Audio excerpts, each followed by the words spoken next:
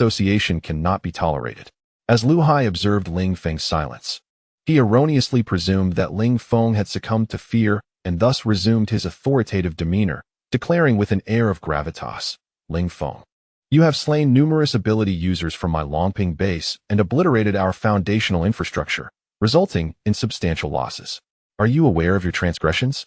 Ling Feng cast a fleeting glance at him, a derisive smirk playing on his lips, and nonchalantly struck the air towards Lu Hai. In an instant, Lu Hai was transformed into a mist of blood, leaving the others present, apart from Ling Feng, drenched in crimson. With a gentle beckon, Ling Feng summoned a spherical crystal, comparable in size to a dragon's eye, which slowly floated into his grasp. He meticulously examined this royal-grade ability crystal. Unlike the royal-grade crystals, this one was red and possessed a remarkably smooth texture. Merely holding it allowed him to sense the surging energy within, a stark contrast to the royal-grade crystals.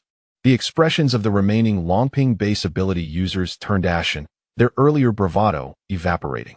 They stood obediently, paralyzed by fear, as Ling Feng's prowess had silenced them completely.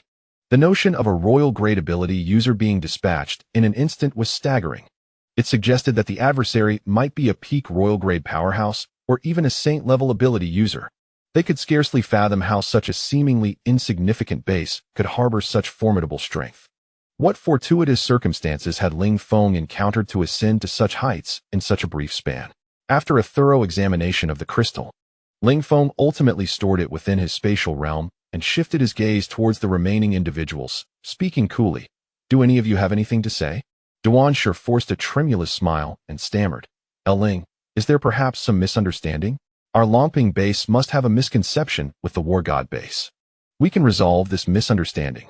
Ling Feng regarded him with amusement, responding, "There is no misunderstanding. I indeed killed your base's members and destroyed your stronghold. I have come today to annihilate the white-clad sect." Duanshe's countenance shifted between shock and fury, yet the realization of Ling Feng's strength rendered him paralyzed with dread, preventing any rash actions. "Where has Hu Tianzi gone?" Ling Feng inquired casually. Lu Jinyang promptly replied, "Hu Tianzi has gone to Genesis Mountain with his wife. There are reports of exotic fruits ripening there, and they have gone in search of them." A glimmer of intrigue flickered in Ling Feng's eyes. Genesis Mountain. Exotic fruits ripening. He had not anticipated receiving such critical intelligence during his encounter with the white-clad sect. It seemed he too must make a journey to Genesis Mountain. "How long ago did they depart?" Ling Feng queried. "They left just last night. They likely have not yet reached their destination," Lu Jinyang answered candidly. Upon acquiring pertinent information, Ling Feng immediately activated his gravitational domain. In the room, the three supernatural beings were instantaneously reduced to a mere puddle of flesh. Ling Feng extracted their crystals and exited the chamber.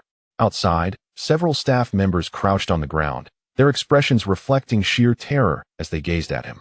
Ling Feng disregarded them and commenced a meticulous search within the Cultist premises.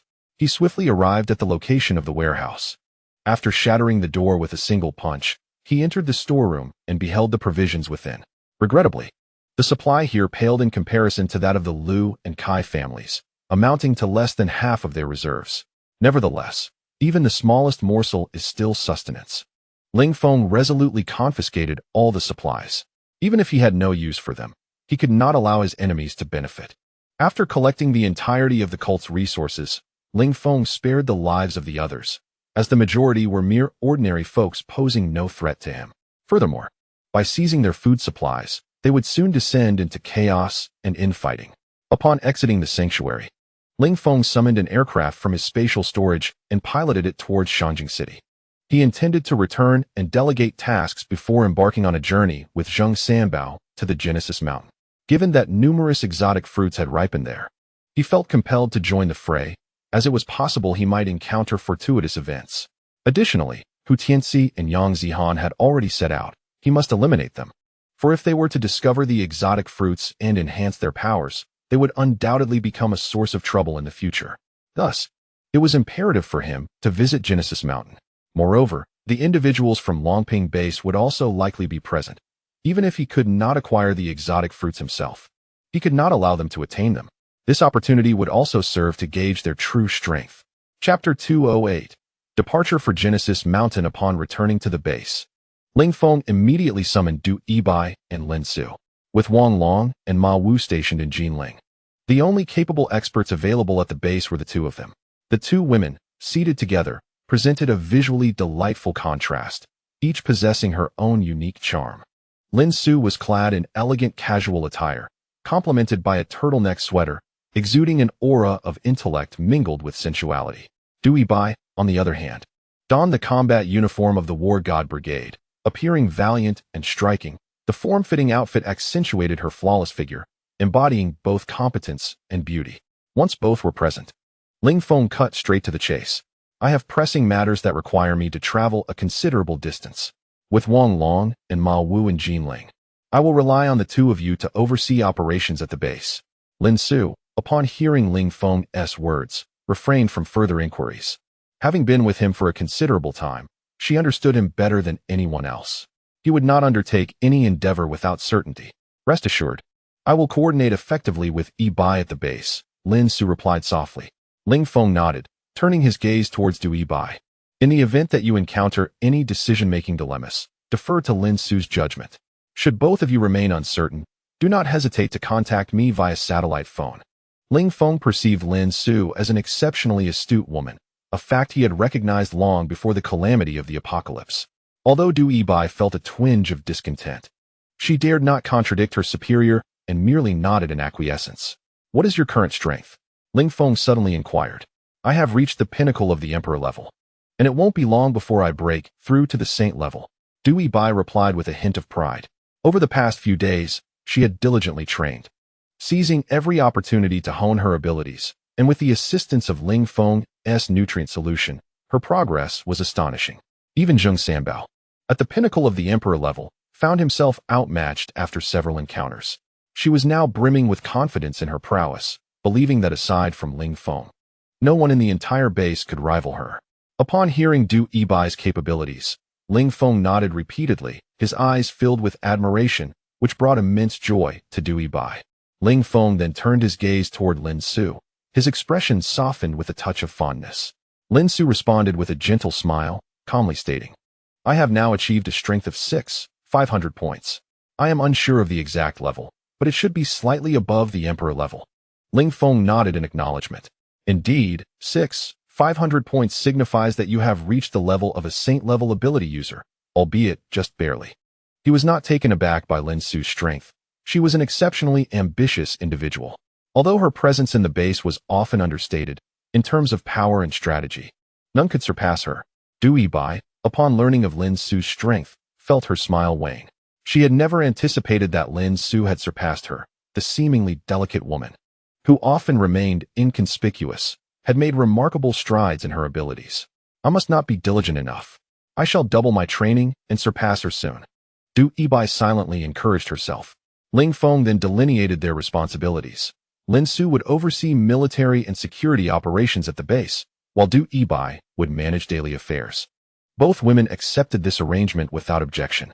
After assigning these tasks, Ling Feng summoned Zheng Sanbao, who entered his office with a slightly flushed complexion, reeking of alcohol, and sauntered in a languid manner. Ling Feng, noticing Zheng Sanbao's inebriated state, remarked with irritation, Old Zheng, do you engage in anything besides drinking? How can you defend against enemies in such a condition? Zheng Sanbao chuckled and waved his hand dismissively. Chief, rest assured, I never neglect my duties. I have this, he said, producing a pill, just one, and I'll be sober in an instant. He tossed the antidote into his mouth, and indeed, within a minute, his gaze became significantly clearer. Old Zheng, I intend to take you back to Chuansha Mountain. You will accompany me shortly, Ling Feng said nonchalantly. Zheng Sanbao was momentarily taken aback, the effects of the alcohol dissipating instantly, as he spoke with a complex expression. Chief, do you truly wish to wade into the murky waters of Creation Mountain? I have heard that numerous factions have recently set their sights on it. A glimmer of determination flickered in Ling Feng's eyes as he replied lightly, I must go to Creation Mountain.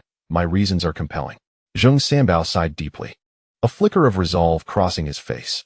Since the chief has made up his mind, I, Zheng Sanbao, shall accompany you at the cost of my life.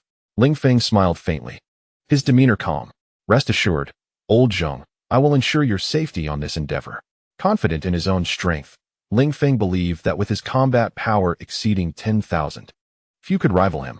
Moreover, he possessed ample inner elixirs within his spatial realm, which could swiftly augment his capabilities if necessary, even should he falter in combat. The speed of Black Panther would guarantee a safe retreat. It was a foolproof plan.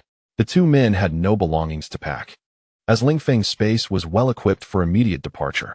Black Panther had already been waiting at the door, eager to frolic outside. Zheng Sanbao regarded the massive creature with an expression of astonishment. "Chief, what is the current strength of this 5-black dog? I feel an overwhelming pressure in its presence." Ling Feng smiled gently, stroking Black Panther's fur with pride. Black Panther has likely attained saint-level strength. Reflecting on the day he found Black Panther at the supermarket, when it was but the size of his palm, dirty and frail, trailing behind him daily, it was remarkable to see it transformed into a powerful divine hound, evoking a sense of nostalgia and immense pride. Upon hearing the news of Black Panther's strength, Zheng Sanbao's gaze shifted, his heart racing with disbelief. He had not anticipated that the dog, which lounged at the villa's entrance and enjoyed leisurely strolls, possessed such formidable power. No wonder he always felt uneasy in its presence. It was indeed a saint-level creature. How astonishing it was that even the household guardian had such prowess. Ling Feng leapt onto Black Panther's back, while Zheng Sanbao hesitated, unsure about mounting the beast. After all, such extraordinary creatures would only submit to those stronger than themselves, if he were to sit upon it. There was no telling if it might bite him, leaving him in dire straits, as his own strength was insufficient. Ling Feng, noticing Zheng Sanbao's hesitation, urged him. "What are you waiting for? Hurry up." Woof, woof, woof. Black Panther turned its head and barked at Zheng Sanbao. "Hurry up, Black Panther is anxious." Finally, Zheng Sanbao cautiously climbed onto Black Panther's back. "Black Panther, let's set off." Ling Feng exclaimed joyfully. Black Panther responded with a bark and instantly sprang into action. The Genesis Mountain lies within the southernmost expanse of Jiangnan Province, while Shangjing City is situated at the northernmost point of Handong Province, rendering the distance between the two locations quite considerable. However, with the speed of a Black Panther, one can traverse this distance in approximately 2 hours.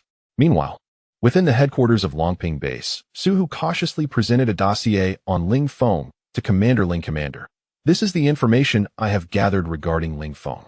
He once served in a special forces unit, earning the title of Soldier King within the ranks. He has undertaken numerous significant missions, and according to current investigations, he may possess extraordinary abilities, with his strength likely at the pinnacle of the royal tier. He commands an army of 600, all official special forces personnel, whose capabilities are on par with super-level extraordinary beings." Dragon Aotian perused the report with a furrowed brow, troubled by the rapid enhancement of Ling Feng's strength, which seemed implausible without substantial resources. "This remains uninvestigated. He is exceedingly enigmatic, and we are still gathering information," Su Hu replied nervously, sensing the simmering wrath in Dragon Aotian's eyes, causing him to instinctively retract his neck. "Is it not true that Ling Feng has already eliminated several of our extraordinary operatives?" Dragon Aotian remarked darkly, his expression grim. Su Hu, feeling a chill run down his spine under Dragon Aotian's piercing gaze, paled and stammered. "We have currently lost 4 royal-tier extraordinary beings and 2 imperial-tier extraordinary beings." Upon hearing this figure, Dragon Aotian erupted in fury, bellowing at Su Hu. "How could you, as the commander, allow this to happen? Do you have any notion of the tremendous cost involved in cultivating 2 imperial-tier operatives? Did you not think to conduct a thorough background check? You are utterly incompetent. Furthermore, regarding the previous airstrike, they invaded our doorstep and obliterated the base. You couldn't even recover a single hair from them." Su Hu bowed his head, fearful of saying anything that might further incite Dragon Aotian's ire. Dragon Aotian clenched the report tightly, his gaze fierce, an expression frigid, radiating an aura of intense malice. "Ling Feng must perish. Immediately dispatch troops to eliminate this war god base. Were it not for my imminent journey to Genesis Mountain, I would personally lead the charge to annihilate Ling Feng." Su Hu breathed a sigh of relief, narrowly escaping another crisis. "Yes, Commander, I shall make the necessary arrangements at once," he said, hastily turning to exit the room. Just as he took a few steps, Dragon Aotian's somber voice echoed behind him. "This is your final opportunity. Upon my return from Genesis Mountain, if this situation remains unresolved, you need not return to face me." Su Hu's heart trembled, his expression shifting, a flicker of coldness flashing in his eyes. On the other side, Ling Feng reclined on the back of the Black Panther, casually crossing his legs and leisurely smoking a cigarette. After half an hour of acclimatization, Zheng Sanbao also lay upon the soft fur of the panther, sipping on a drink while occasionally pulling a peanut from his pocket to toss into his mouth, a look of pure enjoyment adorning his face. Due to the panther's remarkable speed, the two were unable to engage in conversation, content to rest in silence. After half an hour, they finally approached the vicinity of Genesis Mountain. To avoid drawing too much attention, Ling Feng opted to walk, allowing the Black Panther to shrink down to the size of an ordinary black dog. The two ambled towards Genesis Mountain, stopping intermittently, and soon reached the outer area of the mountain. At the foot of the mountain, the atmosphere was particularly lively, with a diverse throng of people milling about. At least 300 to 400 individuals could be seen at a glance. Ling Feng looked at the distant crowd in astonishment, surprised by the bustling activity. "Old Zheng, are there really so many people hidden away in Genesis Mountain?" he inquired, turning to Zheng Sanha. Zheng Sanha frowned and shook his head. "Many of them appear to be newcomers. They are likely outsiders hoping to find rare fruits at Genesis Mountain. I can't believe so many have gathered here in just a month's time." Ling Feng, however, remained unperturbed, maintaining his usual demeanor. "The more, the merrier. Let us go take a look." He led the way toward the foot of the mountain, spotting a gathering of people in one area and quickly making his way into the crowd. Before the throng stood a closed iron gate, flanked by two formidable supernatural beings guarding it, their expressions haughty as they surveyed the assembly. Ling Feng maneuvered through the crowd with the Black Panther, gripping the shoulder of a young man and cheerfully asking, "Hey there, what is going on?" Initially, the young man's expression was one of impatience, but upon hearing Ling Feng's address, his demeanor softened considerably. He looked at Ling Feng earnestly and asked, "What did you call me?" Ling Feng, slightly at a loss for words, observed the fellow, a bulbous nose, beady eyes, and a face riddled with acne, none of which aligned with the term handsome. Yet, in pursuit of information, he begrudgingly replied, "Handsome." The young man immediately brightened, exclaiming, "Brother, you have an eye for beauty. After all these years, someone has finally recognized my charm. I am Ling Tian, from Jing City. How do I address you, brother?" Ling Feng was taken aback, astonished to discover that this man also bore the surname Ling and hailed from his hometown. "Ling Feng," he replied, nonchalantly. "Ah," Ling Tian exclaimed, then continued, "No wonder we seem so connected. It turns out we are family. The more I look, the more I see the resemblance. However, your name sounds somewhat familiar." Ling Feng felt a wave of discomfort wash over him, akin to having consumed a dead rat, regretting his decision to engage this fellow in conversation. He hastily shifted the topic. "What are they doing?" Ling Tian promptly launched into an elaborate explanation for Ling Feng. These two individuals belong to the Genesis Alliance. The Genesis Alliance? Ling Feng gazed at Ling Tian with a look of confusion. The Genesis Alliance is an organization established by the local forces of Genesis Mountain, governed by 7 esteemed elders. It is said that these 7 individuals possess formidable strength, all at the saintly level of cultivation. Ling Tian whispered softly into Ling Feng's ear. "What do they intend to do here?"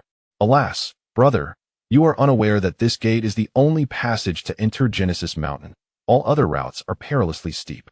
The Genesis Alliance has laid down the rule that only those from significant forces may enter, while individuals like myself from lesser factions are utterly barred." Ling Tian sighed helplessly, expressing a tinge of regret. Ling Feng stroked his chin, surprised to learn of such regulations regarding entry into the mountain. Chapter 210. A dog's eye sees lowly. What great forces have come this time? Ling Feng continued his inquiry. Ling Tian glanced at Ling Feng, his tone tinged with astonishment. "I must say, Ling brother, how could you be so uninformed? If you wish to seek rare fruits here, shouldn't you conduct some research?" Ling Feng chuckled lightly. "Am I not asking you now? After all, we are of the same lineage. You wouldn't dare deceive me." Ling Tian smirked, patting his chest as he spoke. "I, Ling Tian, have navigated the world for many years, valuing loyalty above all. Encountering me is indeed fortuitous for you. As far as I know, numerous powerful forces have come to Genesis Mountain this time. Among those I am aware of are the Shadow Tower of Daxing Mountain, the Whitewater sect, the 5 immortal families alliance from the northeast, the Miao clan from the south, the Deva clan from Tibet, and the Ma clan from Xiangxi, all of which are unparalleled superpowers." Ling Feng nodded repeatedly, gaining a fundamental understanding of the various forces at Genesis Mountain from Ling Tian's description. He was taken aback to discover that factions from such distant lands had also arrived. How did they learn of this place? Could there be some hidden conspiracy? Surely. Someone is stirring the pot behind the scenes. While Ling Feng pondered, a voice beside him urged softly, "Ling brother, it seems you are also from a lesser faction. Do not harbor hopes of entering. Merely broaden your horizons. Without the Genesis Alliance's permission, passage is utterly impossible." As they spoke, a team of 6 people rudely pushed their way through the crowd, provoking discontent among many. All 6 were clad in ethnic attire, with a tall, dark-skinned young man encircled by the other 5, clearly indicating his position as the core figure of the group. "How rude. Can't you see there are people in front?" A somewhat irritable middle-aged man yelled at the group. The young man's brow furrowed, and with a cold expression, he raised an eyebrow at his subordinate. "Teach him a lesson." One subordinate immediately retaliated with a swift punch aimed at the middle-aged man, delivering the strike decisively. The middle-aged man's expression changed as he hastily attempted to defend himself. But the 2 fists collided in midair, sending him flying with a single blow. A middle-aged man let out a wretched scream as his right arm contorted into an unnatural position. The punch he had just received had shattered his arm. "I am from the Wuzhou Sanctuary. Who are you, to be so tyrannical?" he bellowed, his face twisted in agony. The young man, encircled by others, cast a disdainful glance in his direction, coldly replying, "Wuzhou base? I have never heard of it. After my visit to the Genesis Mountain concludes, I shall pay a visit. I am Delegating, sir. You are welcome to seek revenge." He then strode toward the entrance of Genesis Mountain, flanked by his subordinates. The expression of the middle-aged man from Wuzhou base shifted dramatically. He had not anticipated that this group was from the Deva family. A mere individual from a small base like himself stood no chance against them, and he could only rise in resentment and depart. Deva, along with 5 followers, confidently approached the entrance, and the 2 guardians of the Genesis Alliance immediately donned smiles. "Young Master Deva, welcome. Please, come inside." The guards opened the gate, gesturing for him to enter. "Is there no need for identity verification?" Delegating inquired nonchalantly. The guard, with a sycophantic expression, replied, "Young Master Deva, there is no need for verification. The Alliance has already given the green light for your entry." Delegating nodded at the guard and proceeded through the gate with his subordinates. After Deva's departure, the 2 guards resumed their aloof demeanor, casting disdainful glances at the remaining onlookers. Although the crowd gathered at the entrance could not enter, they remained unwilling to leave, hoping for a miracle or for the Genesis Alliance to show benevolence and allow them entry. However, it was evident that no miracle would occur, and the Genesis Alliance would not display any generosity. Among the crowd, Ling Feng spotted a pair of siblings, their tattered clothing setting them starkly apart from the surrounding well-dressed individuals. They were both frail, embodying the stark contrast to the opulence around them. An hour passed swiftly, during which several groups affiliated with prominent families entered. Zheng Sanbao stood behind Ling Feng, his expression grave as he remarked, "Chief, the strength of the Genesis Alliance should not be underestimated. We should avoid direct confrontation with them." Ling Feng waved his hand dismissively, his face devoid of expression. "Old Zheng, do not be timid. We are here to make our mark today." With that, he boldly strode toward the entrance. Just as he took a step forward, Ling Tian grasped his arm. "Ling, do not act impulsively. We cannot provoke such powerful figures. Do not seek death." Ling Tian's face was earnest. Ling Feng smiled slightly, taken aback by Ling Tian's fervor. He chuckled, freeing himself from Ling Tian's grip, and stepped confidently out of the crowd. Zheng Sanbao sighed and followed suit. Ling Feng approached the guards, one of whom immediately raised a hand to block his passage, asking in a cold tone, "Which faction do you belong to?" "The War God base, Ling Feng." Ling Feng replied with poise. A flicker of surprise crossed Ling Tian's face as he exclaimed inwardly, "No wonder that name sounds so familiar. It is indeed him." He is also a native of Shanjing City, yet prior to the apocalypse, he had been employed in Jiangnan province. Since the onset of the cataclysm, he had not returned, but recently made a trip back to Shanjing City, where he learned of some developments regarding Ling Feng, instilling in him a profound admiration. Particularly remarkable was Ling Feng's ability to cultivate his own power and gradually unify the entirety of Shanjing City, truly a paragon for men. He had always aspired to join the War God base, seeking to carve out a promising future for himself, and was astounded to find himself in the presence of the very person he admired. Ling Tian gazed at Ling Feng with palpable excitement, now convinced that Ling Feng's actions were not mere impulsiveness, but rather a testament to his undeniable strength. The guards scrutinized Ling Feng, sneering dismissively. Never heard of you. Can't go in, be on your way. Another guard added with a derisive tone. The crowd surrounding them began to revel in their misfortune, for they too had been denied entry, and seeing someone else endure the same humiliation brought them joy rather than sympathy. Like crabs in a bathtub, none could escape. Just as one seemed to ascend, another would inevitably pull them back into the depths. I thought we had a significant figure here. Turns out it's just a pretender, scoffed a bald man, his face twisted in mockery. You'd best come down quickly and spare yourself the embarrassment. Good looks mean nothing here. It's not about appearances, but strength, and you lack that. You're far too young. Ling Feng's expression subtly shifted, a hint of amusement gracing his features as he glanced at those who had spoken ill of him. Chapter 211. The Miao Clan.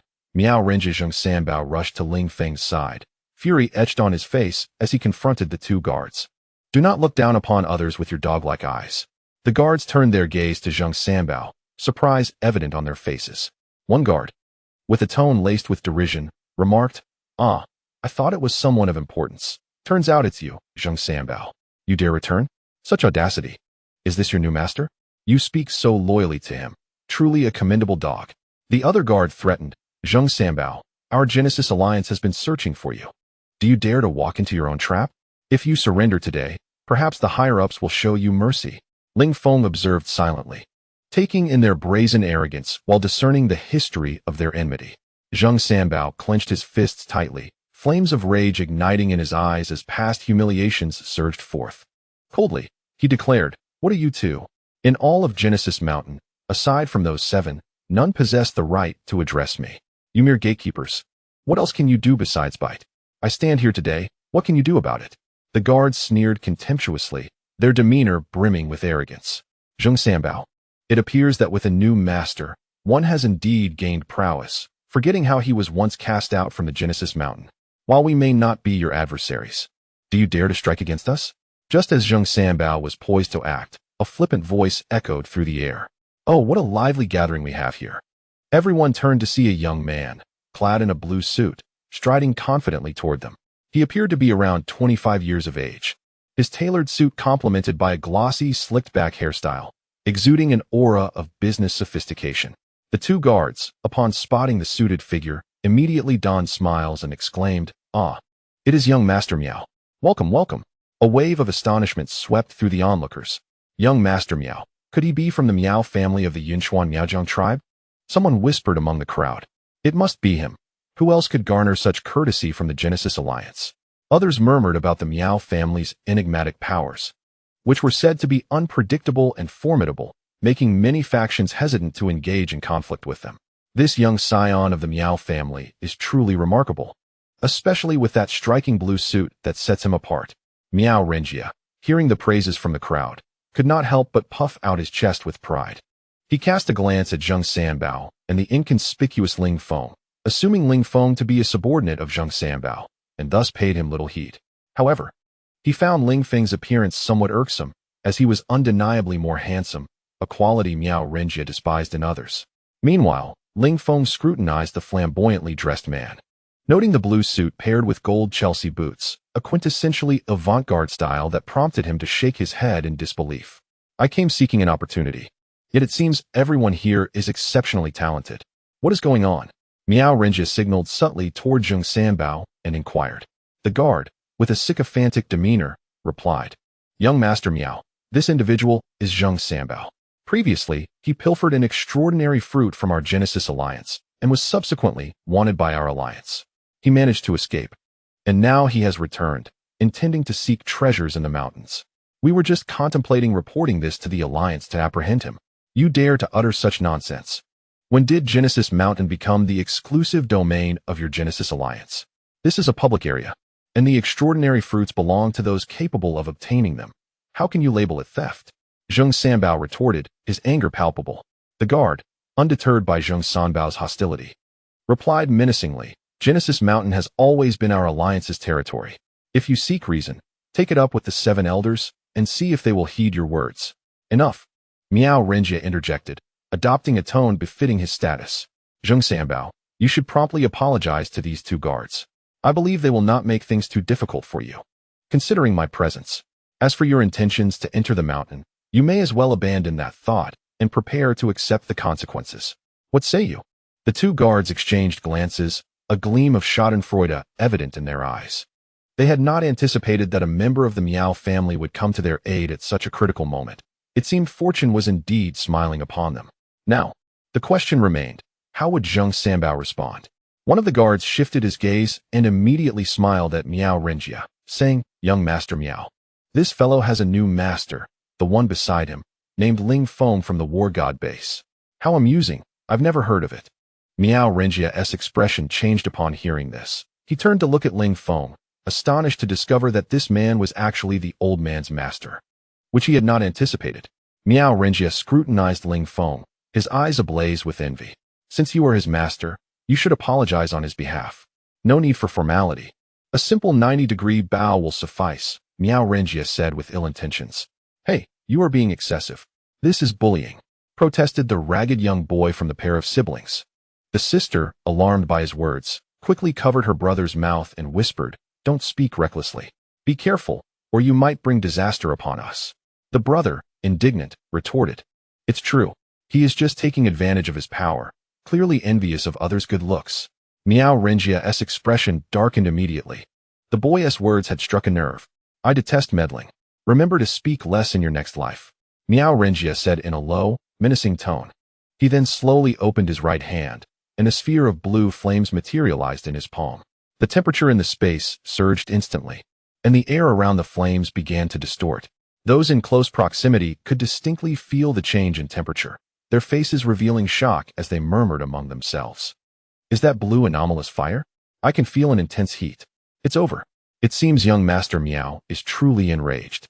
They say the temperature of this anomalous fire can reach 500 degrees. Even royal-level ability users cannot withstand it. The siblings turned pale, with the sister pulling her brother behind her, trembling as she pleaded, "My brother is young and doesn't he understand? If you must kill, then take me instead. I beg you, spare my brother." Miao Renjie gazed at the girl before him, a glimmer of greed flashing in his eyes. Despite her tattered clothing and dirty face, her exquisite features were still apparent. As a seasoned veteran in these matters, he could tell at a glance that this girl was untouched. With a little refinement, she would undoubtedly be a gem. Miao Renjie's gaze roamed over her body unabashedly, making her feel a chill creep up her spine. "As long as you agree to my terms, I will spare your brother," Miao Renjie said darkly. "What terms?" the girl asked weakly. "Spend a couple of days with me, and I will let him go," Miao Renjie replied flippantly. "No, that is unacceptable," the girl said, her expression turning grim. Miao Renjie's demeanor shifted coldly, a sinister glint appearing in his eyes. "Unacceptable? Then I shall kill him." At that moment, the blue anomalous fire in Miao Renjie's palm surged violently, transforming into the shape of a tiger, emanating waves of scorching heat. The crowd stood in stunned silence, marveling at the astonishing spectacle before them, unaware that the manifestation of extraordinary abilities could undergo such remarkable transformations. "All right, enough with the theatrics," Ling Feng remarked with an air of indifference. He cast a dismissive glance at the tiger conjured by Miao Renjie, which, though visually formidable, was merely a facade, a mere manifestation of ethereal flames, crafted to impress rather than to possess any genuine utility. Miao Renjie turned towards Ling Feng, a glimmer of coldness flashing in his eyes. "You are Ling Feng, aren't you? I had intended to spare your life, but I have changed my mind." With that, he hurled the blue ethereal tiger towards Ling Feng. The tiger surged forward with an unstoppable momentum, transforming the ground beneath it into a slush of melting snow, which evaporated almost instantaneously. The ethereal flames advanced ominously towards Ling Feng, poised to envelop him completely within the next heartbeat. Among the onlookers, some displayed expressions of sorrow, while the siblings shut their eyes, unable to bear witness to the impending carnage. Zheng Sanbao's gaze flickered, brimming with concern. Ling Tian, amidst the crowd, clutched his garment tightly, resolute in his belief that Ling Feng would not succumb so easily. Miao Renjie, observing Ling Feng's unwavering stance, allowed a smirk to creep across his lips. There was a perverse satisfaction in extinguishing someone deemed more handsome than himself. It brought him a sense of accomplishment beyond that of slaying 10 others. He relished the thought of watching his adversaries writhe in agony within his ethereal flames, ultimately reduced to mere ashes, which he would scatter to the winds. As the flames drew perilously close to Ling Feng, Miao Renjie's smile widened. Yet, in the blink of an eye, his expression shifted to one of disbelief. The ethereal flames halted abruptly before Ling Feng, rendering him devoid of control over them. With a gentle breath, Ling Feng extinguished the once terrifying fire, leaving the assemblage in a state of shock. Miao Renjie was left gaping, astonished at the apparent frailty of his powers. How could they be so easily snuffed out? The surrounding crowd regarded Miao Renjie with skepticism, some questioning the authenticity of his identity. Could he be a fraud, resorting to such petty tricks to instill fear? I was nearly terrified just moments ago, only to find this. Others murmured. This is utterly preposterous. Who is this charlatan trying to impress? The 2 guards, too, were taken aback. Miao Renjie's identity could not possibly be false, as he had been personally introduced by their superior. They were well aware of his prowess. At the initial stage of the imperial rank, one of the most formidable members of the Miao clan. So how could he appear so feeble? Miao Renjie's eyes flickered with a mix of contemplation and rage, grappling with the burgeoning doubts cast upon him by the crowd. Ling Feng regarded him with a playful expression and spoke. Your peculiar flame seems rather ineffective. Would you care to try mine? A small cluster of green flames flickered between Ling Feng's right index finger, appearing rather unremarkable. Miao Renjie's expression was austere, and he let out a cold snort. I am unaware of the method you employed to extinguish my flame, but if you wish to engage in a contest of fire, then you are gravely mistaken. In the art of playing with fire, I am the progenitor. Ling Feng observed the derision etched upon Miao Renjie's face. Playing with fire daily. Are you not concerned about wetting the bed? And who bestowed upon you such audacity? Is it Liang Jingru? Miao Renjie's eyes blazed crimson as he coldly declared. Enough of your prattle, let our hands reveal the truth. With that, 2 orbs of deep blue flames manifested in his palms, their temperature seemingly greater than before. Their potency intensified. Perish! Miao Renjie roared, hurling the flames towards Ling Feng, who was engulfed in a wave of heat. As the flames approached him, they abruptly halted in front of Ling Feng. Achoo! He sneezed, inadvertently extinguishing the 2 flames with the force of his breath. Rubbing his nose, he sheepishly remarked, I apologize. I seem to have caught a cold and inadvertently snuffed out your flame. Miao Renjie's expression shifted dramatically. His most formidable strike had been thwarted in such a manner. He could scarcely believe it, suspecting that Ling Feng must possess some hidden trick. How did you accomplish that? Miao Renjie demanded with a twisted countenance. Ling Feng smiled faintly. Is that truly so difficult? Just a gentle puff. Now it was time to showcase my flame. Ling Feng flicked his finger, sending the almost imperceptible wisp of his unique fire soaring towards Miao Renjie. Miao Renjie regarded the approaching flame with disdain. Its size was akin to that of a lighter's flame. He believed that not only he but even an ordinary person could easily fend it off. Confidently, he extended his hand to grasp the flame, determined to reclaim his lost dignity. As he seized the flame, a smile spread across his face, but the next moment, he let out a piercing scream. A searing pain coursed through his palm, and in an instant, his entire arm was engulfed in the green flames. A flicker of terror crossed Miao Renjie's face as he swiftly drew a dagger from his waist, slicing down towards his shoulder. A charred piece of flesh fell to the ground, still ablaze, and moments later, it crumbled into ashes. Gritting his teeth against the agonizing pain, Miao Renjie hastily retrieved a small porcelain vial from his pocket, removed the cork with his teeth, and poured the black powder onto his shoulder wound. Miraculously, the bleeding ceased. With a face twisted in resentment, Miao Renjie glared at Ling Feng and growled, Ling Feng, today, the Miao family has forged an enmity with you. Mark my words. I will not let this slide. Ling Feng merely raised an eyebrow. I am a person who believes in repaying enmity on the spot. Since you have become my adversary, how could I possibly let you go? Miao Renjie suddenly felt a chill run down his spine, and a hint of trepidation flickered in his heart. Though he feigned calmness as he spoke, if you dare to kill me, I assure you, you will not survive the night. Ling Feng, indifferent, replied. So what if I die? You will perish before me. He gradually advanced towards Miao Renjie, who instantly panicked, a glimmer of fear flashing in his eyes. Ling Feng. The Creation Mountain forbids murder. Chapter 213. The Death of Miao Renjie.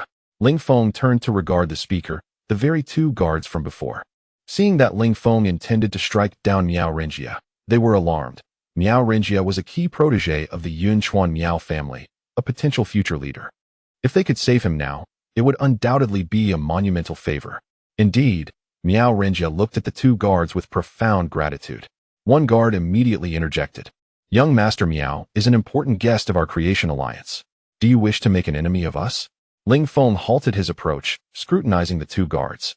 They assumed Ling Feng had faltered, secretly relieved. Miao Renjie, however, gazed at Ling Feng with a provocative expression, a cold smirk adorning his face. "Ling Feng, you cannot kill me today. Do not let our paths cross again." "Oh, is that so?" Ling Feng asserted, exerting his mental prowess to seize control of Miao Renjie's body. Miao Renjie, in horror, realized he was being propelled uncontrollably toward Ling Feng. The latter grasped his neck, lifting him high. "Who says I cannot kill you today?" Ling Feng uttered coldly. Miao Renjie's face flushed crimson, fear evident in his eyes. He deeply regretted provoking Ling Feng and meddling in matters that did not concern him. He did not wish to die. He was still young, with a plethora of years and a promising future ahead. He did not want to perish in this unfamiliar place. The two guards were equally astonished by Ling Feng's bizarre abilities. They had never witnessed such powers before. Even the mightiest of the seven greats could not so effortlessly subdue a sovereign-level warrior. "Ling Feng, do you truly wish to offend both our creation alliance and the Miao family?" One guard threatened.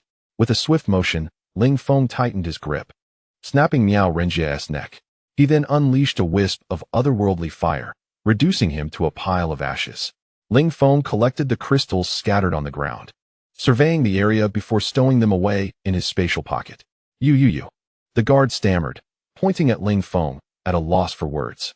He could hardly fathom the audacity of Ling Feng, who dared to kill Miao Renjie in broad daylight, unperturbed by the repercussions from the Miao family. The onlookers were equally astounded. The Miao family possessed formidable strength, ranking among the elite families in Yunchuan. Any skilled member emerging from their ranks could easily sweep aside these small factions, and it was rumored that their highest combat prowess had reached the sacred level, rendering them truly terrifying. Ling Feng, without a hint of hesitation, committed murder, leaving one to wonder whether he was foolish or possessed of formidable connections. As they beheld Ling Feng, a trace of reverence flickered in their eyes, particularly among those who had just insulted him. Their expressions were taut with anxiety, regretting their audacity in provoking such a ruthless individual. Ling Feng regarded the two guards with a chilling demeanor, remarking, "Instead of concerning yourselves with others, you ought to prioritize your own well-being." The guards exchanged glances, their countenances shifting. Could it be that Ling Feng intended to turn his wrath upon them? After all, if he dared to slay a significant figure from the Miao family, what could he possibly shy away from? "What do you intend to do?" One guard stammered, cold sweat trickling down his back as he struggled to suppress his fear. "Bow your heads and apologize to Zheng Sanbao, and deliver a slap to your own faces. Do not attempt to negotiate with me." Ling Feng's piercing gaze bore into them. The guards froze momentarily, and one, with anger evident in his expression, retorted, "A soldier may be slain, but he cannot endure humiliation. To compel us to do such a thing is akin to a fevered dream." Before he could finish, his companion abruptly knelt before Zheng Sanbao, the force of his knees cracking the frozen ground beneath him. Without hesitation, he began to deliver resounding slaps to his own face, the sharp sounds echoing through the air. The previously speaking guard gaped in disbelief at his comrade, a flicker of anger igniting within him. They had agreed to stand firm together, yet here was his ally playing tricks, leaving him in a precarious position. "Very well, if you kneel, then I shall too," he declared defiantly, before promptly dropping to his knees, a facade of righteousness upon his face, and began to slap himself vigorously. Ling Feng observed their performance with an air of boredom before intervening. "Enough. You too, engage in mutual slapping." The guard stared at him, stunned. "How did you uncover our intentions?" one of them asked, a hint of embarrassment coloring his tone. Ling Feng rolled his eyes, muttering under his breath about foolishness, and retorted, "I instructed you to slap each other, not to converse.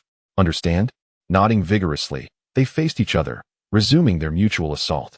Initially, their actions seemed within reason, but as time progressed, Ling Feng sensed a deviation from the norm. Their strikes grew increasingly forceful, the fury in their eyes intensifying. Ultimately, Both guards were left bloodied and battered, their faces severely disfigured. Ling Feng, observing their plight with a sense of tedium, finally declared, "Enough. You may perish now."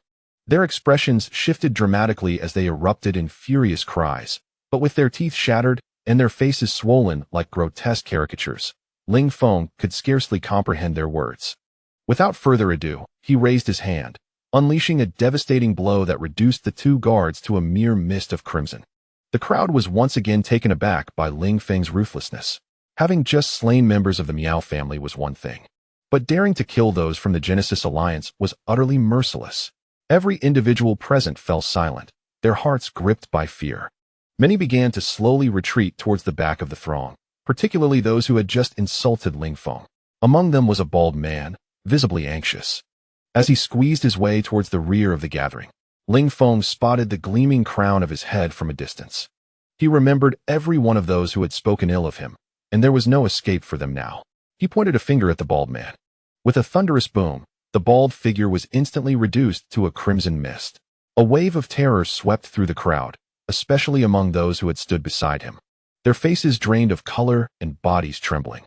Ling Feng calmly regarded the assembly and stated nonchalantly, "Those who just insulted me, you had best step forward and give yourselves 200 resounding slaps. Do not make me call you out by name, or you shall meet the same fate as him." A shudder ran through the crowd, particularly among those who had formerly insulted him, their expressions darkening. A somewhat portly middle-aged woman, her face contorted in indignation, retorted, "We were merely speaking in jest.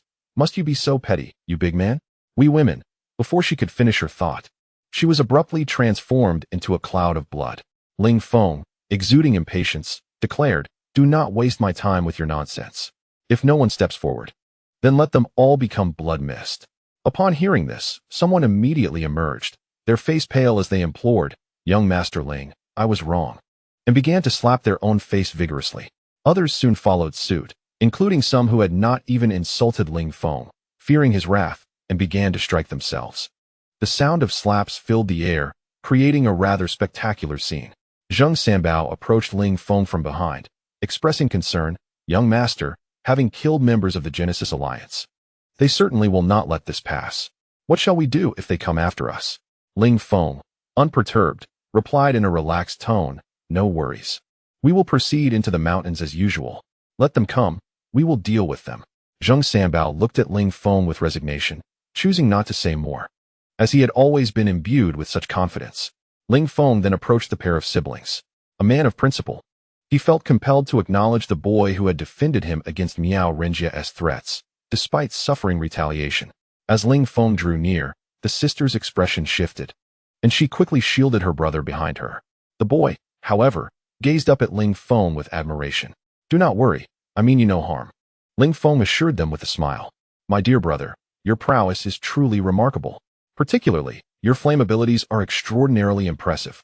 As my younger brother spoke, his eyes sparkled with wonder. Meanwhile, my elder sister regarded Ling Feng with a vigilant gaze, her wariness palpable. Ling Feng observed that the young boy's aura was exceedingly frail, yet he perceived a latent power within him. It was his first encounter with an ability user whose body appeared so weakened. Ling Feng retrieved a king-tier ability user's inner core from his spatial storage and presented it to my brother, speaking softly, "Thank you for speaking on my behalf earlier. This is a token of appreciation from your elder brother." My brother, Shin, gazed at the inner core in Ling Feng's hand, the fragrant aroma causing him to involuntarily swallow, especially since the two of us had not eaten all day. As he reached out to grasp it, my sister immediately swatted his hand away. "We cannot accept this pill. We have not done anything to warrant such a gift," she declared anxiously. Shun Yan's unease stemmed from Ling Feng's ruthless demeanor earlier, which instilled an inexplicable fear within her. Shun Hong fixated on the inner core with longing. Ling Feng toyed with the core in his hand, his words laden with significance. "This pill can heal your brother's ailments and elevate his strength. Are you certain you wish to decline?" Upon hearing this, Shin Yan's expression shifted, her surprise evident as she inquired, "How did you know my brother is unwell? His abilities are indeed remarkable, yet his body is exceedingly weak. It must be due to overexertion of his powers, leading to a depletion in his health, rendering him unable to utilize his abilities at present," Ling Feng replied, his tone meaningful. Shin Hong nodded vigorously. "Idle, You are absolutely correct. I feel exhausted every day, perpetually yearning for sleep, with no energy to spare. Ling Feng nodded and calmly instructed, "Open your mouth." Shin obediently complied, and Ling Feng swiftly placed the inner core into his mouth. He felt as though something had been lodged inside, transforming into a liquid that flowed into his being. Moments later, Shin clenched his fist, his face alight with joy. "I feel less fatigued. My body seems to be regaining strength. I sense my abilities are gradually increasing."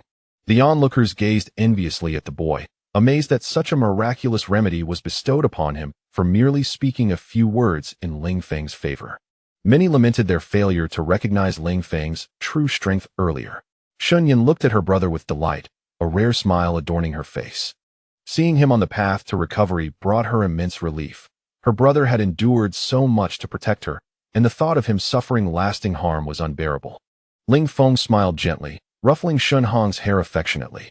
"Slowly savor the moment. This elixir should elevate your prowess to the realm of superpowered beings. Now let us part ways. If you wish to venture into the mountains in search of extraordinary fruits, do so with prudence." Shun Yin bowed deeply to Ling Feng, expressing her gratitude. "Thank you, Mr. Ling. I am Shun Yin, and this is my brother, Shin Hong. We shall forever remember your assistance, and should you require anything in the future, we will strive to repay your kindness." Ling Feng waved his hand dismissively, stating, "I have already mentioned that this is my way of showing gratitude for your loyalty." With that, he turned and departed. At that moment, Ling Tian approached Ling Feng with an expression of excitement, a broad smile on his face. "Commander Ling, I never imagined you were the esteemed commander of the War God base. You are my idol, and my admiration for you flows like an unending river, akin to the overflowing Yellow River, impossible to contain." Ling Feng raised his hand to halt the flattery, a look of disdain on his face. "Spare me the compliments. If you have something to say, do so promptly." Ling Tian rubbed his hands together, somewhat bashful. "Commander, I wish to join your War God base. I hope you can grant me this opportunity." Ling Feng scrutinized Ling Tian. This fellow was quite the chatterbox, and he certainly did not desire someone incessantly prattling in his ear. Moreover, this individual's appearance was rather unremarkable. His presence would undoubtedly diminish the aesthetic appeal of his base, which was filled with striking individuals.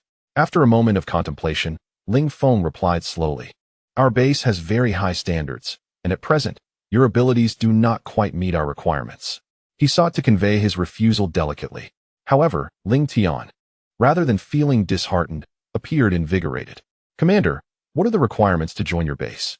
I will strive to meet them. After all, we are both from the same lineage." Ling Feng felt a wave of exasperation wash over him. He had expressed his refusal quite subtly, yet this fellow persisted. With no other recourse, he fabricated a reason. "You are merely an ordinary superpowered individual at present. Our base requires a minimum of a king-level superpowered being to qualify." Upon hearing this, Ling Tian's expression fell, and he fell silent, his gaze cast downward. Ling Feng inwardly sighed in relief and prepared to ascend the mountain with Zheng Sanbao. Just as they were about to leave, Ling Tian exclaimed with renewed determination, "Commander, I will work hard to become a king-level superpowered being." Ling Feng turned back, offering an encouraging smile before leading Zheng Sanbao into the mountains, with Black Panther wagging its tail behind them. Chapter 215. Ironhead upon officially entering Creation Mountain. Ling Feng followed the smooth mountain path as he ascended. After traversing several dozen meters, he stumbled upon a small square, adjacent to which stood a quaint ancient structure. In the square, several groups of people sat together, enjoying their meals. Some had even set up a pot over a fire, steam rising from it, and the enticing aroma of instant noodles wafted through the air, drawing the attention of others who frequently glanced in their direction. Some individuals exhibited fierce expressions, yet upon laying eyes on the owner of the pot, they promptly averted their gaze. Ling Feng raised his hand to check his Rolex. It was already 5 in the afternoon, indeed time to dine. Nightfall was imminent, and it seemed unlikely that they could venture into the mountains in search of extraordinary fruits today. They would have to wait until the morrow. Judging by the demeanor of the crowd, they likely harbored similar intentions. Ling Feng and his companions soon arrived at the square. Their peculiar trio, a pair of individuals accompanied by a dog, quickly captured the attention of many. Particularly striking was the rarity of Ling Feng's team, comprising only 2 members. In stark contrast to the other groups, each consisting of 7 or 8 participants. Ling Feng sought out a spacious area, retrieving a table from his spatial storage, followed by a chair for Zheng Sanbao. He then produced a genuine leather sofa, sinking into it with an expression of utter indulgence. Ling Feng extracted a cigarette, lighting it with a sense of nostalgia, as it was procured from the white-clad sect. He exhaled a cloud of smoke, appearing thoroughly entranced. "Old Zheng, how about hot pot for dinner?" he inquired. "I'm flexible. As long as there's alcohol, I'll eat anything." Zheng Sanbao replied nonchalantly. Ling Feng then retrieved various tools from his spatial realm, including a tin-foil pot and an oil lamp. He placed the hot pot base into the tin-foil pot, adding the essence of life, and subsequently produced an array of ingredients: beef rolls, lamb rolls, potato slices, shrimp paste, tripe, meatballs, and several other delicacies. Finally, he unveiled a bottle of Mao Tai, carefully curated by Kai Haonan. As the broth in the pot began to bubble, he gradually added the accompaniments. Before long, the enticing aroma of the hot pot wafted through the entire square, drawing the attention of all present, who began to salivate, suddenly finding their cold, hard bread less appealing. They too yearned to savor the hot pot. In this post-apocalyptic setting, indulging in such a feast was a luxurious affair. Observing Ling Feng devour the steaming beef rolls, complete with dipping sauces, provoked envy and longing. What incited further ire was the sight of him tossing a large, steaming leg of lamb to his dog, a sight that was undeniably mouth-watering. Those who had recently consumed instant noodles suddenly found their meal lacking in comparison. A number of onlookers harbored unsavory thoughts, questioning why he should enjoy hot pot, while even his dog feasted on a warm leg of lamb, while they, the powerful factions, were confined to cold rations.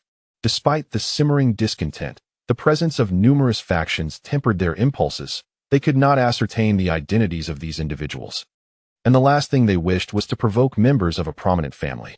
They too awaited a bold faction to make the first move. Moments later, a group approached Ling Feng's table with an imposing demeanor. Instantly, the other factions in the square converged to observe the spectacle, hoping to seize an opportunity for a taste of the hot pot. In the crowd, someone immediately recognized the group and exclaimed, "Aren't those the people from the Yunchuan Miao family? They are the first ones to lose their composure. If I possessed such audacity, I too would join them." After all, who could resist the allure of a hot pot amidst the snow? How extravagant! Meanwhile, Ling Feng, relishing his hot pot and sipping on wine, suddenly sensed an unusual tension in the air. From a distance, a dozen individuals, displaying varied expressions, were approaching him, their intent far from benevolent. Ling Feng's demeanor shifted slightly, yet he remained composed, deftly using his chopsticks to dip a slice of beef tripe into the broth. The Miao family members encircled his table, confronting him directly. "So, you are Ling Feng," bellowed a fierce-looking man, his face marred by excess flesh. Ling Feng, unperturbed, replied without raising his head, "Speak your mind. Can't you see I'm dining? How dare?" The burly man's words were abruptly cut short as he was sent flying, crashing into the onlookers, who fell in disarray. Groans echoed from those who lay on the ground, blood trickling from their mouths. The remaining members of the Miao family stared at Ling Feng in terror, having not even caught a glimpse of how their leader had been dispatched. It appeared that Ling Feng had not even lifted a finger. The spectators from other factions, including several esteemed experts, were equally astonished, having failed to comprehend the unfolding events. Each individual present gazed at Ling Feng with a newfound wariness, recognizing that the one who had just been sent flying was none other than the Miao family's elite, known as Iron Head. To strike such a formidable opponent with a single blow indicated that Ling Feng's prowess was at least mid-level among the elite, and his unique abilities posed an unpredictable threat. At that moment, Ling Feng continued to indulge in his feast, occasionally savoring a sip of wine, while his companion, Zheng Sanbao, appeared equally unfazed, relishing his drink with a relaxed demeanor. "If you do not leave now, your fate will mirror his," Ling Feng remarked, still focused on his meal. Exchanging glances, the Miao family members reluctantly hoisted Iron Head and retreated in disgrace. Before departing, Iron Head menacingly warned Ling Feng, "Our Miao family's experts will arrive swiftly. I hope you can still maintain your bravado then." But scarcely had he uttered those words when he was engulfed in a mist of blood. The remaining Miao family members, filled with shock and fury, abandoned their fear and fled in haste. The onlookers were left in stunned silence at Ling Feng's display of power. It was important to note that his victim was no ordinary individual. He was a member of the Miao family, and yet he had been slain with such ease. Anticipation buzzed among the crowd. It seemed the Miao family would soon mobilize fully. This individual was undeniably audacious, seemingly an impetuous newcomer. Yet, unbeknownst to him, the repercussions of his actions would soon be dire. Many individuals wore expressions of schadenfreude, as though they were witnessing the brutal scene of Ling Feng being mercilessly tortured by the Miao family. Ling Feng remained unfazed by the gossip surrounding him, calmly savoring his hot pot. However, after this incident, it was evident that no one dared to trouble him again. Those who had entertained malicious thoughts were thoroughly intimidated by Ling Feng's prowess and refrained from harboring any ill intentions. Relishing the tranquility, Ling Feng continued to enjoy his meal. Unintentionally, he spotted several familiar figures. Chapter 216, Spatial Traversal Abilities. At that moment, siblings Shun Hong and Shun Yin cautiously traversed the square. After absorbing the inner elixir provided by Ling Feng, Shun Hong not only fully recovered, but also experienced a remarkable breakthrough to the status of a super ability user. His stature increasing significantly, exuding a youthful heroism. However, the siblings remained in tattered clothing, which drew disdain from other factions. In their eyes, the siblings were of a lower class. How could they possibly share the same space? Was this not an affront to their dignity? What sort of organization is the Genesis Alliance that allows just anyone to enter? Remarked a meticulously dressed middle-aged woman, pinching her nose in disgust. Indeed, look at their filthy attire. Who knows if they carry any viruses? Faced with their derisive remarks, Shun Hong, filled with indignation, was about to confront them when Shun Yin pulled him back. Xiao Hong, we are here to search for extraordinary fruits. Do not provoke them. They belong to powerful factions, and we cannot afford to offend them. Shun Yin admonished earnestly. Shun Hong's face flushed with anger, yet he remained silent, suppressing his feelings. The siblings scanned the area for a place to settle, but they had arrived too late. The small square was already filled with people, and any available spot had been claimed by others. One individual, brimming with arrogance, sneered, "You two worthless trash don't belong here. Hurry and roll back down the mountain. Even if you manage to slip in, don't expect to enter again tomorrow." With no alternative, Shun Yin continued to guide Shun Hong in search of another location. As they navigated through the bustling crowd, they eventually spotted a vast open space in a corner of the square. To their surprise, they also recognized a familiar face, Ling Feng. At that moment, a 10-meter radius around Ling Feng was completely devoid of anyone. In that expansive corner, he alone occupied the space, which was remarkably spacious. "Look, sister, why don't we go to Brother Ling? He has such a large area," Shun Hong exclaimed with delight, eager to reunite with his benefactor and idol. Shun Hong transformed into a starry-eyed admirer, yearning to approach Ling Feng. The invincible image of Ling Feng had been deeply imprinted in his mind. Shun Yin, well aware of her brother's sentiments, was reluctant to intrude upon Ling Feng again. They had already owed him a favor and truly wished not to trouble him further. However, it seems that there truly is nowhere left to go. After a moment of hesitation, Shun Yin could only respond with a sense of resignation. "Very well, but once we arrive, we cannot trouble others any further." "Yes, yes." Shun Hong nodded vigorously, his face brimming with excitement. Shun Yin led Shun Hong toward a corner of the square. Nearby, some onlookers, noticing these two beggar-like figures daring to approach Ling Feng, displayed expressions of amusement, speculating that Ling Feng might become enraged and dismiss them altogether. Ling Feng also spotted Shun Hong and gave him a slight nod. Shun Hong hurriedly ran up to Ling Feng, exclaiming with enthusiasm, "Brother Ling, it's good to see you again."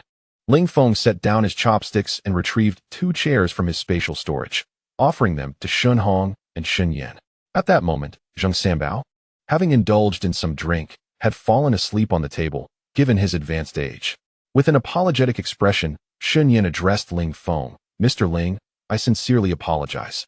We haven't found a place to stay, and we were hoping to borrow a corner of your space for the night. We promised to occupy only a small area. Would that be all right?" Ling Feng replied nonchalantly, "Feel free to stay. This is a public space, not my private territory. Brother Ling is the best. Those people look down on us, simply because my sister and I lack a background. They wouldn't let us stay there." Shun Hong clenched his fists, his face a picture of indignation. Ling Feng smiled faintly. "This is how society operates. Strength commands respect. As long as you possess strength, you will be welcomed wherever you go. I will surely become a master like Brother Ling in the future. Anyone who displeases me will face my wrath, Shin declared, his eyes sparkling with ambition and fervor. Ling Feng nodded in appreciation. You have great aspirations. Keep striving. By the way, what is your special ability? Upon hearing Ling Feng's praise, Shin beamed with pride. My ability is spatial traversal, allowing me to ignore distance and traverse through objects at will. However, my current strength is too weak, so I can only travel about 1,000 meters and can do so only 5 times. Ling Feng was taken aback, realizing that this young boy possessed such a formidable ability. Should his strength increase, he would undoubtedly become an extraordinary force. Observing the innocent boy before him, Ling Feng's thoughts shifted, contemplating the possibility of bringing him into the God of War base. Although Shin current power was limited, it was inconsequential to Ling Feng. He could easily elevate him to royal or even saint-level status if he desired. Noticing Shin repeated glances at the hot pot on his table, accompanied by involuntary swallowing, Ling Feng's lips curled into a slight smile, a glimmer of mischief in his eyes. You two haven't eaten yet, have you? Ling Feng casually produced several plates of beef rolls, along with duck blood, vegetables, and vermicelli from his spatial storage. Would you care to join me for a meal? Ling Feng inquired, presenting 2 pairs of brand new chopsticks before Shin. Shin hastily waved her hand. Mr. Shin, we have already dined. Please. There is no need for formality, right, little brother? She gently tapped Shin back, her gaze conveying a warning to him. Shin, with a somewhat forced smile, replied, Indeed, Brother Ling, we are not at all hungry. You may as well keep the dishes for yourself. I must confess, I am not particularly fond of beef or vegetables. Despite his words, his eyes occasionally darted towards the simmering meat in the pot. Ling Feng found the situation amusing. This little fellow was undeniably adorable. Clearly starving, yet insisting on putting on a brave front. It seemed that Shin was quite intimidated by his sister, always deferring to her judgment. Ling Feng placed 2 pristine bowls in front of the siblings and cheerfully remarked, No worries, after you finish, feel free to have more. I certainly cannot consume all of this alone. He then picked up a slice of beef and placed it in Shin bowl, urging, Hurry, eat up. It will grow cold and lose its flavor if you delay. Shin gazed at the luscious beef rolls, eyes sparkling with desire, saliva pooling in his mouth. Yet he restrained himself and turned to his sister, silently pleading for permission. Chapter 217. Deep-sea merman Ling Feng smiled at Shin and said, You should partake as well. When away from home, we ought to assist one another without hesitation. Seeing Ling Feng's earnestness, Shin felt that refusing again would be rather ungracious, and he certainly did not seem like a villain. After all, someone so handsome could not be wholly bad. She pondered silently. Then thank you, Mr. Ling. Little brother, do not let Mr. Ling's kindness go to waste. Eat up. All right, sister. Shin exclaimed joyfully, eagerly grabbing his chopsticks and placing a beef roll into his mouth, his expression transforming into one of sheer satisfaction. This is exquisite, he declared, his face beaming with delight. The siblings then entered a focused eating mode. Shin chopsticks danced vigorously in the pot, his cheeks stuffed to capacity. In contrast, Shin maintained an air of elegance, savoring each bite. Despite the fact that they had not enjoyed a hearty meal in quite some time, she still preserved the composed demeanor of a lady. As they dined, Ling Feng engaged them in conversation, gleaning insights into their lives. It turned out that the siblings hailed from Jiangnan province, having grown up by the sea, with their parents relying on the ocean for sustenance. After the apocalypse, their village had managed to survive reasonably well, relying on the fish they had previously stored. The pair had even awakened their abilities together. Shin possessed water-based powers, allowing her to control anything related to water. Their family had once lived in cozy harmony, and being able to wield abilities granted them considerable respect within their village. However, a calamitous event had struck their village just half a month prior, plunging them into disaster. According to Shin, one morning a fortnight ago, the village was abruptly besieged by a horde of monstrous beings. Their appearance was exceedingly peculiar, from a distance. They resembled humanoids, yet upon closer inspection, their true nature became evident. Their skin was a deep blue, entirely bare, adorned with scales akin to those of fish, which were remarkably tough and coated in a viscous slime. Even from afar, the unmistakable stench of blood emanated from them. These creatures possessed immense strength and overwhelming numbers. Having emerged from the depths of the sea, Upon invading the village, they commenced a brutal slaughter, severing human necks with their sharp teeth and draining the very life essence from their victims, ravenously devouring mankind. The village was swiftly transformed into a nightmarish hellscape. Although the fishermen were robust, they stood no chance against these fiends. With a mere flick of their limbs, they could decapitate a man. More terrifying was their intelligence, which rivaled that of humans. They wielded weapons and abducted individuals to drag them back into the ocean. Only the siblings, Shin and his sister, managed to escape using their extraordinary abilities, which left Shin body severely drained. As Ling Feng listened to their harrowing account, he fell into deep contemplation. Their tone suggested sincerity, particularly Shin whose sorrowful expression upon recounting the death of their parents seemed genuine. This was the first Ling Feng had heard of such creatures. Could it be that, in the wake of the apocalypse, marine life had undergone a transformation? He roused Zheng Sanbao, sharing the alarming news, hoping his elder's extensive experience might provide insight. Upon hearing Ling Feng's description, Zheng Sanbao's expression shifted dramatically. "Old Zheng, do you know something?" Ling Feng inquired. With a grave demeanor, Zheng Sanbao replied, "I once encountered references to such beings in an ancient text. Deep within the ocean, there exists a race resembling fishmen, akin to the description provided by the siblings. However, these fishmen have historically kept to themselves, never venturing ashore. Why would they suddenly attack humans?" Zheng Sanbao's confusion was palpable. At that moment, having satiated his hunger, Shin interjected, "These monsters have a penchant for devouring human brains and hearts. Their methods are exceptionally cruel." Ling Feng resolved that upon returning to the base, it was imperative to instruct the team to monitor the ocean closely. After all, half of Handong province's cities bordered the sea, and if such fishmen existed, the province would surely be the first to suffer their wrath. Moreover, with their significant numbers and formidable strength concealed beneath the waves, they posed a considerable threat. As the conversation unfolded, the daylight gradually waned. Ling Feng retrieved a small lamp, tidied the table, and set out some sunflower seeds, engaging in light conversation with the siblings. Gradually, a camaraderie began to blossom among them. "Brother Ling, may I join your base? I wish to accompany the god of war team in their conquests," Shin exclaimed, his face brimming with admiration. After listening to Ling Feng's introduction of the god of war base, he was instantly captivated, especially by the undefeated god of war team, which had become his aspiration. Shin shot him a glare, reprimanding him. "Brother Ling's base is home to formidable superhumans. Your current abilities would only serve as a burden." Following their conversation, Shin gradually let down her guard, her address toward Ling Feng becoming less formal. Ling Feng felt a surge of joy, silently acknowledging that his persuasion had borne fruit. He had secured another potential powerhouse. With a little guidance, this individual could undoubtedly evolve into a formidable superhuman in the future. However, he maintained a calm demeanor as he replied, "Of course, joining our base is not an issue. We also accommodate many ordinary people. As long as you work diligently, you will be rewarded with sustenance, and the base will ensure your safety. However, if you aspire to join the core management, you must undergo rigorous assessments and possess significant strength, which means you need to put in substantial effort here." Upon hearing this, Shin excitement was palpable. "Brother Ling, rest assured, I will work hard to elevate my abilities to the king level.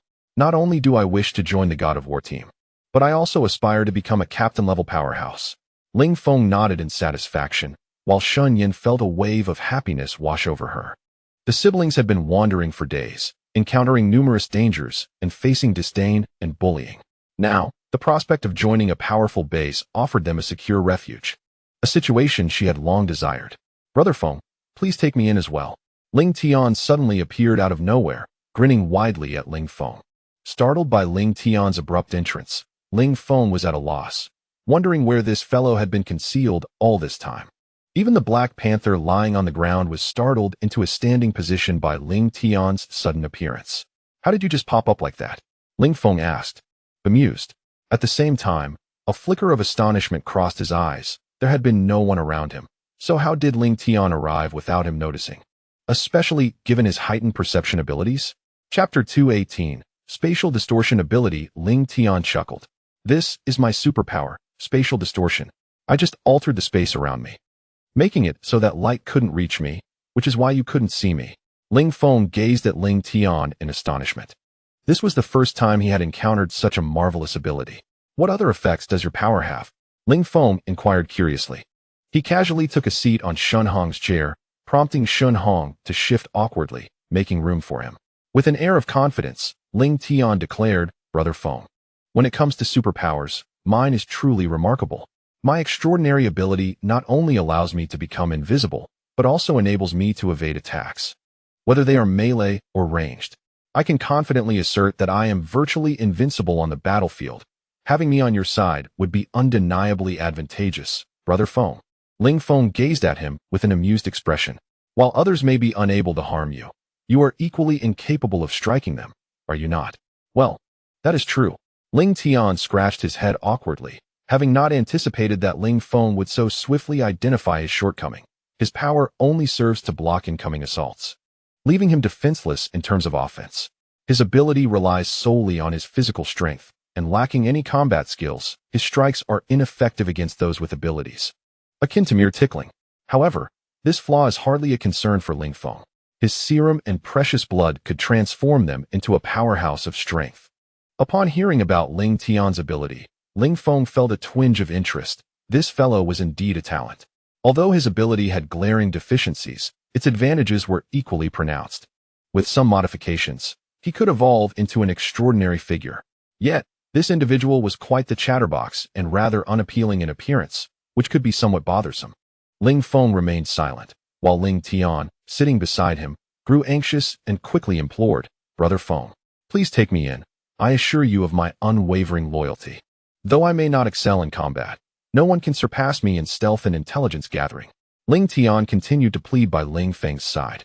Ling Feng, somewhat irked by his persistence, replied coolly, I may agree to your joining, but I have conditions. Ling Tian's expression instantly transformed with excitement. No problem. I will comply with any conditions you set. Ling Feng regarded Ling Tian with a serious gaze and stated, from now on, please speak as little as possible in my presence. I am not fond of loquacious individuals. Ling Tian was momentarily taken aback. Is that all? He immediately agreed, of course. Brother Feng, I will speak less. Ling Feng nodded and casually inquired, haven't you eaten?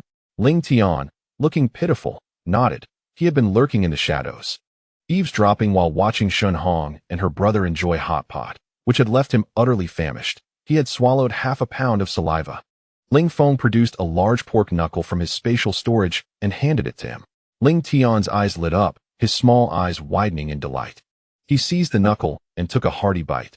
The rich, succulent skin was simply mouth-watering. Delicious. So flavorful, he exclaimed, giving a thumbs up. He devoured the pork knuckle with both hands, while Shun Hong, watching nearby, gulped enviously at the sight. Others from distant factions observed Ling Tian's indulgence with envy, their mouths watering incessantly. Some individuals expressed their disdain, remarking, it is evident they have indulged in exquisite delicacies. That pork knuckle is quite greasy.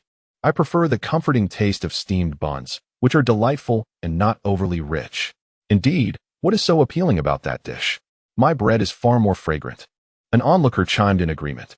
Meanwhile, at the heart of the square, a conspicuous white tent stood out prominently, emblazoned with a large character representing its owner's identity. The Miao family ranks among the most powerful factions within the entirety of Genesis Mountain, having dispatched the largest contingent of skilled individuals, 50 in total. Inside the tent, several key members of the Miao family were gathered, their expressions aflame with indignation. Among them, a youth clad in finery voiced his outrage vehemently. This Ling Feng is utterly arrogant, having slain 2 of our esteemed Miao family experts. If we do not reduce him to mere pulp, how will we be perceived by others? This matter must be addressed with utmost seriousness. We must ensure that this so-called war god base vanishes from Blue Star. A young woman, her demeanor composed yet slightly furrowed, reprimanded the young man. They have become spoiled by your leniency. Had it not been for your reckless interference, would they have met their demise? Before we set out, I instructed you to keep a close watch over them. If Miao Renjie had not meddled and insulted others, he would not have perished. The young man cast a sidelong glance at the woman, his eyes betraying a flicker of defiance. Were it not for the family's decision to appoint her as the leader for this operation, he would not have deigned to acknowledge her. After all, he ranked among the top 10 experts within the family, youthful and brimming with potential. He could not fathom the elder's reasoning for placing a woman above him. In terms of strength, how could he possibly be inferior to her? He remarked with a tone dripping with sarcasm. Indeed, without your meticulous oversight. It seems the family's reputation holds little significance before you. Let this Ling Feng continue to ride roughshod over the Miao family. Miao Xiaozui's expression darkened as she replied coldly. Miao Guang, are you even aware of the trouble you have caused along the way? 2 bases have been annihilated under your watch. And how many young women have suffered at your hands? Do you have no sense of accountability? And you dare speak of the family's honor? You have tarnished our name beyond repair. Miao Guang's face paled. He had not anticipated that this loathsome woman would bring such matters to light, clearly denying him any retreat. In a fit of rage, he retorted, the misdeeds I have committed were known only to our Miao family. However, the events of today have already spread throughout the powers of Genesis Mountain. Are you, Miao Xiaozui, intending to be a coward?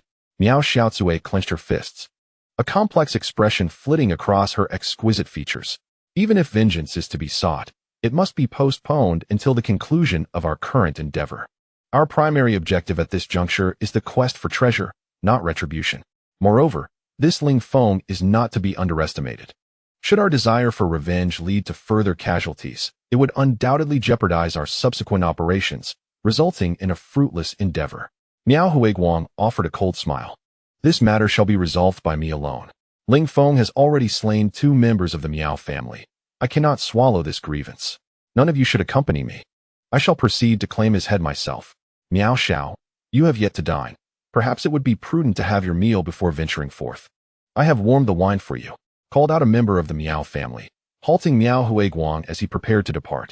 Miao Guang glanced at the table laden with food and drink, exuding confidence as he replied, the wine is a touch hot. I shall forego it for now. Once I have vanquished Ling Feng, I will return to dine at the perfect moment. Chapter 219. Miao Guang encounters an immortal. Miao Xiaozui watched as Miao Guang strode away, her teeth clenched in frustration, ultimately sighing inwardly. Alas, I have spoken my piece. Wise counsel is often wasted on the obstinate. Whether he lives or dies bears no consequence to me. Stepping beyond the confines of the tent, Miao Guang seized a long spear from the ground. Trained in martial arts from a young age, he had honed his skills to an extraordinary level, particularly in spear techniques. Having once secured the championship in a national competition for young children, he had always been groomed as the heir of his family, and in the aftermath of the apocalypse, his latent abilities had awakened, propelling his prowess to the pinnacle of the royal tier within a mere 6 months.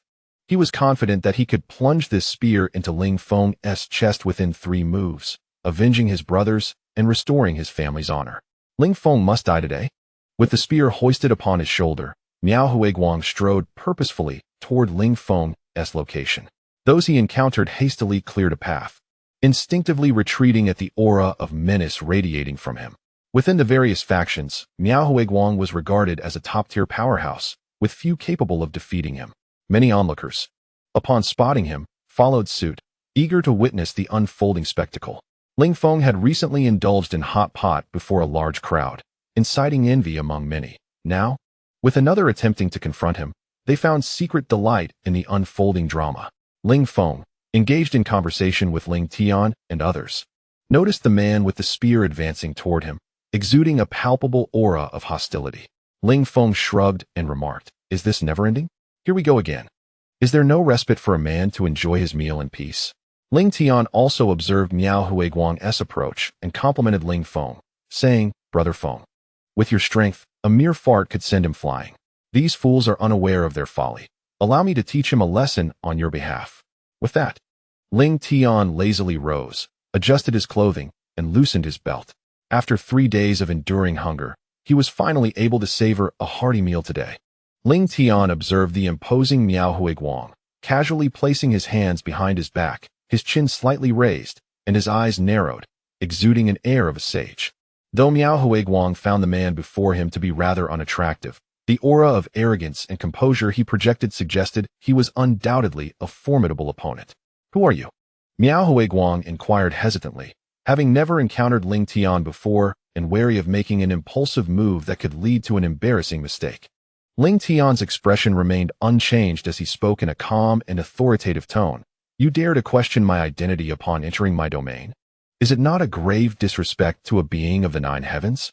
Which clan do you hail from? Miao Guang's demeanor shifted upon hearing the name, which he had never encountered before, yet the title of 9 heavens was laden with significance. Thankfully, he had thought to inquire further. Otherwise, he might have found himself in dire straits. He quickly bowed respectfully. I am of the Miao family. My junior has been disrespectful. Please forgive us. Ling Tian feigned profundity, nodding slightly, a flicker of reminiscence crossing his gaze. In a voice audible to Miao Guang, he murmured, Miao family, I once had an acquaintance with your ancestor. When I met him, he was but a child, and now, how many years have passed? Miao Guang's eyes widened in astonishment. His ancestor had passed away decades ago, having lived to over 100 years. This man appeared so young. Could he truly be a legendary cultivator? The tales were indeed true. The onlookers were equally bewildered. Not long ago, he had been brazenly flaunting his strength, and now he transformed into an enigmatic recluse. Yet, his demeanor and speech bore an authenticity that left them questioning if he was indeed a cultivator. Who would have thought that a senior would have ties to my ancestor? To encounter you in these mountains is indeed fateful. Behind Ling Tian, the siblings Shun Hong and Shun Yen stifled their laughter. Their faces flushed as they watched Ling Tian effortlessly toy with Miao Guang. Ling Feng wore a smile as he observed the spectacle, amazed at Ling Tian's ability to manipulate the situation to such effect, leaving the fool opposite him utterly perplexed. It was evident that this fellow had honed this trick, and while it could work wonders, if discovered, it could lead to dire consequences. Yet, it seemed that this individual's powers rendered him invulnerable. He was indeed a master of annoyance. Ling Feng turned his gaze back to Ling Tian, eager to witness further developments.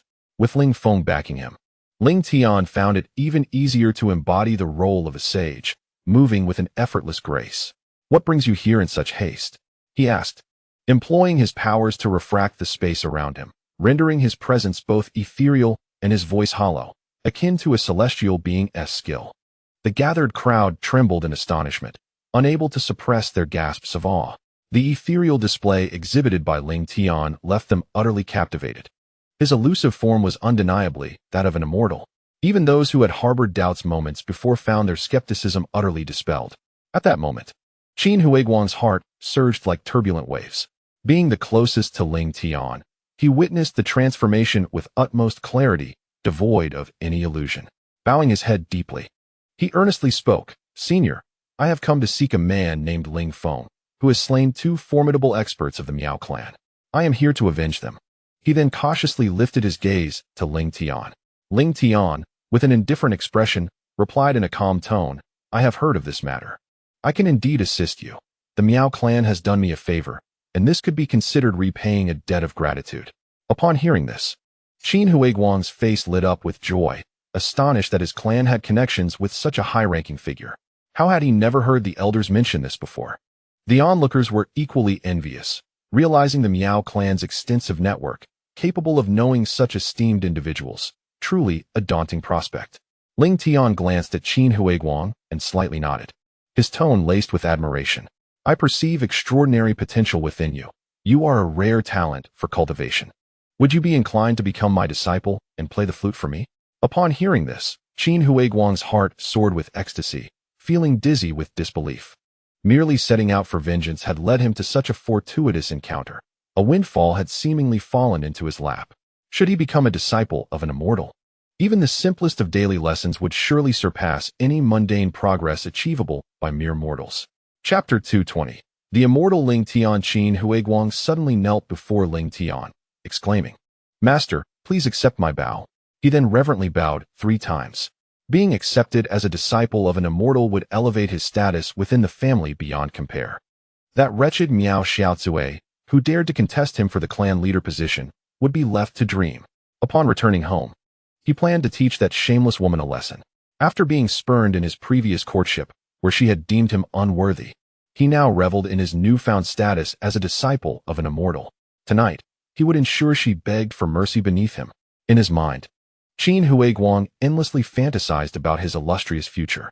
Ling Tian observed Qin Huiguang solemnly bowing 3 times, a faint smile gracing his lips. Enough, you may return now. I shall handle your affairs. Yes, master. Qin Huiguang bowed 3 more times before respectfully departing. In the midst of the crowd, A path was immediately cleared for him, their eyes shimmering with envy. As Qin Huiguang noticed the admiring glances from members of other factions, a profound sense of pride swelled within him. He strode confidently out of the throng, his demeanor radiating arrogance. Now that Ling Feng's issue had been resolved, it was time to address Miao Xiaozui's predicament. Observing Qin Huiguang's retreating figure, Ling Tian swiftly resumed his playful demeanor, sidling up to Ling Feng with a rather lewd expression. "Brother Feng, how was my performance?" "Not too shabby, right?" Ling Tian said, his face beaming with self-satisfaction. Ling Feng gave him a thumbs up, exclaiming, "Indeed, you truly are a talent." He could already envision the sheer frenzy that Miao Huiguang would unleash upon discovering he had been deceived. Meanwhile, Qin Huiguang marched back to the territory of the Miao family with an air of indifference. The Miao clan members, observing his triumphant countenance, speculated that he must have succeeded. Many who usually associated closely with him rushed forward to flatter him. "Third young master, you look like you've achieved success. I knew that with your prowess, it would be a piece of cake." Qin Huiguang, with a haughty tilt of his head and a smug smile, replied, "Is it not sufficient to have hands for exterminating such insignificant pests?" He cast a glance toward the tent, sneering as he strode inside. Inside, Miao Xiaozui was engaged in a discussion with other key members of the Miao family regarding their treasure-seeking expedition the following day. Upon seeing Qin Huiguang return unscathed, her expression shifted, and she pondered silently. Judging by his demeanor, it does not appear he was defeated. Could it be that he truly vanquished Ling Feng? It couldn't have ended so swiftly, given that he had only been gone a short while. Before Miao Xiaozui could finish her thought, Qin Huiguang pointed a finger at her, his voice icy. "You will no longer be the commander of this operation. I deem you unfit. From this moment forth, I shall oversee the proceedings here." Miao Xiaozui frowned and retorted coldly, "Qin Huiguang, have you taken leave of your senses? Has Ling Feng rendered you foolish?" Qin Huiguang scoffed. "Ling Feng? He is unworthy of my attention. I imagine he has already met his demise. Even my master's mere flatulence could obliterate him." "Your master?" Miao Xiaozui gazed at him in confusion. "Isn't your firearms master already deceased? When did you acquire another master?" The other key members of the Miao family regarded him with puzzled expressions, bewildered by how he could have gained a new master in mere minutes. Qin Huiguang surveyed the assembled crowd and proclaimed, "My master is a celestial being from the heavens, who has just accepted me as his direct disciple. I am now a disciple of an immortal. Do you comprehend the significance of being an immortal?" "Humph. Miao Xiaozui, I advise you to be compliant. Even the clan leader does not intimidate me." Miao Xiaozui's face turned ashen. Previously, she had regarded Qin Huiguang as a mere wastrel. Now it appeared that he was not only brawny, but also lacking in intellect. "Immortal? Where in this world are there immortals? Have you been reading too many novels?" Miao Xiaozui gazed at him in disbelief and remarked, "You claim to have encountered an immortal, but I see you must have been kicked in the head by a donkey to believe such nonsense. Are you truly that foolish?" Miao Huiguang's expression shifted. Having already revealed his identity, he found it audacious that this woman dared to disrespect him and utter insults. It seemed that he had no choice but to teach her a lesson. "You wretched woman, how dare you be so ungrateful? Today, I shall make you understand why the flowers bloom so brilliantly." Miao Huiguang roared, brandishing his spear and lunging towards Miao Xiaozui. Instantly, two individuals flanked her, stepping in front to shield her. One, a middle-aged man, drew a soft sword from his waist and blocked the spear's advance, his demeanor icy as he spoke. "Miao Huiguang, how dare you raise your hand against your kin? Have you forgotten our clan's teachings?" Miao Huiguang cast a disdainful glance at him, a smirk playing on his lips as he retorted, "Teachings? I have an immortal backing me. My future achievements are boundless. I will lead the Miao clan to an even more illustrious future. Do you comprehend?"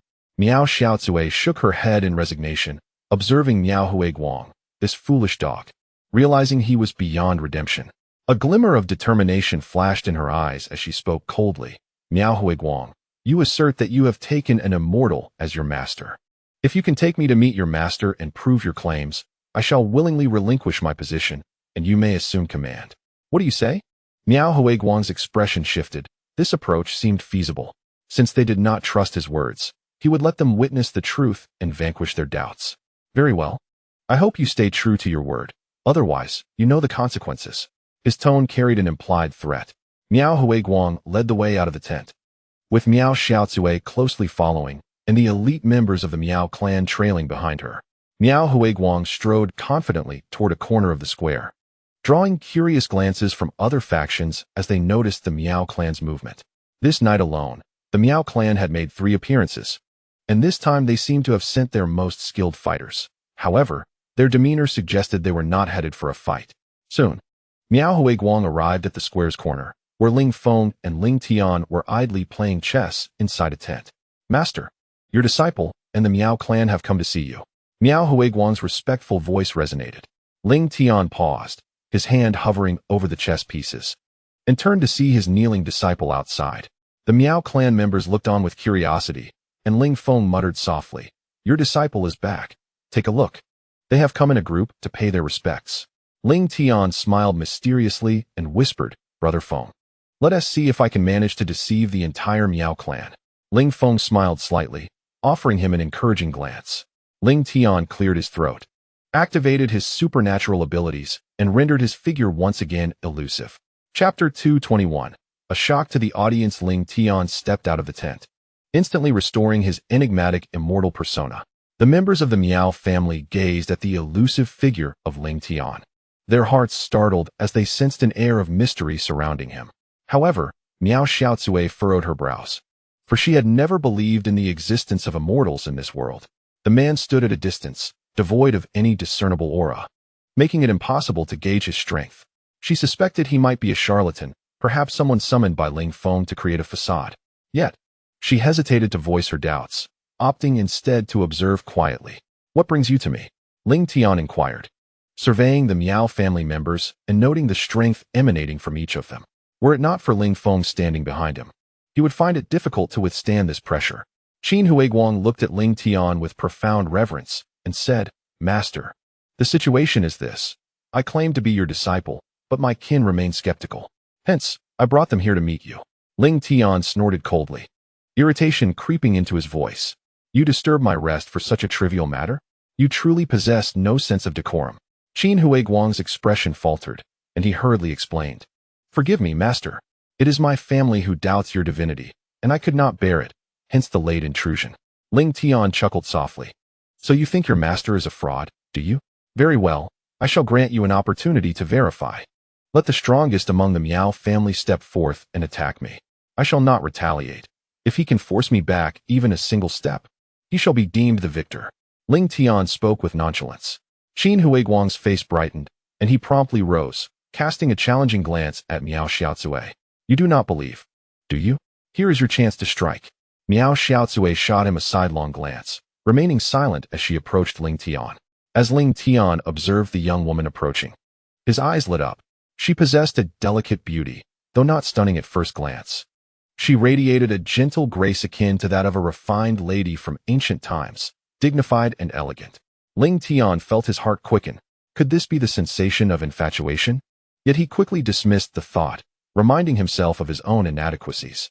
Why would someone like her ever take an interest in him? He suppressed his emotions and swiftly regained his composure.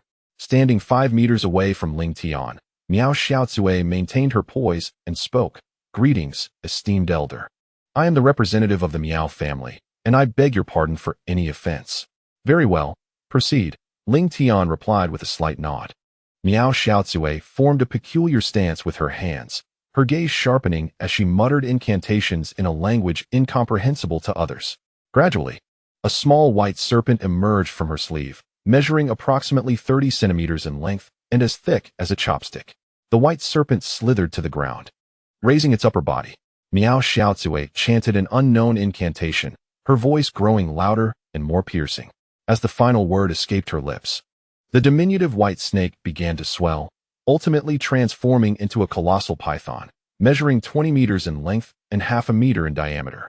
This magnificent creature was entirely white, even its pupils gleaming with the same hue.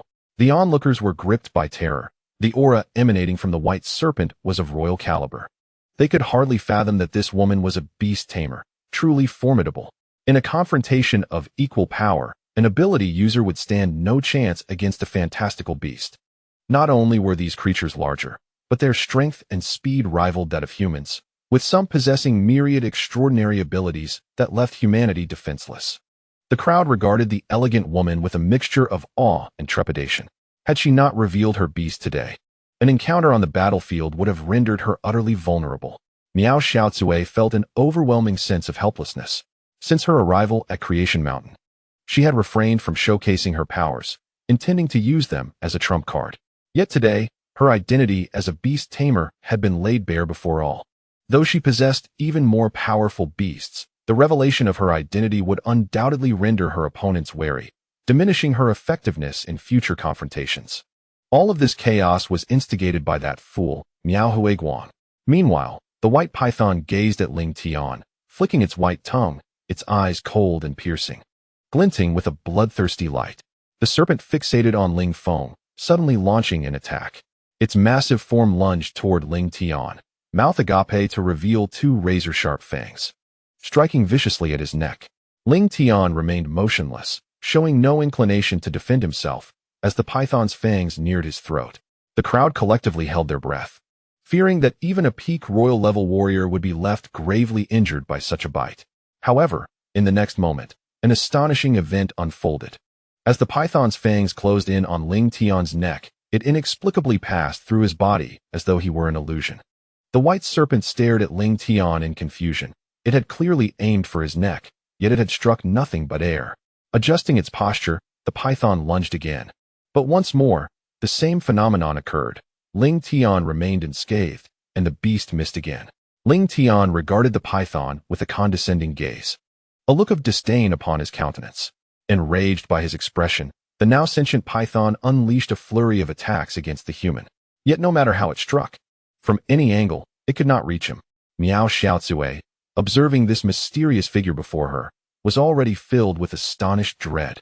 She could not comprehend why her beast was utterly incapable of striking the opponent. Despite his proximity, it felt as though an insurmountable distance lay between them. Inside the tent, Ling Feng was witnessing Ling Tian employ his unique abilities in battle for the first time, his expression one of astonishment. Although this power was an enigma to others, it posed no challenge for Ling Feng. His gravitational domain and mental control could easily counteract this ability. Nevertheless, this power was indeed formidable. Should Ling Tian receive enhancements in offensive capabilities, he could effortlessly disregard attacks during combat. On the battlefield, Miao Xiaozue realized that her assaults inflicted no harm upon Ling Tian and promptly withdrew her beast. She bowed respectfully before him, stating, "Senior's prowess is truly admirable. I humbly request your guidance." Chapter 222. Instant kill of Qin Huiguang. Upon hearing this, Ling Tian's expression shifted dramatically. He had not anticipated that this woman would make such a bold request. If he were to reveal his abilities, it would compromise his facade, making it impossible for him to maintain his guise. At that moment, Qin Huiguang stepped forward, furrowing his brow in anger as he addressed Miao Xiaozue. "What do you mean? Miao Xiaozue, how dare you disrespect my master? Apologize immediately." The other members of the Miao family wore expressions of concern. Should the mysterious powerhouse across from them become enraged, their family would be in peril. A middle-aged man wielding a soft sword hastened to mediate. "Miss, we have all witnessed this elder's strength. It would be prudent to cease this line of questioning. If the elder were to become angry, the consequences could be dire." Others echoed the sentiment, urging Miao Xiaozue to apologize to Ling Tian. Yet, she remained steadfast, her gaze fixed upon Ling Tian as she sought to discern the truth of his capabilities. She could not accept the existence of celestial beings. This individual was either an extraordinarily powerful ability user or possessed a unique skill. Thus, she was determined to probe his true strength, refusing to relent until she had done so. Ling Tian found himself in a precarious position, uncertain of how to proceed. He had painstakingly crafted the image of a celestial being and was loath to have it unveiled, especially as he felt a flicker of fondness for this woman. Observing Ling Tian's silence, Miao Xiaozue pressed on. "Senior, do you refuse to engage with me, or are you simply afraid?" "Impudent." Miao Guang stormed toward Miao Xiaozue, his faith in Ling Tian's identity unwavering. He would not permit Miao Xiaozue to show such disrespect to his master. If his master were to be angered by this incident, it could tarnish Miao Guang's standing in his master's eyes, potentially leading to his expulsion from the sect and the loss of a monumental opportunity. "Should you dare to disrespect my master again, do not blame me for my lack of courtesy," Miao Guang threatened. Miao Xiaozue cast a cold glance at him, perplexed by the foolishness of this man. If your master were truly an immortal, I would willingly meet my demise, she declared with a frigid tone. You. Miao Guang was so enraged he could scarcely find his voice. Ling Tian slowly shook his head, letting out a sigh. Just then, Ling Feng emerged from the tent with a measured stride. Brother Feng, I can no longer maintain this pretense. Ling Tian lamented with a mournful expression. Ling Feng offered a slight smile and patted Ling Tian on the shoulder. Enough of this charade. You've had your fun, it's time to cease. At that moment, Miao Guang was struck with disbelief as he observed his master standing behind another like a subordinate, as if struck by lightning. He hastily inquired, Master, what is the meaning of this? Ling Tian reverted to his original demeanor, speaking with a teasing tone, My dear disciple, why not kneel and pay your respects to your master, haha. Let me be frank with you. I am no celestial being from the 9 heavens, merely jesting with you. I am an ordinary ability user, and my boss is Ling Xiao. Miao Guang stood frozen, his gaze vacant, momentarily unable to comprehend the revelation. A surge of murderous intent welled up within him, and he clenched his fists tightly. The thought of having been so thoroughly played, of having bowed his head to this man multiple times, ignited a furious blaze within him. When in his life had he ever been subjected to such mockery? Bastard! I shall tear you to shreds. Miao Guang glared at Ling Tian, his eyes ablaze with rage. At this juncture, Miao Xiaozue shifted her focus from Ling Tian to Ling Feng, her expression laden with gravity, having sensed an overwhelming aura of danger emanating from him. Though he had not yet made a move, his mere presence exuded a significant pressure. Miao Xiaozue concluded that his strength must certainly exceed that of the royal level, and that none among them could rival him. Ling Feng, meanwhile, scrutinized Miao Xiaozue. This woman was exceedingly astute, unflinching in the face of peril, and possessed considerable strength, far superior to that of Miao Guang, who fancied himself clever. You are Ling Feng. Miao Guang glared at Ling Feng with an expression of malice, a dark aura enveloping him. Ling Feng regarded him with a nonchalant demeanor, a playful smirk gracing his lips. Indeed, I am Ling Feng. Are you perhaps seeking to become my disciple as well? Miao Guang felt a wave of frustration constricting his chest, unable to release the pent-up agitation. He fixated on Ling Feng, convinced that only by slaying him could he find solace. Gripping his spear tightly, he roared, Die! With a single hand on the spear. He charged toward Ling Feng, each step leaving deep craters in the ground, a formidable force erupting from him, akin to a rampaging beast. The long spear flashed in the air, suddenly emanating a chilling radiance, its trajectory resembling that of an arrow released from a bow, propelling towards Ling Feng's face with an unstoppable force.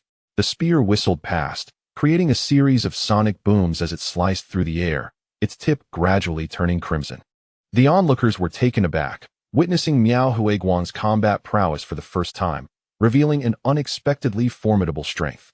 Although he possessed royal-level abilities, the destructive power he displayed transcended even that rank. The 2 members of the Miao family who had just engaged had drastically altered the spectators' perception of their capabilities, showcasing an astonishing strength far superior to their previous demonstrations. Many formidable figures from other factions furrowed their brows.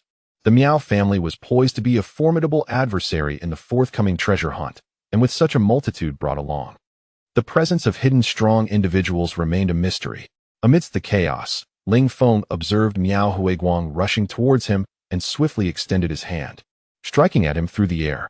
Miao Guang felt an involuntary shiver pass through him, sweat breaking out on his back. Instinctively, he attempted to evade, but it was too late. Miao Guang was instantly transformed into a cloud of blood mist. The scene became horrifyingly silent, as all gazes turned towards the crimson pool that had once housed a living, powerful royal-level adept. In the blink of an eye, with a thunderous crash, he had been reduced to nothingness. The crowd's attention shifted to Ling Feng, who remained rooted in place, exuding an air of innocence. Yet to their eyes, he seemed like a demon, a harbinger from the depths of hell. Even those surpassing royal-level strength would find themselves utterly defenseless against him. Previously, the other 2 formidable members of the Miao family had been swiftly dispatched, and they had assumed Ling Feng's might was merely at the peak of the royal level, relying on his enigmatic abilities to eliminate weaker foes. However, the clarity of his power was now obscured. No one present could comprehend the true extent of Ling Feng's capabilities, as not a single soul in attendance could have achieved the instant annihilation of Miao Guang. Meanwhile, the remaining members of the Miao family appeared flustered, their hearts gripped by trepidation. Miao Xiaozue felt a chill run down her spine. What kind of being had they provoked? Witnessing Ling Feng's lethal prowess for the first time left her in a state of unease. Who else wishes to take action? Ling Feng's voice was not loud, yet it resonated clearly with each individual present. The atmosphere fell into an eerie silence, so profound that one could hear the rapid thumping of their own heartbeats. Ling Feng's gaze fell upon Miao Xiaozue, laced with a hint of coldness. Does your Miao family still seek vengeance? Let us resolve this enmity today. Miao Xiaozue took a deep breath, suppressing the fear within her, and calmly spoke. Our Miao family shall no longer seek revenge. This matter originated from our errors, and they met their deserved end. Ling Feng gazed at Miao Xiaozue with surprise, astonished that she would utter such words. Truly an extraordinary woman. However, Ling Feng had no intention of letting them off so easily. After all, they had provoked him first. Now that he held the reins, having endured significant grievances, some form of compensation was imperative. As Ling Feng strode towards the Miao family members, they all appeared pale, instinctively retreating a step, save for Miao Xiaozue, who maintained her composure. Though her heart raced, she could not falter. As the leader of the team, she was the backbone. Should she show fear, the morale of the entire group would crumble, inevitably hindering their future endeavors. Ling Feng regarded Miao Xiaozue with a hint of admiration. She possessed both responsibility and courage. Indeed, a remarkable individual. Since you no longer intend to seek vengeance, let us discuss compensation. Your provocation equates to a declaration of war from the Miao family against me. As the defeated party, what are you prepared to offer for your lives? Ling Feng spoke with an air of ease. Miao Xiaozue lowered her head in contemplation, a flicker of struggle crossing her eyes. She retrieved 2 exotic fruits from her sleeve. These are the finest resources I can provide. The only 2 exotic fruits our Miao family currently possesses. I wonder if they would suffice? Ling Feng observed the 2 fruits in her hand, a glimmer of interest igniting within his gaze. These fruits bore a striking resemblance to mutated apples, their surfaces a vibrant red, exuding a delightful fragrance that could make anyone salivate at just a whiff. He accepted the fruits, giving them a cursory glance before storing them in his space. With a wave of his hand, Ling Feng addressed Miao Xiaozue. Given your sincerity, I shall let this matter rest for today. However, you would do well to remain cautious henceforth. Should you harbor any malicious intent towards me again, I assure you, none of you shall leave Creation Mountain unscathed. His tone grew increasingly cold as he concluded.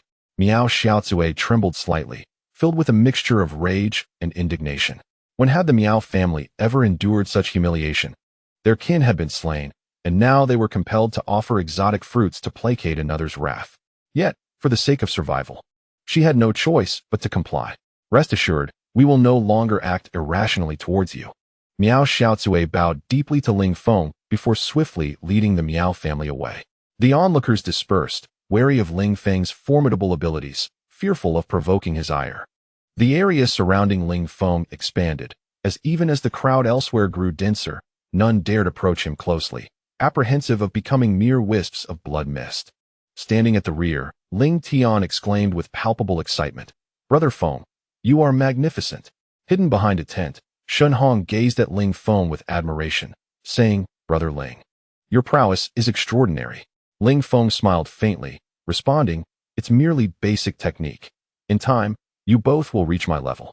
Our base's former captain, Wang Long, was once on par with your abilities, perhaps even less formidable. Now, he has ascended to the rank of a royal powerhouse.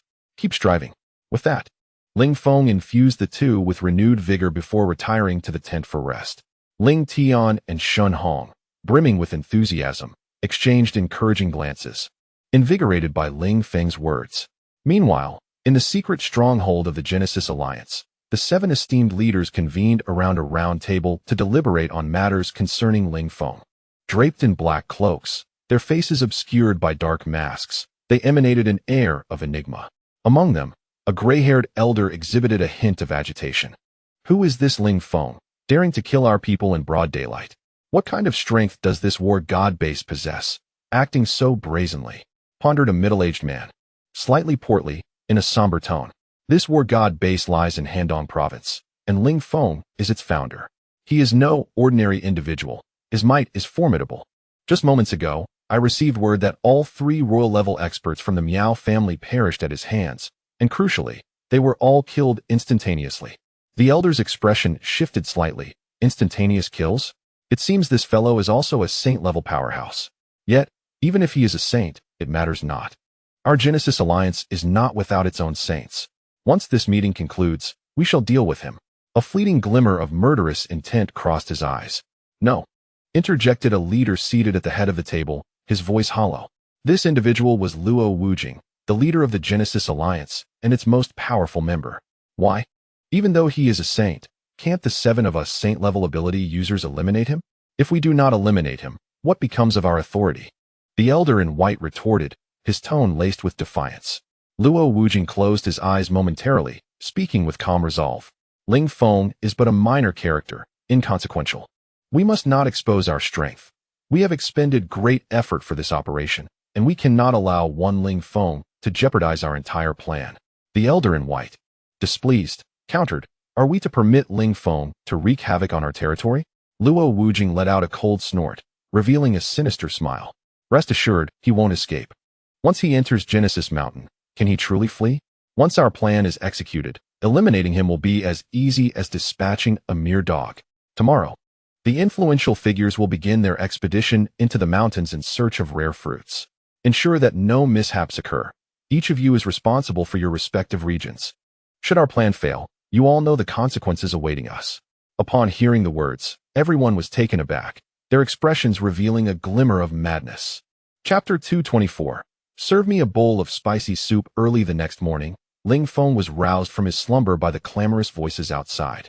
Rubbing his somewhat bleary eyes, he stepped out of the tent and was startled. The small square was densely packed with people, and even his territory had shrunk considerably. The number of individuals had multiplied several times since yesterday afternoon, and Ling Feng estimated that there were at least 300 people present. The narrow paths outside the square were also filled with onlookers. He had not anticipated that overnight the crowd would swell so dramatically. Unbeknownst to him, the surge in numbers was significantly tied to his actions. After he had slain 2 guards from the Genesis Alliance, the organization ceased sending additional personnel to monitor the area, allowing many from smaller bases to infiltrate freely. People die for wealth, and birds perish for sustenance. Although everyone was aware of the myriad dangers within Genesis Mountain, ordinary ability users understood that the risks outweighed the rewards. However, the potential to obtain extraordinary fruits could dramatically enhance their powers. A single ordinary extraordinary fruit could elevate a user to a super ability level, and should one be fortunate enough to acquire a fruit with special attributes, a leap to the king or even emperor level was within reach. The immense temptation drew these ability users in droves.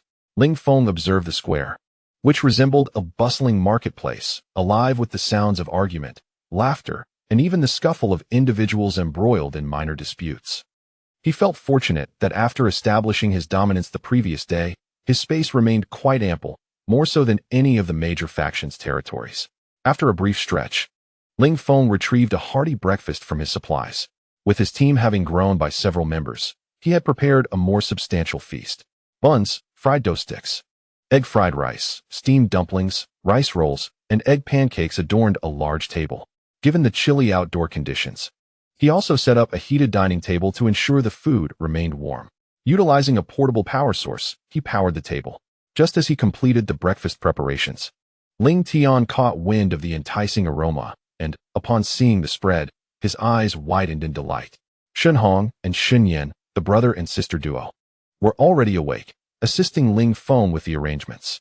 Zheng Sanbao, the elder, had ventured out for a morning stroll. Once everyone had gathered, Ling Feng placed a basket of buns in front of the Black Panther, who, in its miniature form, had a reduced appetite, thus conserving its energy. "Let us dine," Ling Feng proclaimed, and as he began indulging in a basket of soup dumplings, the others followed suit.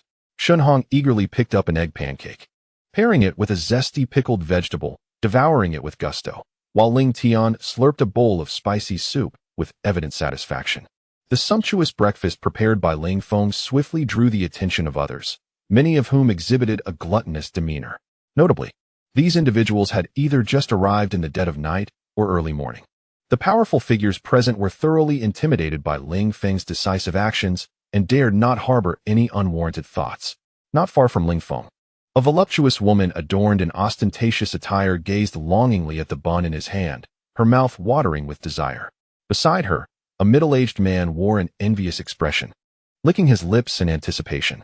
Zheng, I also wish to savor the buns and enjoy some soy milk, the woman cooed while clinging to the man's arm, her body playfully rubbing against him. The man, referred to as Zheng, felt a shiver run through him, his body responding instinctively.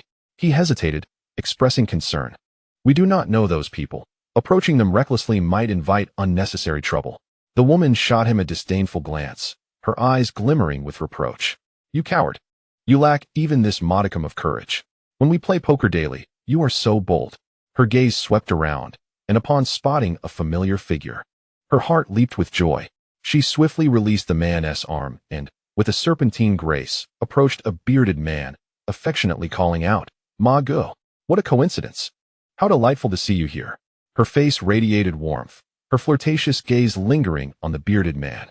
Upon noticing her, his eyes sparkled with interest, unabashedly roaming over her figure, particularly captivated by her ample bosom.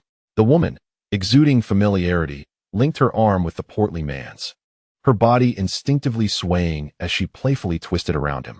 The bearded man was visibly taken by her charms, yearning for a deep connection. With mischievous intent, he audaciously squeezed her waist, grinning as he teased, You've missed me, haven't you? It's been ages since we've had a late-night chat. The woman feigned shyness, lightly punching his chest with her delicate fist, her voice a playful whisper. Oh, you naughty rascal. Last time, you nearly had your way with me. The bearded man was thoroughly enchanted by her playful banter, sporting a foolish grin.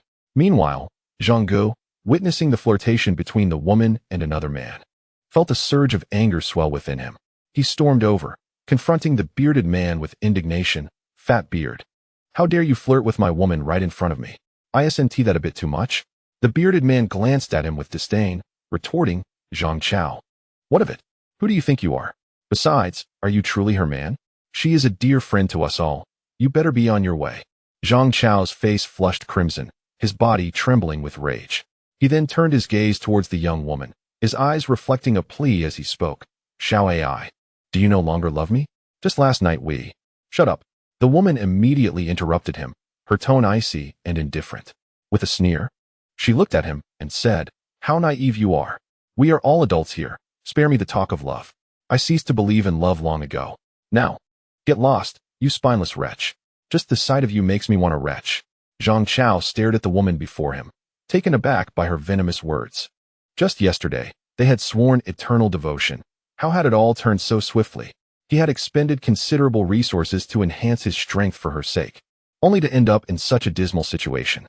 With hollow eyes, he looked at the woman, his expression forlorn, before turning to leave. The bearded man watched Zhang Chao's departure with a smug expression, puffing out his chest like a proud, plump peacock. The woman leaned close to the bearded man's ear and whispered enticingly, Get me a bowl of spicy soup. Chapter 225. Moral coercion. The bearded man was momentarily taken aback. Spicy soup? In this frigid weather, where would he find such a thing? The woman pointed delicately in the direction of Ling Feng and his companions. At that moment, Ling Feng had just retrieved 3 baskets of dumplings from his space, and the sight made the woman's stomach grumble with hunger. Brother Ma, look at how well they're eating. Even the dogs are devouring warm dumplings. This is infuriating. Clearly, they are trying to provoke us. The bearded man followed the woman's gesture and indeed saw a bountiful spread of food on Ling Feng's table. As a seasoned foodie, his rotund belly was testament enough to his appetite. Even in the apocalypse, his physique had not changed. In fact, he had grown even plumper. He swallowed hard, recalling that he had only eaten a single roasted sweet potato that morning, which had been frozen solid at the base. Seeing Ling Feng and his companions enjoying steaming hot breakfast sent him into a fit of envy. He resolved to approach them for a taste. If that failed, he would simply snatch some food, a common practice for him. After observing, he had noticed that these individuals did not seem to belong to a large base and likely had no significant backing. With determination, the bearded man wrapped his arm around the woman and strolled toward Ling Feng's camp, confidently assuring her, Don't worry. I will ensure you get dumplings and a bowl of spicy soup. The woman's expression brightened, and she replied softly, Brother Ma, you are so wonderful. Tonight, I will reward you handsomely. Thus, they swaggered up to Ling Feng and his companions. My friend, you have quite a feast here, the bearded man said with an air of familiarity. As he drew closer to the table, the enticing aroma of the food enveloped him, making it impossible for him to suppress his salivation. Ling Feng glanced up at the bearded man and the young woman beside him. The woman was staring intently at Ling Feng, discreetly casting him a flirtatious glance.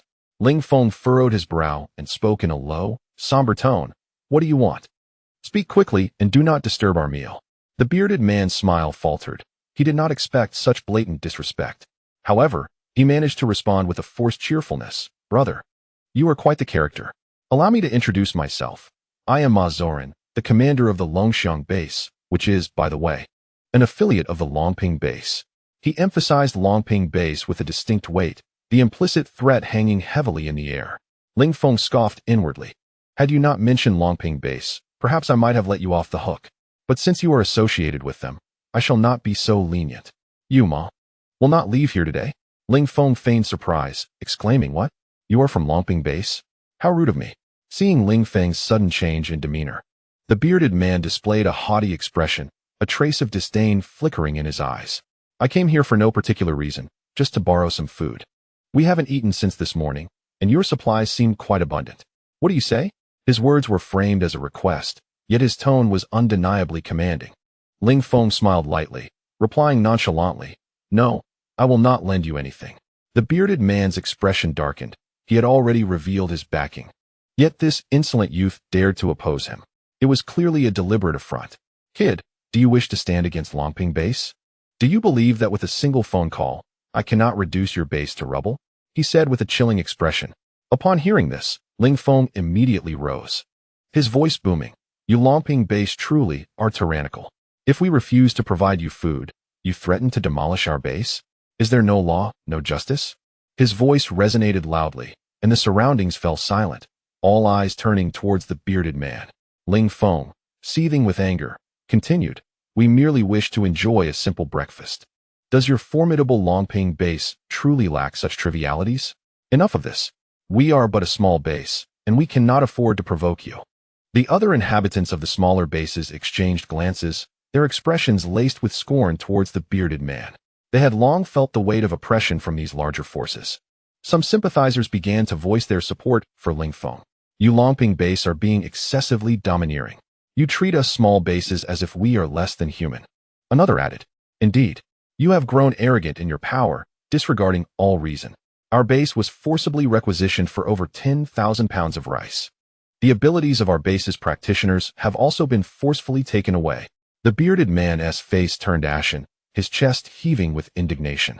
It was utterly unexpected that Ling Feng could be so ruthless, standing on the moral high ground in public to condemn him, leaving him in a predicament. He had become the target of collective ire, and most alarmingly, he had tarnished the reputation of Longping base. All he wanted was to enjoy a bond. And now the situation had spiraled out of control. If the people at the base learned that he had sullied its name, what fate awaited him? However, even more distressing matters lay ahead. A proud woman spoke up. What of it if we bully you? The weak are preyed upon by the strong. It is the natural order. Your weakness is your original sin. If you were powerful, you could act similarly. This is how we operate at Longping base. After declaring this, she reached for the buns on the table. Ling Tian, filled with rage, attempted to rise, but was immediately restrained by Ling Feng's gaze, while the others at the table remained still, understanding the unspoken command. The woman seized a meat bun and took a large bite, provocatively glancing around, displaying an expression of delight as she exclaimed, This bun is delicious, so fragrant and soft. Ling Feng regarded her coldly, a faint smile playing at the corners of his mouth.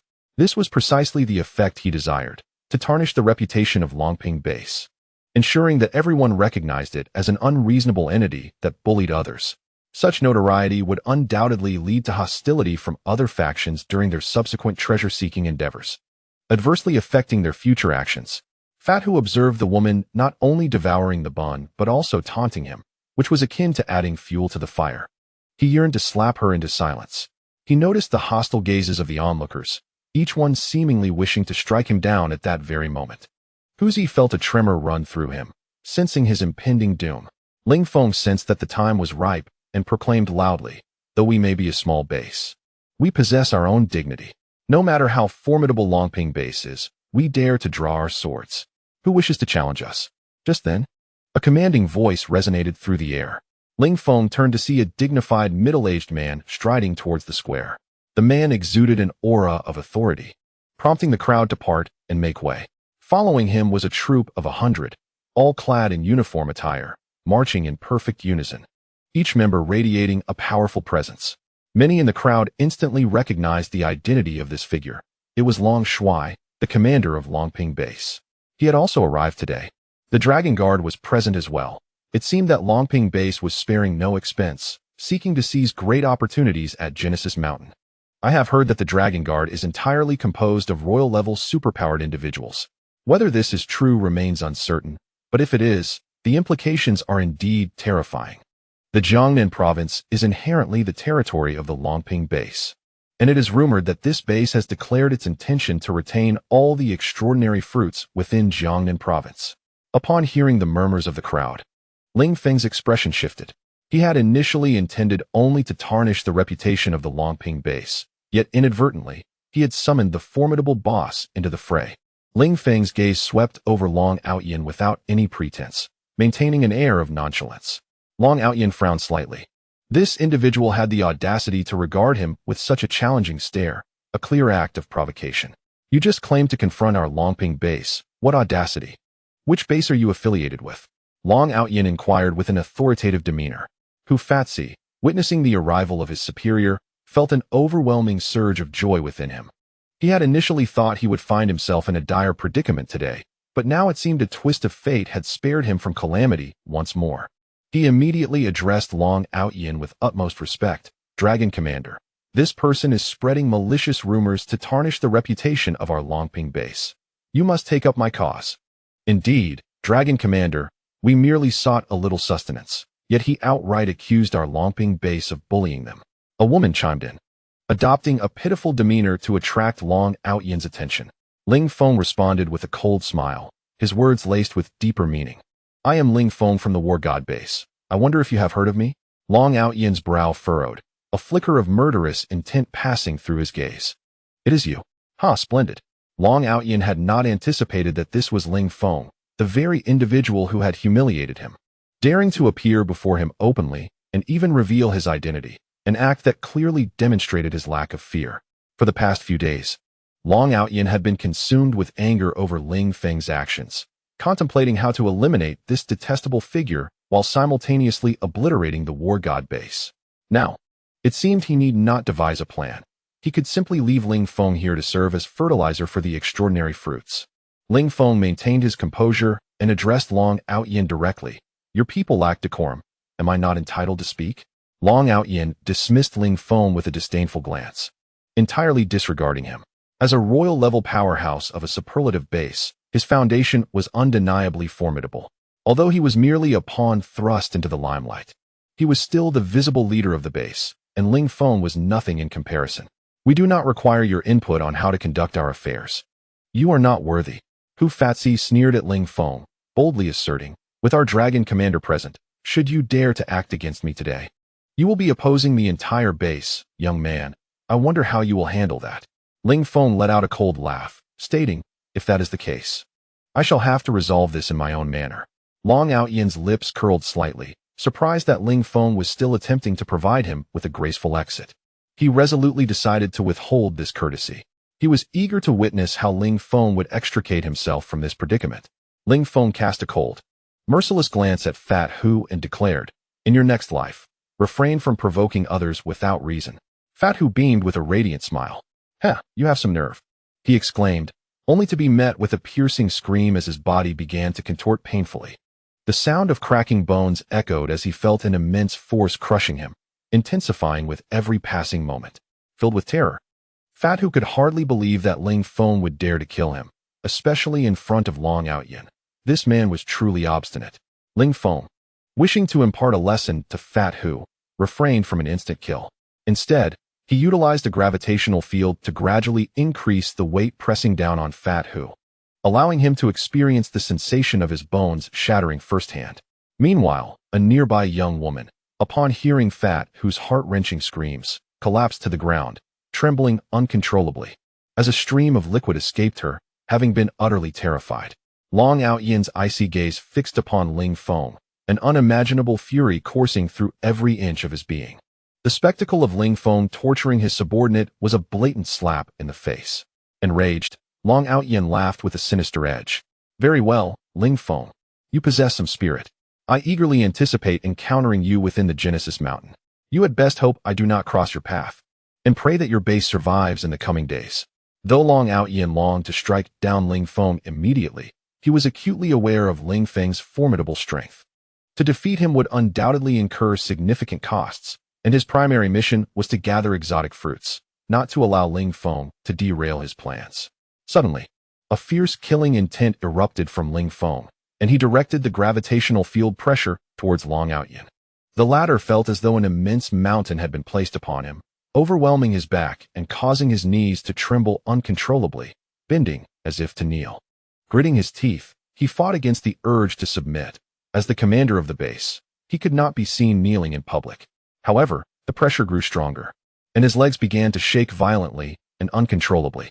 Long Aotian's subordinates soon noticed his distress and rushed to his side. "Commander Long, what is wrong?" they inquired. Concern etched on their faces.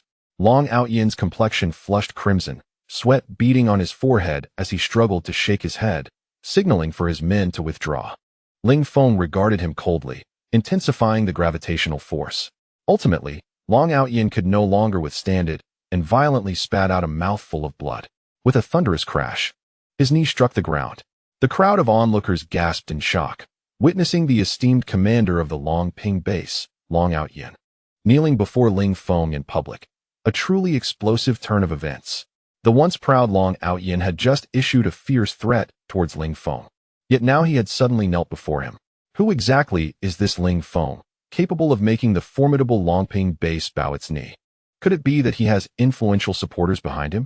Chapter 227. The seven great elders. Long Aotian summoned every ounce of strength to lift his head and gaze at Ling Feng, who regarded him with a bemused expression. His voice chilling as he said, "I return this sentiment to you. You had best pray that nothing happens to my base, for if it does, I shall raise your Longping base to the ground." The onlookers were utterly stunned, unable to believe their ears. Long Aotian, the once unassailable figure of Jiangnan province, was being threatened, and it appeared he dared not refute it. As they looked at Ling Feng, their eyes were filled with palpable apprehension. At that moment, Long Aotian was a whirlwind of anger and fear. As the preeminent figure in Jiangnan, he felt utterly humiliated in front of so many witnesses. How could he continue to navigate the underworld after such disgrace? Furthermore, he was deeply terrified. Ling Feng's power was overwhelming, and he had no comprehension of how Ling Feng had so effortlessly dominated him. It felt as though he were on the brink of being crushed. He no longer doubted Ling Feng's strength. He could undoubtedly end his life with ease, and he felt genuine fear. Ling Feng was far too powerful, and his methods were exceedingly enigmatic. Even with legions to protect him, Ling Feng could effortlessly slay him. Long Aotian's heart brimmed with humiliation, yet he found himself powerless, forced to lower his noble head. Internally, he vowed to exact revenge, swearing he would not rest until Ling Feng was dead. Ling Feng lifted the gravitational pressure he had imposed upon Aotian and coldly commanded, "Leave." With assistance, Long Aotian rose silently and turned to depart, his face a stormy hue, revealing his fury to all. Ling Feng then turned his attention to the terrified woman before him, her eyes betraying her disarray. "You too, leave. Do not let me see you again." The woman, as if granted a reprieve, scrambled to her feet and fled towards the crowd in sheer terror. Zhang Chao, whom she had previously insulted, now regarded her with a cold stare, stealthily following her. Ling Feng returned to the table, where, following the brief altercation, he found that Ling Tian had devoured nearly all of the breakfast. With an expression of exasperation, he took a seat. The others remained grounded, patiently awaiting further developments. Clearly anticipating something significant, he decided to go along with the flow, closing his eyes to feign sleep as the operations at Jinshuan had yet to commence. Among the crowd, a man and a woman, both wrapped in heavy attire, observed Ling Feng from a distance, their eyes brimming with murderous intent. They were none other than Hu Tianxi and Yang Zihan, who had come in search of treasure. At this moment, Hu Tianxi's expression was grim, and a sense of helplessness welled up within him. Whether it was the Miao family from yesterday or the Longping base from today, he had been present during both encounters and witnessed Ling Feng's remarkable prowess firsthand. The power Ling Feng displayed was unprecedented in Hu Tianxi's experience. To him, the forces of both families appeared invincible. Yet, after clashing with Ling Feng, they were rendered mere chickens and dogs. The thought that his nemesis was Ling Feng filled his heart with frustration. He was still merely a king-level ability user, with ascension to the emperor level seeming like a distant dream, while Ling Feng could effortlessly dispatch emperor-level opponents. How could he possibly seek vengeance now? Hu Tianxi let out a heavy sigh. Yang Zihan noticed Hu Tianxi's distress and gently reassured him, "Tianxi, do not lose heart. I believe you will avenge your grandfather and all the villagers of Hu family village." Hu Tianxi nodded solemnly. Just then, a wave of gasps rippled through the crowd. The members of the Genesis Alliance had arrived. Were those 7 individuals truly the 7 great elders? Indeed, they exuded an extraordinary presence. It was said that these 7 originally were inconspicuous figures who, upon finding immense fortune in Genesis Mountain, ascended to become saint-level powerhouses. Indeed, the Genesis Alliance was treated with utmost respect even by the Longping base throughout Jiangnan province. Ling Feng slowly opened his eyes and observed the 7 individuals approaching the square. All were clad in black robes and veils, revealing only their piercing eyes, which lent them an air of enigma. From their every movement, Ling Feng discerned that their auras were incredibly formidable, surpassing even those of emperor-level ability users. Remaining seated, he awaited to see what these individuals intended to do. The 7 great elders swiftly approached the central podium of the square and stood side by side. The one in the center surveyed the crowd and spoke in a resonant voice. "Everyone, please be quiet. I am Luo Wujie, the leader of the Genesis Alliance." The once boisterous crowd fell silent in an instant, standing obediently in place, all eyes fixed upon Luo Wujie. Luo Wujie noticed a strangely vacant area in the corner of the square, where a young man sat languidly in a chair, gazing at him with an indifferent expression. He immediately recognized this individual's identity, having just learned that Long Aotian from the Longping base had suffered a setback at his hands. This person was undoubtedly no ordinary figure. He needed to be on guard, as Luo Wujie would not allow any unstable elements to disrupt his plans. Suppressing his emotions, he withdrew his gaze and casually glanced at an elder standing beside Ling Feng, Zheng Sanbao, a wretched dog cast out by them. Zheng Sanbao glared at him with a face full of resentment, which elicited nothing but disdain from Luo Wujie. "Welcome, everyone, to our Genesis Mountain. I apologize for any shortcomings in hospitality, but time is of the essence, so I shall dispense with pleasantries and get straight to the point. The information I am about to convey is of utmost importance, and I implore you all to remember it well." The crowd below immediately perked up, their focus entirely on Luo Wujie, anxious not to miss a single key detail. Luo Wujie paused momentarily before continuing. "I believe you are all aware that Genesis Mountain is renowned for its abundant and exceptional exotic fruits, and it is through these fruits that we have attained our current prowess. I am certain that each of you has the potential to become our next success story." The powerful individuals in the audience displayed expressions of excitement, eagerly anticipating the forthcoming journey to Genesis Mountain. Luo Wujie noted their reactions with a cold smile in his heart. Although Genesis Mountain is rich in exotic fruits, it is also fraught with peril, a fact that should be well understood. Currently, the outer regions of Genesis Mountain have been nearly depleted of exotic fruits, yet the interior remains uncharted. The fruits within are likely to be even more plentiful. But this also signifies greater danger. The threats predominantly arise from 2 sources. Firstly, the formidable beasts that inhabit the depths of the mountain. Genesis Mountain was once a nature reserve, teeming with wildlife. However, following a natural disaster, many of these creatures underwent mutations, becoming exceedingly powerful. Secondly, the flora within the mountain poses a significant threat. While the mountain is home to numerous exotic fruits, it also harbors many toxic plants. Some of these plants can prove fatal with even the slightest contact. These 2 points are crucial for everyone to bear in mind. Luo Wujie delivered this warning with a meaningful gaze towards the crowd. Upon hearing his words, some individuals displayed signs of hesitation, particularly those from smaller bases with lesser strength. Their capabilities were limited, and venturing into Genesis Mountain could very well result in being devoured by the beasts. Yet, the allure of the fruits was undeniable. Despite their evident fears, not a single person withdrew. Each harbored a glimmer of hope, believing that a gamble might transform their fortunes. At that moment, a strong figure from the Shadow Tower raised a question. Lord Luo, given the plethora of exotic fruits within Genesis Mountain, why would your esteemed alliance willingly relinquish so many of them? What is the reasoning behind this? Others in the assembly had long harbored similar doubts, but it was the representative from the Shadow Tower who voiced them. Luo Wujing turned his gaze toward the speaker and chuckled softly. Since this gentleman has posed a question, I shall speak candidly. Although the Creation Mountain is replete with exotic fruits, it is also teeming with numerous strange beasts. It is widely acknowledged that, at equivalent levels, the strength of these beasts far surpasses that of our human enhancers.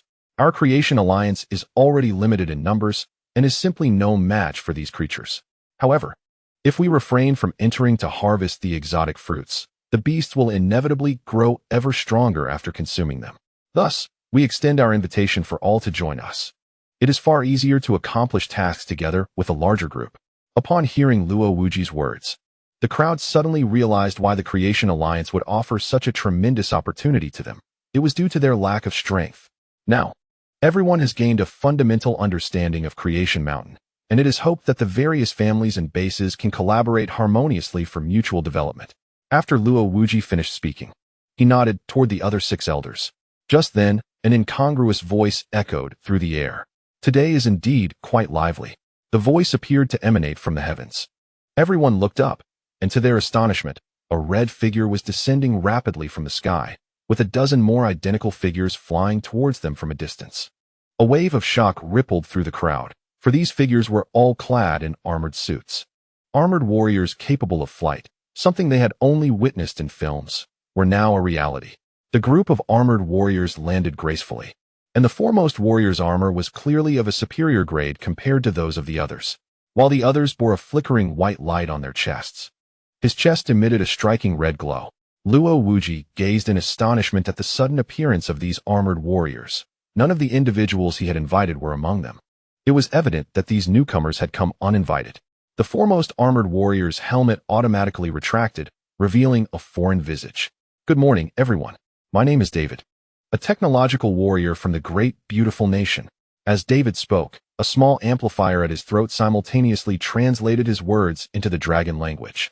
Luo Wujing furrowed his brow, realizing that this group hailed from the great, beautiful nation. The presence of these individuals did not bode well. He suspected they were not here for friendly purposes.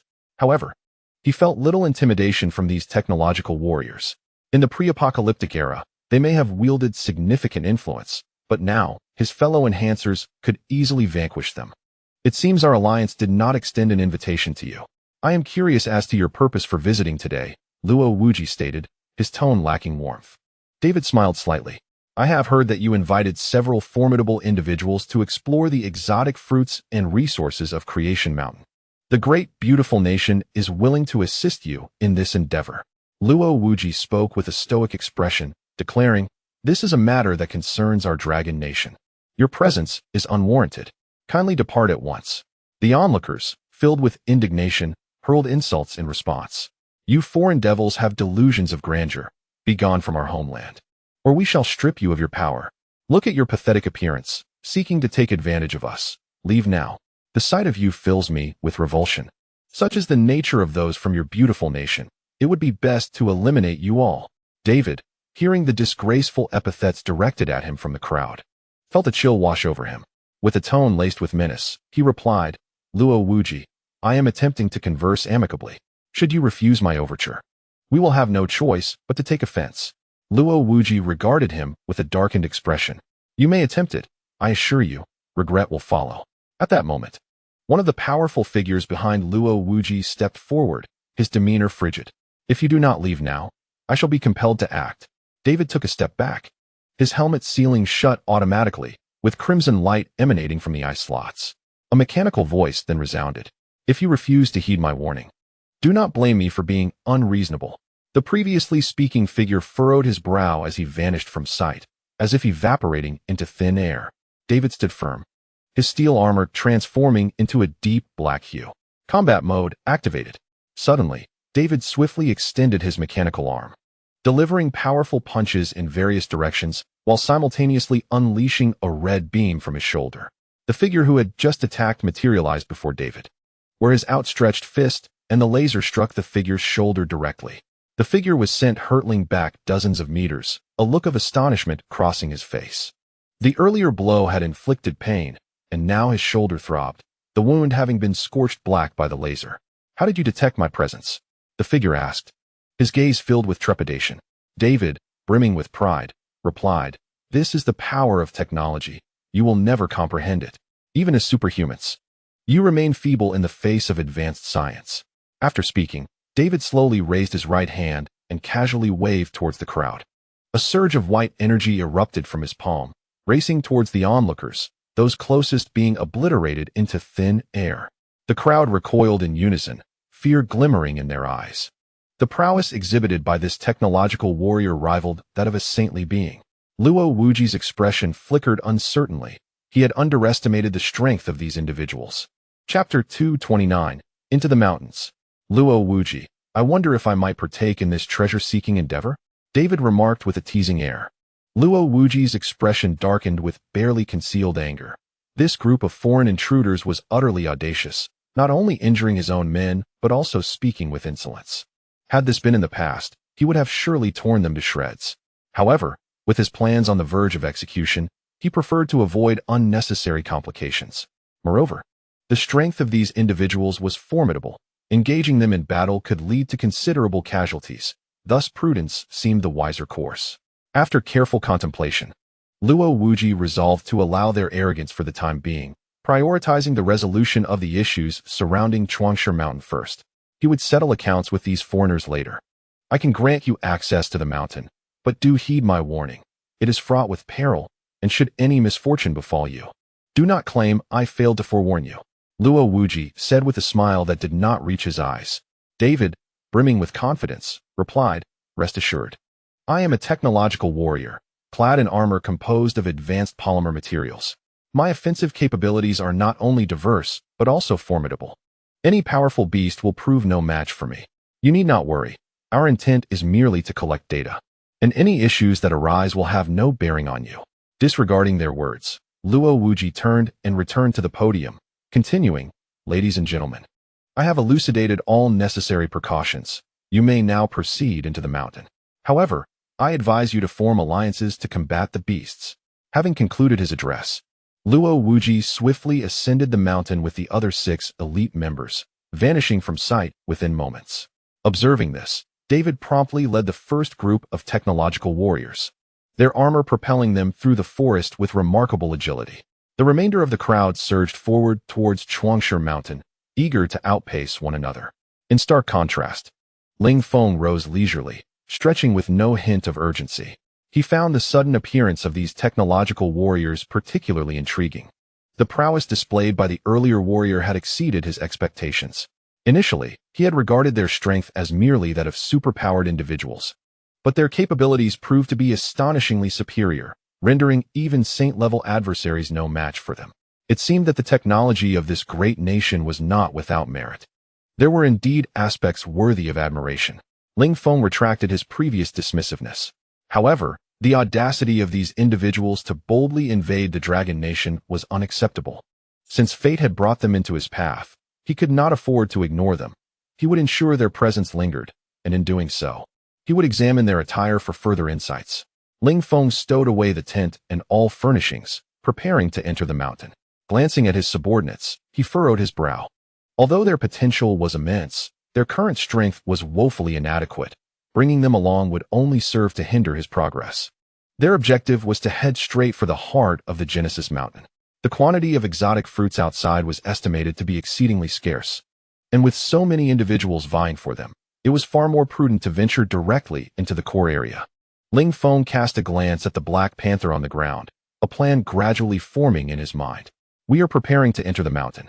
Ling Tian, Shin, and Shin, you 3 shall form a small team and search the periphery.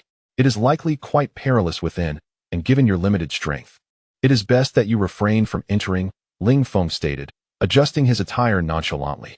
Brother Ling, won't you join us? Shin asked, his eyes wide with innocence. Ling Feng nodded and replied, I intend to explore the core area. It is far too dangerous for you to enter. I will have the Black Panther accompany you to ensure your safety. Black Panther, Ling Feng called out to the creature on the ground. The Black Panther promptly rose and approached him. Ling Feng gently patted its head and retrieved a large leg of lamb from his spatial storage. Placing it near the panther's mouth, I entrust you with their safety. Ensure nothing happens to them. The Black Panther let out a few growls in response. Its gaze fixated on the leg of lamb, drool dripping onto the ground. Ling Feng tossed the leg onto the ground, and the panther eagerly seized it, devouring it voraciously. Ling Tian observed the Black Panther with astonishment, unable to comprehend why Ling Feng would assign a mere black dog to protect them. Hadn't the panther always appeared as an ordinary small dog since arriving at Genesis Mountain, never revealing its true power? Shin and Shun Yin had also presumed the Black Panther to be an ordinary puppy, having played with it just the day before. Brother Feng, could this Black Panther be an exotic beast? Ling Tian inquired, a hint of uncertainty in his voice. Ling Feng smiled mysteriously. You shall find out in due time. He then retrieved sufficient provisions from his spatial storage for the three of them and the dog to last 7 days, imparting some precautions to Ling Tian. Old Zheng, let us depart, Ling Feng said as he leisurely made his way up the mountain with Zheng Sanbao. Ling Tian watched Ling Feng leave, casting a glance at the Black Panther, still gnawing on the leg of lamb. Despite his observations, he could not discern anything extraordinary about the creature. It appeared to be merely an ordinary black dog. Let us also proceed. Since Brother Feng has suggested we explore the periphery, there is no need to rush. Shunyan softly agreed, nodding. Our strength is too feeble. It is wise to exercise caution and avoid any confrontation, particularly with the Miao family and the Longping base. Having made up their minds, they waited for the Black Panther to finish its meal before proceeding up the mountain, chatting and laughing. Unbeknownst to them, two envious eyes were fixed intently upon them from a short distance away, those of Hu Tianzi and Yang Zihan. Hu Tianzi glared at Ling Tian and the others, his gaze icy and malevolent. Lin Feng possesses an audacious confidence, entirely disregarding his subordinates as he ventures into the mountains alone. Although we may not be a match for Lin Feng, vanquishing a few of his trusted followers should pose no challenge for us. Yang Zihan nodded in agreement, her expression reflecting her concurrence. These individuals are undoubtedly Lin Feng's confidants. Their demise would likely drive him to madness. That black dog I have encountered before, always by Lin Feng's side, cherished by him immensely. In the early days of the apocalypse, he even pampered that dog with Australian lobsters. This incident is etched in Yang Zihan's memory, particularly that harrowing period in the villa community, which unveiled the cruelty of the apocalypse. It was there that she grasped Ling Feng's merciless and cold-hearted nature. Had it not been for him, she would not have become the person she is today. Then let us feast on dog meat today, Hu Tianzi remarked ominously. Chapter 230. The Whitewater sect. Ling Tian strolled aimlessly around the periphery of Creation Mountain with the siblings, their objective rather uncomplicated, to acquire the exotic fruits if possible. But it mattered little if they did not, for they now had Lin Feng as their pillar of support. They merely awaited his return from the mountain to accompany him back to the base. At that moment, the outer region was teeming with shadows, a chaotic scene unfolding wherever they roamed. After wandering for half a day, Hu Tianzi and his companion had been tailing them, biding their time for an opportune moment to strike when the crowd thinned, aiming to eliminate them all at once. However, these individuals behaved like elusive shadows, gravitating towards populous areas, endlessly circling around. Hu Tianzi began to feel increasingly vexed. Their plan was to swiftly eliminate a few foes and then hasten to join the Longping base in hopes of obtaining the exotic fruit. Yet, they found themselves wasting half a day here. Zihan, shall we not venture into the mountains?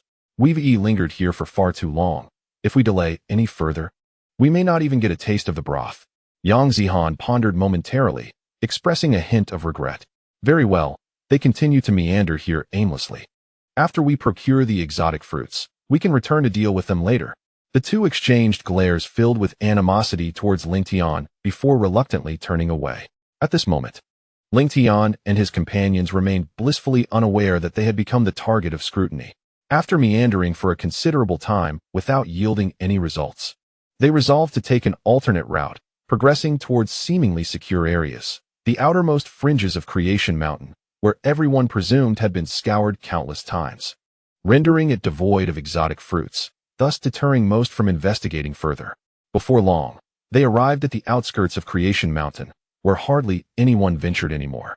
Only the occasional hurried figure could be seen casting fleeting glances before retreating inward. Ling Tian donned a pair of glasses, meticulously examining the surroundings, while Shun Yin and Shun Hong also focused intently on their observations, and the Black Panther idly played in the snow, intermittently marking its territory. It must be said that this place is remarkably pristine, devoid of any vegetation, with the ground marred by a chaotic array of footprints. The three individuals searched fruitlessly for quite some time, and Ling Tian, feeling somewhat despondent, eventually sat down. He had surrendered to the situation, contemplating simply waiting in a corner. For Ling Feng had provided ample provisions, alleviating any concerns about sustenance. At that moment, the Black Panther suddenly let out a loud call towards Ling Feng, gripping the hem of Ling Tian's garment with its teeth and tugging him backward. Ling Feng's body slid across the ground, dragged by the panther to a small mound. The panther barked a few times at the mound, then gestured with its eyes towards Ling Tian. Shun Yin and Shun Hong, upon hearing the commotion, rushed over. Has the panther discovered something? Could there be something inside? Shun Yin exclaimed with delight. Shun Hong's face flushed with excitement as he immediately began to dig at the mound. Ling Tian joined the excavation, though the frozen ground was exceedingly solid. The trio toiled for half an hour before finally uncovering the earth mound. Digging down to a depth of 1 meter, Ling Tian suddenly shouted with exhilaration. Have we found something? In his hands, he cradled a green exotic fruit the size of a cherry, and there were many more in the pit. A small exotic tree was laden with fruits, at least 100 in total. It seemed that this tree had been flattened by the snowstorm and had remained concealed beneath the frozen snow, unnoticed by treasure seekers who ventured into the mountains afterward. The three were overjoyed, astonished to discover such a bounty in this location. Had it not been for the Black Panther's alert, they might have overlooked it entirely. The Black Panther lay lazily on the ground, looking at them with a disdainful expression, internally scoffing. Look at you, so inexperienced, getting all worked up over a few exotic fruits. Clearly, you've never encountered anything of real value. Ling Tian and the others were oblivious to the panther's thoughts, too immersed in the thrill of their discovery to ponder anything further.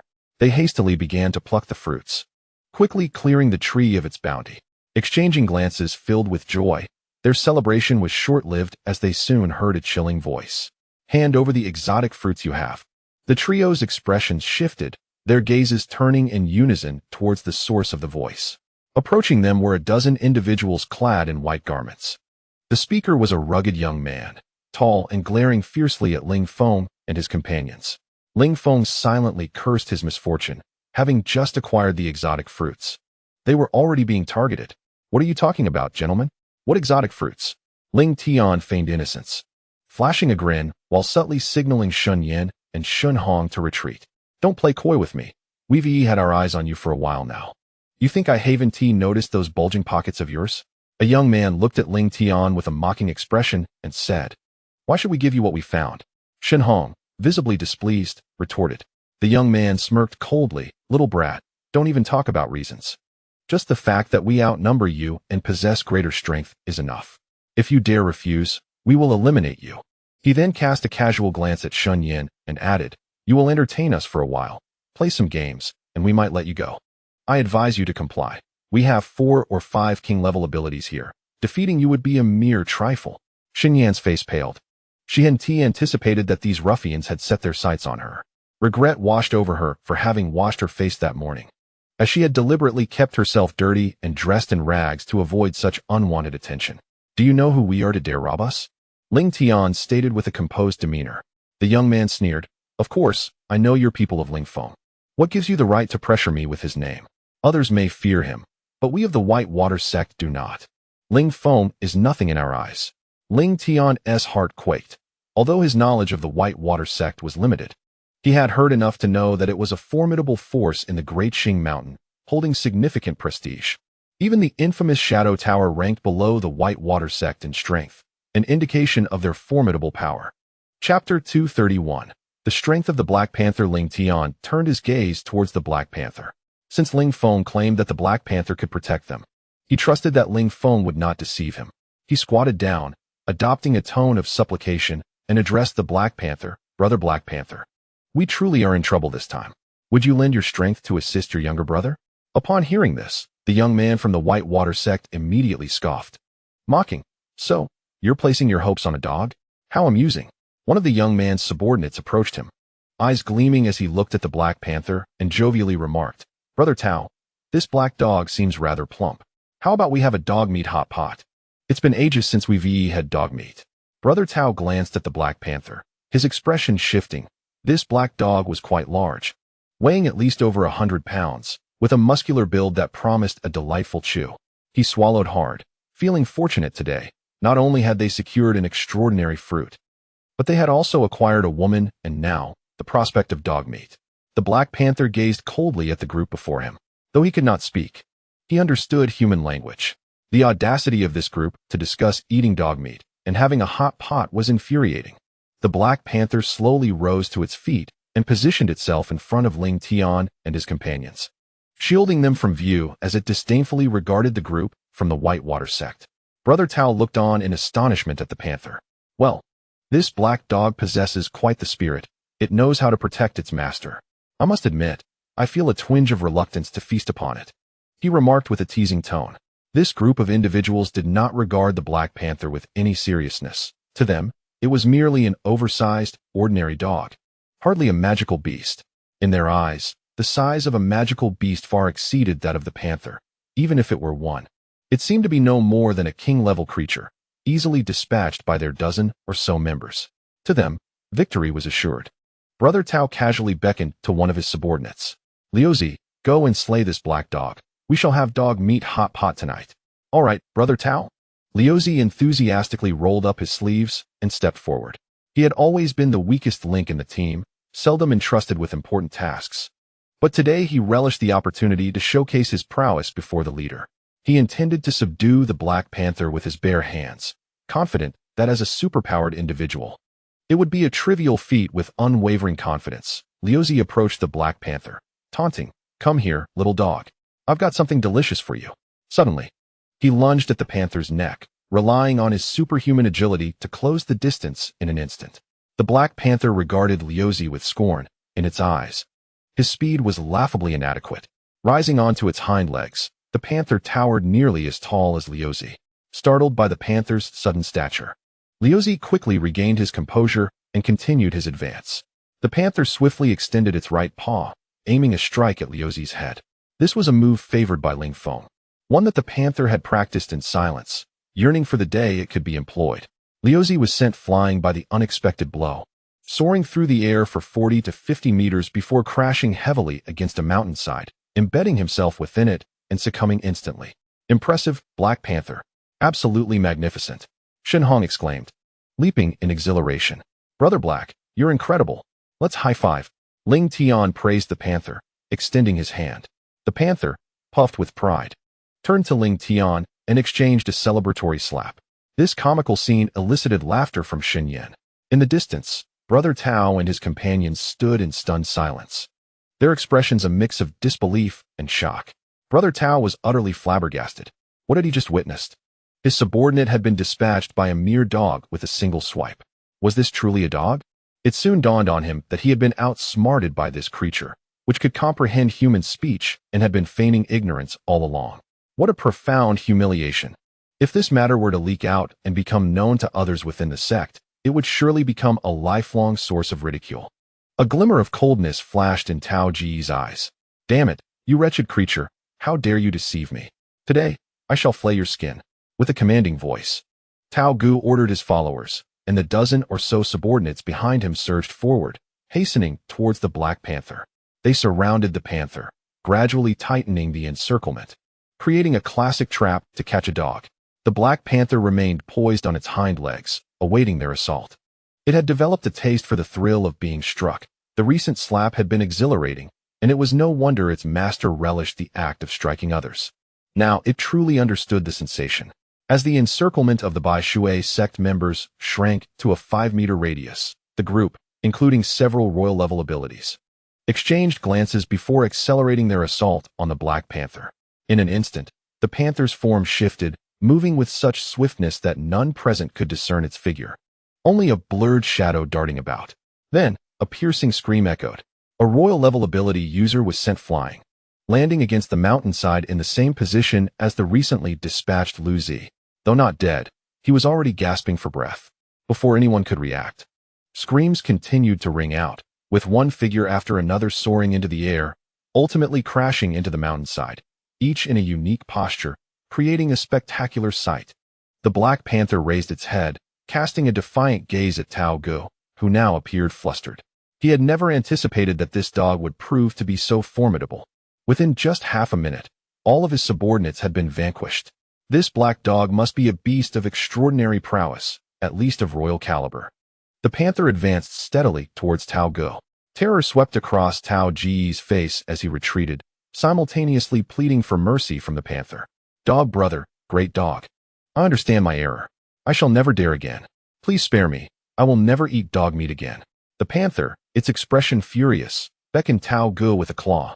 Trembling in fear, Tao Gu paled as he approached the Black Panther. Grandfather dog, please do not kill me. He whimpered, his voice quaking with fright. The panther leaned forward, scrutinizing Tao Gu intently. Chapter 232. The stealth attack of the technological warrior. Tao Gu found himself staring into the massive head of the dog. Feeling more terrified than watching a horror film, he forced a strained smile as the panther slowly opened its mouth, exhaling a plume of green, otherworldly fire. This dog could breathe fire.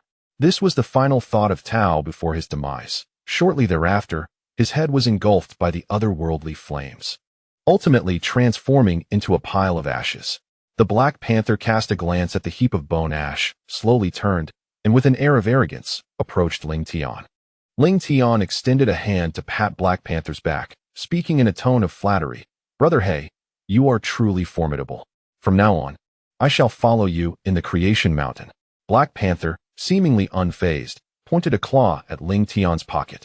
Ling Tian paused momentarily, then suddenly comprehended, swiftly retrieving the exotic fruit he had just picked and offering it to Black Panther. Brother He, you've worked hard. Have some exotic fruit to quench your thirst. Black Panther shook his head, gesturing towards the fruit and then towards Ling Feng. Are you suggesting that we consume the exotic fruit? Ling Tian inquired, his face a mask of confusion. Black Panther nodded and then disregarded them, finding a flat area to lie down. Ling Tian held the exotic fruit and exchanged glances with the siblings, Shin Yin and Shin Hong. Shall we eat the exotic fruit? If we keep it on us, we might encounter another situation like just now, and that would be troublesome. Shin Yin found his reasoning sound and nodded in agreement. All right, let us divide these exotic fruits now. With our enhanced strength, we will have a greater chance of success in our future endeavors. After their discussion, they commenced dividing the exotic fruits into 3 portions, consuming them on the spot. With Black Panther watching over them, there was no need for concern about potential disruptions. Meanwhile, Ling Feng led Zheng Sanbao deeper into the Creation Mountain. The outer regions were devoid of exotic fruits, prompting Ling Feng, bold and skilled, to venture inward. As they progressed, the terrain grew increasingly steep and the number of people dwindled. Aside from those from powerful factions, ordinary individuals found it challenging to reach this area. Eventually, they arrived at the edge of a cliff. To continue forward, they would need to traverse this precipice.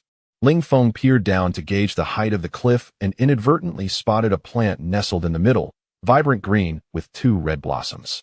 His eyes brightened. In such a frigid environment, it not only survived but also blossomed, indicating it had undergone mutation.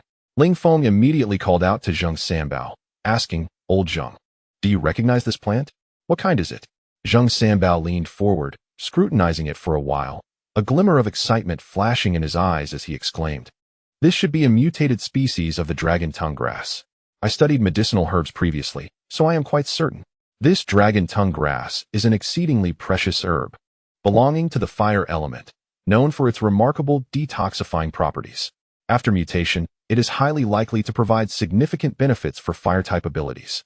Ling Feng felt a surge of joy within, for among his extraordinary abilities lay the power of mystical fire.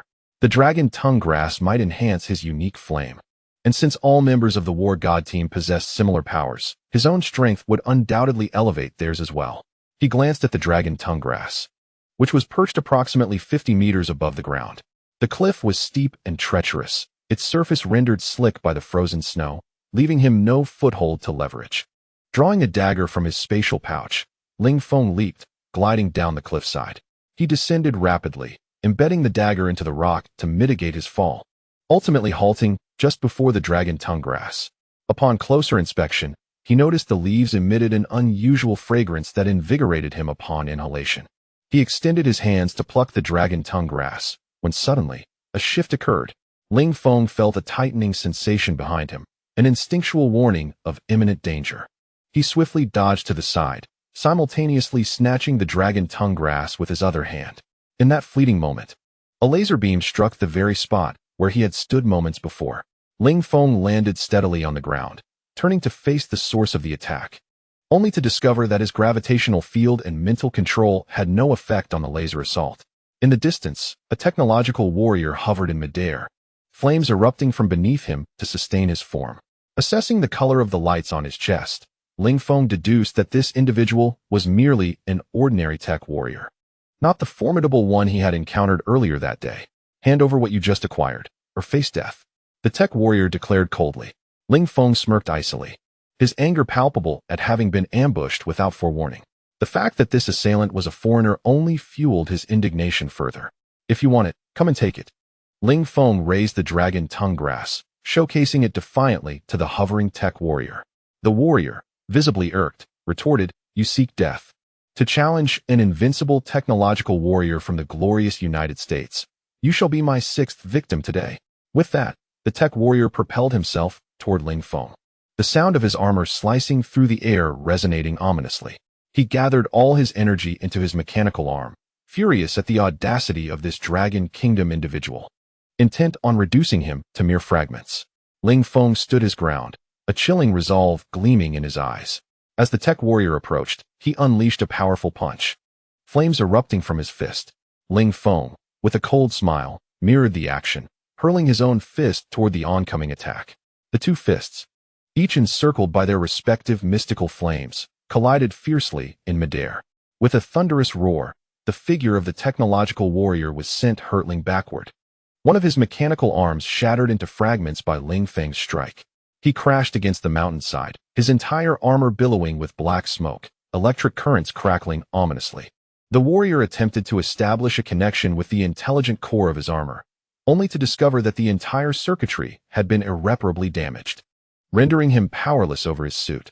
At that moment, a flicker of fear crossed his features. He had previously underestimated the Dragon Kingdom's warriors, believing them to be mere savages devoid of technological prowess, relying solely on brute strength. Having dispatched 5 foes with lethal precision, he now realized he had yet to confront a true adversary. Panic surged within him as he beheld the advancing figure of Ling Feng. Chapter 233.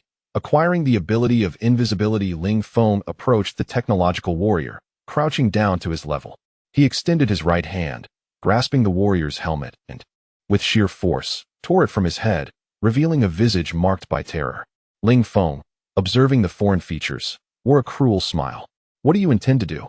I am from the great beautiful nation. You cannot kill me. My country will not let this go unpunished." The technological warrior blustered, his bravado faltering. Ling Feng's gaze fell upon the energy orb on the warrior's chest, and he forcefully extracted it, holding it up for inspection.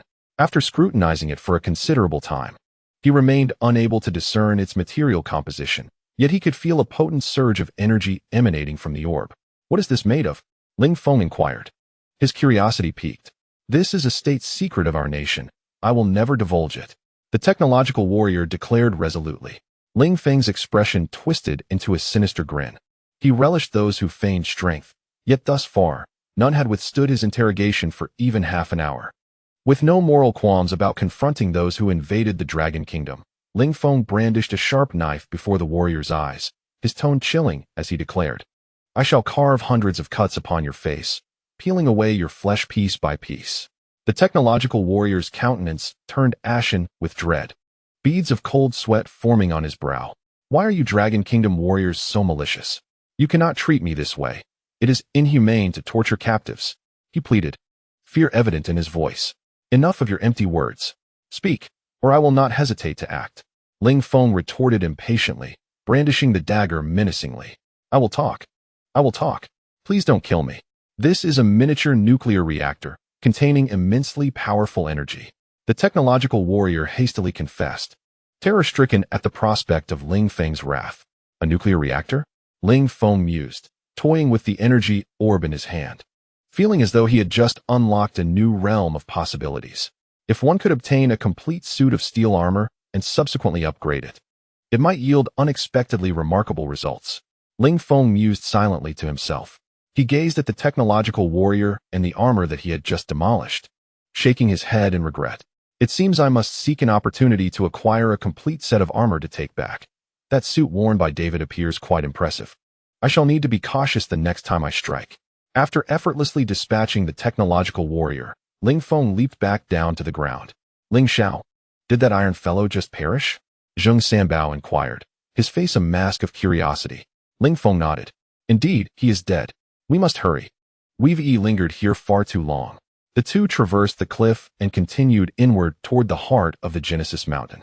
Not long after Ling Feng departed, David arrived at the base of the cliff, accompanied by two technological warriors. They beheld the fallen genetic warrior, vanquished by Ling Feng. David's expression darkened, radiating an aura of intense murderous intent. Paul, how could this happen? Who has slain him? One of the technological warriors lamented. How could those from Long Kingdom possess the strength to defeat him?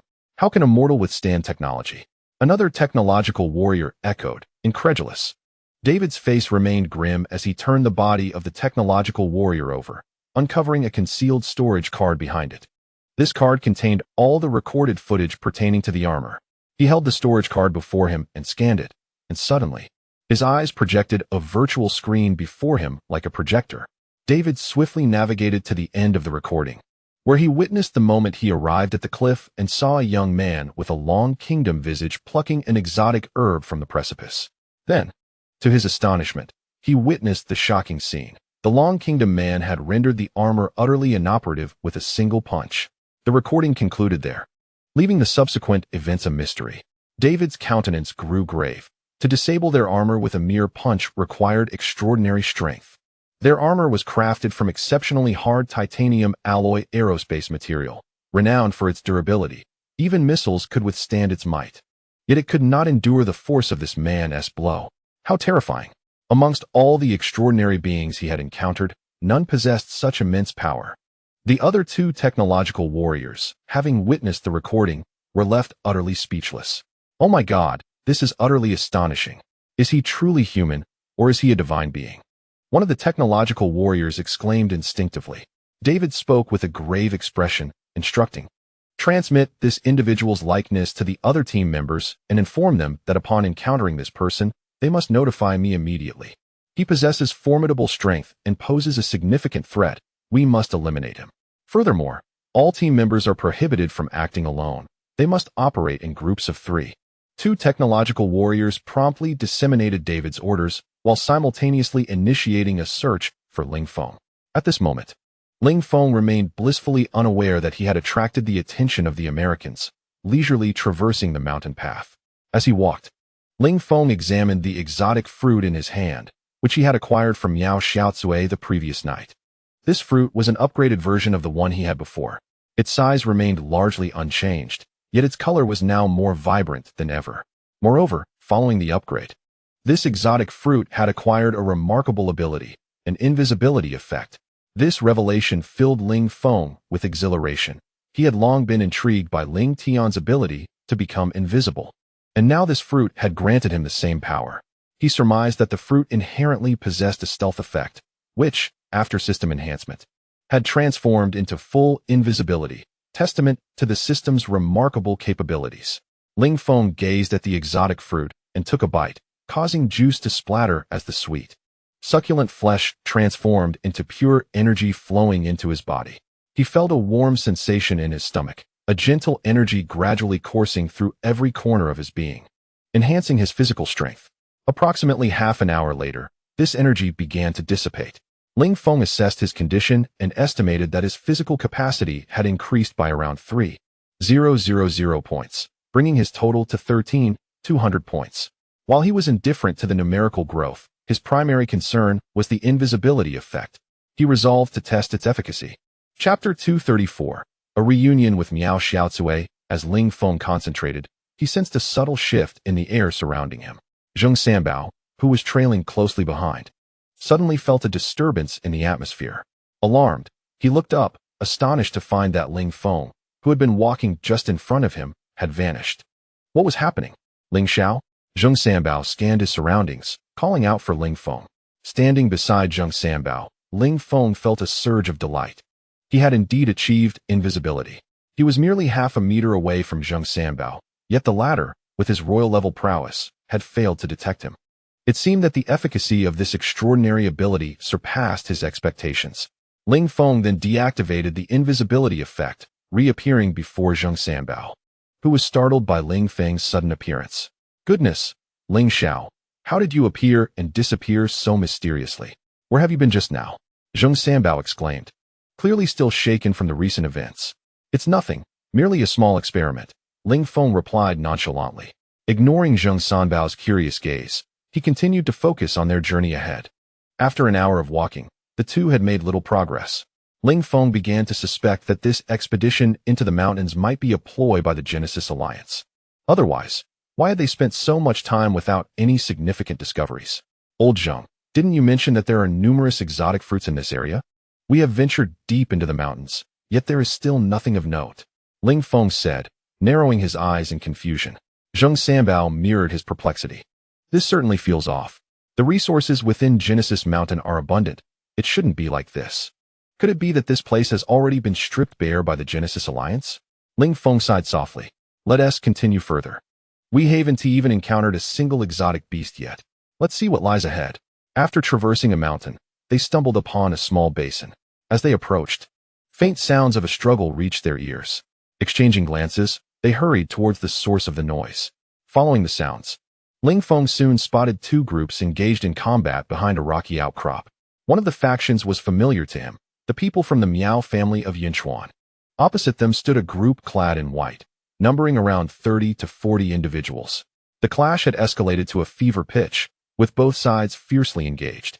At least a dozen bodies lay strewn across the ground, belonging to both the Miao family and the white-clad fighters. At the center, Miao Xiaocui was shielded by 6 or 7 members of her family, her hands forming intricate seals as a massive white python wreaked havoc among the opposing ranks. However, the serpent bore numerous grave wounds, each deep enough to expose bone. Among the white-clad fighters was an elder with grizzled hair, skillfully battling the white python. Armed with a 9-ringed broadsword, he moved with agility, darting around the beast and launching surprise attacks. Although the python was swift, it appeared cumbersome in comparison to the elder's speed. Miao Xiaocui wore an expression of urgency. While both factions boasted comparable overall strength, they were lacking in elite combatants. Initially, both sides had 3 royal-level fighters, with their side slightly stronger. In the recent skirmish, they had successfully gravely injured 2 royal-level opponents, only to discover that the opposing Bai Shui sect had concealed an elite royal-level powerhouse among them. Before me stands this old man, clearly a formidable opponent who conceals his true strength. Seizing the moment when our guard was down, he launched a sudden ambush, resulting in the demise of one of our imperial-level warriors and injuring another. Now, I am the sole remaining sovereign, struggling to endure, but my endurance wanes. Miao Xiaocui gazes at her beloved pet, whose wounds multiply, its body drenched in blood, moving sluggishly. If this continues, within 5 minutes, her pet will be mercilessly slain. A flicker of resolve ignites in Miao Xiaocui's eyes. Determined, she bites her fingertip, allowing her blood to stain her forehead. Instantly, her complexion flushes, and a crimson glint flashes in her pupils. From her right sleeve emerges a small azure serpent, resembling the injured white python, save for its differing hue. Upon seeing the wounded white python, the azure serpent's eyes turn icy with malevolence. It swiftly navigates to the center of the battlefield, its form rapidly expanding until it transforms into a colossal azure python, larger than the white python itself. The azure python lunges before the elderly man in white, opening its gaping maw to strike quickly. The sudden appearance of the azure beast startles the white-haired elder, who narrowly evades the attack, though the foul stench emanating from the azure python causes him to frown. The white python, witnessing the arrival of its azure counterpart, is filled with unrestrained joy. The elder regards the two massive serpents with a glimmer of apprehension. He is a man who never engages in battles without certainty, adhering to a philosophy of survival. He positions his large blade defensively across his chest, adopting a cautious demeanor. At this moment, Miao Xiaozue appears pale, struggling to control both beasts has exceeded her limits. Her mind feels clouded, and her steps falter. To maintain her lucidity, she bites her tongue and feigns composure, declaring, "Wu Kai, do you wish for an unending feud with my Miao family?" Wu Kai scoffs, "Your Miao family is but a trivial matter to our Baishui sect. Even if I were to slay you, what could your family do? Would you dare wage war against us on the great Xing mountain? Do not think I am oblivious to your pretense. You are already at your limit, are you not? I suspect that in mere moments, you will falter." Miao Xiaozue clenches her fists, striving to steady her trembling form, and defiantly replies, "Whether I am at my limit, you may find out for yourself. Do you dare?" Wu Kai's countenance darkens as he gazes at Miao Xiaozue. He indeed hesitates. His previous words were merely a ploy to rattle her. Yet he is taken aback by her keen intellect, which has unveiled his strategy. He was now hesitant to act rashly. Who could tell if this woman was merely pretending to be harmless while concealing her true intentions? At that moment, Wu Kai suddenly felt a wave of dizziness wash over him. A shudder coursed through his heart as he pondered how his robust body could suddenly betray him. At 80 years of age, he maintained remarkable vitality, capable of enduring 3 or 4 bouts in a single night without issue. How could he be struck down by dizziness now? It dawned on him that he had just been enveloped by the noxious breath of that azure giant python, which he had dismissed too lightly at the time. He realized he had indeed fallen victim to its venom. "You have poisoned me," Wu Kai exclaimed, a mixture of shock and fury etching his features. Miao Xiaozue's gaze was sharp, her demeanor icy as she retorted, "I have not poisoned you. It is the toxin inherent in my little Qing's body." Wu Kai felt his condition deteriorating rapidly. He stumbled, and those nearby rushed to support him, barely preventing a fall. Raising his hands, he observed the veins in his arms had turned green, and his hands were gradually darkening, a shadow creeping over his face. "You treacherous wretch! How dare you harm me in such a covert manner?" Rage boiled within Wu Kai. Having navigated life with caution, he found himself ensnared by another's machination. The hunter now caught in the trap he had so expertly laid for others. A master of ambush, he was now succumbing to betrayal. His breaths grew increasingly labored, and his vision blurred. Miao Xiaozue, her eyes glinting with malice, coldly remarked, "Humph. You initiated the ambush against us. I was the first to discover this extraordinary tree. You members of the Whitewater sect are unreasonable, attempting to claim it for yourselves, yet you still have the audacity to accuse us. How shameless." Suddenly, Wu Kai coughed up a mouthful of black blood, whether from anger or the poison's onset. He could not tell, but he fell lifeless, his eyes wide open, filled with resentment and refusing to close. As Wu Kai drew his last breath, Miao Xiaozu secretly exhaled in relief, calling back her 2 mystical beasts, which swiftly shrank and slithered into her sleeves. Exhausted from the ordeal, she collapsed. The nearby supernatural beings immediately caught her, and a middle-aged man retrieved a red pill from his pocket, placing it in Miao Xiaozue's mouth. Gradually, color returned to her face, prompting expressions of relief among the onlookers. "Miss, are you all right?" the concerned middle-aged man asked as he administered the medication. Miao Xiaozue slowly shook her head, her voice cool and composed. "I am fine. Merely a slight overuse of my abilities. I just need some rest. Miss, how shall we deal with these Whitewater sect members?" Miao Xiaozue glanced towards the remnants of the Whitewater sect team, now reduced to 7 or 8 individuals, each wearing expressions of terror as they stared in their direction. Miao Xiaozue's eyes glimmered with a hint of coldness as she spoke expressionlessly, "Eliminate them. The Baishui sect has sent multiple teams to the Chuanshe mountain. We cannot allow them to escape." Upon receiving the order, the middle-aged man promptly led the Miao family's formidable warriors towards the opponents of the Baishui sect. Within 5 minutes, the remnants of the Baishui sect were utterly annihilated. From a distance, Ling Feng, who lay concealed, couldn't help but feel a twinge of admiration for Miao Xiaozue. Though she was a woman, her decisiveness and ruthlessness surpassed that of many men. Yet, admiration aside, he still intended to seize the extraordinary fruit for himself. Having just located its position nestled between 2 stones, he noted that approximately 5 or 6 extraordinary fruits, each the size of an apple and appearing ripe. We're ready for harvest. However, he maintained his principles. He would only take 5 out of the 6 fruits, resolutely refusing to be greedy. He was acutely aware that it was not yet the right moment for him to act, as he was not the only one lying in wait. He sensed another team lurking behind the mountain opposite, numbering around 15 or 16 individuals. Meanwhile, after the Miao family's team had cleared the scene, they prepared to collect the extraordinary fruits and depart. Just then, an unexpected turn of events unfolded. Suddenly, a group of over a dozen individuals appeared on the hillside and surged downwards at an astonishing speed. In the blink of an eye, these uninvited guests confronted the Miao family. Miao Xiaozui's pupils constricted, her expression growing grave as she scrutinized the newcomers, unable to discern their identities due to their varied and non-uniform attire. As Miao Xiaozui regained some composure, she slowly approached the group, her displeasure evident as she inquired, "Who are you? This area has already been claimed by the Miao family. Depart immediately or face dire consequences." From the crowd emerged a middle-aged woman, voluptuous and flamboyantly attired, her visage bearing a hint of worldly experience. With exaggerated strides, she glared at Miao Xiaozui with envy and declared, "Miao Xiaozui, spare us the pretense. We clearly witnessed your battle with the Baishui sect. Your elite forces have been decimated, leaving you bereft of combat power, while we still boast a royal-level powerhouse. Ha!" The middle-aged woman chuckled smugly, covering her mouth in delight. "What are your intentions?"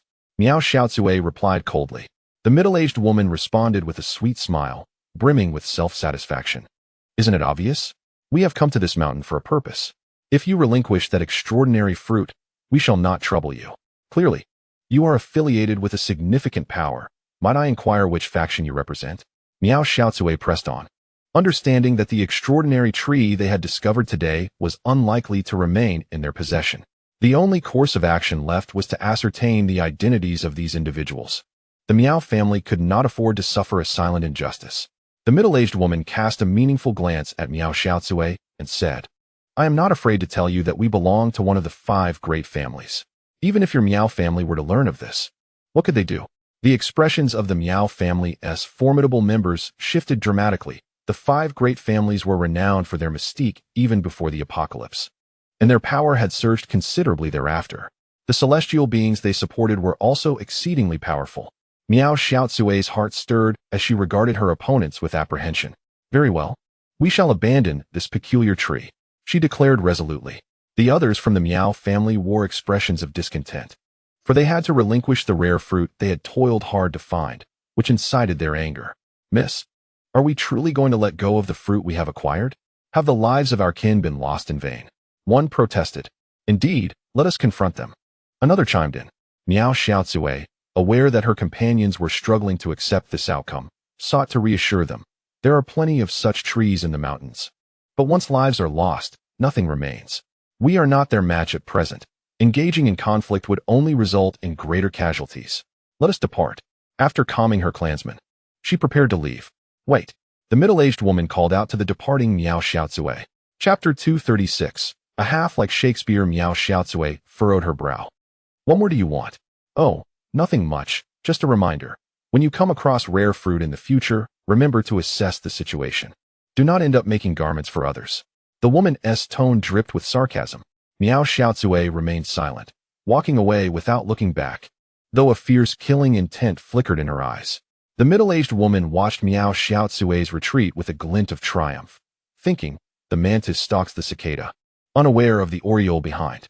In the end, it is still we, the 5 great families, who will prevail. Her gaze shifted to the peculiar tree in the corner, her eyes brimming with greed. She approached the rare fruit, her heart racing with excitement. 6 fruits, each of which could incite a frenzy among countless individuals if brought to the outside world. To possess 6 at once was an extraordinary stroke of fortune. As she drew near, ready to pluck the fruit, a languid voice suddenly interrupted. "That fruit is not for you." The middle-aged woman's expression changed. How could there be someone else? Damn it, there are so many of them.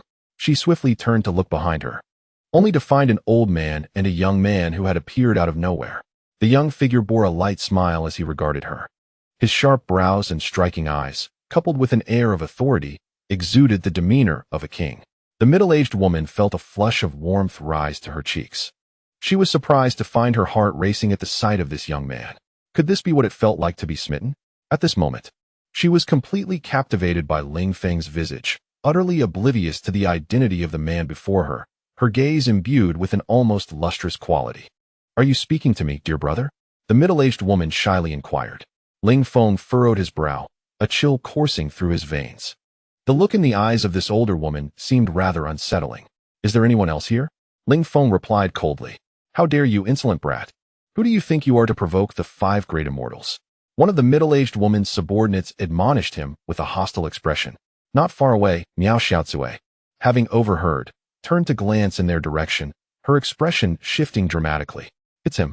I truly have a peculiar fate with this fellow, to encounter him here." With Ling Feng's arrival, the atmosphere had grown significantly more intriguing.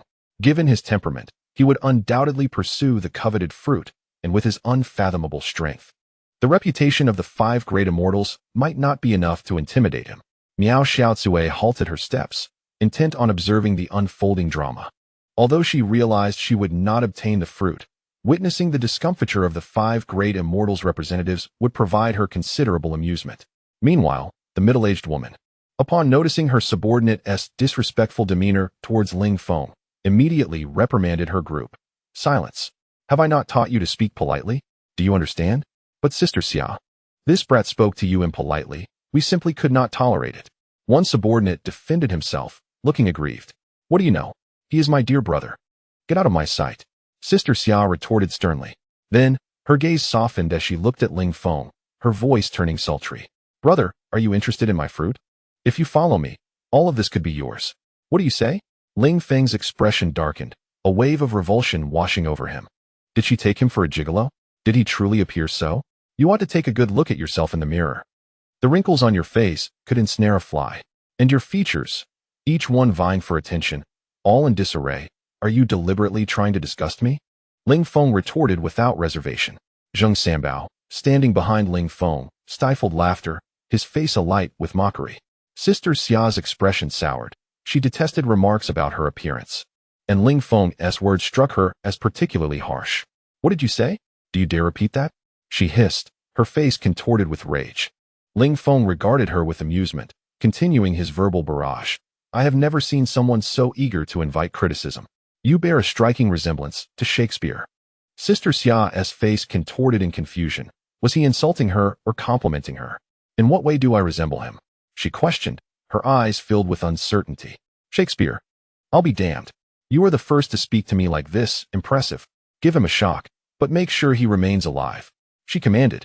Sister Xia's face was etched with fury as she addressed a bald subordinate. "Very well, Sister Xia, just watch me." The man named Pays immediately stepped forward, casting a malevolent glance at Ling Feng, a sardonic smile playing on his lips. Pays flexed his wrist, his countenance darkening as he declared, "Ah, a mere pretty boy. You are in for a world of torment now that you have crossed paths with me. You dare provoke one of the 5 great immortals? Allow me to showcase our prowess." From within his garments, he produced a peculiar, broken blade, its form reminiscent of a shark knife from a game, yet with the front half severed. The dagger was marred with rust, suggesting it had seen better days. As Pays brandished the dagger, he began to channel his extraordinary abilities. The dilapidated weapon gradually regained its original state, transforming into a razor-sharp shark knife. "Assist me, spirit of the willow," Pays bellowed, his eyes turning a vivid crimson, his visage taking on an uncanny aura. His eyes elongated, and a hissing sound akin to that of a serpent escaped his lips. Ling Feng observed Pais's transformation with keen curiosity, marveling at the diverse abilities unveiled during this expedition to the Genesis Mountain. It was the first time he had witnessed a power that conferred animalistic traits upon its wielder. The capacity for physical transformation was indeed remarkable. He sensed Pais's formidable strength, which he assessed to be at the initial stage of the royal tier, merely a trivial existence in his eyes. Pays, irritated by Ling Feng's nonchalant demeanor, felt humiliated that his intimidation tactics had proven ineffective. "You shall perish," he roared, vanishing in an instant, his speed astonishing as he lunged at Ling Feng in a serpentine fashion, parallel to the ground. Unfazed, Ling Feng employed his mental prowess to seize control of Pays. The latter found himself suspended in midair, utterly immobilized, Terror etched across his face as he realized he had lost command over his own body. What have you done to me? Chapter 237. The fruit of anomaly within close proximity. Ling Feng approached Pace, scrutinizing him intently in search of the secret behind his abilities. From a distance, Sister Xia gasped as she witnessed her capable subordinate effortlessly subdued by Ling Feng. The realization struck her. This youth possessed extraordinary strength. She had initially perceived him as merely the spoiled offspring of a powerful faction, believing the true threat lay with the white-haired elder at his side.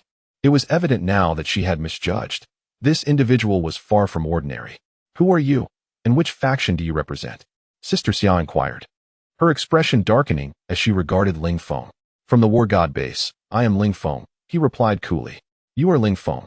Sister Xia's pupils constricted, her demeanor shifting to one of considerable gravity. The team arrived rather late, and they had not previously encountered Ling Feng, although he had heard his name mentioned by others.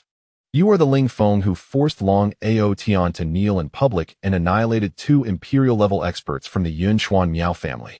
From a distance, Miao Shaochui's expression was one of utter dismay. The Miao family's reputation was irreparably tarnished, and not for the better. Ling Feng nonchalantly nodded in acknowledgement. Sister Xia's eyes flickered with trepidation. She had not anticipated encountering such a formidable opponent today. It seemed that acquiring the exotic fruits would prove to be a considerable challenge. Adopting a conciliatory smile, she said, Ah, so it is Commander Ling Feng. My apologies for the earlier rudeness. Allow me to extend my sincerest apologies. How about this? If you release my subordinate, we can share the 6 exotic fruits equally. Sister Xia gazed at Ling Feng with hopeful anticipation. Ling Feng casually shook his head. Not a chance. I intend to take all these exotic fruits for myself. This fellow must die today. If you are willing to sever an arm, I might consider sparing you. Sister Xia's countenance darkened instantly. Ling Feng, do you truly not wish to offer any semblance of face? I have already humbly negotiated with you, only to be met with insult. As a member of the 5 great immortal families, my status is not inferior to that of the Miao family, yet I am subjected to such humiliation. This I cannot endure. Your face?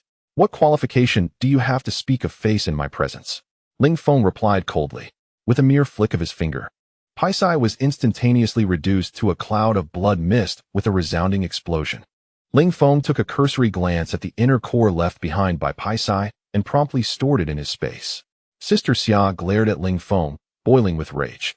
This individual was utterly audacious, killing her subordinate right before her eyes. What an affront. All right. Sister Xia laughed in anger, repeating the word thrice. Ling Feng, you will come to regret this. Over 100 powerful individuals from our 5 great immortal families have come to Chuangshe Mountain. You will pay dearly for this. Ling Feng cast her a disdainful glance. Is that so? I will grant you the opportunity to summon everyone you can. I can allow you to prolong your lives a little longer. Sister Xia's eyes narrowed, coldly fixated on Ling Feng. You are truly arrogant, thinking that by slaying a few imperial-level experts you can act with impunity. Young man, do not be so ostentatious. Be wary. For those who flaunt their strength often meet an early demise. Ling Feng regarded Sister Xia with palpable impatience. You speak too much nonsense. With a sweeping motion of his hand, a tremendous force surged forth, crashing down upon Sister Xia's dozen or so subordinates. They had no time to react before they were obliterated into a mere pile of mangled flesh. Sister Xia's expression shifted dramatically, a chill racing up her spine. How terrifying can Ling Feng be? A dozen formidable warriors were instantaneously slain. What kind of power does he possess to be so strong? The onlookers from the Miao family stood in sheer astonishment, utterly dumbfounded by the overwhelming impact Ling Feng had on them.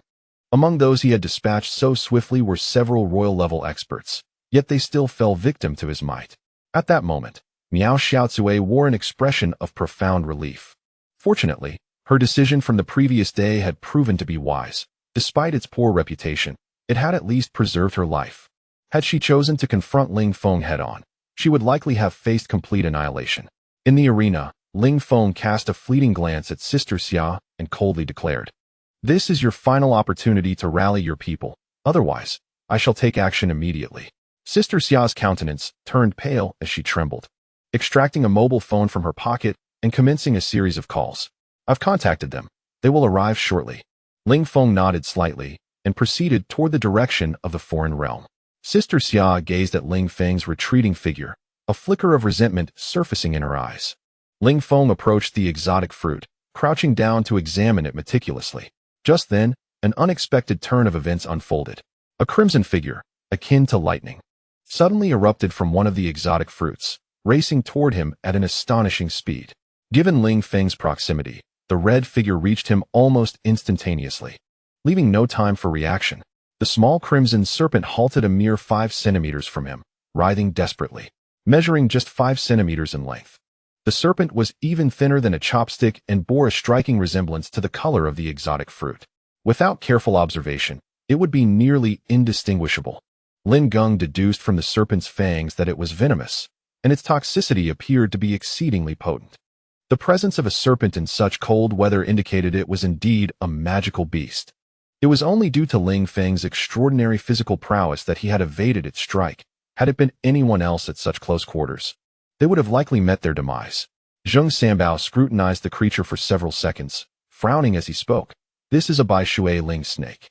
Highly venomous and exceptionally adept at concealment, with remarkable speed. Even a saint-level expert would succumb to a single bite. The Bai Shui Ling snake is among the most perilous magical beasts in the Genesis Mountains, having previously claimed the lives of numerous ability users through surprise attacks.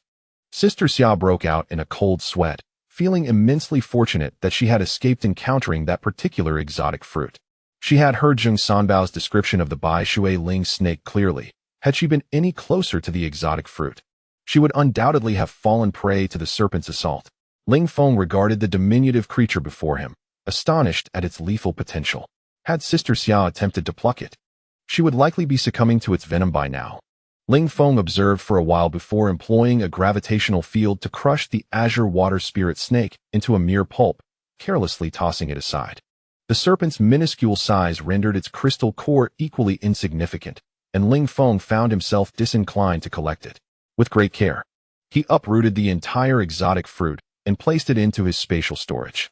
Sister Xia, witnessing the exotic fruit that was nearly within her grasp being entirely appropriated by Ling Feng, felt a surge of indignation. Chapter 238. The 5 Great Sects gather. Ling Feng retrieved an exotic fruit from his space and scrutinized it closely. After its upgrade, the fruit exhibited no remarkable properties. He casually handed the fruit to Zheng Sanbao, who looked at Ling Feng in astonishment.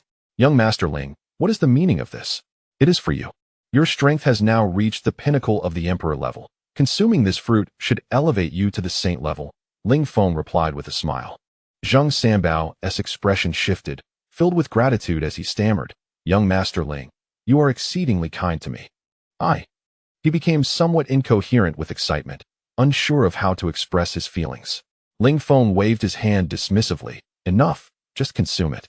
Your enhancement in strength will allow you to assist me more effectively. Zheng Sanbao nodded vigorously, cradling the exotic fruit with both hands, his face alight with anticipation. He had been stagnant at the Emperor level's peak for an extended period, and today he finally had the opportunity to break through. Licking his lips, he devoured the fruit in just a few bites. Almost immediately, he felt a tremendous energy stirring within him, prompting him to sit cross-legged and begin absorbing this power. Approximately 20 minutes later, Zheng Sanbao remained with his eyes closed, experiencing his breakthrough. Meanwhile, in the distance, a formidable contingent of nearly 100 individuals marched towards them, each exuding a menacing aura. They have finally arrived, Ling Feng muttered under his breath. Sister Xia's heart leaped with joy upon seeing her allies approach. To her astonishment, they had all come, and among them was a superlative powerhouse, Elder Mo, the highest combat strength of the 5 great sects. However, Elder Mo presently maintained a low profile, blending inconspicuously into the crowd. At the forefront of the procession, the leaders of the 5 great sects walked side by side, exuding an imposing presence. Their unity was palpable. They had always stood together through thick and thin, sharing both fortunes and misfortunes. In the entire northern region, while their collective strength was not the mightiest, no one dared to provoke them due to their formidable solidarity. Who dares to bully the 5 great sects? Inquired a diminutive man with shifty eyes, clearly a cunning individual. Seizing the opportunity while Ling Feng was distracted, Sister Xia hastily made her way towards the main force, only to stumble in her nervousness. Upon reaching the leaders, she immediately began to lament her plight. At long last, you have arrived, my dear friends. Had you delayed for just a few more minutes, you would have never seen me again. Sister Xia spoke as she wiped away her tears. Is it true that all of them have perished? A man resembling Paisai asked, his face contorted with rage. Sister Xia nodded, her expression heavy with sorrow. I am to blame for not safeguarding my dear brother Paisai, allowing him to be mercilessly reduced to a mist of blood by Ling Feng, leaving no trace of his body. Taishan, I am deeply sorry. The man named Taishan trembled, his eyes ablaze with murderous intent. Paisai was his beloved twin brother, and their bond was profound. He had cherished him since childhood, never anticipating that his dear sibling would be so ruthlessly slain. Is he Ling Feng? Taishan pointed at Ling Feng, his voice cold and steely. Sister Xia nodded and grasped Taishan, imploring him, do not act impulsively, Taishan. Ling Feng's strength is formidable. You are no match for him. At that moment, Taishan was deaf to Sister Xia's words. His mind was consumed with vengeance. An eye for an eye, a blood feud that could not be forgiven. Suddenly, he broke free from Sister Xia's grasp and dashed toward Ling Feng. You killed my brother? Taishan ground his teeth. Ling Feng paused, recognizing the familiar face and suddenly recalling. Your brother was a bald fellow, wasn't he? I have already dispatched him. He lies right there. Ling Feng gestured towards a pool of blood that had merged with the ground. You ought to fetch a towel and clean this up. It is the only remnant he left in this world, a memento to remember him by. Ling Feng said with a mocking grin. You seek death. Taishan's face turned ashen. Ling Feng scoffed. Your brother initiated the confrontation. It is only just that I eliminated him. Should you attack me as well, it would be equally justified for me to eliminate you. Die. Taishan roared, charging fiercely at Ling Feng, his form beginning to shift gradually. His abilities, akin to those of his brother Paisai, were serpentine in nature, yet his powers were evidently far superior. Ling Feng sensed the chilling aura of serpents emanating from Taishan, whose skin began to reveal a faint layer of scales, transforming his visage into that of a monstrous serpent, his pupils now a blood-red hue, creating a terrifying spectacle. Taishan moved his hand slightly, and two short blades materialized in his grip, their entire surfaces blackened, each blade having been steeped in venom for an entire month. Truly lethal. With the swiftness of the wind, Taishan glided like a phantom, swiftly encircling Ling Feng from behind. Brandishing his blades, he aimed to strike at Ling Feng's neck from both sides. Ling Feng stood motionless, as if frozen in place. Upon witnessing Ling Feng's lack of evasion, Taishan's face momentarily revealed a cruel smile. The onlookers among the 5 esteemed families were filled with delight. They never anticipated that Ling Feng would remain still. And with that strike, should he merely graze his skin, death would be inevitable. Ling Feng's arrogance was indeed excessive. Sister Xia's face momentarily reflected a sense of relief. With Ling Feng's demise, her safety would be secured, and her worries would dissipate. Just as the crowd reveled in this expectation, an astonishing scene unfolded. As Taishan's broken blade was about to make contact with Ling Feng, he suddenly vanished into thin air. Taishan's strike met only emptiness, and his expression stiffened as he began to scan the surroundings. I am here. A chilling voice resonated in Taishan's ear. His face changed dramatically as he quickly looked around, yet saw no figure. Where are you? Come out. Taishan shouted furiously, swinging his dagger aimlessly. I am right here. Ling Feng's voice echoed once more. Utilizing the effect of invisibility, he stood beside Taishan, incessantly provoking him with words, while simultaneously testing the efficacy of his invisibility. Scoundrel! Come out. Face me in a fair fight. Taishan was on the brink of madness, feeling like a fool as Ling Feng toyed with him. The remaining members of the 5 esteemed families wore solemn expressions. Chapter 239. A Death to Atonement. I am out now. What will you do? Ling Feng suddenly appeared before Taishan, grasping his neck firmly and lifting him high. Taishan had no inkling of when Ling Feng had emerged, only to realize that he was now firmly ensnared, unable to move. You cheat. Taishan's face flushed red as he struggled, but found his efforts futile. Be cautious in your next life. Not everyone is someone you can provoke, Ling Feng declared, summoning a sphere of green, ethereal fire in his hand. Taishan's expression turned to one of terror. Before he could utter another word, he was consumed by flames, reduced to ashes. The onlookers from the 5 esteemed families broke into a cold sweat. Taishan, regarded as one of the stronger individuals among them, was rendered insignificant before Ling Feng. Observing Ling Feng's demeanor, it was evident that he had exerted little effort in incinerating Taishan. Does anyone wish to avenge him? Ling Feng's voice was devoid of warmth. The members of the 5 esteemed families fell silent, their voices stifled, all eyes turning to the strongest among them, Elder Mo. Feeling the weight of the collective gaze, Elder Mo's expression turned icy. He had no desire to reveal himself. Even he recognized that he would not be a match for Ling Feng.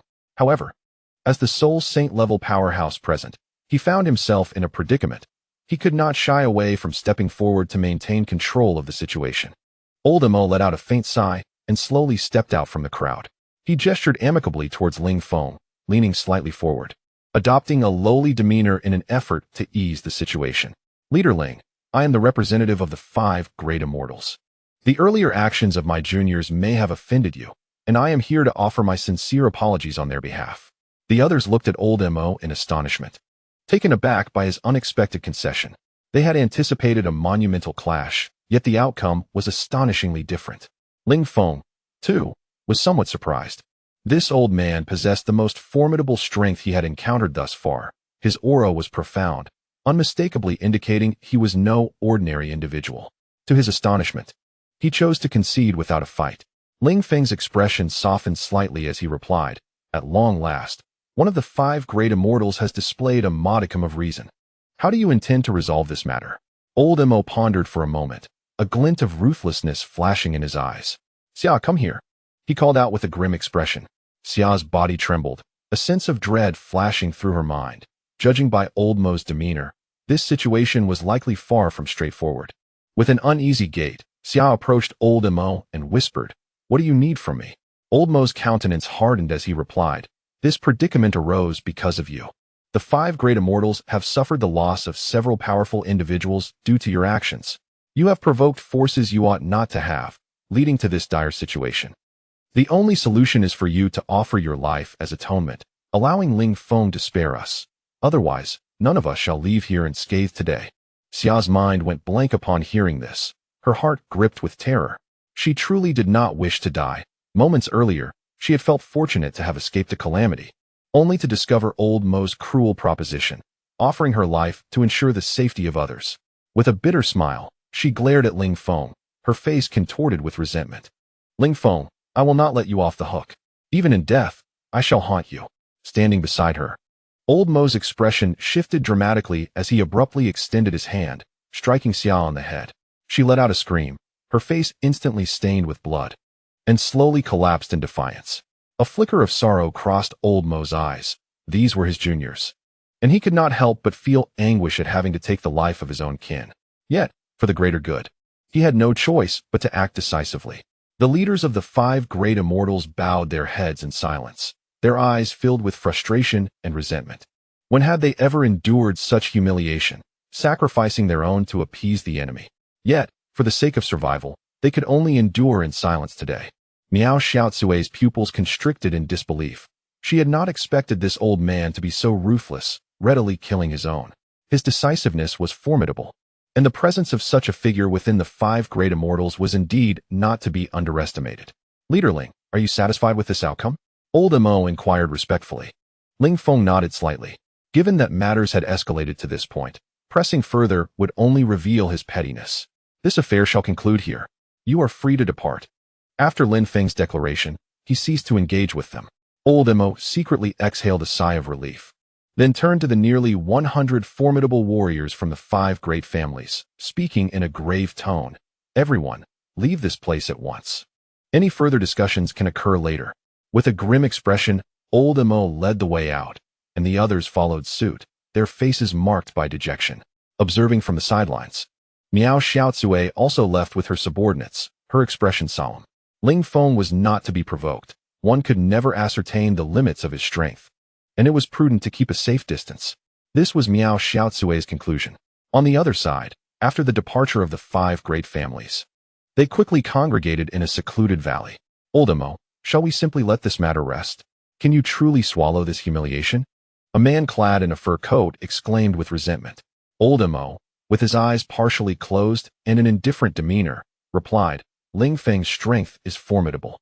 I am no match for him. If we pursue this recklessly, we shall all perish. The man in fur, seething with indignation, retorted, if we do not seek vengeance, who among our brethren would dare to serve us in the future? If we cannot even protect our own, how shall we navigate the path ahead? Old Emo frowned, his tone icy as he responded, you know nothing. My actions are for the safety of us all. To act out of mere bravado is folly. Even if we seek revenge, it must be meticulously planned. Old Emo, do you already have a scheme in mind? Inquired a beady-eyed man with curiosity, stroking his white beard. Old Emo replied gravely, to confront Ling Feng, we cannot rely solely on ourselves. We must seek a powerful ally. That dragon Aotian from the Longping base, having been publicly humiliated by Ling Feng, would certainly desire his demise. We can propose an alliance. The group brightened at this revelation. Indeed, how had I not considered this? The strength of the Longping base is formidable. If our factions unite to ensnare Ling Feng in a trap, we could catch him off guard and surely eliminate this scoundrel. One of the leaders exclaimed, clapping his hands in excitement.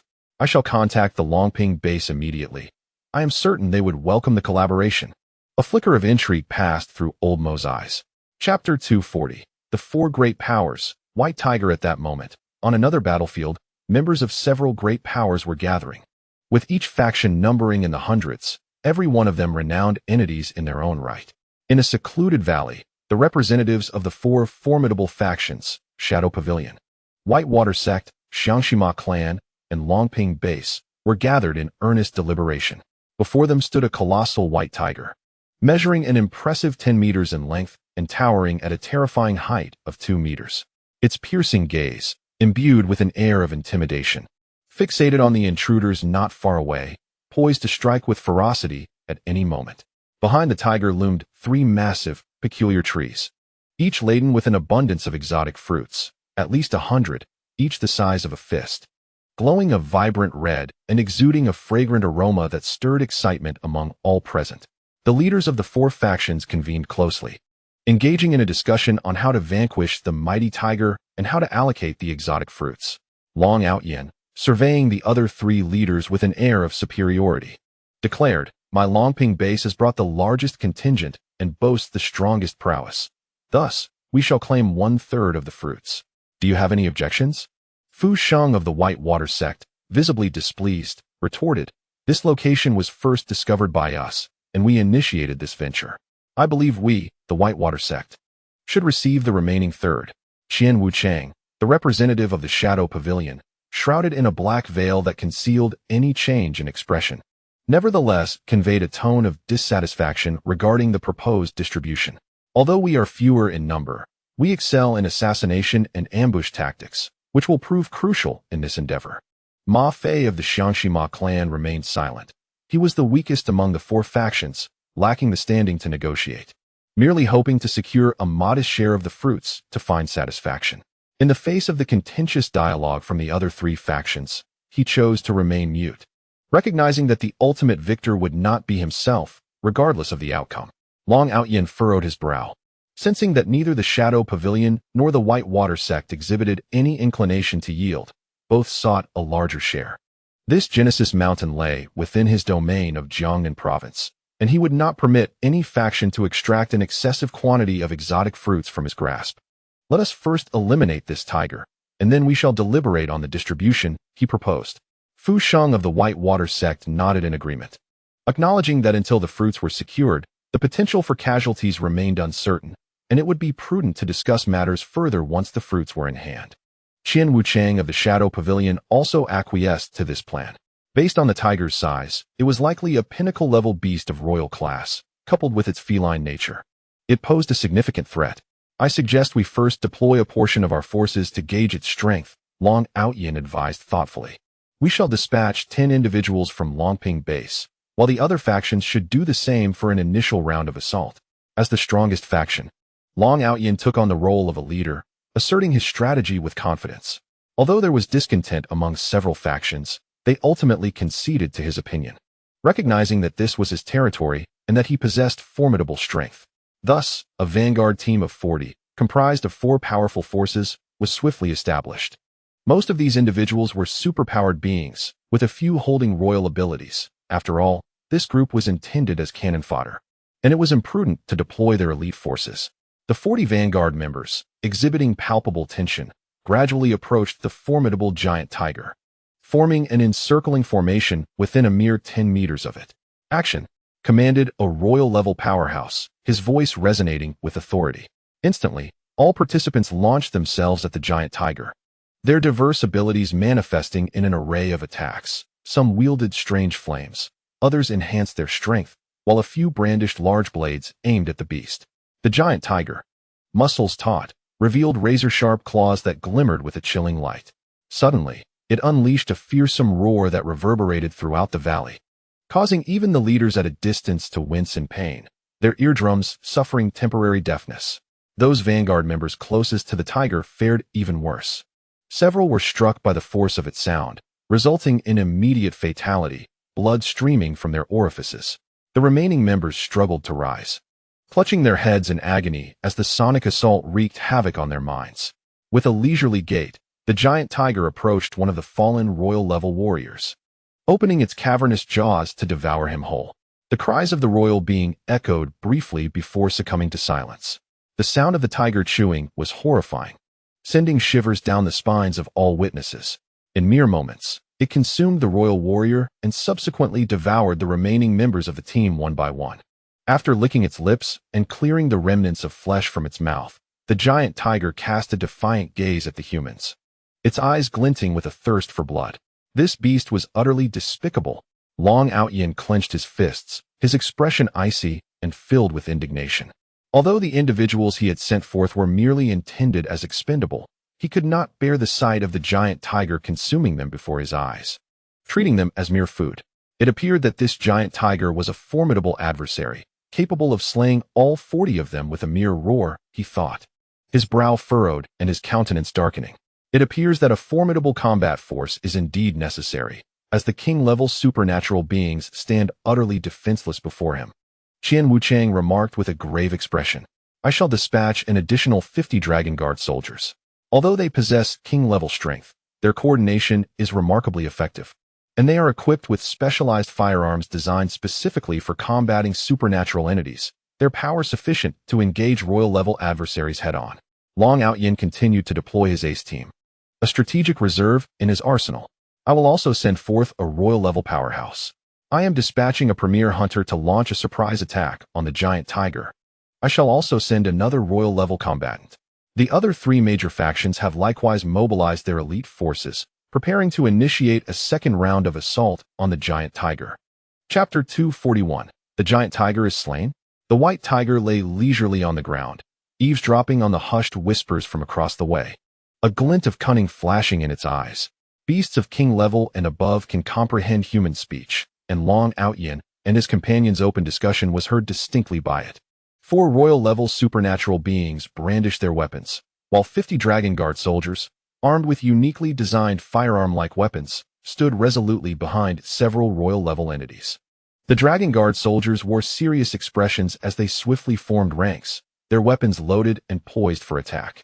The 4 royal-level warriors took up strategic positions, one royal-level shadow guard stealthily maneuvering behind the giant tiger, awaiting the opportune moment to strike.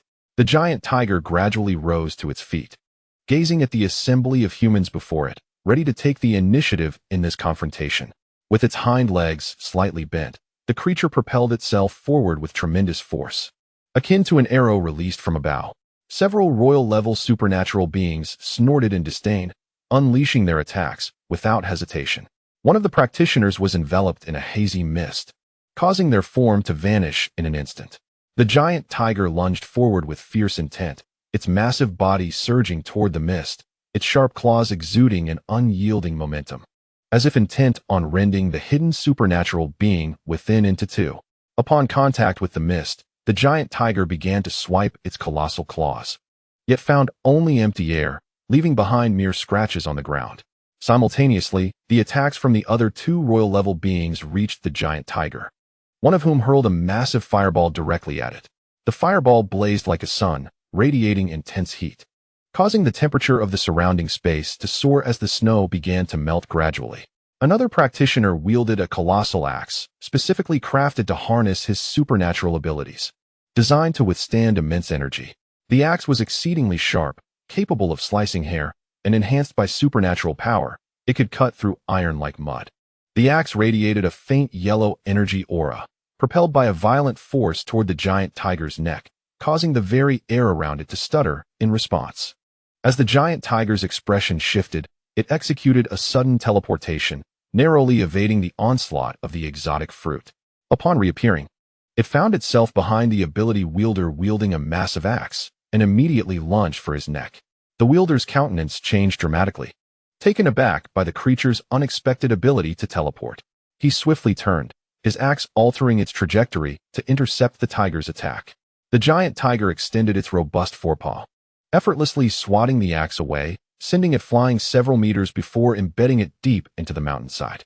The royal-level ability wielder, now weaponless, flickered with a hint of panic. Stripped of his armament, his power was significantly diminished. He hastily retreated, yet the giant tiger's speed was overwhelming. In the instant he turned, the tiger clamped down on his neck, blood gushing forth in an instant. The tiger casually chewed a few times before swallowing the severed head. Meanwhile, a fire-type ability wielder, witnessing the brutal slaying of his comrade, was consumed by rage. With a ball of exotic fire in each hand, he charged towards the giant tiger. Concurrently, the ace hunter from the Shadow Tower stealthily maneuvered to the tiger's rear, poised to deliver a decisive blow. The dragon guard, positioned on the periphery, was meticulously searching for the opportune moment to strike, their weapons trained on the giant tiger, ready to act without hesitation at the slightest chance. At that moment, the giant tiger's gaze turned icy as it confronted the rapidly advancing fire wielder. Suddenly, it opened its maw wide, unleashing a volley of ice spikes, forged from concentrated frost, that shot forth. The fire-type royal-level adept, startled by the unexpected barrage, found himself perilously close to the tiger, with the spikes hurtling towards him at an alarming speed, rendering escape impossible. He hurled the two balls of exotic fire towards the incoming spikes, attempting to counter the icy assault. The two forces collided midair, producing a hissing sound as the ice met the fire, merging in a spectacular display.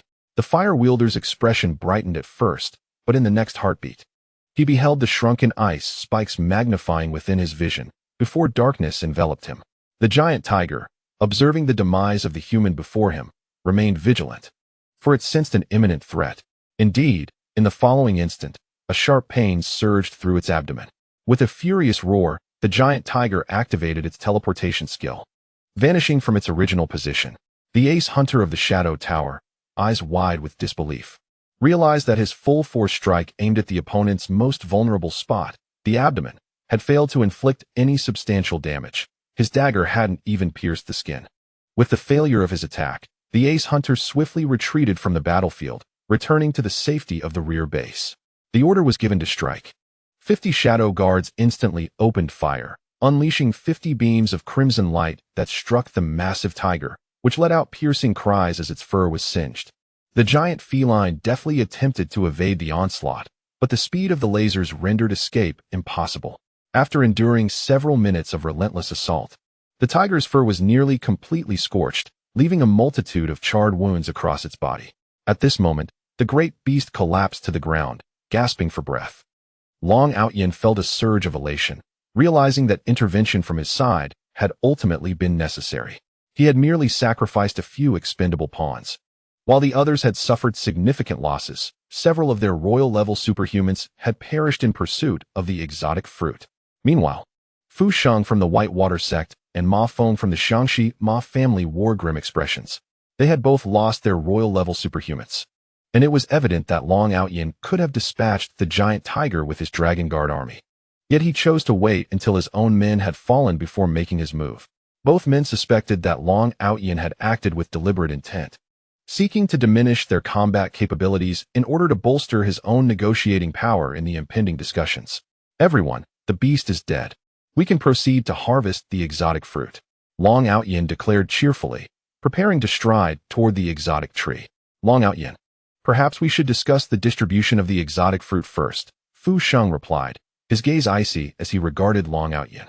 Aotian scoffed inwardly, yet maintained a smiling facade as he responded, "Very well, let us clarify this matter up front. Our Lomping base played a decisive role in this operation. Without my involvement, your survival would have been in question. Therefore, I propose that I take half, and the remaining portion be divided among your 3 factions. What say you?" The expressions of the other 3 faction leaders shifted dramatically. Fu Sheng from the Whitewater sect immediately retorted, "Long Aotian, do not overreach. Each of our factions contributed to the defeat of the giant tiger. Why should your Longping base claim half?" Long Aotian regarded him with disdain, retorting, "While you certainly contributed. The credit for the tiger's demise belongs solely to me. Granting you half is already generous. Should you find that unsatisfactory, you might end up with nothing at all. Do not test my patience." Wu Chang from the Shadow Tower could no longer contain his fury. "Humph. The Genesis Mountain is within my Jiangnan province, and therefore the exotic fruit ought to belong to us. It is already a privilege for you to receive any at all. Your greed is evident." Long Aotian waved his hand, and his 50 dragon guards swiftly encircled the representatives of the 3 major factions, while an additional 150 dragon guards charged down from the distant hillside, weapons drawn and aimed at the 3 factions. "What do you intend to do, Long Aotian?" Fu Sheng's face was a picture of despair. Long Aotian let out a cold laugh, stating that since they disagreed with his method of distribution, he would take all the exotic fruits for himself. Fu Sheng's expression darkened. The exotic fruits were discovered by him first.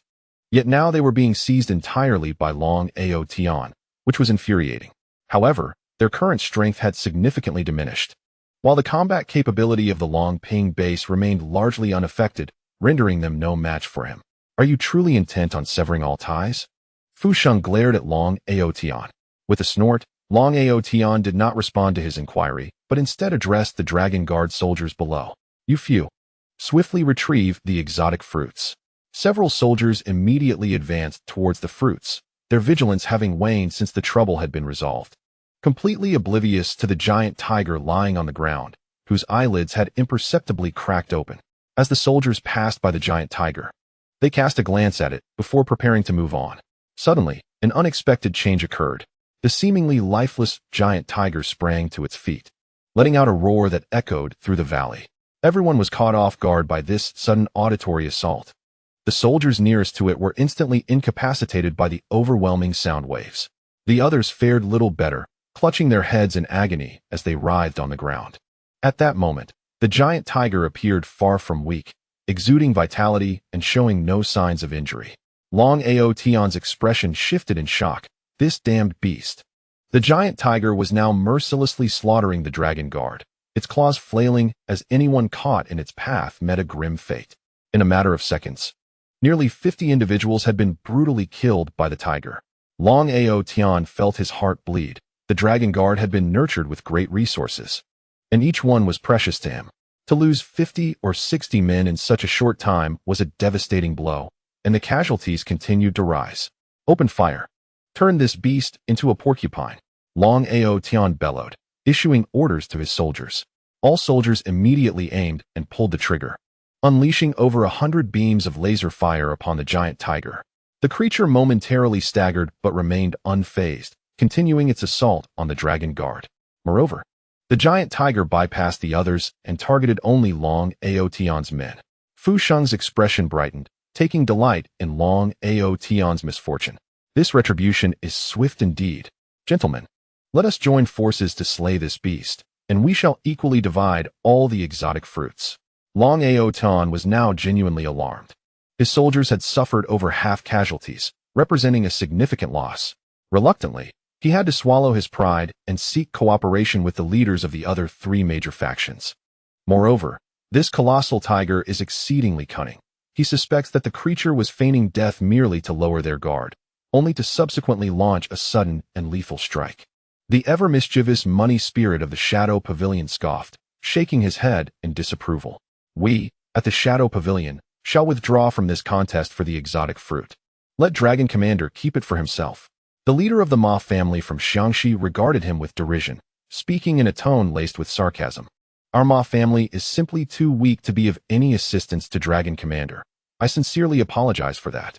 Fu Sheng wore a smile as he observed Long Aotian. Remaining silent, Long Aotian, filled with indignation, could hardly believe that this wretched group would stand idly by, watching as his men fell one by one. Just as despair enveloped him, a familiar figure emerged, Ling Feng. "Oh, what a lively scene." Ling Feng approached with a grin, followed closely by Zheng Sanbao.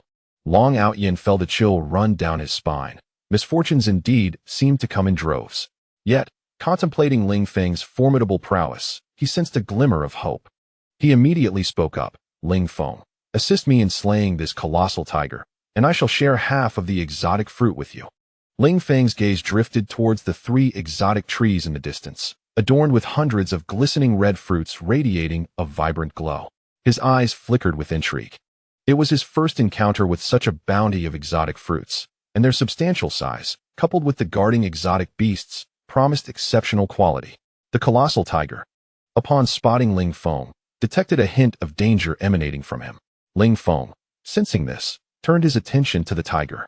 The white giant tiger's sharp gaze fixated on him, its robust limbs brimming with explosive power. Its imposing stature was unmistakably that of a powerful beast.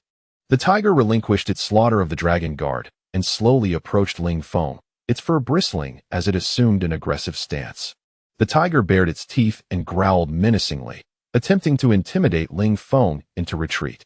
Ling Feng smiled subtly, aware that beasts of such heightened strength could generally comprehend human speech. He resolved to engage the creature in conversation. Little white tiger, I offer you an opportunity. How about following me? The tiger's demeanor shifted, its ferocity intensifying as it roared angrily at Ling Feng. Observing its expression, Ling Feng understood it was not in agreement.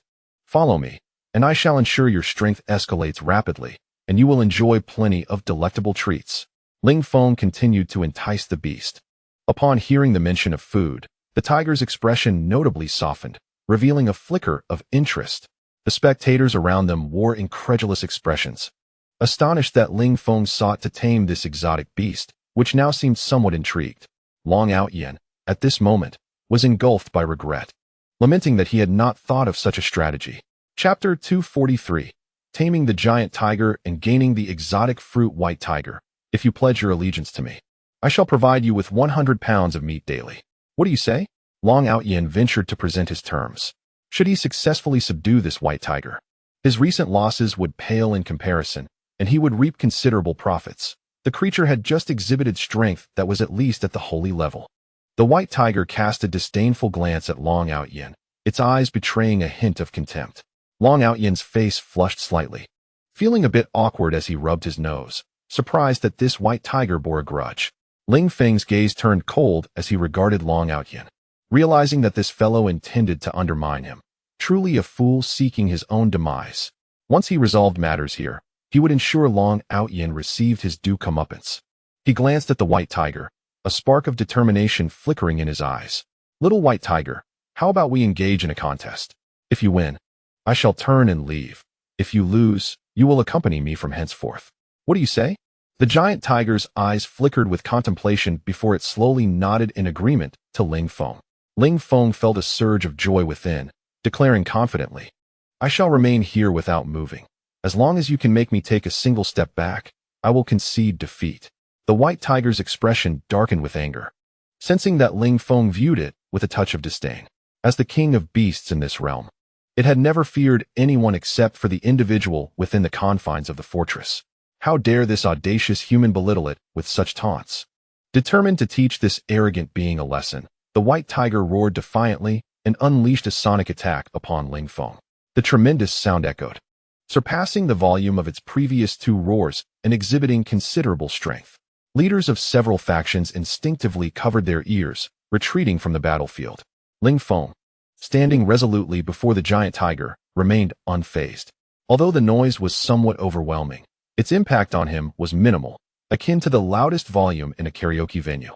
With a hint of boredom, Ling Feng casually tapped his nose and remarked, Little one, your attack power leaves much to be desired. You would be an inadequate subordinate. You must strive for improvement. The white tiger, enraged, bent its hind legs slightly, launching itself toward Ling Feng with ferocity. Its powerful forelimbs, adorned with enormous claws, aimed straight for him. Ling Feng remained steadfast, a smile playing at the corners of his mouth. Gravity domain activated. In an instant, the white tiger's momentum faltered, its massive form collapsing to the ground. The giant tiger looked on with trepidation, feeling an overwhelming heaviness enveloping its body. Struggling to rise, It managed a few arduous steps before succumbing to an even greater force pressing down upon it. After 2 seconds of resistance, it finally succumbed to the burden and fell once more. How about it? Do you yield? Ling Feng regarded the creature with a triumphant gleam in his eyes. The white tiger let out a fierce roar directed at Ling Feng, its eyes betraying a hint of defiance. If you refuse to submit, then I shall grant you another opportunity. As Ling Feng made contact with the gravitational field surrounding the colossal tiger, the oppressive sensation that weighed heavily upon it vanished instantaneously, restoring a sense of lightness. The giant tiger cautiously shifted its stance, eyeing Ling Feng warily, hesitant to engage in close combat, fearful of encountering a similar attack as before. It paced back and forth, occasionally glancing at Ling Feng, who stood there composed and relaxed. Feigning a yawn, the giant tiger suddenly unleashed its icy powers, launching dozens of ice spikes toward Ling Feng with a speed surpassing that of bullets, rendering them nearly invisible to the naked eye. Yet, Ling Feng did not flinch or evade, facing the onslaught of ice spikes head-on. A flicker of human-like delight flashed in the tiger's eyes, convinced that the human could not possibly withstand the assault. However, disappointment soon washed over it. As the ice spikes neared Ling Feng, within a meter's range, they abruptly detonated into a shower of fragments. Ling Feng gestured lightly towards the giant tiger, causing its form to become uncontrollably suspended in midair, spinning incessantly. The sheer velocity rendered it unrecognizable as a tiger. After approximately a minute, Ling Feng retracted his telekinetic force, and the white tiger plummeted heavily to the ground. At that moment, the white tiger felt disoriented, its legs unsteady, and dizziness overwhelmed it, rendering it unable to stand. From a distance, Long Aotian's expression darkened. He had anticipated that Ling Feng's strength would be at the saintly level. Yet the giant tiger was being toyed with as if it were a mere plaything. Ling Feng's power was indeed unfathomable. However, he harbored little concern, for he was merely a surface-level powerhouse this time.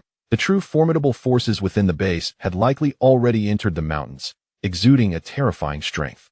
No matter how formidable Ling Feng proved to be, he could not possibly rival them. The other 3 factions observed Ling Feng with a mix of trepidation, witnessing the once mighty white tiger, now reduced to a state akin to an adult male besting a mere elementary school student. Ling Feng was not to be trifled with. After a prolonged moment on the ground, the white tiger finally managed to rise, its gaze toward Ling Feng filled with fear, no longer daring to convey any signals of hostility. Lying on the ground, the white tiger exposed its belly to Ling Feng, signifying its submission. Ling Feng's expression brightened as he slowly approached the white tiger, placing his hand upon its belly, rubbing it gently. The tactile sensation was undeniably pleasant. Crafting a cloak from its fur would undoubtedly provide exceptional warmth. Ling Feng then bypassed the white tiger, moving toward the anomalous tree, gazing at the hundreds of peculiar fruits adorning its branches. An idea struck him. If he uprooted the anomalous tree entirely, would it yield new fruits upon replanting? Without hesitation, Ling Feng employed his telekinetic abilities to uproot 3 anomalous fruits, carefully placing them within his spatial realm. Long Aotian gazed with palpable frustration as the extraordinary tree he had nearly seized slipped into Ling Feng's pocket. Yet, he dared not utter a word of dissent. Ling Feng, capable of taming even the white tiger, could effortlessly dispatch them with ease. The other 3 factions, though seething with resentment, remained reticent. After collecting the extraordinary fruit, Ling Feng turned his attention to the various factions, ultimately fixing his gaze on Long Aotian. The moment their eyes met, Long Aotian felt a jolt of terror, daring not to breathe. Just moments ago, you sought to snatch the exotic beast from me, Ling Feng remarked coldly. Long Aotian, drenched in cold sweat, stammered. I was merely caught up in the moment. I had no genuine intention of competing with you. It was all in jest. Ling Feng let out a chilling laugh. Let bygones be bygones regarding the giant tiger. However, we must address our past grievances. What do you have to say about your assault on my war god base from the Longping base? Long Aotian's expression shifted, surprised that Ling Feng would bring this matter up at such a critical juncture, clearly seeking to embroil him in trouble. This was a collective decision made by our base. It was not solely my decree, he explained. The Handong province belongs to my war god base. If you dare to extend your grasp into Handong province again, I will raise your stronghold, Ling Feng declared, his face a mask of murderous intent. This is beyond my authority to decide. It was a consensus among the higher-ups of the base.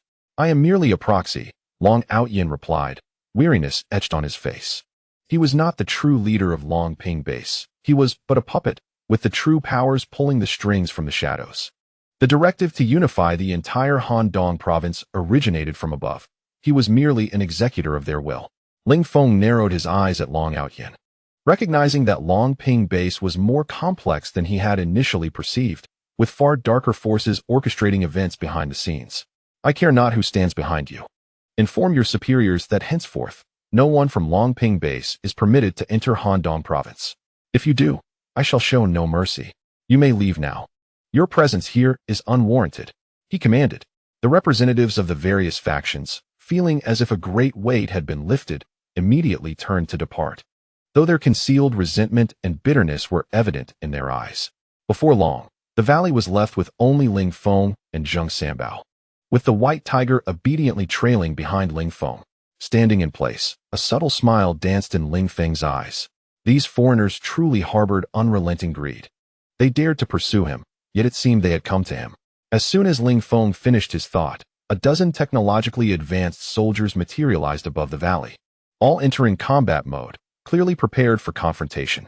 Ling Feng regarded these formidable warriors with a discerning gaze, yearning for a technological battle suit of his own. He believed that, with his System S upgrades, his offensive capabilities would be significantly enhanced. Soon, a dozen tech warriors approached Ling Feng, with their leader, David, at the forefront.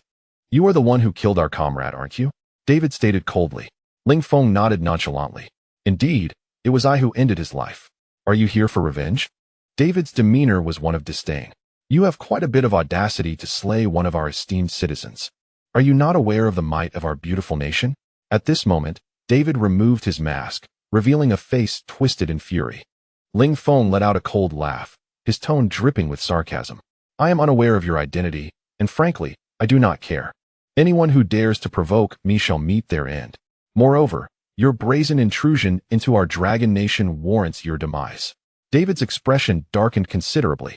This was the first time he encountered someone so audacious since arriving in Dragon Nation.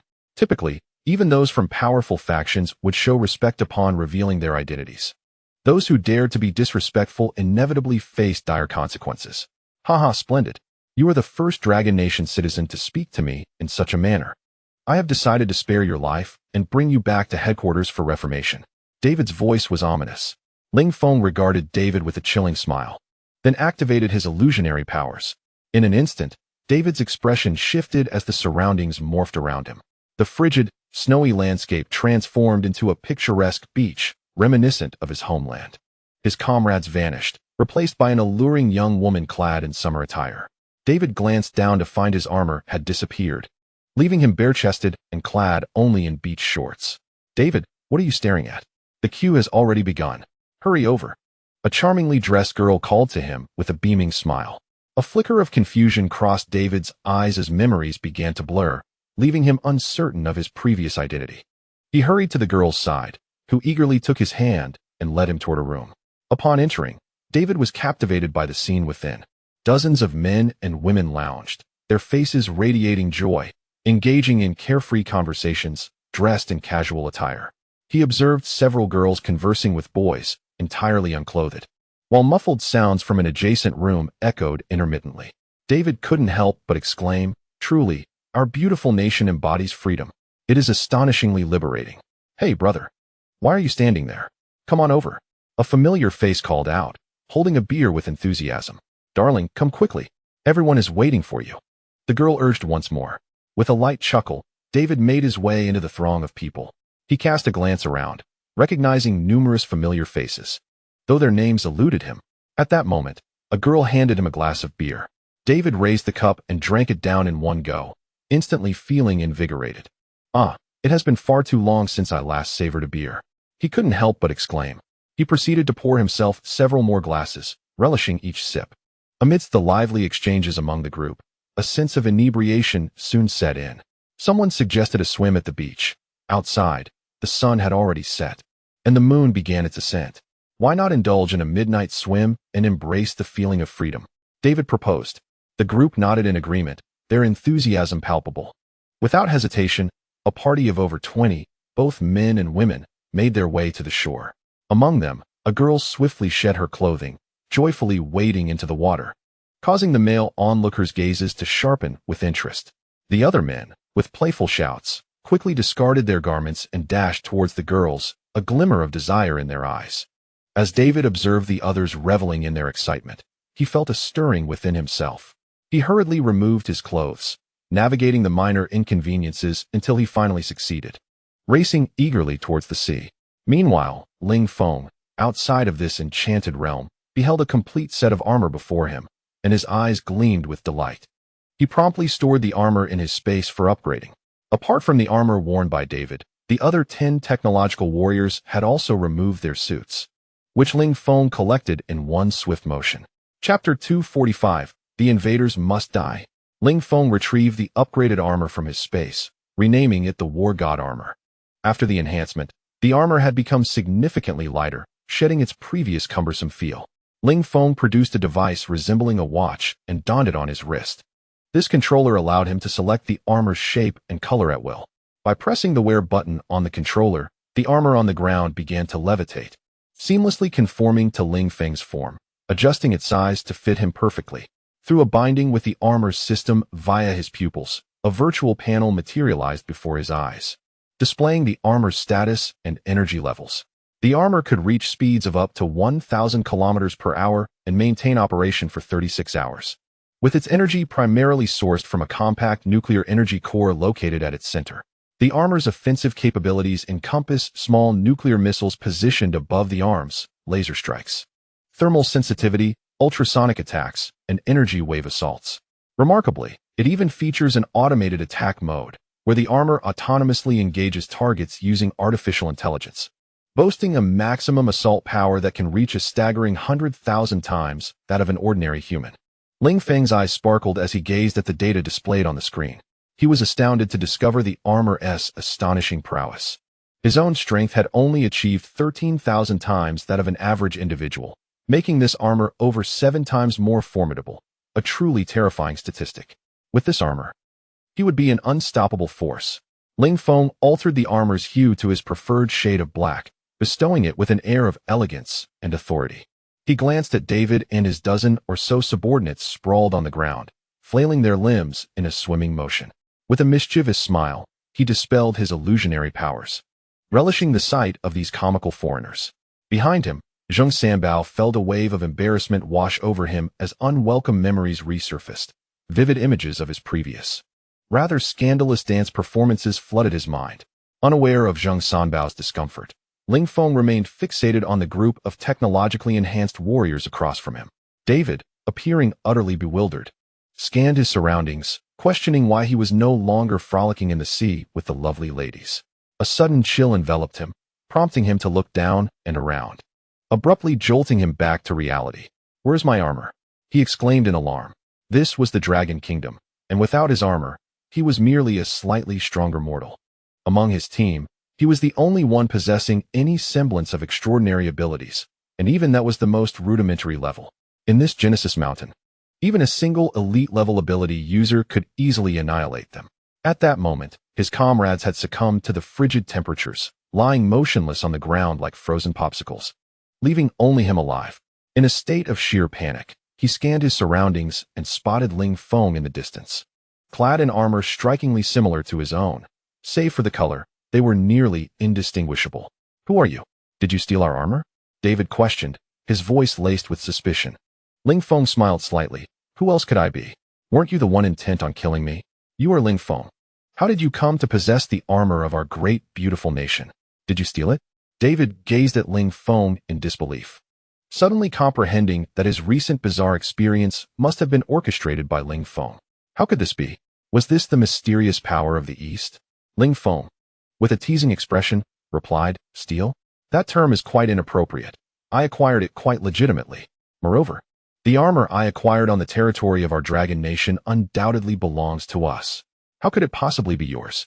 David's expression darkened as he gazed at Ling Feng. Without the armor, he could hardly escape this mountain, let alone return to headquarters. "Are you truly unafraid of the retaliation from our glorious, beautiful nation? You possess our nation's core weapon, and our government will not let this matter rest." Ling Feng coldly chuckled. Our Dragon Nation's weaponry surpasses yours 100-fold. What I wear is the latest combat armor developed by our war god base. Care to test it?" As Ling Feng spoke, he instantaneously teleported in front of David, grasping his neck with a swift motion, activating the flight mode. Flames erupted from the soles of Ling Feng's feet, propelling him skyward in an instant. Vanishing from sight within mere seconds, Ling Feng ascended to an altitude of 5,000 meters, transforming the entire Genesis Mountain into a winding hill, the land below resembling an immense expanse of white ocean. David, eyes wide with horror, gazed down, trembling, though he had often flown at such heights. It had always been with armor for protection. Now, devoid of any safeguard, a momentary lapse could spell his demise. "I beg you, spare me. I promise never to set foot in Dragon Nation again," David pleaded in terror. Ling Feng coldly smiled. "Now you understand. Regrettably, it is too late." With that, Ling Feng released his grip on David. David, filled with dread, watched himself plummet rapidly towards the ground, desperately attempting to grasp Ling Feng's hands. But it was all in vain. His body flailed helplessly in the air, despair etched across his face. Ling Feng observed his pitiful state with indifference, feeling not an ounce of compassion, but rather a sense of satisfaction. This was, in a way, his contribution to his nation, regardless of the internal chaos. He would not permit any foreign influence within the borders of Dragon Nation. For everyone he encountered, he would eliminate. Once the situation in Handong stabilized, he resolved to visit his neighbor, the Wokaku, to utterly erase this nation from existence. Throughout history, Wokaku had always harbored ill intentions towards Dragon Nation, persistently fantasizing about invasion and never ceasing their infiltration. Ling Feng harbored an intense disdain for Wokaku, now that his strength was steadily growing. He felt it imperative to leave them with a profound impression. Ling Feng withdrew his thoughts, maneuvering the armor downwards. By this time, David had already crashed to the ground, reduced to a gruesome mass. The sight was utterly horrifying. Ling Feng retracted the armor, reverting to his original appearance, where Zheng Sanbao and the giant tiger sat on the ground, seemingly bored. Zheng Sanbao, holding a gourd, took occasional sips. Upon seeing Ling Feng's return, Zheng Sanbao stood up, while the giant tiger trotted over to Ling Feng. Chapter 246. The White Tiger's Adversary. Let us proceed onward. The little white tiger guided us toward the core area. Ling Feng, stroking the massive tiger's body, chuckled. The giant tiger let out a low growl, leading the way as we ventured deeper into Genesis Mountain. After traversing the rugged path for a considerable time, the incline grew steeper and human traces became nearly non-existent. Surprisingly, as we delved further, Ling Feng sensed a gradual rise in temperature, several degrees warmer than that at the base of the mountain. He was utterly astonished. It seemed that Genesis Mountain was indeed extraordinary, with the temperature steadily increasing. Ling Feng believed there must be secrets hidden within the mountain, for such peculiar environmental changes were unfathomable. While Ling Feng admired the surrounding landscape, the giant tiger suddenly emitted a series of low growls. "Little white tiger, is something amiss?" Ling Feng inquired casually. The giant tiger shook its massive head and gazed at a mountain ahead.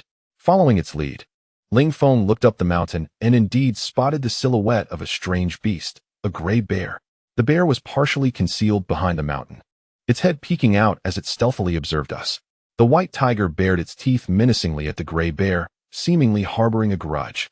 Upon noticing the giant tiger's aggression, the gray bear roared in response, charging down the mountainside with alarming speed. The bear was even larger than the giant tiger, standing over 10 meters tall when upright, exuding an aura of terror. Although bears may appear bulky and clumsy, the gray bear is a fierce predator, adept at using its appearance to deceive humans. It prefers fresh prey, and any encounter with it could prove perilous. The ground trembled slightly as the bear's massive paws struck the earth, leaving deep impressions in its wake. The giant tiger tensed, fixated on the bear, choosing not to engage. Having pledged allegiance to Ling Feng, it adhered strictly to its master's commands. Until given explicit orders, it dared not act impulsively, even though the bear held a personal vendetta against it. The recollection of a prior ambush that left it severely injured and the theft of its precious fruit by this beast ignited a palpable rage within the white tiger. "Little white tiger, do you have a grudge against this creature?" Ling Feng asked, curiosity etched on his face. The giant tiger nodded, its desire to confront the bear evident. Yearning for a fierce battle, Do you think you can defeat this clumsy bear? Ling Feng inquired. After a moment of contemplation, the giant tiger awkwardly shook its head. Despite the bear's underhanded tactics, its strength was not to be underestimated, especially after having enhanced its own abilities by stealing the giant tiger's precious fruit. Ling Feng's companion was certainly no match for it now. Why don't you back off if you can't win? Still thinking about charging in for a fight? Are you stubborn? Ling Feng remarked with exasperation. Juhu lowered his head and silently moved behind Ling Feng, yet his eyes were still filled with resentment as they fixated on the grizzly bear. The grizzly, noticing the foolish tiger hiding behind a human, appeared puzzled. These humans were weaklings. He had already devoured several today, significantly enhancing his strength. Why would this creature cling to a human's back? Truly, it was a disgrace to the beasts of Genesis Mountain. Spitting in disdain, the grizzly observed Ling Feng from a distance, scrutinizing him cautiously, unwilling to approach recklessly. Many humans were treacherous and shameless, often more so than himself. Thus, he remained vigilant, even against a human who seemed relatively weak. Ling Feng watched the grizzly with keen interest. He had previously slain a grizzly bear, acquiring an inner core that had doubled his defensive capabilities. He wondered what surprises this one might hold. What lingered most in his memory was the bear's paw. After consuming the paw from his last conquest, he could not forget its exquisite taste. It was primarily Lin Su's culinary skills that made the braised bear paw tender and rich, melting in the mouth, surpassing any meat he had ever tasted. Ling Feng gazed at the massive grizzly before him, particularly its enormous paws, which would provide sustenance for quite some time. His eyes sparkled with anticipation as he watched the grizzly from afar. The grizzly, sensing Ling Feng's gaze, felt a twinge of discomfort in his paws, and his fur bristled with a hint of danger. Yet, he quickly regained his composure and, in annoyance, let out several roars directed at Ling Feng. It was utterly humiliating for a mere human to instill fear within him. With steady strides, the grizzly began to circle Ling Feng, observing him without daring to approach. This fellow is rather cautious, Ling Feng murmured to himself. The grizzly continued to circle Ling Feng patiently, refusing to attack, which began to bore Ling Feng. He yawned and, with impatience, addressed the grizzly. Foolish bear, don't you tire of circling us? If you wish to attack, do so swiftly, otherwise, don't waste my time. Upon hearing Ling Feng's words, the grizzly grew even more cautious, retreating several steps. After a careful observation, he ultimately decided to withdraw. Ling Feng, taken aback by the retreating grizzly, was surprised at this creature's cleverness. Its intelligence was not inferior to that of humans. No wonder the white tiger had suffered under its command. This level of intellect could easily surpass many beasts, and a careless human might very well fall victim to its cunning. Ling Feng smiled slightly and instantly teleported in front of the grizzly. The expression on the bear's face shifted dramatically as it nimbly turned and swiftly ascended the mountain. Ling Feng extended his finger and lightly pressed it against the bear, instantly freezing its form in place. He then teleported in front of the bear, which gazed at him in sheer terror, recognizing the formidable power of this human. Despite its cautious nature, it ultimately could not evade capture. The bear looked at Ling Feng with a pleading expression, emitting a series of low growls. Foolish bear, I have a few questions for you, and I trust you know how to respond, Ling Feng said, his gaze laced with menace. The bear nodded slowly, struggling to comply. Have you concealed a considerable number of exotic fruits? Ling Feng's eyes bore into the bear. A flicker of panic crossed the bear's eyes. It indeed possessed a significant stash of exotic fruits, all painstakingly acquired through its efforts. How could this creature know of its hidden treasures? Chapter 247. The Bear's Collection. Ling Feng, observing the bear's flustered expression, realized his suspicions were correct. The bear, avoiding Ling Feng's gaze, hastily shook its head.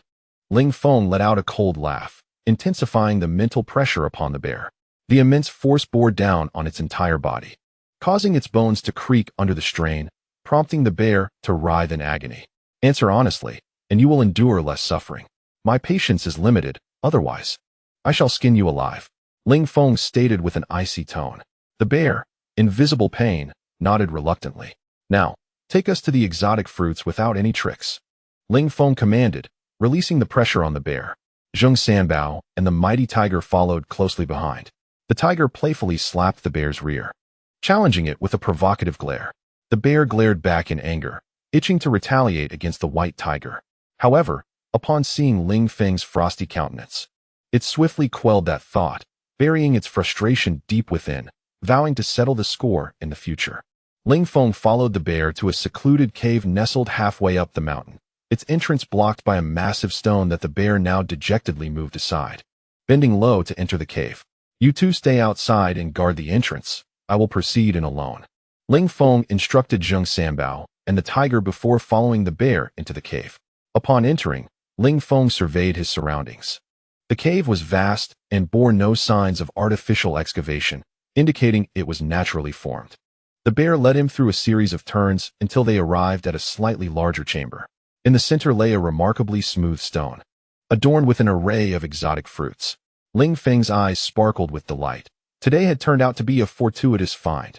Ling Feng swiftly approached the stone slab. Observing the myriad of exotic fruits adorning its surface, there were approximately a dozen varieties, totaling over 60.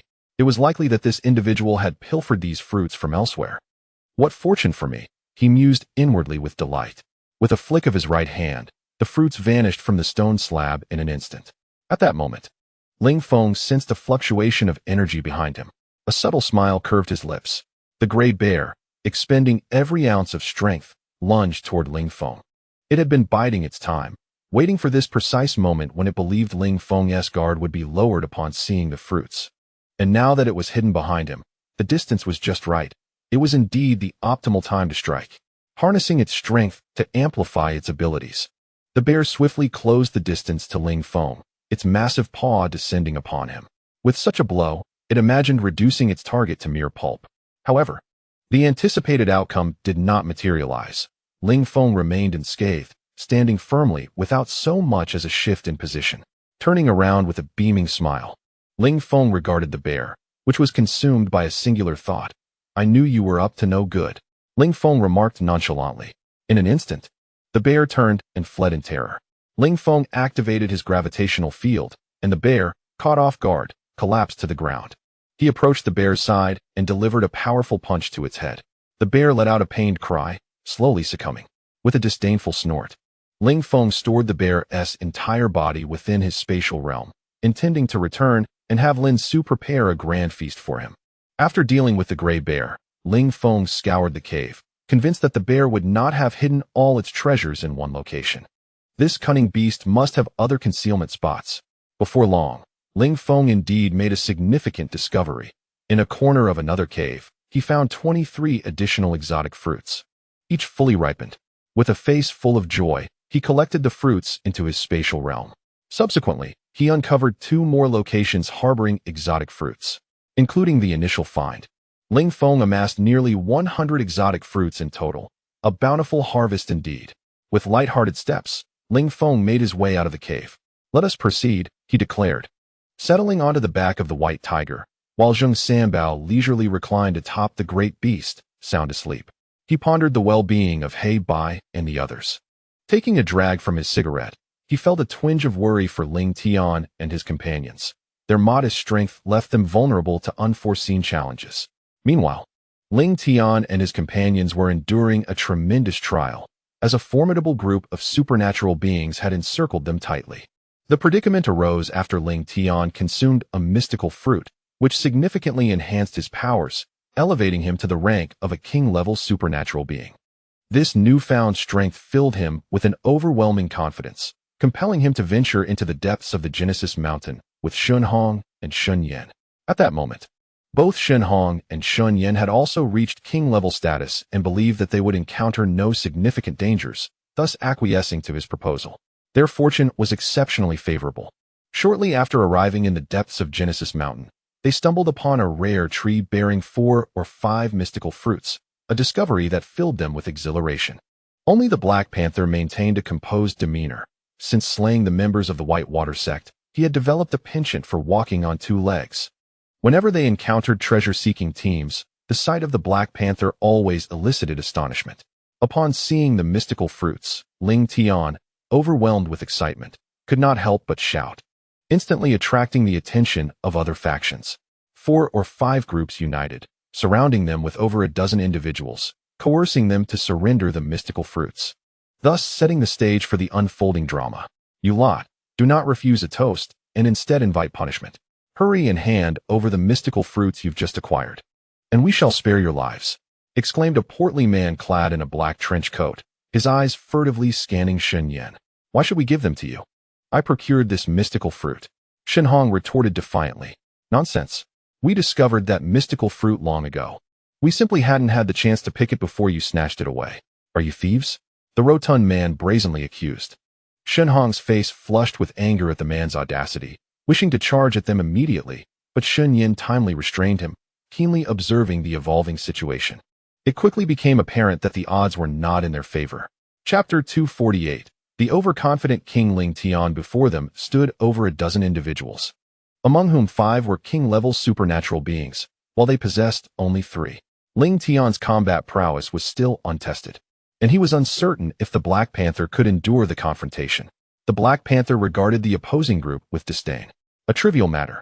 I can hardly be bothered to intervene," he said, casually leaning against the mountainside, eyes closed in leisurely repose, embodying an air of nonchalance. Ling Tian, undeterred by the encirclement, remained calm, for he observed the Black Panther's unwavering composure, devoid of any hint of trepidation. Straightening his attire and donning a look of disdain, he gradually approached Shin Hong, gently pulling him behind himself. Casting a disdainful glance at the opposition, he sneered, "Which faction do you represent, daring to wreak havoc here? Begone at once." The rotund figure surveyed Ling Tian with an air of unwarranted confidence, his eyes narrowing as he appraised him from head to toe. With a chilling tone, he sneered, "Kid, spare me your bravado. If you have the guts, go ahead and kill me. Do you really think I, Awei, am someone to be trifled with?" Upon uttering this, Awei's entourage of extraordinary individuals regarded Ling Tian with overt provocation. Ling Tian's brow furrowed slightly as he cast a fleeting glance at the self-proclaimed Awei, a hint of coldness in his demeanor as he replied, "Very well, very well. I had hoped to engage in a civil discussion, to encourage you to retreat gracefully. However, it appears you are unwilling to afford me even the slightest semblance of respect. So be it. Since you seek your own demise, I shall refrain from further discourse. As for Black Brother, I shan't elaborate. You may find out for yourself." He shook his head slowly, turning to depart towards Black Panther. "Wait, who is Black Brother?" Awei called out, halting Ling Tian in his tracks. Observing the indifferent expression on Ling Tian's face, Awei felt a sudden flutter of anxiety. The implications of Ling Tian's words led him to suspect he might be entangled in a grave predicament. He was eager to ascertain the true identity of Black Brother.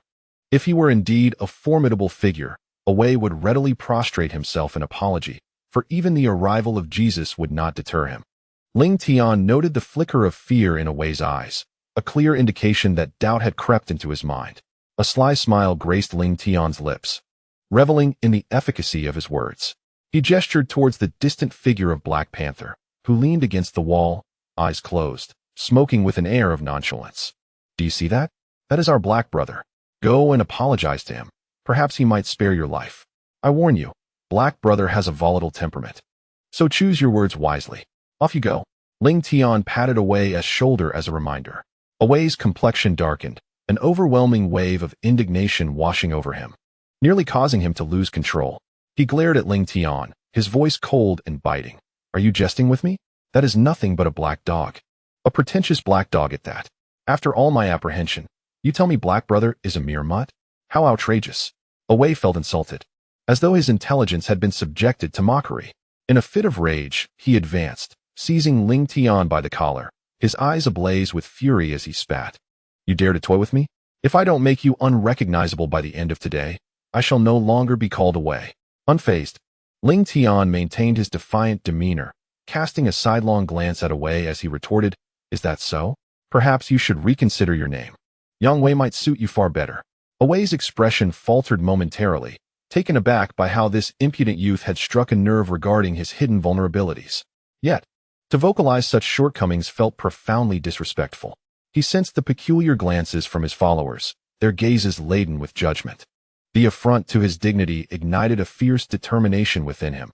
He resolved to eliminate this insolent brat. "You're the one who is impotent. Your entire family should be called Yang Wei. Die."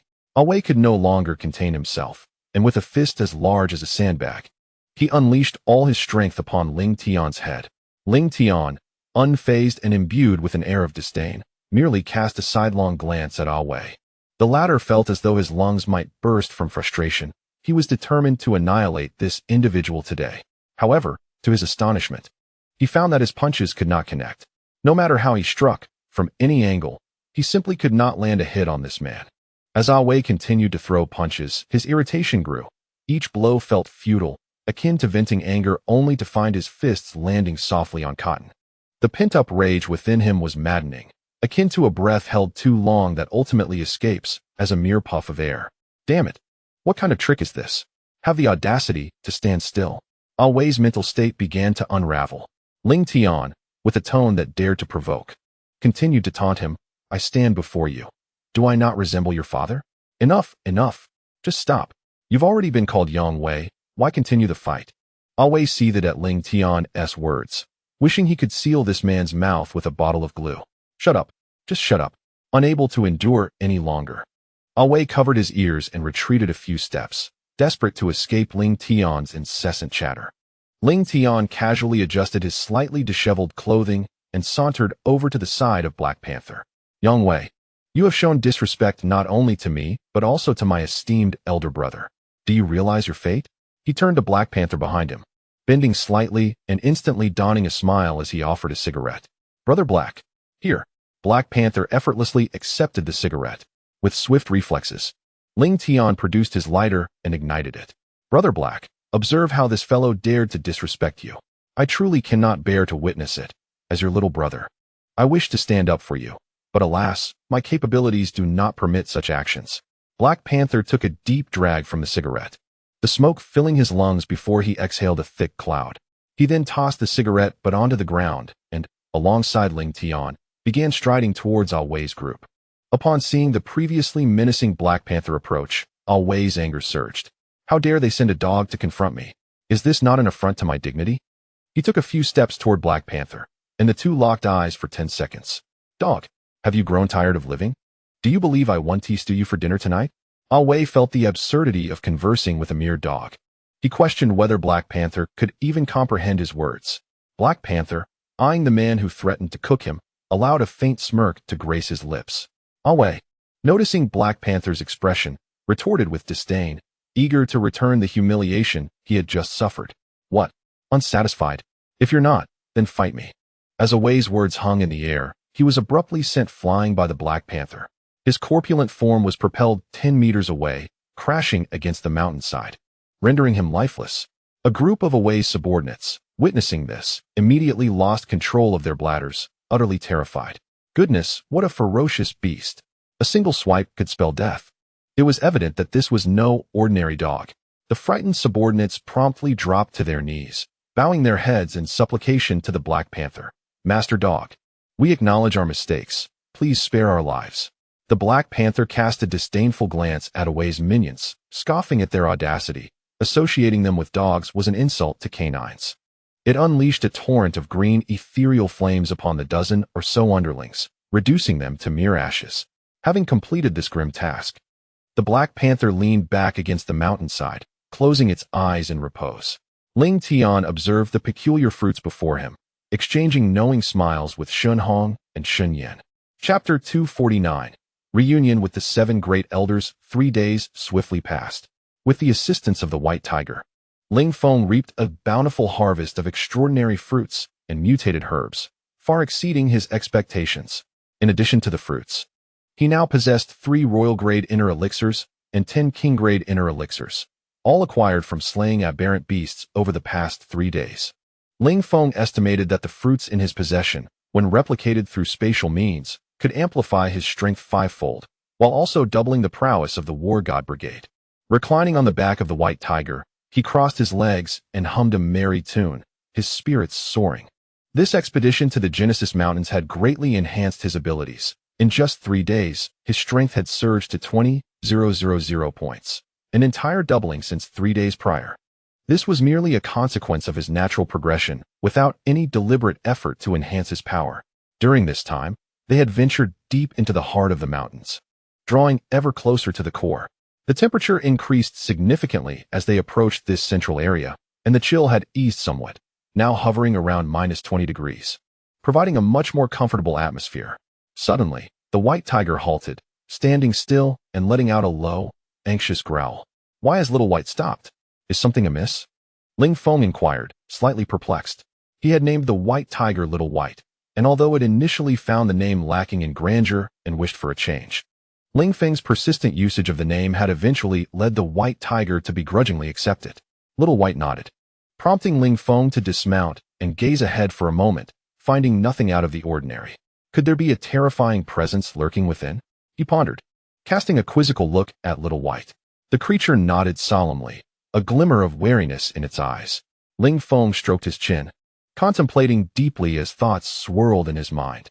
Could it be that there are even more formidable creatures within, far surpassing the strength of Little White? At that moment, Zheng Sanbao, slightly inebriated, leaped down from Little White's back. Ling Xiao, I surmise that venturing further inside may prove exceedingly perilous. There could be a beast king, Zheng Sanbao remarked, punctuating his words with a belch. A beast king? Ling Feng furrowed his brow, gazing at Zheng Sanbao with a look of perplexity. Zheng Sanbao stroked his beard thoughtfully and replied, I have heard tales of a truly fearsome entity within this mountain.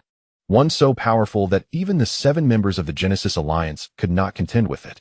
Previously, someone had clandestinely infiltrated the core region of Genesis Mountain and witnessed numerous formidable beasts bowing in submission to a singular creature. However, due to the mist enveloping the mountain, the true form of this beast remained obscured, merely revealing a shadowy figure that bore a resemblance to a humanoid being. Upon hearing Zheng Sanbao's account, Ling Feng's expression was one of astonishment. Genesis Mountain truly harbors unfathomable mysteries. It appears that the invitation extended by the Genesis Alliance to numerous formidable factions may very well be in pursuit of this Beast King. To give rise to such a being, this mountain must undoubtedly conceal exceptionally potent fruits of the wild. Little White, you and old Zheng need not accompany me any further. You should return to find Ling Tian and the others. The journey ahead promises to be exceedingly treacherous, and your presence may be more of a hindrance than a help. Ling Feng suggested, deducing that the leaders of the various clans and the 7 masters of the Genesis Alliance were likely situated in the core region, all possessing formidable saint-level powers, making it more convenient for him to proceed alone. Ling Xiao, you must exercise caution around those from the Genesis Alliance. They are not to be trifled with and delight in cunning schemes. Zheng Sanbao cautioned gravely. Ling Feng nodded in acknowledgement, but in truth, he was unfazed. His current prowess had reached a terrifying level, rendering him more than capable of dealing with those old fellows. His primary concern lay with the Beast King within, uncertain of its strength. After bidding farewell to Zheng Sanbao and Little White, Ling Feng resumed his journey. To avoid detection and arouse suspicion, he activated his invisibility mode, allowing him to observe the intentions of those around him. As he traversed the path, he paused occasionally, noting the presence of numerous wild fruits. Curiously, no one seemed inclined to harvest them. However, Ling Feng paid little heed to this, as their reluctance to collect them only benefited him. With palpable excitement, he gathered a substantial quantity of these fruits, each exuding a noticeable surge of energy far superior to those found outside. Ling Feng now regarded the wild fruits as sustenance. Consuming one whenever hunger struck, not only were they delectable, but they also enhanced his strength.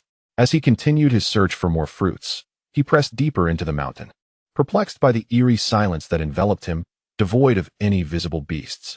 Ling Feng found himself perplexed by the peculiar circumstances. Logically, one would expect the deeper regions to be fraught with peril, yet here, the surroundings felt significantly more secure than outside. After traversing a small hill, the scenery suddenly opened up before him, revealing a vast basin. Upon catching sight of the wonders within the basin, Ling Feng's expression transformed to one of delight. The basin was adorned with an array of extraordinary trees, numbering at least 100, each laden with peculiar fruits. Furthermore, he noticed several figures lurking behind a massive stone. Indeed, it was the 7 esteemed elders of the Genesis Alliance. These venerable figures, cloaked in white robes that harmonized with the environment, appeared enigmatic and elusive. If one were not to scrutinize closely, they might easily go unnoticed. Ling Feng, emboldened by his current state of invisibility, strode confidently toward them. He settled himself on a relatively even patch of ground behind the elders, eager to eavesdrop on their conversation. Old 5, what is the situation inside? How is that fellow faring? Luo Wuji inquired of one rather portly elder. Big brother, he is exceedingly cautious. The slightest disturbance prompts him to investigate. I nearly got caught. But fortunately, my unique ability masked my presence, the elder replied. Luo Wuji fell silent, his eyes flickering with contemplation. Why don't we simply storm in? Our strength has significantly increased. We should be able to handle him, suggested an impatient elder with a stubbled face. Luo Wuji frowned and reprimanded. What else do you know apart from violence? Employ some intellect. That individual has been guarding that massive stone with formidable power. Do you truly believe our 7 combined might can vanquish him? The previously mentioned elder sulkily turned his head away. Have the leaders from the other families arrived? Luo Wuji continued. Most have come. I have arranged for them to wait in a nearby cave, biding their time. A cold voice interjected. Chapter 250. Imperial-level exotic beasts. Since they are here, let us hasten to see them. Luo Wuji declared, leading the others stealthily toward another direction. Ling Feng followed closely, intrigued by their air of mystery, wondering what secrets they might harbor. The 7 elders ambled intermittently until they soon reached a concealed cave. After a brief observation, Luo Wuji swiftly entered the cave. Ling Feng, observing their entrance, smirked slightly and murmured to himself, "It seems old Six is quite popular." He sensed several presences behind him through his mental acuity. However, these individuals halted not far from his position, likely wary of detection. Ling Feng, undeterred by the prospect of exposure, boldly proceeded into the cave. Entering the cavern, he traversed a narrow path spanning several dozen meters, ultimately arriving in an expansive chamber. It must be said that they had a knack for locating such places. The cave's entrance was exceedingly narrow, rendering it impossible for the large-bodied exotic beasts to enter. Inside the cave, a lively atmosphere prevailed, as 2 or 3 individuals crowded together, each emanating a formidable aura. Upon the arrival of the members of the Creation Alliance, they all rose to greet them. Master Luo, when can we commence our actions? Inquired a middle-aged man clad in a gray robe. Luo Wuji smiled faintly, strolling into the midst of the group, and spoke in a solemn tone. Esteemed friends, I understand your impatience to seize the opportunity. Previously, we were constrained by timing. But now, all the exotic beasts have retreated to the periphery, leaving the interior quite vacant. We can act now. Upon hearing Luo Wuji's words, joy flickered across the faces of the crowd. They had been waiting in this cave for 2 to 3 days, eager to contend for the greatest opportunity within the Creation Mountain. At this moment, they were all esteemed powerhouses of their respective families, operating covertly to avoid revealing their movements.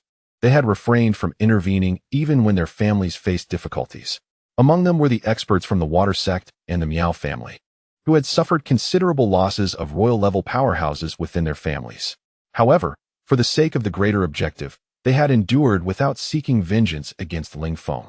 Master Luo, what is the power level of that individual inside that necessitates our collective action? Asked a cautious royal-level adept from the Water sect, eyeing Luo Wuji intently. Luo Wuji slowly shook his head in response. To speak candidly, I am uncertain of that individual's current strength. 2 months ago, he was already a royal-level beast. Given that he consumes exotic fruits daily, I cannot surmise what his power level might be now. Upon hearing this, the crowd's expressions turned grave, and they collectively inhaled sharply. The notion that he was royal level 2 months prior held significant weight. Each person present had barely managed to ascend to royal level through the extensive resources of their factions, and most had only recently achieved this feat. Could it be that he has already transcended to imperial level? A royal level powerhouse from one of the 5 great families uttered in alarm. At this proclamation, a stir rippled through the crowd. After all, the imperial level represented an invincible existence to them. Its power exceeded that of an ordinary individual by 10,000-fold, transcending any comparative metrics. Achieving imperial level signified an evolution of the entire life tier, with brain development reaching twice that of the royal level, attaining a terrifying 90. Currently, within the entirety of the Dragon Kingdom, no one has yet been reported to have ascended to the emperor level. Of course, it is a tradition among the people of the Dragon Kingdom to conceal their true abilities. Even if an emperor does exist, they would not proclaim it loudly. For such individuals are of strategic significance. An emperor possesses the potential to forge a formidable power, and apart from those within the great powers, others lack the resources to cultivate an emperor-level warrior. As Luo Wuji observed the crowd, he noticed many individuals displaying hesitation and wavering resolve. He promptly sought to reassure them, saying, "Esteemed guests, I understand that you harbor doubts. However, have you considered that if the opponent truly possesses emperor-level power, the opportunities they have seized must be immense? If we can also grasp such chances, perhaps the next emperor could very well be one among you. Moreover, we have an abundance of saint-level warriors here, who might not necessarily be incapable of confronting this individual." Luo Wujie's words plunged everyone present into deep contemplation. The allure of emperor-level strength was overwhelmingly enticing. The realization that breaking through to this level would significantly bolster their respective clans and bases, thus aiding future developments, was compelling. Rest assured, for this endeavor, our Genesis Alliance has made ample preparations. As long as we unite in purpose, success is inevitable, Luo Wujie added. The crowd turned their gazes toward Luo Wujie in unison, as they were all invited by him and understood that they must heed his guidance. After careful observation, we have discerned a particular trait of this beast king. He has a penchant for slumber, sometimes sleeping for several days at a stretch. We have strategically placed numerous special spices in the windward position. This spice, we have previously tested, induces slumber in saint-level warriors within half an hour of inhalation. Even upon awakening, they experience weakness in their limbs and are temporarily unable to utilize their abilities. We have already set the spice in place, and its effects should now be in full swing, allowing us to act immediately, Luo Wujie remarked with a light chuckle, exuding confidence. Upon hearing this, expressions of joy illuminated the faces of the crowd. In that case, let us hasten our actions to avoid prolonged uncertainty, one of the ability users eagerly suggested. Prompting others to echo the sentiment, Luo Wujie nodded in agreement. Then let us commence our operation without delay. He exchanged glances with several others before leading the group outward. Ling Feng watched as the crowd departed, pondering Luo Wujie's earlier words. Emperor level. This beast king is indeed of the emperor level. No wonder the 7 great beings would share such a monumental opportunity with so many. Yet, he wondered about the capabilities of an emperor-level beast and whether he stood a chance against it. The thought seemed manageable. Ling Feng hastily followed suit. Luo Wujie and his companions moved swiftly toward the exit, choosing a concealed path that soon led them back to the basin they had previously scouted. Upon witnessing the multitude of extraordinary trees within the basin, this assembly of formidable saints immediately exhibited a remarkable shift in expression. They had never before encountered such a vast quantity of anomalous flora, with the bizarre fruits numbering in the thousands, each one plump and emanating a soft glow. They collectively stifled their urge to collect these treasures, as they were acutely aware of the paramount task at hand, one that could not be jeopardized for fleeting temptations. In Chapter 251, Sun Dashing, a quaint cottage constructed of ice and snow unexpectedly emerged in a corner of the basin, nestled against the mountains. The cottage was modest in size, approximately 100 square meters, with a height of merely 3 meters. It appeared ill-suited for habitation by any exotic beasts. Luo Wujie, positioned at the forefront of the group, cautiously approached the icy dwelling, followed closely by the other saints, their expressions taut with tension. The 6 members of the Creation Alliance trailed at the rear of the procession. As the group neared the frosty abode, the door swung open from within with a suddenness that startled everyone. A palpable change swept over the gathered crowd, their faces reflecting a mix of trepidation as they turned towards the entrance. From the threshold emerged a figure, eliciting shock and disbelief from Ling Feng, who observed from a distance. Not only he, but all present, save for the members of the Creation Alliance, were taken aback by the sight. For stepping forth was a monkey dressed in human attire, its species indiscernible, save for the glimmering golden fur that adorned its body. The creature ambulated on its hind legs, exhibiting both demeanor and gait indistinguishable from that of a human. The monkey emerged, casting a calm gaze upon its uninvited guests, betraying no hint of astonishment. "Have you humans finally reached your limit?" It spoke, a smile gracing its features as it articulated human speech. The assembly was once again struck with astonishment. A talking monkey? Surely, this could not be a mere masquerade. Ling Feng, too, stared in awe at the creature, utterly unprepared for such an eventuality, a monkey capable of speech, evoking thoughts of a mythical figure. Luo Wujie regarded the monkey with deep suspicion, intoning gravely, "Monkey, we come not for any other purpose than to request the energy stone in your possession. Hand it over." and we shall take our leave without further incident." The monkey chuckled lightly, a hint of mockery surfacing on its face. "That stone is mine. I have slumbered upon it for 50 years. Why would I relinquish it to you? You have slain so many of my brethren, and yet you think to depart unscathed? Do you truly believe that sun dashing is a mere soft target?" Luo Wuji smirked coldly. "Do you genuinely believe your current strength is sufficient to contend with us all? We have already surrounded your residence with tranquilizers. Are you not feeling a sense of lethargy, as though sleep beckons you?" The countenance of Sun Wukong shifted dramatically. His face contorted with fury as he exclaimed, "You despicable and shameless humans dare to employ such underhanded tactics. Truly, you possess no sense of shame." His steps faltered slightly, and with a fierce glare, he fixed his gaze upon Luo Wuji and the humans behind him. A flicker of excitement passed through Luo Wuji's eyes. He had not anticipated the effectiveness of the drug. It seemed the one who administered the potion was indeed truthful. The other exalted beings were equally exhilarated. The monkey was now poisoned, rendering his extraordinary abilities ineffectual. His imperial-level cultivation had become utterly useless, presenting them with an immense surprise. If they could vanquish this peculiar monkey, untold opportunities awaited them, and transcending to the imperial tier would no longer be a mere fantasy. As he spoke, Sun Wukong's body began to tremble violently, as if he were on the verge of collapsing. With a venomous glare directed at Luo Wuji, he coldly warned, "You will not have a pleasant outcome. Whoever dares to approach, do not blame me for dragging one of you down with me." Luo Wuji regarded him with disdain, scoffing, "Your abilities are utterly depleted. Are they not? You are nothing more than an ordinary beast now. Any one of us here could turn you into mere pulp. Leader Luo, let us not waste words with him. Let us strike together, eliminate him, seize the resources here, and depart swiftly." One of the exalted beings could not help but interject, casting a provocative glance at Sun Wukong. A fierce glint of murderous intent flickered in Sun Wukong's eyes. Luo Wuji, sensing the gravity of the situation, scrutinized Sun Wukong thoughtfully. Feeling that matters were not as straightforward as they appeared, he then commanded, "Everyone, you may attack together. To prevent this monkey from employing any tricks, I suggest we all unleash our full power." Over a dozen exalted beings brandished their weapons and cautiously advanced towards Sun Wukong.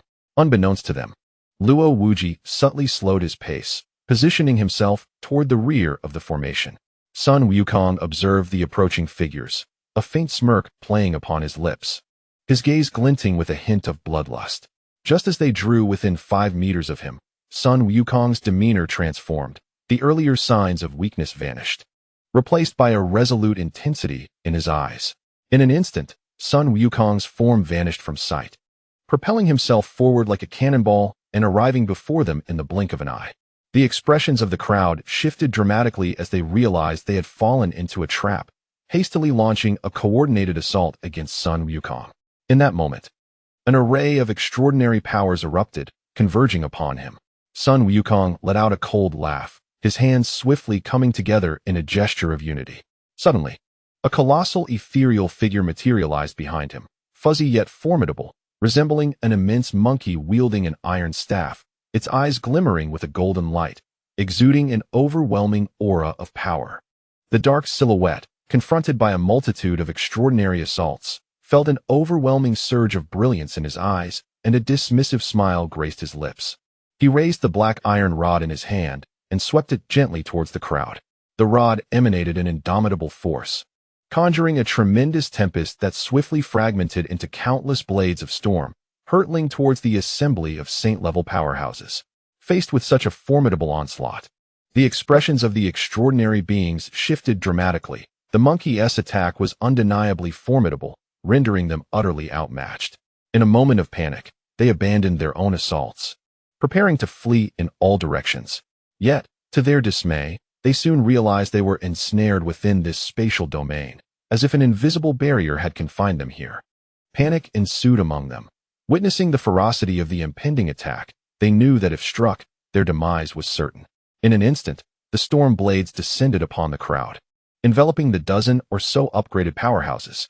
A cacophony of anguished cries erupted as the razor-sharp storm blades effortlessly pierced through the bodies of the extraordinary beings. Half a minute later, the space lay littered with corpses, the ground stained crimson with their blood. Sun Wukong retracted his extraordinary powers, casting a cold gaze upon the few remaining survivors. The 7 members of the Genesis Alliance stood unscathed at a distance, having swiftly retreated during their earlier assault when Luo Wuji subtly signaled them to withdraw, wary of potential changes in the situation. Chapter 252 Defeated? The 7 exalted figures of the Genesis Alliance gazed at the corpses of the saint-level powerhouses in the distance, a chill creeping down their spines. They felt fortunate to have evaded catastrophe, for had they lingered, they would have surely met the same fate. Sun Wukong, with a frosty glare directed at the 7 members of the Genesis Alliance, taunted, "You lot certainly fled swiftly, truly befitting of your alliance's reputation." Luo Wuji remained silent, merely offering a cold smirk in response to Sun Wukong. He was biding his time, waiting for an opportunity. He held the conviction that the monkey, having been poisoned by his lethal concoction, would eventually succumb to its effects. Although the creature's constitution was remarkably resilient, he was confident that with patience, the monkey would gradually lose its extraordinary powers. At that moment, Sun Wukong was also keenly observing the movements of his adversaries. Luo Wuji's suspicions were not unfounded. He had indeed been poisoned and could feel his strength waning. In his fervor to swiftly eliminate his opponents, he had expended considerable energy. Now, the power within him could no longer sustain his most potent attack. He could only exploit the suspicion of his opponents to compel them to retreat. However, this group seemed to have discerned his intentions. They neither attacked nor withdrew, instead standing their ground and watching him intently. A flicker of anxiety coursed through Sun Wukong's heart. He steeled himself and resolved to expend the last of his strength, embarking on a desperate assault against the group before him. "What are you standing there for? Are you waiting for me to entertain you?" Sun Wukong remarked nonchalantly. Luo Wuji revealed a knowing smile, calmly responding, "I am merely awaiting the gradual onset of your potion's effects." A sense of foreboding flickered within Sun Wukong. He scoffed. "Is that so? Then I fear you shall be sorely disappointed today. You would do better to gather in the underworld." With a swift movement, Sun Wukong propelled himself towards the 7 great elders with astonishing speed. The faces of the 7 great elders shifted as Luo Wuji, quick of wit and hand, barked out, "Form the sword array." In an instant, the 7 elders drew their swords from their backs and swiftly rearranged themselves, forming the 7-star sword array. Sun Wukong's hands moved subtly, and 2 distinct flames, one red and the other white, materialized in his palms. The 7 elders immediately sensed a searing energy, causing the very space around them to warp from the intense heat. Luo Wuji's expression changed. He had not anticipated such formidable strength from the monkey. Could his assumptions have been misguided? Prepared to fully resist the attack, Luo Wuji commanded with grave seriousness. The elders coordinated their efforts, launching simultaneous strikes towards various parts of Sun Wukong's body. His gaze sharpened. He hurled the 2 flames skyward. Upon colliding midair, the flames erupted violently, producing a cacophonous explosion that transformed into countless tiny embers, scattering in all directions like the shockwave of a bomb, indiscriminately targeting the 7 elders. The group hurriedly dodged the onslaught of flames, yet 2 of the elders failed to evade in time and were engulfed by the fire, which quickly consumed them, leaving only charred remains in mere seconds. Meanwhile, Sun Wukong swiftly approached one of the remaining elders, his eyes suddenly radiating a golden light. Taken by surprise, the elders' eyes were struck by the luminous beam, producing a sizzling sound as they were instantly blinded, emitting the acrid scent of singed flesh. In agony, the elder, whose vision was shrouded in darkness, discarded his sword and clutched his eyes, wailing, "My eyes. Brother, I can see nothing." Before he could finish his plea, a sharp pain pierced his chest, silencing him forever. Luo Wuji's expression soured.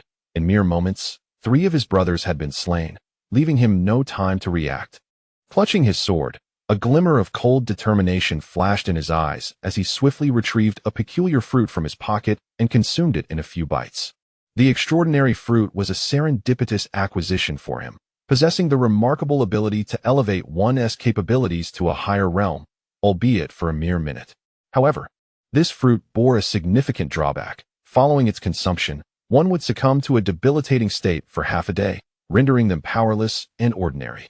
He had preserved this fruit as a last resort for survival, vowing to use it only in dire circumstances. Yet, the current situation was exceedingly perilous. Failure to act could cost him and his companions their very lives. After consuming the fruit, In the span of a second, he felt an alarming surge in his power. He sensed an unprecedented strength coursing through him, momentarily reaching an imperial level of prowess, filling him with overwhelming confidence. With a swift flick of his longsword, he materialized before Sun Wukong, thrusting the blade at a most cunning angle towards the Monkey King's chest. Sun Wukong, sensing danger, quickly teleported halfway to evade the attack, extending his right hand towards Luo Wujing's neck. However, Luo Wujing, with a steely gaze, chose not to evade the assault, but instead confronted Sun Wukong head-on, his sword slicing towards the Monkey King's heart with breathtaking speed. Their strikes collided almost simultaneously, and Sun Wukong felt a sharp pain in his chest. To his astonishment, Luo Wujing's defense was remarkably robust. His strike failed to rend the flesh of his neck. How had this fellow's strength surged so drastically? It was as if he wielded power beyond a saint's might. Luo Wujing retreated swiftly, a mocking smile gracing his lips. "Monkey, I can sense your strength waning. You won't last much longer." Sun Wukong, straining to maintain his composure, realized his extraordinary abilities had been nearly exhausted, leaving him without the capacity to retaliate. I smeared 7 fatal poisons on my blade. You've been struck by it. Even a deity would struggle to save you. In an hour, the poison will claim you.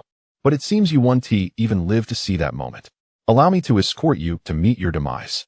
Luo Wujing sneered, an undercurrent of cruelty flickering in his eyes. To prevent any lingering uncertainties, he quickly approached Sun Wukong, raising his sword high, poised to deliver a fatal blow to the Monkey King's neck. Sun Wukong felt a surge of regret and bitterness. After decades of cultivation, he found himself in such a dire predicament. He closed his eyes, awaiting the inevitable arrival of death. At this critical juncture, a cool voice resonated through the air. "This monkey is under my protection. Dare to move, and I shall send you to meet the King of Hell." The onlookers were taken aback, swiftly turning to see the source of the voice. At that moment, Ling Feng strolled towards them, hands in pockets, exuding an air of nonchalance, as if casually wandering through a marketplace. Upon beholding Ling Feng's visage, their expressions subtly shifted. They were, of course, well acquainted with Ling Feng, the one who had mercilessly slain members of their Genesis alliance, as well as 2 sovereign-level extraordinary beings from the Miao family. This incident remained etched in their memories. They never anticipated that Ling Feng would dare to venture here. Luo Wujing cast a cold glance at Ling Feng, his tone laced with astonishment as he spoke. "Ling Feng, is that truly you?" Ling Feng offered a slight smile. "Indeed, it is I. It seems you have heard whispers of my tale." Luo Wujing scoffed. "While I have not heard your tale, I am acutely aware of your heinous act in eliminating 2 of our sovereign-level warriors. I am surprised you possess the audacity to follow us here." Sun Dashing regarded the sudden appearance of this human. Though he appeared unremarkable, an aura emanating from him instilled a sense of trepidation within Sun Dashing. This individual was undoubtedly a formidable emperor-level powerhouse, and a high-ranking one at that. Could it be that he sought after the same massive stone? "Human, why do you wish to save me?" Sun Dashing inquired, his face etched with confusion. Ling Feng turned his attention to him, cheerfully responding, "I admire your approach to affairs, and I wish to forge a friendship with you. Do you believe me?" Sun Dashing gazed at Ling Feng, his expression tinged with sorrow as he replied, "Whether I believe you or not is irrelevant.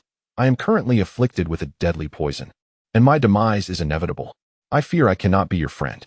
Observing the despair etched on Sun Dashing's face, Ling Feng remarked nonchalantly, "If you agree to my terms, I might contemplate saving your life." Sun Dashing's countenance shifted, a flicker of hope igniting within him. Though uncertain of Ling Feng's sincerity, he felt a glimmer of survival. However, before he could respond, Luo Wujing's derisive voice interjected. "You think you can cure my 7 deadly poisons? What a delusion. This poison is concocted from rare and potent herbs. No antidote exists." Ling Feng cast a disdainful glance at Luo Wujing. "Your inability to do so does not imply that others cannot. Do not presume that everyone is as limited as you are." One of the higher-ups seethed with rage, addressing Ling Feng. "You fool, do you seek death? You have slain our kin and dare to speak so brazenly. Today, we shall teach you a lesson." Ling Feng merely glanced at him before unleashing a palm strike from midair. The higher-up felt an enigmatic force bearing down upon him. In an expression of sheer terror, he was obliterated into a mist of blood. "Old Luo!" Luo Wujing cried out in despair. Another brother had perished. In the span of a mere hour, he had lost 4 comrades. The 7 of them had vowed to ascend to emperor level together and elevate the Genesis Alliance into the mightiest force in the Dragon Kingdom. Yet one by one, they were departing from him.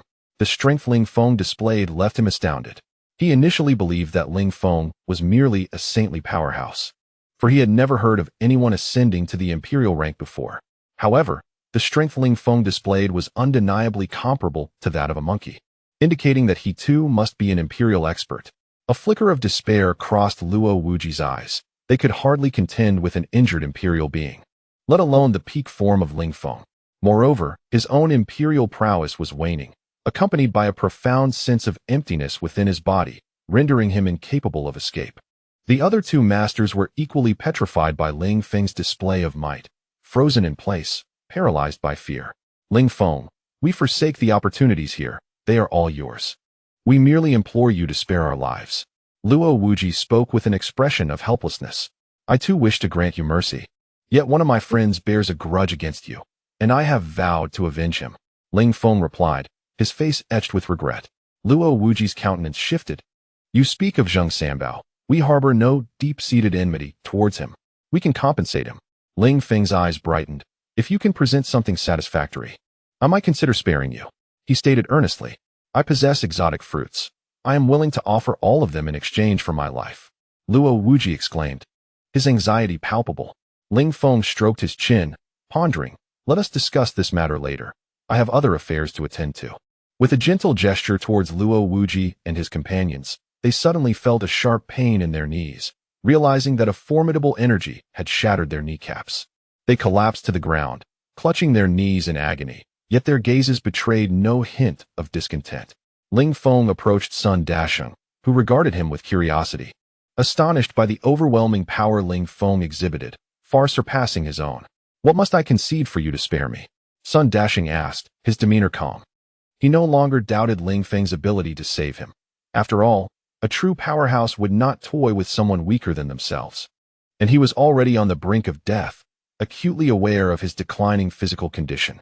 Simply put, my request is for you to join my base and serve it faithfully, ensuring your loyalty without treachery, Ling Feng declared, gazing at him intently. Sun Dasheng felt a twinge of surprise at this demand. He had expected the human to impose terms of servitude or to make him a mount. Yet the request was surprisingly simple. However, the thought of being dependent on another was disheartening. He sighed softly, his expression heavy. I can acquiesce to your terms, but I hope you will spare the lives of the creatures of Chuangshi Mountain, ceasing their slaughter. Ling Feng responded without a moment's hesitation, saying, no problem. I shall assist you in detoxifying immediately. However, you would do well to lie down and feign unconsciousness for a while. Although Sun Dasheng was bewildered by Ling Feng's words, he felt compelled to comply with the command. Ling Feng retrieved a pill from his spatial realm and handed it to him casually, stating, consume this pill, and your poison shall be naturally resolved. Sun Dasheng gazed in astonishment at the crimson pill, having anticipated that Ling Feng would produce a herbal remedy to concoct on the spot. Instead, he was presented with what appeared to be an utterly ordinary capsule. After contemplating for a few seconds, a glimmer of resolve flashed in his eyes. He swiftly placed the pill in his mouth. Chapter 254. The Descent of the Imperial Power. To Sun Dasheng's astonishment, he sensed that his body was gradually recuperating. The feelings of exhaustion began to dissipate, and the sharp pain in his heart subsided. He looked down at his wound and discovered that the gash on his chest had already formed a scab and was rapidly mending itself. Astonished, Sun Dasheng stared at Ling Feng, his eyes reflecting a profound sense of disbelief. It was indeed true. Ling Feng motioned for Sun Dasheng to be silent. Realizing he had been overly exuberant, Sun Dasheng hastily closed his mouth, nearly leaping with joy at the miraculous return to life. Who exactly is Ling Feng, possessing such an extraordinary pill? It was utterly astounding. Ling Feng quietly instructed, now you may lie down and continue to feign death. There is no need for you to be involved in what follows. Sun Dasheng, perplexed, inquired, are there others present here? Ling Feng offered a mysterious smile, saying, you shall soon find out. With that, Ling Feng activated his invisibility and vanished without a trace. Sun Dasheng stared in astonishment at the suddenly absent figure of Ling Feng, perplexed by the mysterious ability that allowed him to disappear so effortlessly. He was not the only one struck by shock. Luo Wuji and the others were equally taken aback. Upon witnessing Ling Feng's abrupt disappearance, Luo Wuji felt an unsettling fear rather than any other thoughts. The monkey appeared unscathed and alarmingly close to him, and he was terrified that the wretched creature might suddenly attack, leading to his certain demise. At that moment, he saw the monkey unexpectedly lie down on the ground, utterly motionless, seemingly lifeless. A flicker of delight crossed Luo Wuji's eyes. It seemed his poison was indeed insurmountable. With Ling Feng gone, perhaps his companions could seize the opportunity to escape. Alas, his legs were incapacitated, preventing him from seeking fortune. Furthermore, Ling Feng might still be nearby. It would be prudent to depart as swiftly as possible. At that moment, one of the men, visibly anxious, addressed Luo Wuji. "Brother, what should we do now? It seems Ling Feng has already departed. Should we not seize the opportunity to escape?" Luo Wuji subtly gestured for them to remain calm. With great difficulty, he propped himself up and crawled to the front of the two men, whispering, "Do not rush, speak cautiously. That cunning fellow, Ling Feng, might be lurking nearby. Let us wait here for a while." The other two men nodded thoughtfully. Luo Wuji managed to reach a relatively flat area and patiently awaited the right moment. Approximately half an hour later, the surroundings were eerily silent. Sun Wukong lay motionless on the ground, resembling a lifeless corpse. Luo Wuji and his companions also lay quietly, their faces betraying a facade of calm, though the urgency in their eyes was increasingly difficult to conceal. Just then, an elderly man clad in a gray robe approached slowly from a distance. This man, slender and standing at about 1.60 meters, appeared unremarkable at first glance. Yet, an extraordinary aura emanated from him, particularly from his deep-set eyes, which carried an air of profound experience and solemnity, though his steps seemed leisurely. Each stride covered an impressive distance, and he soon reached the center of the basin. The gray-clad elder cast a glance at Luo Wuji, his gaze tinged with a subtle scrutiny. Luo Wuji's pupils constricted as a wave of trepidation washed over him. He sensed an overwhelming intent to kill and a disdainful authority emanating from the elder. It felt as though his throat were clutched in a vice, with death looming ever near. This man was undoubtedly an emperor-level powerhouse. Otherwise, how could he exude such an oppressive presence? Luo Wuji marveled inwardly, tinged with self-deprecation. It was clear that his every move had been meticulously observed by these individuals. He found it hard to believe they had just arrived. They must have been lurking in the shadows all along, and even in Ling Feng's absence, they would not attain the ultimate opportunity. Considering he was merely a saint-level warrior, he pondered how he could ever aspire to seize such a chance. The coveted resource of Creation Mountain had likely long been marked by this individual. In the arena, the gray-clad elder surveyed the basin, his brow furrowing slightly. With a tone that carried an icy detachment, he declared, "Those hiding in the shadows need not conceal themselves any longer. You may come forth." Following his words, a cold smile crept across his lips as he gazed toward a corner. After 3 breaths, a middle-aged man dressed in black gradually emerged, wearing a broad smile. "Ha ha ha, truly, the emperor-level powerhouse of Longping Base possesses remarkable insight, able to discern my concealment. I am in awe." The gray-clad elder regarded him with a frigid demeanor, his voice hollow as he intoned, "You are affiliated with that faction. Do you not comprehend the rule that prohibits imperial-level warriors from trespassing into another's territory? You have crossed the boundary." The man in black responded with a faint smile. "Though the Genesis Mountain lies within Jiangnan Province, it is not the trump card of your Longping Base. My presence here does not necessitate your notification." The elder scoffed, his expression grave. "The Longping Base is under official jurisdiction. Do you question our authority? Not only in Jiangnan Province, but in any base across the Dragon Country. We hold the right to govern, including your Shadow Pavilion." The man's expression shifted, uncertainty clouding his features as he inquired, "How did you discern my affiliation with the Shadow Pavilion?" The elder cast him a disdainful glance. "Do you presume you are adept at concealment? Your feeble strength pales in comparison to mine. Every move of your Shadow Pavilion has long been under our scrutiny. The might of the official forces is beyond your imagination." The man's countenance darkened. He had previously believed the official power to be waning, yet now it seemed he had underestimated the situation. This individual before him likely possessed strength surpassing his own. "Do not boast here. The official authority has long since diminished, and many regions are spiraling into chaos. You speak with such audacity." To validate his suspicions, the man in black retorted, but the elder, recognizing his trepidation, chose not to reveal his insight. Believe it or not, the higher authorities are gradually regaining their strength. It will not be long before they reclaim their governance. You and your ilk shall eventually face reckoning. You would do well to contemplate your escape. Chapter 255. The fisherman's prophet. The man's expression shifted once more. While he could not ascertain the veracity of the elder's claims, he detected an undercurrent of danger in his tone. Since the apocalypse, the Shadow Pavilion had acted with unbridled audacity, amassing resources across the Dragon Country and forging numerous enemies. Should the official forces truly mount a counterattack, the Shadow Pavilion would undoubtedly be the first to suffer. Yet, he felt no fear. With a defiant demeanor, he declared, "Are you not aware that the Shadow Pavilion is an extension of the Great Qing Mountain? Since time immemorial, we have been beyond the reach of any authority, and we stand united. Though the Shadow Pavilion may only be a secondary force within the Great Qing Mountain, we are not so easily subdued by you." The elder furrowed his brow, his countenance frosty as he replied, "In all the world, is there no land that does not belong to the king? Regardless of who you are, you shall not escape. This territory is the domain of our Longping base, and its affairs are none of your concern. You may leave now." The man in black scoffed, "Do you truly believe you can triumph over me? Moreover, do you assume that we are the only two concealed in the shadows? Even if you could best me, it would come at a grievous cost."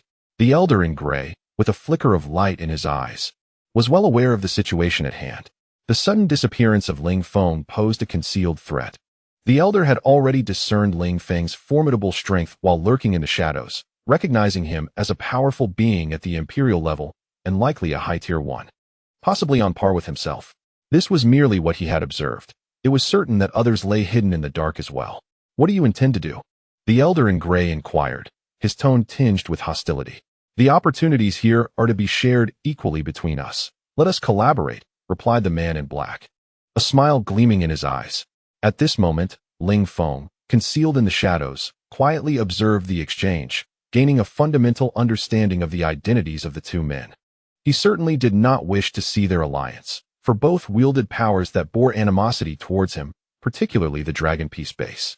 Not only had he slain numerous members of their ranks, but he had also subjected their master to repeated humiliation, creating an irreconcilable enmity. Should they succeed in forming a partnership, it would be excessively advantageous for them. No, they must be provoked into conflict. A glimmer of insight flashed in Ling Feng's eyes as he devised a strategy. He noticed that the elder in gray was deep in thought, clearly wavering at the words of the man in black. A smirk curled at the corners of Ling Feng's mouth as he unleashed his gravitational field upon the elder. The once proud figure of the elder suddenly faltered, his legs bending slightly as his back began to curve downward. The unexpected surge of force nearly brought him crashing to the ground. The elder's expression shifted drastically, a glint of murderous intent flashing in his eyes. "How dare you launch a sneak attack on me, you shameless wretch? This is truly a cunning strategy. You seek death." Ling Feng grinned triumphantly, instantly alleviating the gravitational force.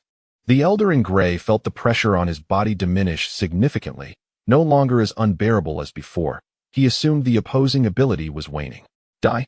With a swift movement, the elder transformed, gradually becoming indistinct, his figure wavering and elusive, rendering his true form nearly unrecognizable. The man in black stared in bewilderment, grappling with the sudden turn of events. Moments ago, everything had seemed fine, yet now they were in the throes of battle. Caught unprepared and without any inkling of the impending confrontation, the elder in gray swiftly closed the distance to the man in black, launching a powerful punch towards his chest. The sound of the blow echoing like thunder, conjuring a fierce gale. Due to his shorter stature, he aimed for the man's chest rather than his head. The man in black's expression altered, urgency coursing through him as he attempted to defend himself. However, the elder's assault came too swiftly, leaving him little time to react. By the time he struck back, it was already too late. The man in black was struck squarely by the elder's formidable punch. The man in black was propelled backward, his body flying through the air. With swift footwork, he repeatedly struck the ground to dissipate the force of impact, ultimately retreating several dozen steps before managing to stabilize himself. A flicker of murderous intent flashed through his mind. His opponent had unexpectedly resorted to lethal force, indicating a clear refusal to negotiate. How audacious it was for a dignified imperial-level powerhouse to launch a sneak attack. "I extended an olive branch for dialogue. Yet you chose treachery," Such is the modus operandi of your Longping base? If that is the case, let us engage in battle. With a sudden movement, the man in black emanated an oppressive aura, causing the very air around him to warp in response. Ling Feng directed his gravitational field toward the gray-robed elder of Longping base, who was initially prepared to counter. However, the elder felt an overwhelming pressure engulf him, his face reddening in realization. The adversary was not only speaking to distract him, but was also launching an offensive with his powers. How shameless. Die. The gray-robed elder lunged forward with a punch aimed at the man in black. Seeing the impending attack, the man in black's expression darkened with fury. He immediately unleashed his abilities, his hands transforming into claw-like appendages reminiscent of a tiger's paw. The fists of the two Imperial-level warriors collided in an instant. They exchanged blows with fervor, trading dozens of strikes in mere moments, each hit resonating with palpable force, much to Ling Feng's delight. Noticing that the two were engrossed in their fierce duel, Ling Feng surmised that a definitive victor would not emerge anytime soon. His gaze shifted toward the exotic trees in the basin, and an idea sparked in his mind. Since he remained cloaked in invisibility and the two were preoccupied with their battle, it was the perfect opportunity to harvest the fruits here. What a splendid prospect. Should their conflict cause damage to the flora, it would indeed be a loss. With this thought, Ling Feng commenced his harvesting endeavor. To avoid drawing their attention, he first approached the outermost edge of the basin. Although the quantity of exotic fruits was limited, he deemed it imperative to prevent them from falling into the hands of others. To expedite the process, he did not pick them one by one, but instead employed his abilities to carefully uproot them, swiftly stowing them away in his spatial storage. The first exotic fruit was from a mutated peach tree, laden with ripe, enticingly red fruits. Ling Feng had no time to examine them closely. He merely glanced before securing them in his spatial realm. After completing the harvest, he took a moment to observe the ongoing battle between the two warriors.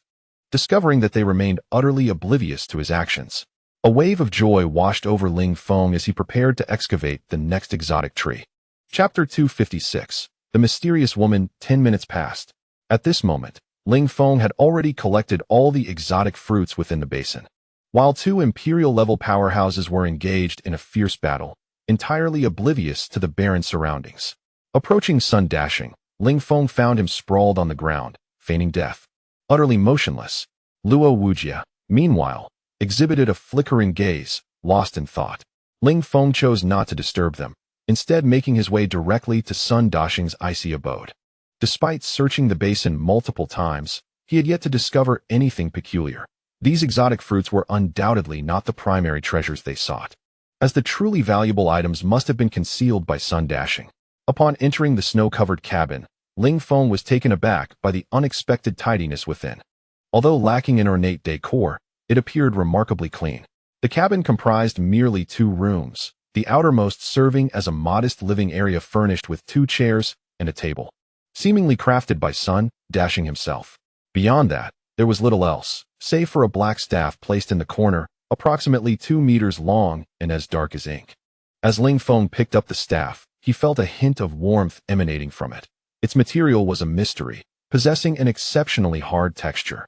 Neither metallic nor plastic, a most peculiar artifact. He returned the staff to its original position, intending to inquire about it later with Sun Dashing. Passing through the first room, he entered the bedroom, which was equally simple: a bed, 2 chairs, and an oversized wardrobe. Ling Feng approached the wardrobe, his brow furrowed in confusion. Its presence in this modest setting was exceedingly strange, being exceptionally tall and spanning 4 to 5 meters wide, reaching all the way to the ceiling. The wardrobe's dimensions were completely at odds with the room, and as a monkey, one might question why he would require such a large piece of furniture, especially given the lack of garments to fill it. After all, he was a male monkey, and something felt amiss. Upon opening the wardrobe, Ling Feng discovered only a sparse collection of 4 or 5 garments hanging inside. The space was largely vacant. He began to tap around the wardrobe, probing for any concealed doors. As he struck one particular section, he noticed an unusual hollowness in the wall panel, suggesting the existence of an additional space behind it. A flicker of realization crossed Ling Feng's face. The clever monkey had indeed concealed a hidden area in such a manner, outsmarting even humans. Exploring the entire wall, Ling Feng eventually located a switch-like mechanism, and with a gentle press, the wardrobe's panel swung open, revealing a pitch-black opening within. The instant the panel parted, he was greeted by a warm gust of air wafting forth from the depths of the cavity. Ling Feng retrieved a powerful flashlight from the depths of space and illuminated the entrance, proceeding towards it with caution. Inside the cavern, a set of descending stairs revealed itself, likely constructed in a later period. Ling Feng descended the stairs slowly, traversing what felt like hundreds of steps, estimating himself to be around 20 meters underground. As he ventured deeper, the temperature within the space began to rise significantly, ultimately reaching a balmy 3 degrees Celsius upon reaching the ground level. Concurrently, he sensed a potent energy fluctuation, which, even without his active absorption, relentlessly permeated into his being. Upon arriving at the floor, the expansive space around him opened up. Ling Feng, wielding his flashlight, scanned his surroundings but found nothing particularly remarkable. In the farthest corner of the space, however, there lay a diminutive opening, barely wide enough for a single person to pass through, with a height of only about 1.60 meters. Ling Feng bent low to enter the aperture, only to discover an astonishingly vast chamber within, far larger than the exterior space, spanning at least 1,000 square meters. As he explored the cave, he noticed in its center a colossal stone, vibrant red in hue, adorned with what resembled human vascular patterns.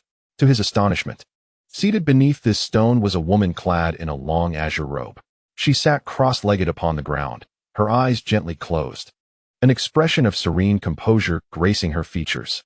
The woman's demeanor resembled that of an iceberg, noble and aloof.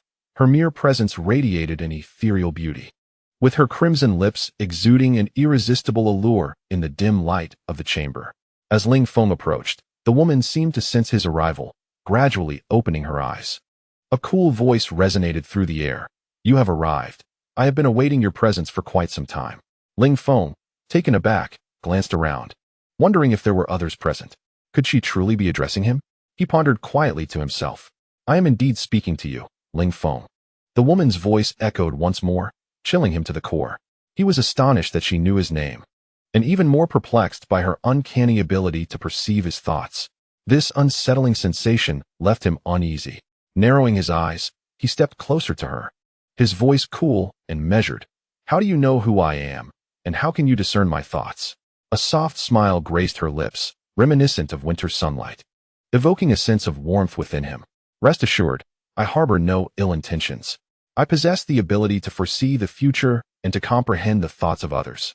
I have been deliberately awaiting your arrival." Ling Feng's gaze narrowed further, skepticism etched upon his face as he inquired, "Why have you been waiting for me? What is it that you seek?" The woman's eyes flickered with a complex emotion as she softly spoke. "Because you are extraordinary. You possess something that others do not." Ling Feng's expression abruptly shifted. How could she be aware of his greatest secret? A glimmer of murderous intent flickered in his eyes. The system was his most formidable ally, a secret he had never divulged even to those closest to him. Now, a complete stranger had uncovered it. Should his secret be exposed, he would inevitably become the target of disdain, bringing upon himself endless troubles. Sensing the intense aura of hostility emanating from Ling Feng, the woman calmly replied, "I have mentioned that I harbor no ill intentions towards you, nor will I disclose your secret to anyone. I seek you out for a matter of great importance." Ling Feng's eyes narrowed in confusion. He could not ascertain the true identity of this woman or her purpose in approaching him. He felt a subtle threat emanating from her. "What exactly do you want?" Ling Feng asked, his tone grave as he scrutinized her.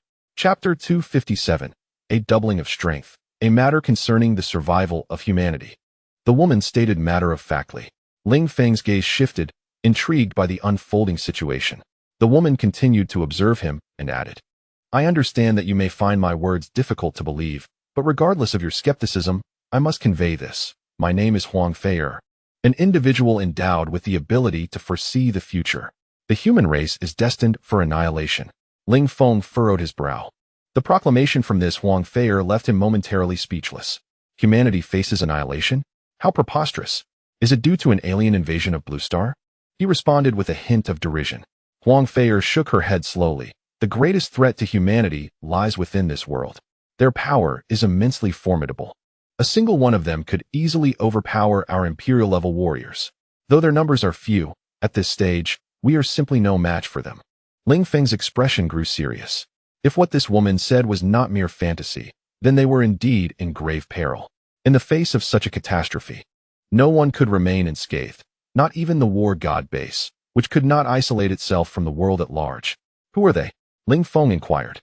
Huang Feier gestured toward the ground. They reside beneath us. I have run countless simulations, and all outcomes point to humanity's destruction, with the sole exception being you. You are the only one capable of altering the course of humanity. As she finished speaking, her complexion turned pale, and blood trickled from the corner of her mouth. This matter is of immense significance. By revealing this, I have already suffered a tremendous backlash. My energy is gradually depleting, and I will soon face complete annihilation. Huang Feier said, revealing a bittersweet smile, her eyes reflecting a hint of exhaustion. Ling Feng sensed the woman's vitality waning rapidly, her eyes gradually losing their luster. The immense red boulder harbors an extraordinary vitality. Any flora or fauna that ventures too close undergoes a gradual mutation. Upon acquiring it, you may cultivate your own dominion. I earnestly hope that in the future, you shall withstand the onslaught of formidable foes. Ling Feng directed his gaze towards the massive stone, indeed sensing a powerful energy emanating from within. As he approached, he felt his own energy stirring restlessly within him. Ling Feng retrieved a crimson pill from his spatial pocket and extended it towards Huang Feier. This elixir will restore your vitality. Huang Feier was momentarily taken aback. She was acutely aware of Ling Feng's cautious nature and his often ruthless demeanor towards others. She had not anticipated his willingness to aid her. Observing her hesitation to accept the pill, a flicker of impatience crossed Ling Feng's eyes. If you do not trust me, why do you still seek my assistance? Huang Feier hurriedly shook her head, clarifying, No. You misunderstand. I simply did not expect you to offer me help. Ling Feng waved his hand dismissively and urged, Hurry and consume it. I have many inquiries to make, and you cannot afford to perish. Huang Feier paused, casting a bemused glance at Ling Feng before accepting the pill and placing it in her mouth. A glimmer of surprise flickered in her eyes as she felt her body rapidly revitalizing. The exhaustion from overexerting her extraordinary abilities began to dissipate. Truly miraculous, she exclaimed in awe. Upon opening her eyes, she realized that the colossal boulder had vanished, and Ling Feng regarded her with an expression of indifference. I am aware of what you have mentioned. I do not possess such lofty ideals as to fight for the welfare of the entire world. My sole responsibility lies in safeguarding my loved ones and brothers from harm, Ling Feng stated coldly. Huang Feier nodded, her expression tinged with disappointment. She had anticipated this outcome, and while she was not entirely accepting, she could reconcile with the answer. Ling Feng found a level surface to sit upon and retrieved over 100 exotic fruits from his spatial realm, preparing to enhance his own power. He paid no heed to Huang Feier, unconcerned about any covetous thoughts she might harbor regarding his possessions. Understanding his intent to strengthen himself, Huang Feier wisely positioned herself at the cave's entrance, ready to serve as his protector. Ling Feng took an exotic fruit and consumed it in a few swift bites. A warm current surged from his stomach throughout his body, and he sensed his strength gradually increasing. However, this sensation dissipated within half a minute. As his power surged rapidly, he realized that the enhancement provided by a single exotic fruit was quite limited. After all, his current strength had already reached a formidable 20,000 points. To achieve a qualitative leap beyond that, it was likely he would need to reach 100,000 points, which would require an immense amount of resources. Ling Feng once again picked up 6 exotic fruits and swiftly consumed them, then resumed his introspection of the changes within his body. Within a mere 10 minutes, the exotic fruits before him had been devoured entirely, and his rate of digestion was accelerating impressively. However, Ling Feng felt that the enhancement he experienced did not meet his expectations. Consequently, he retrieved over 100 more exotic fruits from his spatial storage to continue his ascension. Meanwhile, Huang Feier, seated cross-legged at the entrance, observed Ling Feng's body undergoing a terrifyingly rapid transformation. In just half an hour, she sensed a dramatic shift in the aura he emitted, his strength at least doubling. Not long ago, his prowess had been comparable to hers, but now, he could undoubtedly overpower her with ease. The astonishing speed at which he absorbed the exotic fruits was the primary factor. While others required at least a day to assimilate a single fruit and could not use another for a considerable time, Ling Feng consumed them as effortlessly as one would eat or drink, seemingly immune to any bottleneck. In a short span, He had already ingested 200 exotic fruits and continued to do so without pause. Half an hour later, Ling Feng slowly opened his eyes, a flicker of dissatisfaction crossing his gaze. Having consumed over 500 exotic fruits, his strength had only risen to 40,000 points, far from his anticipated outcome. He had initially believed he could elevate himself to 60,000 points, but after surpassing the 30,000 threshold, the rate of enhancement began to wane.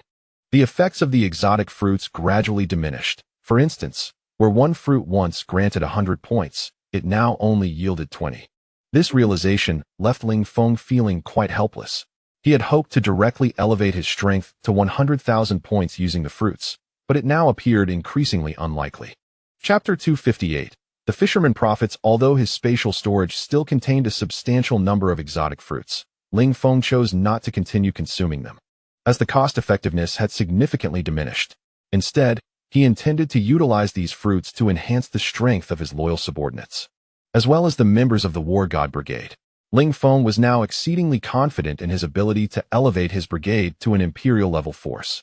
If Huang Fei'er spoke the truth, the future of humanity could face dire calamities, and he needed to rapidly bolster the strength of those under his command. Ling Feng rose to his feet and stretched his body, the sound of cracking bones echoing throughout. Although he had not achieved his desired results, he still felt an unprecedented surge of power coursing through him. Through introspection, Ling Feng observed that the golden blood within him had multiplied once more, now comprising a staggering 90% of his total blood volume. Furthermore, his internal organs had taken on a faint golden hue, pulsating with a formidable energy that coursed throughout his entire being. Clenching his fists, he felt as though he possessed boundless power. After a brief period of acclimatization to his enhanced physique, Ling Feng resolved to venture outside and ascertain the situation beyond. At the entrance of the cave stood Huang Fei'er, her gaze piercing as she regarded Ling Feng, a flicker of awe shimmering in her eyes. Ling Feng, meeting her gaze, spoke with profound significance. "What are your plans moving forward?" The brilliance in Huang Fei'er's eyes gradually dimmed, and with a hint of sorrow, she responded, "I have lived for over a century. My family has long since departed this world. I have said all that I needed to say to you, and now I intend to wander and explore." Ling Feng was taken aback, surprised to learn that this woman, who appeared to be in her 20s, was actually over 100 years old, an astonishing revelation. Respecting Huang Fei'er's choice, he chose not to impede her journey, acknowledging their unfamiliarity and his lack of understanding of her character. "Very well, let us part ways here. Should you find yourself in need, you may seek me at the War God base," he concluded, before turning to depart. Ling Feng and Huang Fei'er exited the snow-laden abode, and upon seeing them, Sun Dashing, who lay on the ground, opened his eyes, his expression transforming to one of shock. "Master Huang, how did you emerge?" he exclaimed. Huang Fei'er responded with a gentle smile. "Little monkey, we have spent decades together. It is time for us to part. I have finally found the person I was searching for." Sun Wukong's astonishment deepened as he turned his gaze to Ling Feng. "Is he the one you have been waiting for?" Huang Fei'er nodded affirmatively. "Ling Feng is destined for greatness. Aligning yourself with him will only bring you fortune. Serve him faithfully." With that, her form began to dissipate, leaving only a fleeting shadow in her wake. Sun Dashing stood in stunned silence, watching the direction in which Huang Fei'er had vanished. Having trained alongside her in these mountains, he had been enlightened by her teachings. Not only had he awakened his humanity, but with her guidance, his abilities had surged, allowing him to break through to the imperial level within mere months.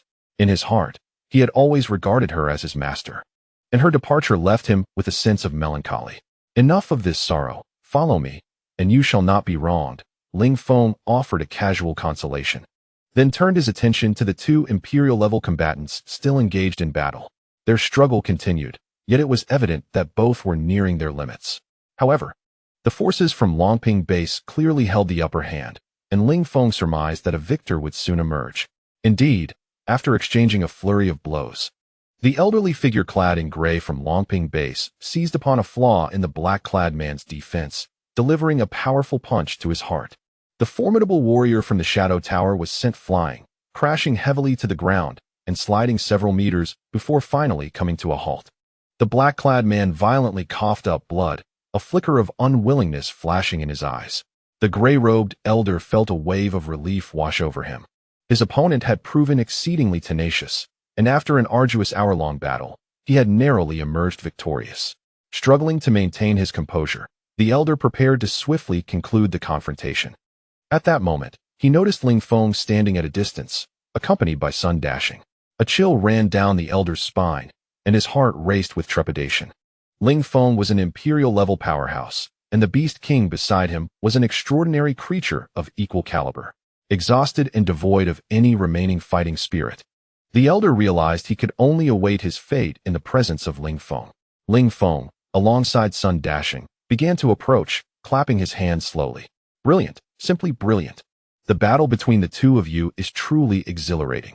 As the gray-robed elder's expression darkened, he understood he had no means to triumph over Ling Feng and could only attempt to persuade him. Ling Feng, I am Long Jiu from Longping Base. I know you are a retired soldier, and I have been sent to oversee the base, one of its actual controllers. I acknowledge that Longping Base has previously wronged you. Yet I still extend an invitation for you to serve the nation. Ling Feng regarded Long Jiu with an indifferent expression and replied, should the nation face peril, I shall lend my hand. However, I refuse to join any organization or faction, regardless of who you are. Furthermore, Handong Province does not require the intervention of Longping Base. I will manage it well. If you dare to act against me again, do not blame me for being ungracious. Long Jiu let out a slow sigh, resignedly stating, very well, I understand. I will ensure that my subordinates are informed and that we will no longer disturb the War God Base. Ling Feng nodded slowly, then shifted his gaze toward the warrior from the Shadow Tower. The black-clad man trembled slightly, a sense of foreboding creeping into his mind. He hastily softened his tone. Addressing Ling Feng, Commander Ling, we from the Shadow Tower bear no enmity toward your esteemed base, and I have never harbored ill intentions against you. Ling Feng replied with a faint smile, rest assured, I shall not take your life. Recover your strength and leave swiftly. I have already taken everything of value here, so there is no need for you to exert yourselves further.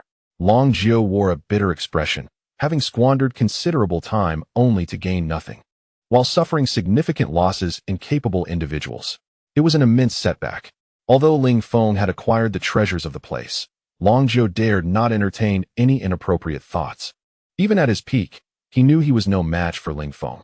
The warriors from the Shadow Tower also wore grim faces. Resigned to their fate, with a heavy sigh, Ling Feng approached Luo Wuji and said, Leader Luo, take me to see your collection. If I am satisfied, I shall spare your lives. Chapter 259. The Masters of the Dragon-Slaying Society. Ling Feng departed from this place of turmoil with the members of the Genesis Alliance. Meanwhile, Long Jiu and the formidable warriors of the Shadow Pavilion remained. Their expressions varied. Long Jiu was filled with regret. Ling Feng's formidable strength could have been a boon for the entire Longping base had he been persuaded to surrender. Even if this expedition to Genesis Mountain yielded no gains, the opportunity was still invaluable. The warriors of the Shadow Pavilion, on the other hand, breathed a sigh of relief. Having a vendetta against Ling Feng, they were fortunate that he did not seek vengeance today.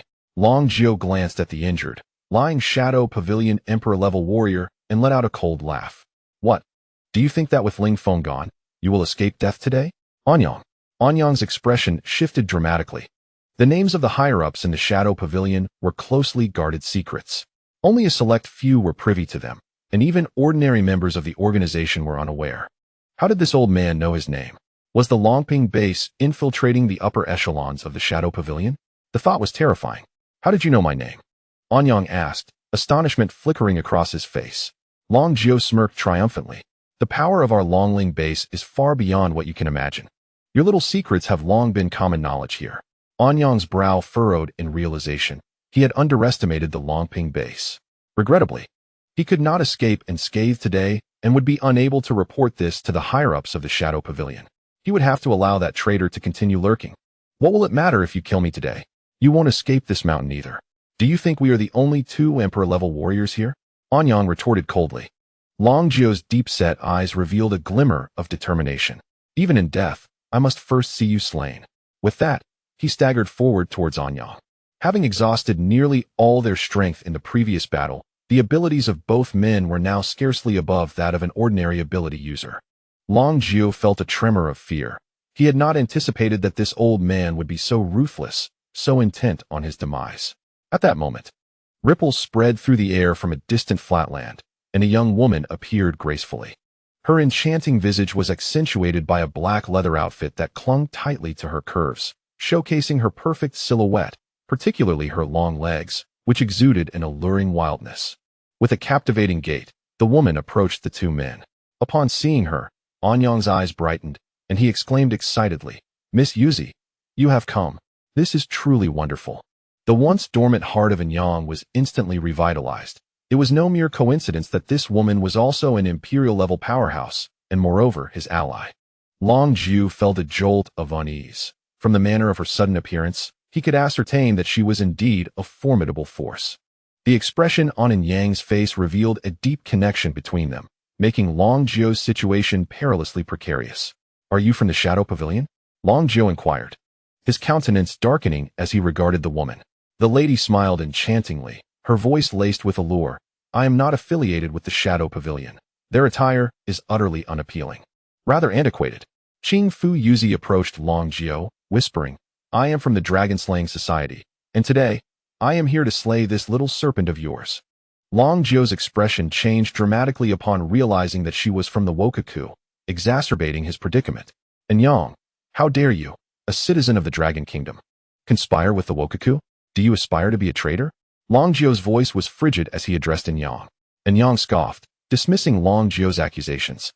"Traitor? I am merely a man of insight. The Dragon-Slaying Society offers me greater benefits. Can you?" He turned to the woman with a fawning smile. "Miss Yuzi, I implore you. Take action and eliminate this man, causing the Dragon Peace Base to lose an imperial-level powerhouse." Qing Fu Yuzi did not respond, but merely gazed at the two with a smile. "Killing him seems rather unwise. I have decided to eliminate all of you." And Yang's complexion paled, and he forced a laugh. "Miss Yuzi, you jest. We are allies. How could you possibly kill me?" Qing Fu Yuzi stepped closer, extending a slender finger to lift his chin, her crimson lips curling slightly. "If I were to slay all of you, I could frame Ling Feng for it. In such a case, both the Dragon Peace Base and the Shadow Pavilion would surely seek vengeful retribution against him. For the grand designs of the Empire, I must impose upon you." And Yang's expression shifted drastically, and he immediately began to plead in terror. "Miss Yuzi, I am unwaveringly loyal to you. I can persuade everyone in the Shadow Pavilion to submit to you. Did you not profess your affection for me, claiming it was love at first sight?" Qing Fu Yuzi stifled a laugh, covering her mouth. "Fool, I was merely deceiving you. How could a Wokaku woman possibly fall for you? If I hadn't said that, how would you be compelled to serve me?" And Yang stood frozen, a bitter smile gracing his lips as he self-deprecatingly remarked, "Indeed, I have been foolish to believe in such notions as love." Qing Fu Yuzi cast him a disdainful glance. "Rest assured, I shall not forget you. After all, you are my 108th man. I will always keep you in my thoughts." With that, Qing Fu Yuzi slowly crouched down, gently exhaling a plume of white mist towards Anyang's face. "I shall not allow you to suffer in agony, my dear man. You shall merely feel a sense of fatigue, a desire for slumber. Gradually, you will fade away in your dreams, as if lost in an interminable reverie." With a gentle smile, Qing Fu Yuzi softly spoke, and Yang's lips curled into a serene smile, his face radiating tranquility, before he slowly closed his eyes, appearing as though he had drifted into sleep. Qing Fu Yuzi rose slowly, refraining from checking his breath. She possessed unwavering confidence in her powers, certain that no one could survive under her influence. In the distance, Long Jiu observed the scene of Qing Fu Yuzi ending in Yang's life, his expression slightly shaken. The powers of this woman from the land of the rising sun were indeed enigmatic, akin to an invisible assassin, rendering one utterly defenseless. If she were to suddenly blow towards an enemy in battle, who could withstand such an assault? A cold smile graced Qing Fu Yuzi's lips as she approached Long Jiu. "Brother Long Jiu, it is now your turn. Rest assured, you shall receive the same fate as Anyang. If you are willing, you could become my 109th man." Qing Fu Yuzi's cheeks flushed slightly as she gazed at Long Jiu. "Shameless." Long Jiu scoffed. "You people from the land of the rising sun truly possess no limits, utterly devoid of shame." Chapter 260. Defeating Qing Fu Yuzi. With a faint smile, Qing Fu Yuzi replied, "Since you are unwilling, then let us proceed." Just then, a series of light, playful claps echoed through the air. "Marvelous. Truly splendid," Ling Feng declared, applauding as he strolled forward, an expression of insatiable delight upon his face. Long Jio's spirits lifted upon seeing Ling Feng's return. The depth of his strength was unfathomable. And with him present, perhaps he could salvage his life today. Upon witnessing Ling Feng's sudden reappearance, Qing Fuyuzi's expression shifted slightly, her heart sinking at the unexpected turn of events. She had never anticipated Ling Feng would make a comeback. Ling Feng, why have you returned? Ling Feng's face bore a hint of amusement. If I hadn't come back, I would have missed this marvelous spectacle, wouldn't I? You did that on purpose, didn't you? Qing Fuyuzi snapped, her voice tinged with irritation. Ling Feng laughed heartily. I never imagined you were not entirely foolish. If I hadn't left, how could I have lured you out? I simply did not expect to reel in such a big catch. A beautiful mermaid at that. Qing Fuyuzi's eyes glimmered as thoughts began to form in her mind. With an alluring gait, she approached Ling Feng, a faint smile gracing her lips, and with sultry eyes. She inquired, Ling, do you find me beautiful? Ling Feng's expression shifted as he appraised the woman before him. Although she hailed from the land of the rising sun, her beauty was undeniable, her features exquisite, her skin fair, and her long, slender legs captivating. The allure she exuded was overwhelming, and it was no wonder Yang, a man of cunning, had fallen under her spell. You are indeed beautiful, devoid of any of the lewdness typically associated with your people. Qing Fuyuzi's expression momentarily froze, her anger nearly driving her to utter a curse. However, being adept at managing her emotions, she swiftly concealed her frustration, instead wearing a hint of surprise. Really? Did you not know I am your type? After speaking, she shyly gazed at Ling Feng. A glimmer of brilliance flashed in Ling Feng's eyes. Ling Feng, be extremely cautious of this woman. Her abilities are enigmatic and unpredictable, and she excels in the art of seduction. She is not to be underestimated. Long Jio, standing at a distance, anxiously cautioned. Ling Feng cast a deep glance at him, unfazed, and retorted, Do you think I am as foolish as you? Humph. He then turned to Qing Fuyuzi, a note of admiration lacing his voice. Of course I like beautiful women. Who doesn't? Qing Fuyuzi's heart leapt with joy as she approached Ling Feng, slowly leaning closer. Then, may I be your woman? She said, her tone laced with temptation. Ling Feng's face betrayed a hint of hesitation. Just then, Qing Fuyuzi suddenly exhaled a puff of white mist towards him. After executing her maneuver, she swiftly retreated to a distance. Observing this, Long Jiu sighed in resignation, a trace of regret flickering in his eyes. Ling Feng is far too blindly confident. Ultimately, his arrogance will be his undoing, alas. On the other side, Qing Fuyuzi looked at Ling Feng with a smug expression. Ling Feng, I once believed you to be a hero, but it turns out you are merely a lecher. You have slain numerous strong members of our dragon-slaying society, and today, you finally avenged them. Ling Feng regarded Qing Fuyuzi with a knowing gaze. Your people from the land of the rising sun cannot seem to abandon their penchant for deceit. Qing Fuyuzi chuckled coldly. All's fair in war. Regardless of the means employed, as long as victory is secured, that is what matters. Clearly, I have triumphed this time. Ling Feng replied with calm composure. Is that so? Have you truly won? That remains to be seen. Qing Fuyuzi snorted disdainfully, her confidence unwavering. Ignorant fool. Anyone ensnared by my abilities is doomed to perish. No one has ever survived my powers. She continued, in just half a minute, you will feel dizzy. Your limbs will weaken, and sleep will overtake you, leading you to a slow, unconscious demise. With that, she regarded Ling Feng with contempt. Ling Feng shook his head slightly. It is not I who is arrogant, it is you. With your meager skills, do you truly think you can kill me? You should return and practice for another 100 years. He added, Oh, by the way, it seems you might not have that opportunity anymore. Ling Feng strode confidently toward Qing Fuyuzi. Her expression changed slightly as she observed him. His complexion was healthy, his eyes bright, and his step steady, showing no sign of fatigue. Could it be that Ling Feng was truly unscathed? For a moment, she found herself uncertain whether he was merely feigning strength. However, Ling Feng has shown no signs of poisoning thus far. Ling Feng, stop pretending. I know you are merely enduring. Qing Fuyuzi said, her voice filled with uncertainty.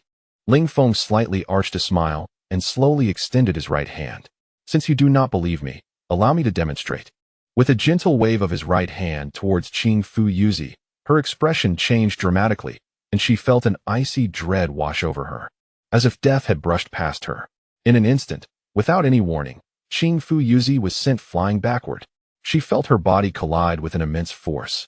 her internal organs suffering severe damage. Crashing heavily to the ground, she coughed up a mouthful of blood, staring in horror at Ling Feng. Astonished that as an imperial-level ability user, she could not withstand even a single strike from him. Such terror was unfathomable. Even more astonishing was the fact that Ling Feng was entirely immune to her poison. From a distance, Long Jiao was once again astounded by Ling Feng's strength. An imperial-level powerhouse had been so easily defeated. What level of strength did Ling Feng possess? Regret flooded Long Jiao's mind. Why had the Long Ping base chosen to confront the God of War base? Otherwise, they might have gained a super powerful ability user. He resolved to cultivate a good relationship with Ling Feng, even if he could not join the Long Ping base. He must ensure that Ling Feng harbored no resentment towards them. Long Jiao silently vowed to himself. Ling Feng approached Qing Fu Yuzi with a faint smile. Do you now believe what I said? Qing Fu Yuzi, her face pale and contorted, retorted, Why?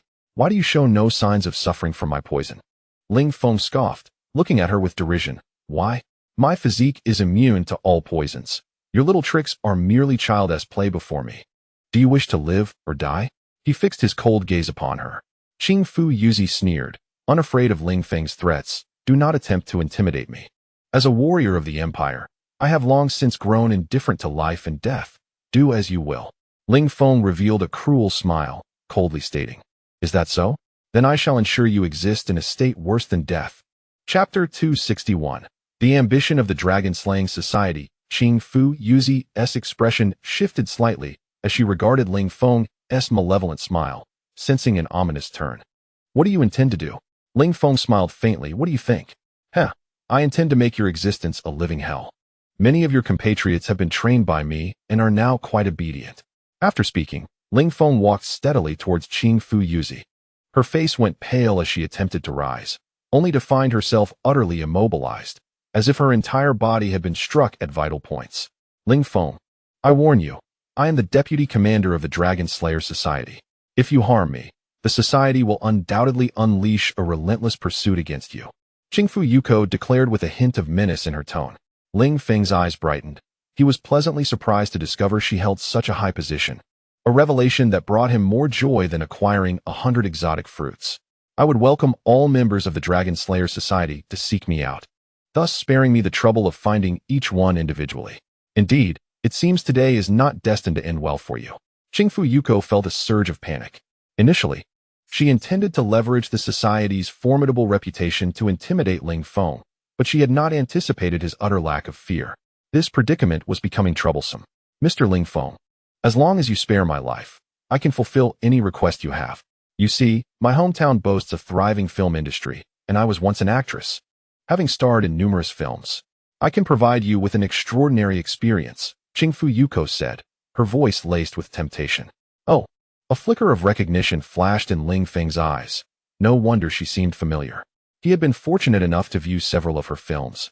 Her acting and physique undeniably impressive. Wang Long would certainly be enamored. If that is the case, then as long as you cooperate, I can ensure you endure less physical suffering, Ling Feng remarked, stroking his chin thoughtfully. A glimmer of joy crossed Qing Fu Yuko's eyes. She immediately responded, I can accommodate any position you desire. As she spoke, she absent-mindedly tidied her disheveled hair. If she could entice Ling Feng into the war god base, she would undoubtedly gather more intelligence. Gaining his trust and persuading him to surrender would be even better, she mused inwardly. Ling Feng remained unfazed, showing no sign of being swayed by Qing Fu Yuko's alluring gestures. We can discuss those matters later. There will be ample opportunity for you to showcase your talents. For now, I need you to divulge the core secrets of the Dragon Slayer Society. I demand to see your sincerity. With that, Ling Feng fixed a cold gaze upon Qing Fu Yuko. Internally, Qing Fu Yuko seethed. How dare this wretched Ling Feng remain unfold? If I were to divulge the organization's secrets, it would lead to catastrophic repercussions, and the society would never forgive me. Observing her darkening expression, Ling Feng scoffed inwardly, knowing full well that this woman harbored malicious intentions. What's wrong? Are you unwilling? It appears your earlier words were mere deception. Ling Feng spoke with a grim countenance. Qing Fu Yuko's face turned pale as she grappled with an internal conflict. She was torn between betraying her country and enduring torment. After a few moments of contemplation, she clenched her teeth, An irresolute expression crossed her face. With a venomous glare at Ling Feng, she coldly declared, "Ling Feng, you will never extract information from me. I would rather die than speak." With that, Qingfu Yuko promptly bit down on a capsule filled with deadly poison, looking at Ling Feng with a self-satisfied expression.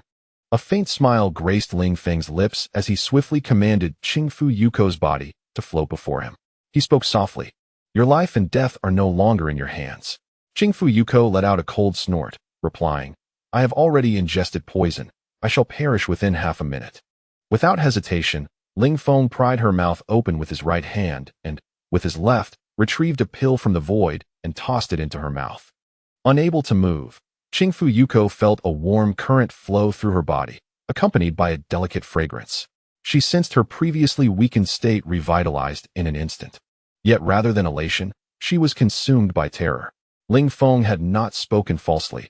He was now beyond the grasp of death, leaving her at his mercy. With a playful smile, he inquired, "How does it feel? Are you ready to fight for another 300 rounds? What do you truly want?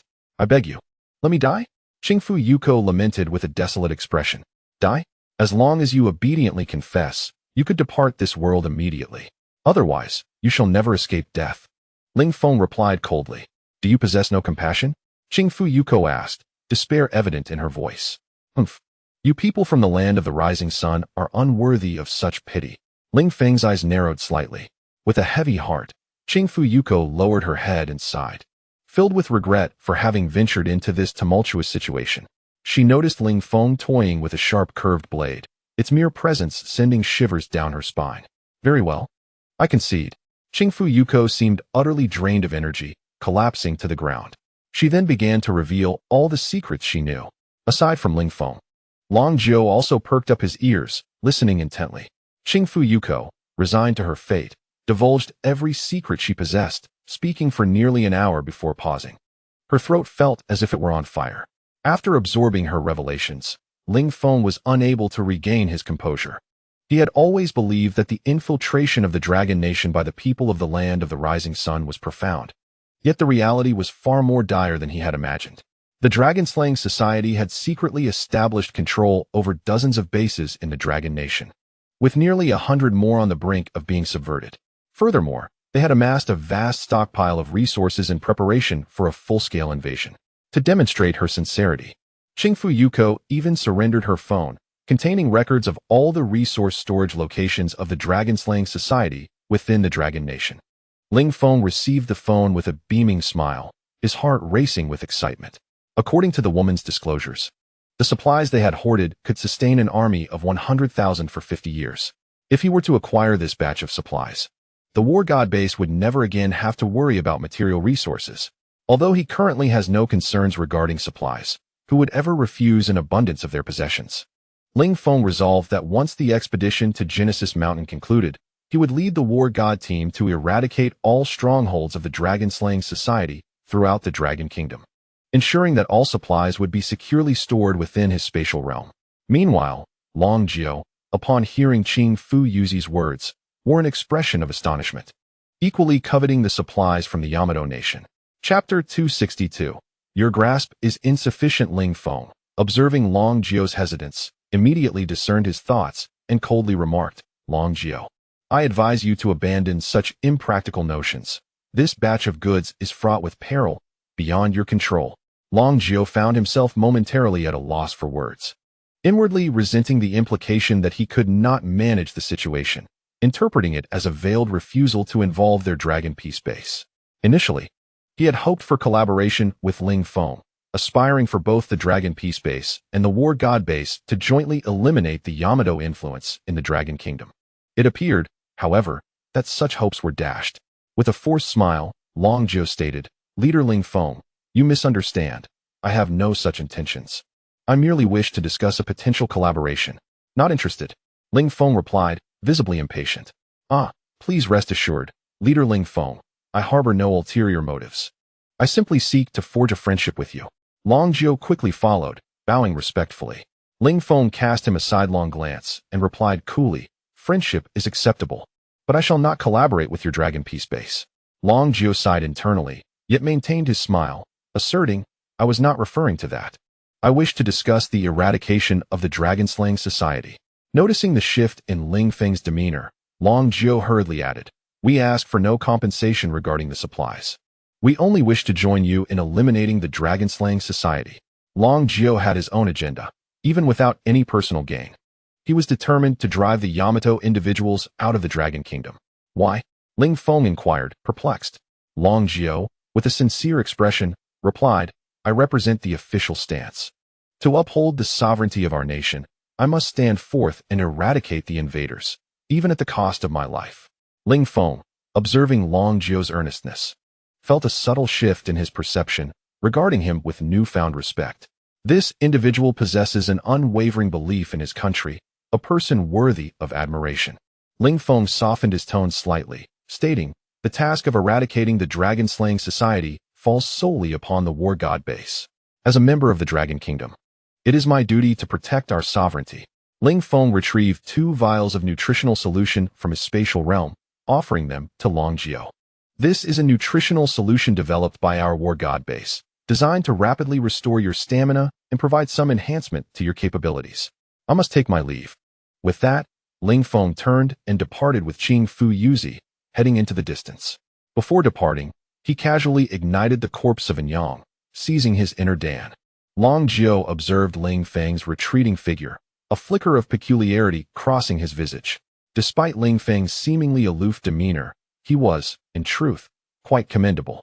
Long Jiao gazed at the 2 vials of nutrient solution in his hand, overwhelmed with emotion, and proceeded to uncork one, tilting his head back to drink. The fragrant and sweet liquid transformed into a pure stream of energy, coursing through his limbs and bones. In an instant, Long Jiao felt his previously frail body rejuvenate, returning to its peak condition with a slight enhancement in strength. Staring at the sole remaining vial of nutrient solution, disbelief etched across his face.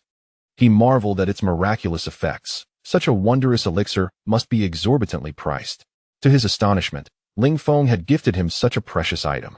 What an unexpected surprise.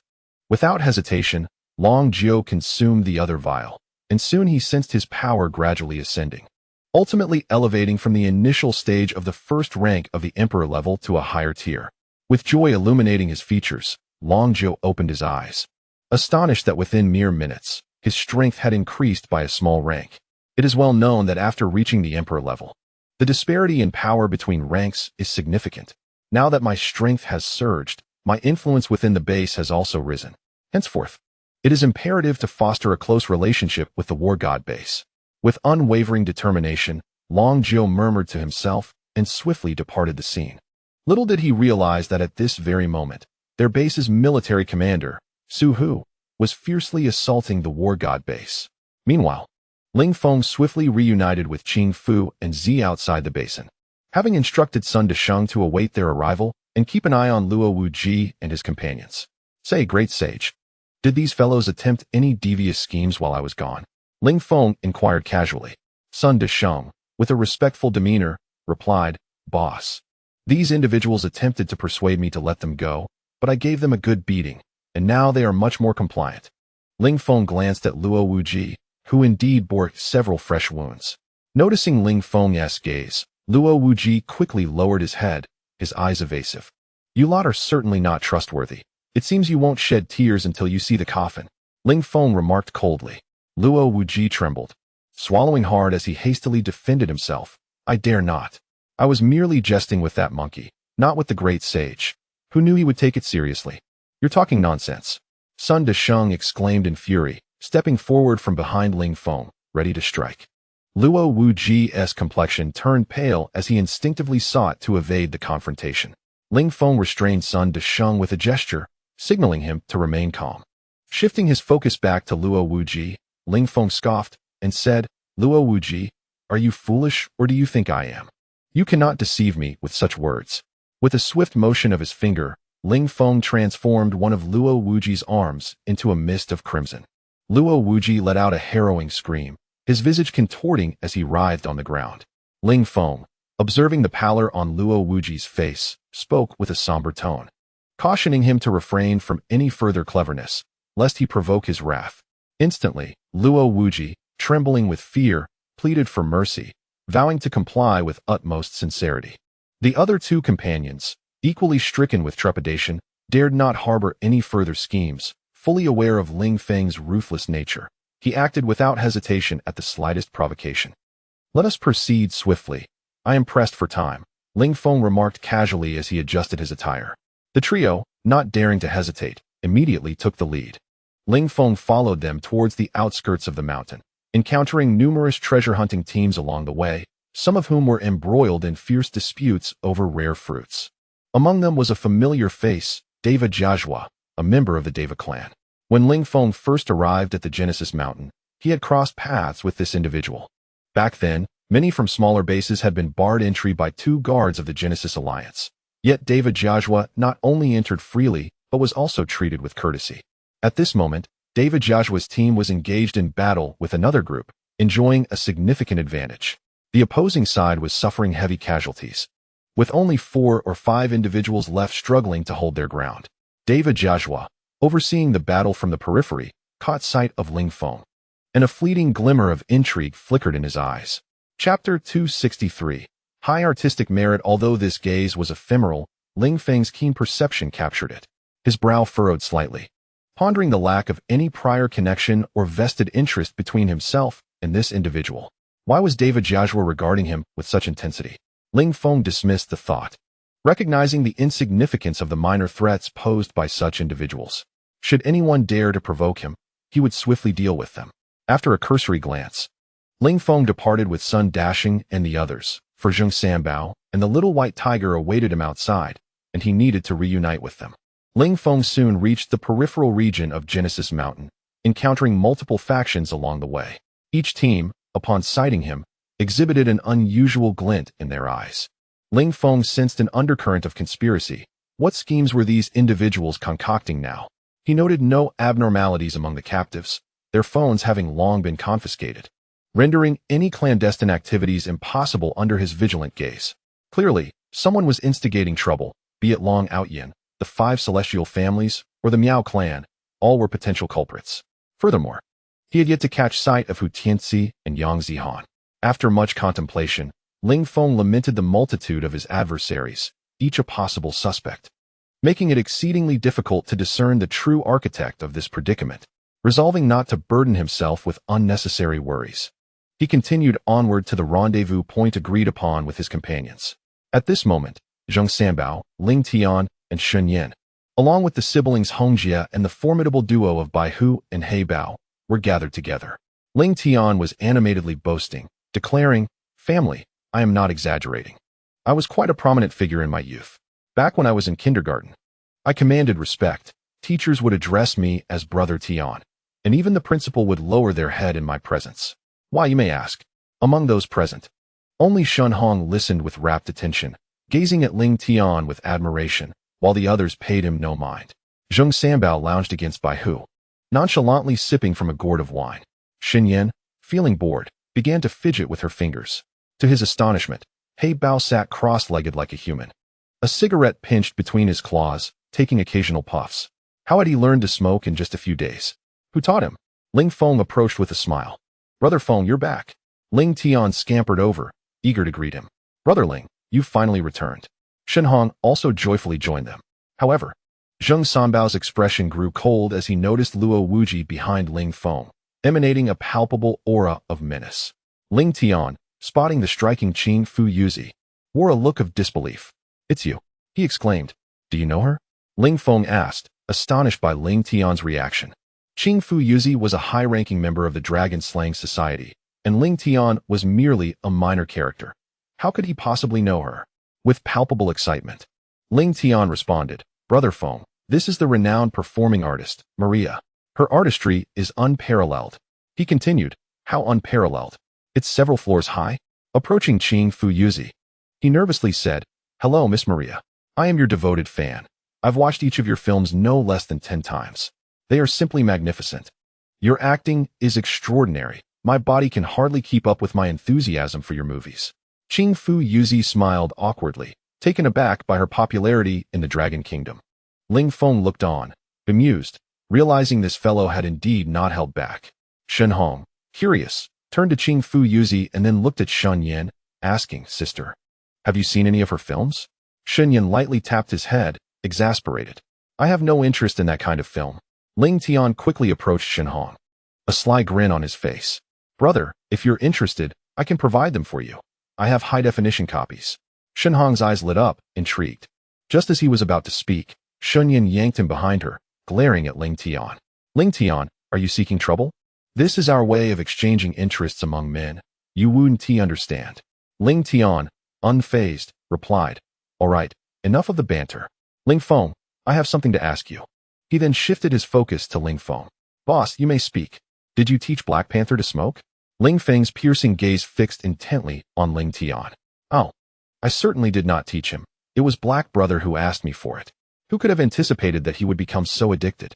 Ling Tian replied with an indifferent expression. Ling Feng stared at him expressionlessly, his eyes gradually growing colder. Ling Tian shrank back slightly, forcing a dry laugh as he said, I did give him the cigarette, but the subsequent requests were entirely his doing. I swear to the heavens." He pointed one hand skyward, his demeanor earnest. "This matter ends here. Such behavior is not to be repeated," Ling Feng commanded. Ling Tian nodded vigorously, breathing a silent sigh of relief. Meanwhile, Black Panther hastily discarded the cigarette from his claws, retreating sheepishly into the crowd. Ling Feng chose to ignore him and proceeded to recount the situation regarding Luo Wuji to everyone present. The most agitated among them was Zheng Sanbao, who had narrowly escaped death after being pursued by the Genesis Alliance for acquiring some rare fruits in the mountains. "Ling Xiao, after this incident, I earnestly request that you allow me to handle those three," Zheng Sanbao declared gravely. Ling Feng nodded. "Very well, they shall be entrusted to you."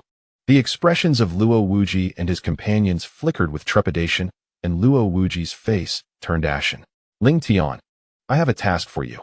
Investigate whether there is an individual named Hu Tianxi among those who entered the mountains, and also ascertain what they might be conspiring." Ling Feng believed that Ling Tian's personality and abilities made him exceptionally suited for intelligence gathering. His affable nature allowed him to easily mingle with others.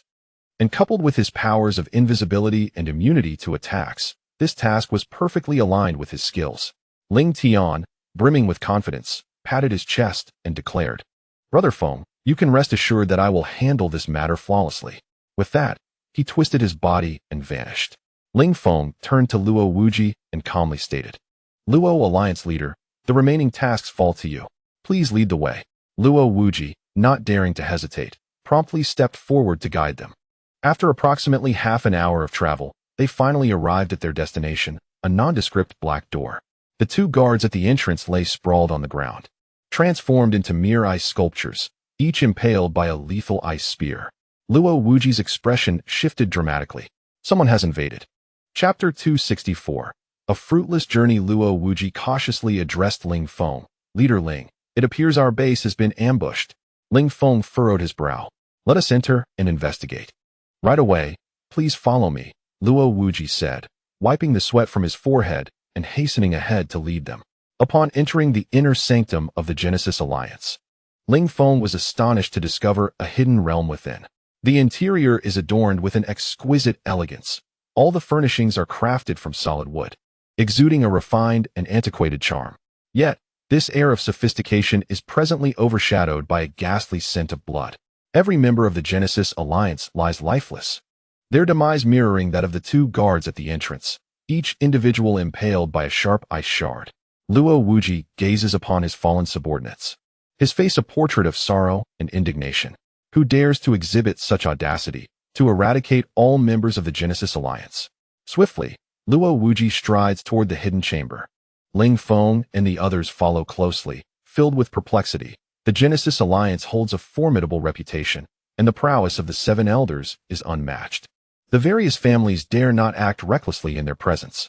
Now, to witness the headquarters of the Genesis Alliance drenched in blood is indicative of an extraordinary boldness, taking advantage of the absence of the Seven Elders. It is likely that the rare fruits within are no longer there. Ling Feng and his companions arrive at an inconspicuous small room, the door wide open, revealing utter chaos within, traces of a thorough search evident everywhere. Luo Wuji's mind goes blank, his pallid visage murmuring softly, "Gone, all gone." After surveying the surroundings, Ling Feng confirms that the place has indeed been stripped bare, with nothing remaining. Frustration washes over him. After spending so much time, he has ended up with nothing. Having previously played the role of the cunning predator, today he finds himself outpaced. The items that rightfully belonged to him have vanished, igniting a resolve to capture the perpetrator. However, he cannot leave empty-handed. If the rare fruits are lost, then he shall seize provisions instead. Those furnishings are also quite valuable. Thus, the Genesis Alliance headquarters faces a second wave of invaders as Ling Feng activates his scavenging mode. Luo Wuji watches in dismay as Ling Feng absconds with his beloved Wang Wali wooden bed, a cherished possession of considerable worth that he had always been reluctant to use. The food supplies they had meticulously hoarded are entirely seized by Ling Feng, although they are struggling for their own survival. Witnessing their resources plundered is a bitter pill to swallow. Ling Feng gives a subtle signal to Zheng Sanbao, who immediately understands. A cold smile gracing his lips as he approaches Luo Wuji and his companions. The expressions of Luo Wuji and his men are bleak, their faces ashen. Luo Wuji, I never imagined you would meet such a fate. Fate can be cruel. Luo Wuji utters a bitter laugh, resigned to the inevitability of his demise. Zheng Sanbao, to the victor belong the spoils. Let us commence. Zheng Sanbao unsheathes his sword, his gaze sharp as he strides towards Luo Wuji. With a swift motion, 3 heads tumble to the ground. Zheng Sanbao exhales a deep breath, feeling an immense sense of relief wash over him. He turned and approached Ling Feng, offering a profound bow. With sincerity, he expressed, "Thank you for your support, Chief. I, Zheng Sanbao, have no means to repay you, but shall dedicate myself wholeheartedly to your service." Ling Feng gently patted his shoulder, remaining silent, yet conveying encouragement through his gaze.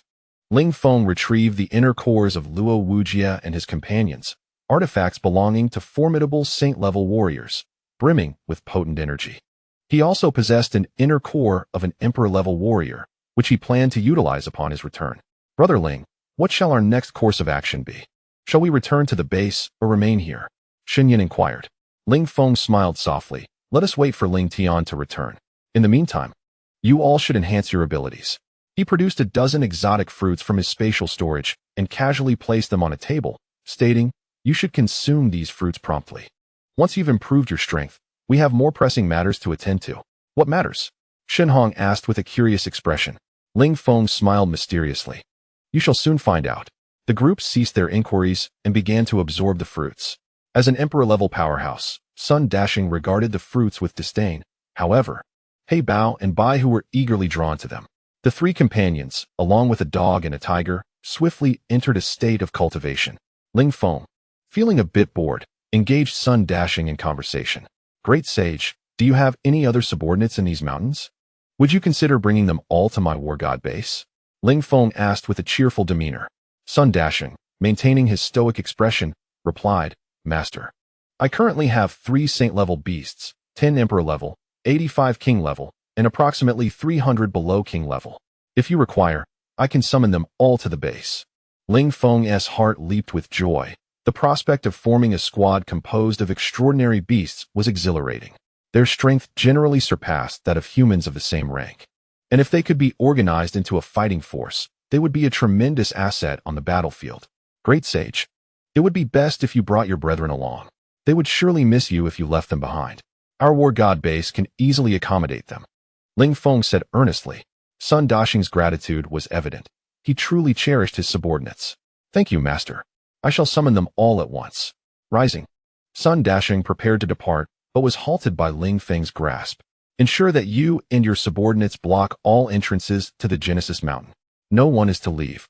Those wishing to depart must surrender all exotic fruits. We will reconvene once our mission is complete." Sun Dashing nodded thoughtfully. Ling Feng then approached He Bao and Bai Hu, waking them directly. Both looked at Ling Feng with bewildered expressions. "You two will follow the great sage and heed his commands." The Black Panther nodded and swiftly moved behind Sun Dashing, with the White Tiger following closely. "Master, I shall take my leave now," Sun Dashing said respectfully. Gazing at Ling Feng acknowledged with a nod. Sun Dashing departed hastily with the Black Panther and the White Tiger. After a while, Zheng Sanbao and the Shin siblings gradually awoke, their eyes gleaming with delight. "How has your advancement fared?" Ling Feng inquired with a serene smile. "I have reached the pinnacle of the king level," Shin replied, his face radiant with joy. So have I? Shin responded with a gentle smile as well.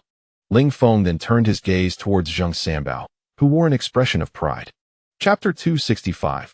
I have an idea my strength has now reached the peak of the saint level. It won't be long before I break through to the emperor level. Zheng Sanbao declared with great satisfaction. Shin Hong, astonished, exclaimed, Grandpa Zheng, you are truly remarkable. Can you now contend with brother Ling Feng? Zheng Sanbao's smile faltered momentarily. Not quite.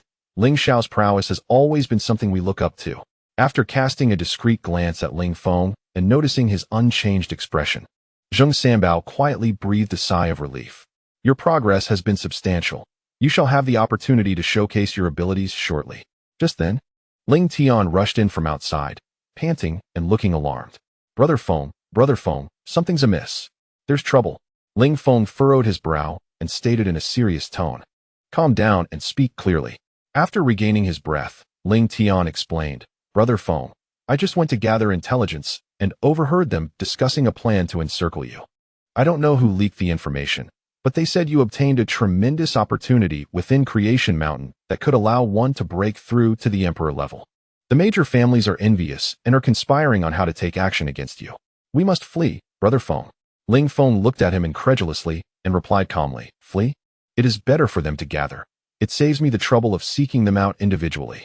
He had initially intended to seize the extraordinary fruits in their possession. Feeling a bit hesitant, but now, knowing they dared to act against him, he felt no such reluctance. Brother Feng, with so many of them, can we truly hold our ground? Ling Tian asked, uncertainty clouding his expression. Ling Feng smirked mischievously and said playfully, We may not prevail, but the technological warriors surely will. Ling Feng retrieved 3 sets of armor from his space and distributed one to each of them. From this moment forth, you shall be the technological warriors of America, he declared with a teasing grin. Ling Tian's face lit up with realization, followed by a sly smile. Upon seeing that everyone else had armor while he did not, Shin Hong immediately grew anxious. Every man harbors a dream of piloting a mech, and this one was particularly striking. Brother Ling Feng, why is mine not here? Shin Hong said anxiously as he approached Ling Feng. Ling Feng smiled slightly and replied, You are still too young and not tall enough. It is easy for you to expose your vulnerabilities. For this operation, it would be best if you refrained from participating. Just wait here for our return. Shin Hong's expression immediately fell, looking despondent. Ling Feng patted his head and reassured him, There will be plenty of opportunities in the future. Once we return to the base, I will gift you a set of mechas. Hearing this, Shin Hong's eyes brightened, displaying a surge of excitement. Ling Feng then took out his own captain-level mecha, which, following systematic upgrades, boasted formidable power, surpassing even Ling Feng's physical strength. As Ling Feng donned the mecha, the others gradually followed suit, beginning to familiarize themselves with its operation. After several minutes of acclimatization, they all grasped the basic functions of the mechas, allowing for simple flight and combat maneuvers. Let us set off. With a commanding voice, Ling Feng took the lead in piloting the mecha outward, with the other 3 quickly following suit. Meanwhile, deep within the mountains, dozens of factions had gathered, primarily led by Long Aotian and the enigmatic Mo Lao from the 5 great families, alongside Hu Tianzi, who went by the alias Hu Tianzi.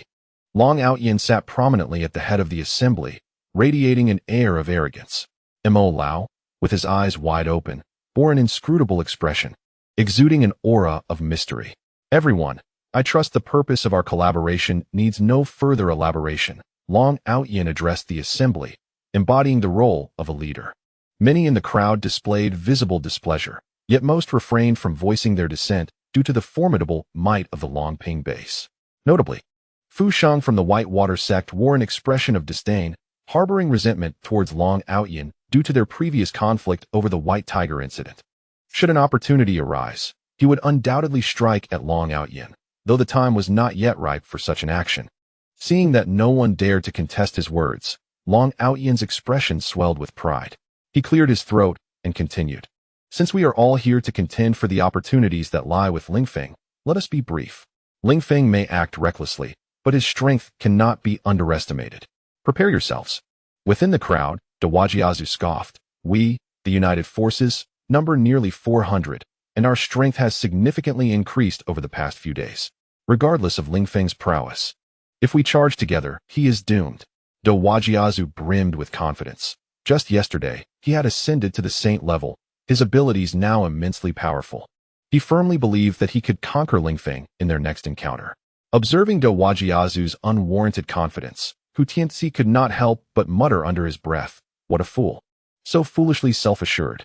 The terrifying aspect of Ling Feng lies in the fact that one can never truly ascertain the extent of his limits. His power is unfathomable. The blind confidence of Do Wajiazuo will inevitably lead to his downfall. As the mastermind behind this operation, he harbors an intense desire for Ling Feng's demise.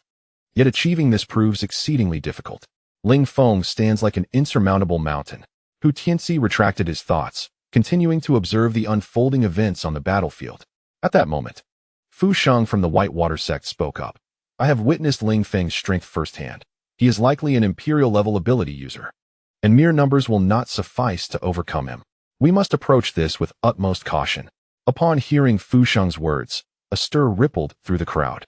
"What? Imperial level? Then there's no point in continuing. Let's all return to our homes. Indeed, my highest capability is merely at the royal level. That would be tantamount to seeking death. Let's not pursue this any further. The risks are too high. We can forego this opportunity." Several teams began to prepare to withdraw. "Everyone, please hold on. I have a plan." At that moment, the previously meditative old Mo opened his eyes and spoke with clarity. All eyes turned toward him. "Old Mo, what strategy do you propose?" Long Aotian inquired, gazing at him. Old Mo smiled slightly, his profound gaze shimmering with a glimmer of wisdom. "Since we cannot succeed through brute force, why not resort to poison? I possess a miraculous incense that can temporarily nullify one's abilities." As he spoke, Old Mo produced a stick of incense from his robe. This incense, crafted from rare and extraordinary herbs, would cause even an imperial-level powerhouse to lose their abilities upon inhalation. The crowd gazed at the incense in astonishment. Long Aotian's eyes sparkled with intrigue. If this incense proves effective, Ling Feng will surely find himself trapped. The humiliation he previously endured could finally be avenged. Is this truly effective? Long Aotian questioned with skepticism. Old Mo responded with a faint smile. "The greatest strength of our 5 great sects lies not in combat, but in the art of poison, as you may have heard. This incense was personally developed by our leader and has been rigorously tested for efficacy. Even imperial-level experts cannot withstand it." A collective gasp echoed through the assembly as the magnitude of the incense's power registered. It was indeed astonishing, if even imperial-level individuals could fall prey to it. The capabilities of the 5 great sects were truly beyond comprehension. Teams positioned close to Old Mo instinctively stepped back, wary of potential contamination. "This is splendid. With this, Ling Feng's demise is assured today, ha ha ha." Long Aotian laughed exuberantly. Others also wore expressions of delight. A flicker of joy crossed Hu Tianzi's face. Having thought revenge was beyond reach, hope rekindled. A chance for retribution might truly materialize. Alas, if only Yang Zihan were present, they could witness the downfall of their enemy together. She was likely waiting for him outside the Creation Mountain now. At this moment, the atmosphere at the scene was serene, as if everyone had glimpsed a glimmer of hope for the Emperor. Suddenly, a jarring voice pierced the tranquility. "Robbery. Men to the left, women to the right. And those of ambiguous gender stand in the center."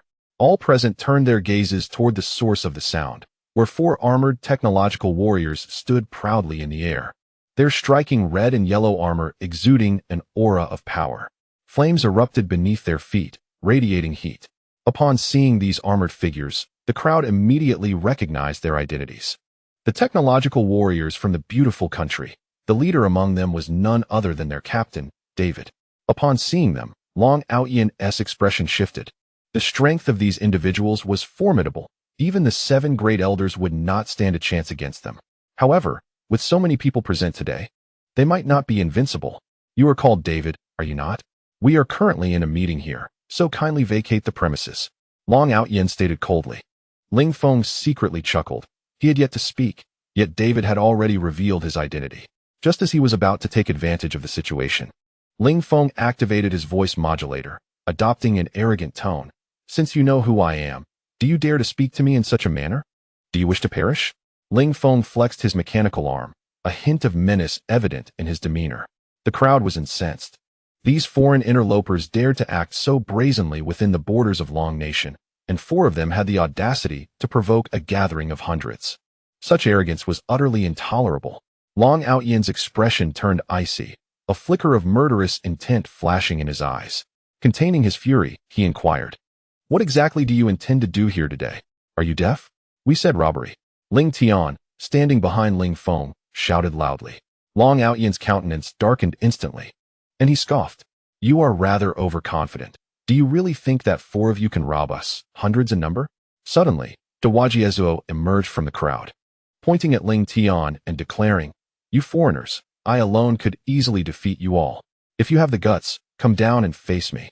Ling Tian, hands on his hips, regarded Dewajiezuo with indifference. "If you have the courage, then step up, you big fool." Dewajiezuo's face flushed with rage, realizing that all the opponents were above him and his attacks would never reach them.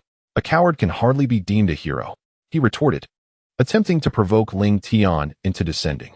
However, Ling Tian dismissed him, responding nonchalantly, "I am no hero, I am a bandit." Dewajiezuo was incensed by this remark, momentarily at a loss for words. "Do you truly wish to sever ties with so many of us?"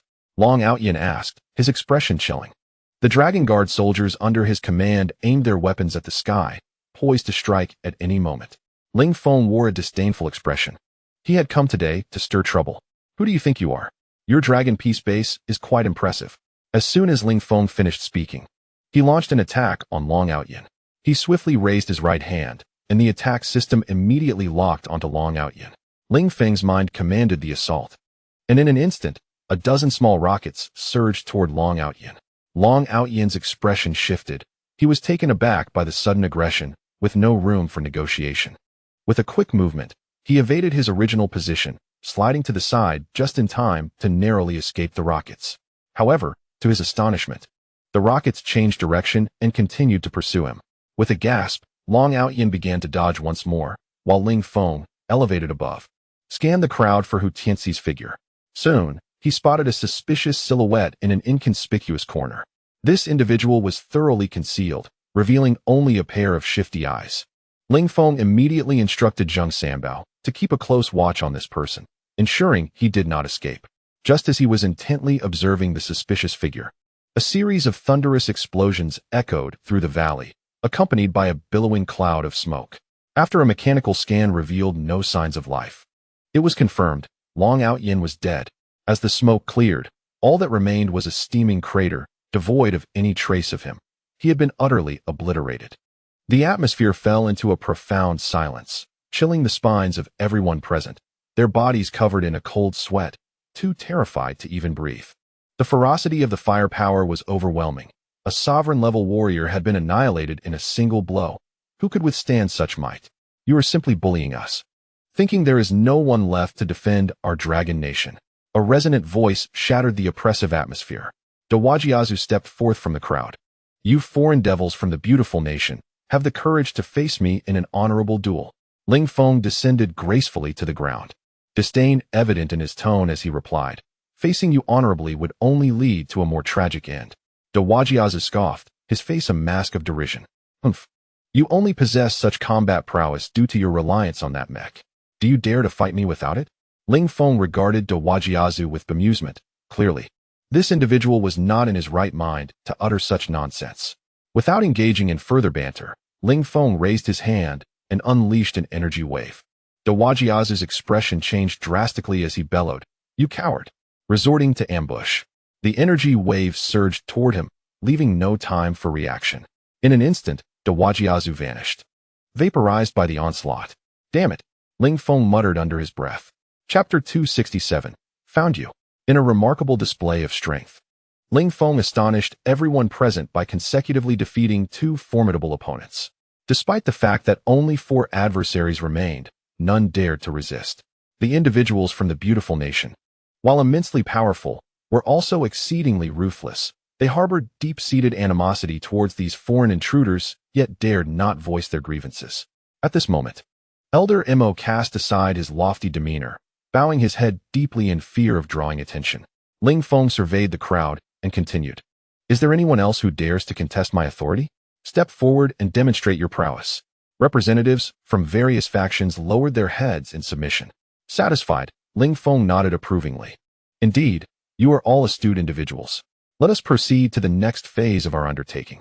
I require all of you to surrender every exotic fruit in your possession to avoid facing dire consequences. Should anyone have objections, feel free to voice them. We pride ourselves on being a very democratic nation. At this proclamation, the crowd's expressions shifted dramatically, and they instinctively clutched their pockets. After toiling for days to procure these exotic fruits, they were now being commanded to relinquish them entirely. One individual dared to speak out. I disagree. Your demands are excessive. I propose we hand over only half. What say you, Mr. David? The others present nodded in agreement, deeming this proposal quite reasonable, as they had invested considerable effort to obtain the fruits and felt entitled to retain some. Ling Feng acknowledged the suggestion with a nod, then calmly replied, "Your proposal is commendable, but I must decline." With that, he promptly dispatched a rocket towards the speaker, who had no time to evade the strike and was obliterated in an instant. Ling Feng chuckled heartily before gently stating, "If anyone else has objections, do not hesitate to express them. You possess that right." The crowd, now visibly shaken, fell into a chilling silence. Since there are no further objections, we shall proceed as stated. Upon concluding his words, he instructed Shin and Zheng Sanbao to monitor the crowd closely, ready to eliminate anyone who dared to flee. At this moment, Ling Tian stepped forward, proclaiming, "Form an orderly line, ladies first, no cutting in line, one at a time, everyone will receive their due." Internally, the crowd seethed with anger, each person cursing under their breath. Many female enhancers stiffened, casting Ling Tian an exasperated glance. "Thank you for your ladies first." The crowd formed a lengthy line, reluctantly handing over their exotic fruits, each bearing a pained expression. The process progressed smoothly. Although a few disobedient individuals attempted to hide their fruits or escape, all of whom were ruthlessly eliminated.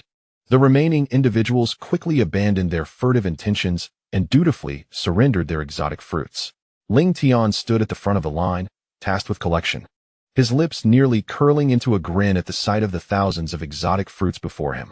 A group of female supernatural beings, while presenting their extraordinary fruits, inadvertently cast flirtatious glances at Ling Tian, foolishly hoping to reduce their offerings. All but one of them were dismissed by him. Among them was a woman of relatively youthful age, around 30, with an alluring figure and a captivating silhouette. However, her frontal appearance was somewhat disappointing. She possessed an oval face, albeit resembling a watermelon seed. Her exaggerated, pouty lips could induce hunger in onlookers, while her eyes squinted into mere slits. Her face, marred by numerous blemishes, would likely cause those with trypophobia to faint on the spot, as if her entire visage was a canvas of spots. With an air of confidence, she approached Ling Tian, cooing, "Brother, I don't have any extraordinary fruits on me. May I offer something else instead? Several of my previous boyfriends were from your beautiful country." After speaking, she flicked her long hair and gazed at Ling Tian with sultry eyes.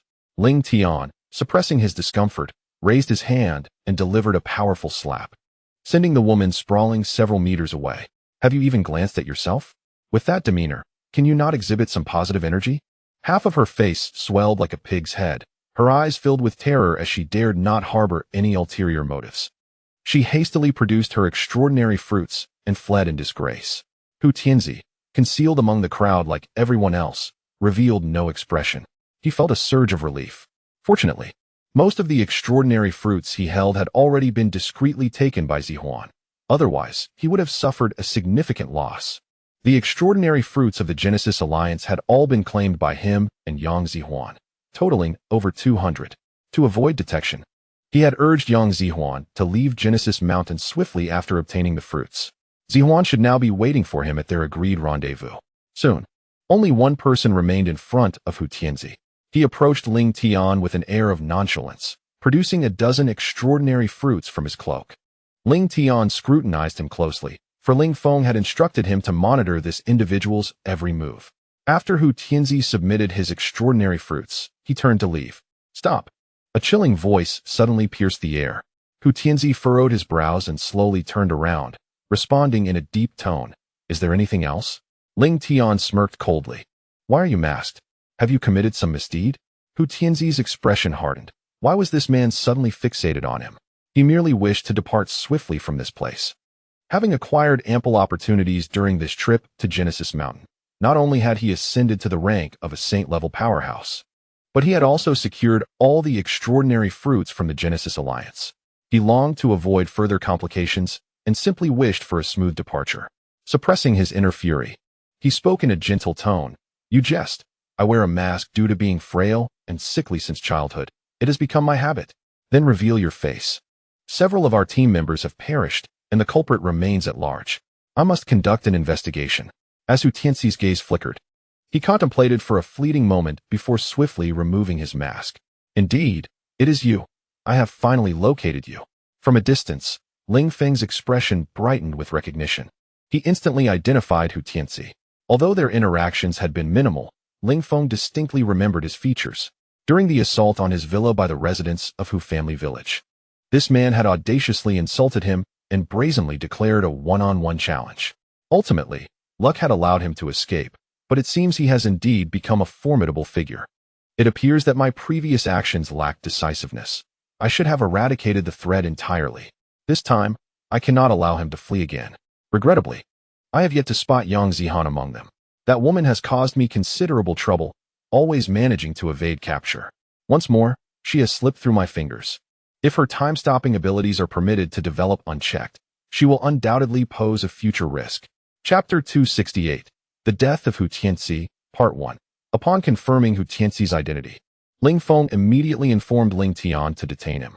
Ling Tian promptly complied, blocking Hu Tianxi's path. You seem somewhat familiar. You cannot leave just yet. We require further questioning.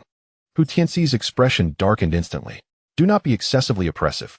I have provided the exotic fruit you sought, and you have seen my face. Do not overstep, he retorted coldly. Ling Tian let out a disdainful laugh, casting a haughty glance in Hu Tianxi's direction. Excessive? And what of it? Would you care to test your strength against us? You. Hu Tianxi seethed, rendered speechless by fury. He was on the verge of unleashing his powers against the man before him, but reason prevailed, urging restraint. Otherwise, he would meet his demise. Hu Tianxi exhaled deeply, gritting his teeth as he acquiesced. Fine, I will comply with your demands. Humph, at least you possess some sense. Ling Tian replied dismissively, gesturing for Hu Tianxi to move aside, his expression one of contempt, as if swatting away a fly. Filled with both rage and humiliation, Hu Tianxi ultimately retreated to the sidelines. Meanwhile, the subsequent tasks progressed smoothly, and the collection of exotic fruits was swiftly completed. Ling Feng surveyed the mountain of exotic fruits with satisfaction, nodding approvingly. This heist had been executed flawlessly, not only securing all the exotic fruits, but also capturing Hu Tianxi, an exemplary twofold success. Observing the disheartened expressions of those present only enhanced Ling Feng's elation. After scanning the crowd, Ling Feng located Elder Mo and promptly teleported to stand before him, concealed by his armor, rendering his abilities undetectable. Elder Mo felt a sinking sensation as Ling Feng appeared before him. Such an encounter could only bode ill. Had he uncovered his secret? Mr. David, what can I do for you? Elder Mo inquired, forcing a smile and adopting a respectful demeanor. Ling Feng regarded him with a playful expression and remarked nonchalantly. You must be the esteemed Mo from the 5 great clans. I hear you possess something rather intriguing. He had been eavesdropping intently, realizing that this old man was quite cunning, even attempting to poison him. Such treachery was unforgivable. Mo's heart sank in alarm, sensing the gravity of the situation. Yet he feigned innocence. Mr. David, you jest. I am merely an ordinary old man. Ling Feng smiled coldly. You are far from an ordinary old man. He leaned closer, whispering, you possess something that can strip an imperial-level ability user of their powers. I have heard it all, you old rascal. Mo's complexion paled. The Falling Emperor incense was the most potent elixir of their clan, painstakingly crafted with immense resources to produce only 3 sticks. Moreover, one of its primary ingredients was extinct, rendering any future attempts at creation impossible. He could not afford to reveal its existence. However, he realized he was no match for Ling Feng, leaving him in a dire predicament. Mr. David, this item is of no use to you. Perhaps I could offer you something else as compensation? Mo attempted to negotiate. Oh, you crafty old man. It seems you have much to hide. Surrender everything to me. Mo nearly spat out a mouthful of blood in frustration. Realizing his own folly, he had essentially sent a meat bun to a dog. Now, not only would he lose the Falling Emperor incense, but he would also have to part with other possessions. What? Are you unwilling? Ling Feng's tone chilled, laced with an undercurrent of menace. Mo trembled, a cold shiver running down his spine, sensing imminent danger. Although he could not see Ling Feng's face, the palpable aura of death was unmistakable. And no, of course not. Since you are interested in our treasures, I shall gladly present them to you. Mo hastily sought an escape from his predicament. He then began to retrieve 6 distinctly shaped items from his pocket, producing the incense he had mentioned earlier. Sir, this is the incense I spoke of, known as the Falling Dragon Incense. Ling Feng examined the Falling Dragon Incense, finding nothing particularly remarkable about it, save for its eerie crimson hue. He decided to keep it, as it might prove useful in the future. The functions of the other items held little significance for him: beautifying pills, lasting liquids, obedience sprays, and the like, names that clearly hinted at their dubious nature. To prevent these items from causing harm, Ling Feng collected them all. To his surprise, this old man appeared quite innocent, yet was evidently quite the trickster. One could only imagine how many women had fallen for his schemes. Once he confirmed that Mo had no further treasures to offer, Ling Feng turned and departed. Mo looked at his crime tools being taken away, his face contorted with heartache. Nearly brought to tears, Ling Feng stepped forward, his voice stern as he declared, I am granting you 5 minutes to remove yourselves from my sight. After 5 minutes, I shall activate my slaughter mode. Anyone who appears within my line of sight shall meet their demise. Now, let the countdown commence. As soon as Ling Feng's words fell, chaos erupted within the crowd, everyone fleeing in every conceivable direction, resembling headless flies desperate to escape this place. In less than a minute, the entire valley was devoid of human presence. Impressive speed. Much quicker than I anticipated. They truly are the scions of great families. Ling Tian couldn't help but exclaim. Hu Tianxi, observing as everyone else fled, was envious. Just then, Ling Feng approached him. Hu Tianxi quickly shouted, Mr. David, I assure you I did not kill your people. But I can offer you an extraordinary opportunity, one that exceeds what you have gained today by 10-fold or more. Ling Feng paused, intrigued, and inquired, Oh, what opportunity? Speak, and perhaps I may spare your life. With a confident smile, Hu Tianxi continued, This opportunity is the very reason we have gathered here today. A chance that could drive anyone into madness. Ling Feng smirked mockingly, feigning curiosity. Your words pique my interest further. Do share. Mr. David, have you heard of Ling Feng? Ling Feng nodded. Hu Tianxi smiled faintly and went on. Ling Feng possesses a powerful treasure that can enable one to swiftly ascend to the level of an emperor. If you obtain this treasure, you will surely achieve that status. His tone carried a hint of temptation. Ling Feng nearly burst into laughter upon hearing this, suppressing his mirth as he retorted, Do you harbor a grudge against Ling Feng? Chapter 269. The Death of Hu Tianxi, Part 2. Hu Tianxi's expression turned cold, his voice dripping with malice as he replied, Not just a grudge. I have sworn vengeance. He slaughtered over 100 members of my family, and several of my brothers perished at his hands. He is the reason my family was obliterated. As he spoke, Hu Tianxi's countenance twisted into a mask of fury. He glared at Ling Feng with unyielding resolve. If you can slay Ling Feng, I shall demand nothing in return for the opportunity. Ling Feng let out a cold laugh, his expression dripping with derision. Then come, behold who I truly am. Hu Tianxi stared at Ling Feng in astonishment as Ling Feng slowly lifted the visor of his armor, revealing the visage that had haunted Hu Tianxi's thoughts day and night. With a hint of mockery in his gaze, Ling Feng observed Hu Tianxi. Upon recognizing Ling Feng's face, Hu Tianxi's eyes turned crimson, filled with murderous intent. Ling Feng, it is you. Hu Tianxi bellowed through gritted teeth, his anger palpable. Are you surprised? Is this unexpected? Ling Feng gazed at him with an air of indifference. Hu Tianxi observed him, his expression gradually softening, reverting to a state of normalcy. I should have anticipated it was you. This time, I have underestimated the situation. Ling Feng looked at him in surprise. Oh, how did you deduce my identity? Hu Tianxi snorted derisively and replied, The moment we gathered, you appeared, and your immediate actions of murder and robbery were blatant provocations. The people of the beautiful nation may act ruthlessly, but they would not resort to such tactics.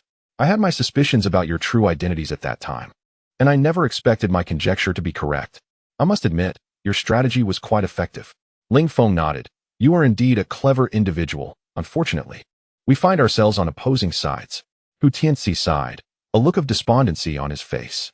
In the face of overwhelming power, my schemes appear as mere folly. After all my planning, I still miscalculated. I endured much within the white-clad divine sect, suffering the humiliation of the snow goddess, meticulously strategizing to break through to the king level, and within these mountains, I seized numerous opportunities to ascend to the saint level.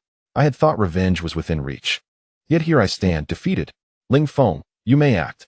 Upon finishing his words, Hu Tianxi slowly closed his eyes, wearing a composed expression. Do you not intend to resist? Ling Feng found a measure of admiration for Hu Tianxi. However, admiration aside, he still had to meet his fate. Hu Tianxi scoffed. It is futile. I am acutely aware of my own strength. As a mere beginner at the saint level, I cannot hope to be your match. Nor do I wish to expend my efforts uselessly. Ling Feng frowned slightly. Your desire for death suggests you might be concealing something. Hu Tianxi's heart sank as he maintained his stoic facade, saying, what could I possibly conceal? I merely wish to leave this world swiftly. I am weary. Just kill me. Ling Feng chuckled lightly. Do not assume I am unaware of your connection with Yang Zihan. Where is she? Hu Tianxi's heart immediately raced with panic. How could Ling Feng know of his association with Zihan? She bore a grudge against him, and he absolutely could not divulge her whereabouts, even at the cost of his life.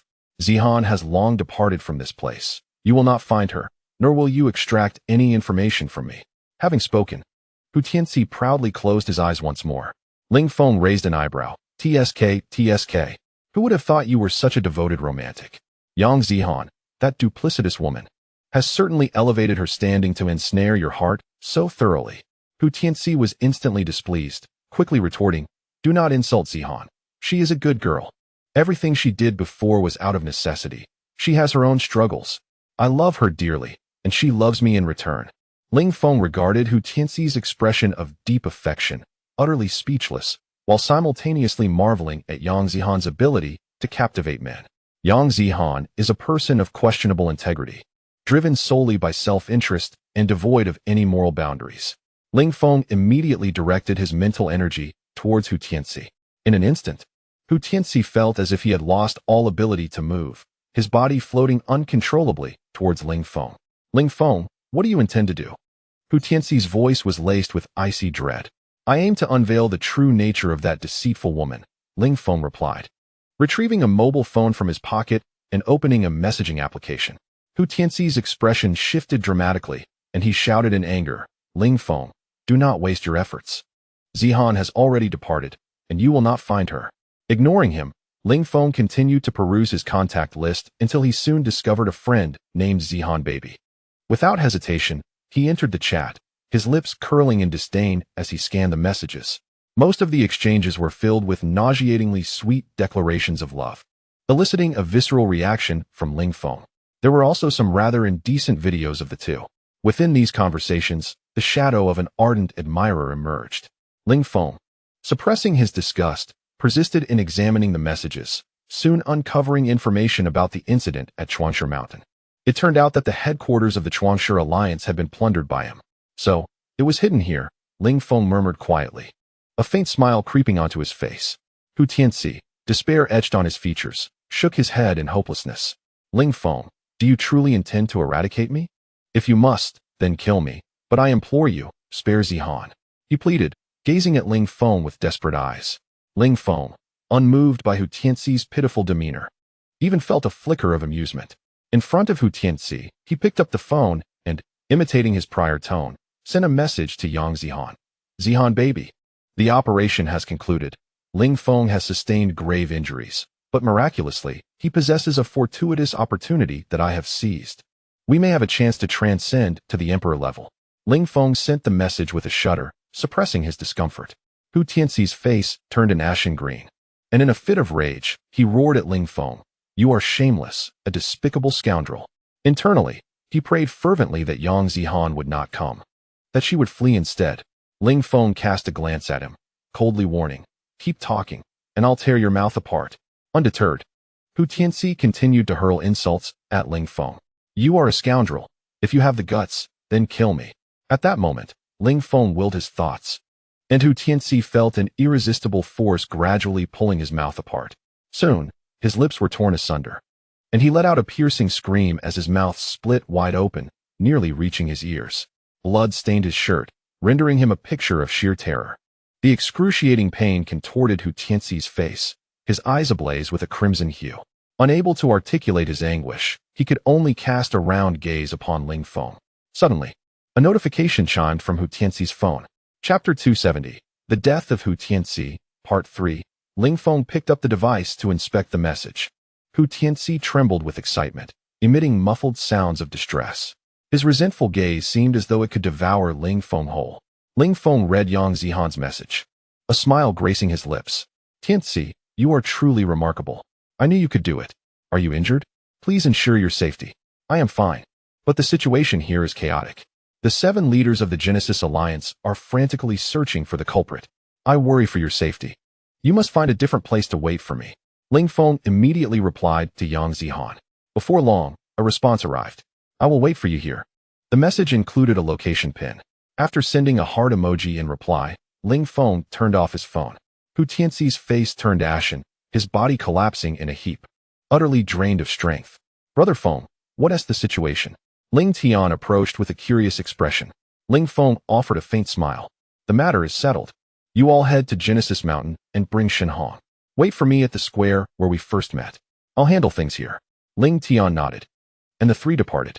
Ling Feng seized Hu Tianxi's mech and navigated towards the location Yang Zihan had sent. Shortly after Ling Feng's departure, 2 figures, an old man and a young woman, observed his retreating silhouette from behind a nearby mountain peak, their expressions grave. The elder, clad in simple robes with a kindly demeanor, bore the marks of time upon his weathered face, while his profound eyes seemed to hold the vastness of the cosmos. The young woman beside him, dressed in white, possessed an exquisite visage with striking features. Her long, jet-black hair cascaded like a celestial maiden descended to earth, evoking an aura of unattainable beauty. She was none other than the enigmatic Huang Feier, whom Ling Feng had encountered in the depths of the underground cavern. Huang Feier turned to the elder, her red lips parting slightly. Master, do you truly believe he is the one capable of altering the situation? The elder stroked his beard, a confident smile gracing his lips. In a voice as ancient as time itself, he replied, Fear not, for I have lived for centuries and have yet to misjudge. His extraordinary abilities will soon undergo a transformation, and then he shall rightfully be deemed invincible. But master, this Ling Feng is excessively violent. A mere word against him, and he reduces his foes to ashes. It is too brutal. Huang Feier remarked, her brow furrowed in concern. The elder waved his hand dismissively, declaring that it was indeed commendable. Only decisive individuals could establish their footing in such chaotic times and possess the hope of overcoming the monsters that plague them. Our time is running out, he added, a flicker of complexity crossing his face. Sighing, he turned to leave. Master, why don't you simply confront him to clarify this matter? Huang Feier inquired, trailing behind him. The time is not yet ripe, the elder replied with a mysterious smile, his form becoming ephemeral as he vanished in the blink of an eye, appearing 1,000 meters away in mere breaths. Huang Feier, her face etched with confusion, hurried to catch up. Master, wait for me. Unbeknownst to Ling Feng, every movement he had just made was observed with clarity. At that moment, he had brought Hu Tianxi to the vicinity indicated by Yang Zihan. Her position lay at the base of a remote mountain. Instead of approaching directly, Ling Feng opted for a vantage point from which to conceal himself. He retracted his armor, activating his invisibility skill, akin to a predator waiting for its prey, intently gazing down the mountain. Half an hour swiftly elapsed without a hint of movement below, yet Ling Feng remained composed, confident that Yang Zihan would arrive. No one could resist the allure of becoming an emperor-level powerhouse. He surmised that Yang Zihan was likely already present, hiding somewhere, watching intently. Thus, he felt no urgency. His deductions were entirely accurate. Meanwhile, hidden behind a massive boulder at the mountain's foot, Yang Zihan lay buried in snow, only her large eyes visible as she cautiously scanned her surroundings. In truth, she had arrived an hour prior, but fearing deception, she remained concealed, determined to reveal herself only upon sighting Hu Tianxi. As the hour dragged on without a trace of him, impatience began to brew within her. Internally, she cursed Hu Tianxi. This fool isn't trying to deceive me, is he? Has he already been eliminated? She felt no attachment to him, should he indeed be dead. Her only sentiment would be regret for losing such a compliant tool. The prospect of acquiring the means to ascend to an emperor-level powerhouse, which he possessed, was slipping away from her grasp. She harbored no doubts about the truth of Hu Tianzi's words, unless the information was not genuinely from him. At present, Hu Tianzi was utterly obedient to her. With a mere flick of her hand, he would surrender. Yang Zihan gazed at the eerily silent mountainside, her brows knitting in concern. "I shall wait for you half an hour longer," she murmured softly. As another half hour slipped by without a sign of Hu Tianzi, she exhaled heavily. "Damn it!" She cursed vehemently. Just as she prepared to rise and depart, her satellite phone suddenly vibrated. Yang Zihan hastily retrieved her phone from her pocket and opened the message notification. "Zihan, I have been attacked and severely injured. The precious artifact has been stolen. Hurry and bring the fruit to save me." Yang Zihan scoffed derisively. "What a useless person. You can't even handle this trivial matter. Anyone capable of inflicting such heavy injuries upon a saint-level expert must possess immense strength. To venture forth would be to place myself in peril. I shan't go." She swiftly typed a reply to Hu Tianzi. "Then you might as well hasten your demise. Fool." Subsequently, she blocked Hu Tianzi's number and powered off her phone. Slowly, she rose from the snow, brushing off the flakes from her attire, cautiously surveying her surroundings. She began to walk briskly into the distance. Meanwhile, concealed from sight, Ling Feng observed the direction in which Yang Zihan departed, a smirk playing at the corners of his mouth. He had no intention of pursuing Yang Zihan for the time being. Her hands were evidently empty, indicating that she had hidden the precious fruits from the creation mountain. If she intended to flee, she would undoubtedly retrieve those fruits first. Ling Feng presented his phone to Hu Tianzi, showcasing the chat history between him and Yang Zihan. "See, this is the man you adore. Yet he harbors no love for you. All of this is merely your unreciprocated affection," Ling Feng remarked with a mocking expression. Hu Tianzi's face was a mask of disbelief. He refused to accept that Yang Zihan could behave in such a manner. However, the evidence was irrefutable. Chapter 271. The Cunning Yang Zihan. Hu Tianzi's gaze became vacant, tears streaming down his cheeks as he realized his misplaced trust. Reflecting on their shared moments, his heart ached. How could that wretched Yang Zihan toy with his emotions so callously? His anger surged. He yearned to exact revenge upon her. Alas, he feared he would never have that opportunity. "Do you wish for revenge? I can offer you a chance." Ling Feng interjected at that moment. Hu Tianzi, rendered speechless, could only nod fervently. His hatred for Yang Zihan eclipsed even that for Ling Feng. The thought of her previous betrayal ignited a fire within him, an affront no man could endure. Ling Feng chuckled softly, reveling in the spectacle of this conflict. He retrieved a pill from his space and tossed it onto the ground, indifferently stating, "This pill will heal your wounds." Hu Tianzi eyed the crimson pill and, without hesitation, picked it up and swallowed it. He felt a tingling sensation at the site of his injury, and within moments, he was completely healed. His body restored to its peak condition. "Thank you," Hu Tianzi declared earnestly. Ling Feng remained silent, leading Hu Tianzi swiftly in the direction Yang Zihan had taken. Yang Zihan continued her rapid journey, deliberately choosing secluded paths while occasionally glancing around. After half an hour of travel, they finally arrived at an abandoned gas station. "Is this the place you agreed upon?" Ling Feng inquired, casting a glance at Hu Tianzi. Hu Tianzi nodded, his eyes brimming with a savage intensity. "Go, seek your vengeance." He clenched his fists and strode toward the gas station. Yang Zihan hastily entered a room where a pile of discarded items lay in the corner. She swiftly cleared away the clutter, revealing the hidden exotic fruit beneath. Yang Zihan's eyes sparkled with delight. "It's still here. I must quickly leave this perilous place." A smile graced her face as she cheerfully declared. Just then, hurried footsteps echoed from outside the door. Yang Zihan furrowed her brow, hastily covering the exotic fruit with the debris, her gaze shifting toward the entrance. Hu Tianzi stood slowly at the door, his expression dark and menacing as he fixed his gaze upon her. Their eyes met, and a tempest surged within Yang Zihan, leaving her utterly astonished. How could it be him? He is alive. Witnessing the predatory look on Hu Tianzi's face sent a shiver down her spine. With a hint of a smile, she spoke lightly. "Tianzi, you're back. I was so worried about you." She began to move toward him. "Stop." Hu Tianzi's voice was as chilling as ice. "What's wrong, Tianzi? Why are you so cold toward me?" Hu Tianzi sneered. "What's the matter? Are you pretending? Have you forgotten the things you've done and the words you've spoken?" Yang Zihan feigned ignorance, her face a mask of confusion. Tianci, what are you talking about? I don't understand. Hu Tianci's lips curled into a mocking smile.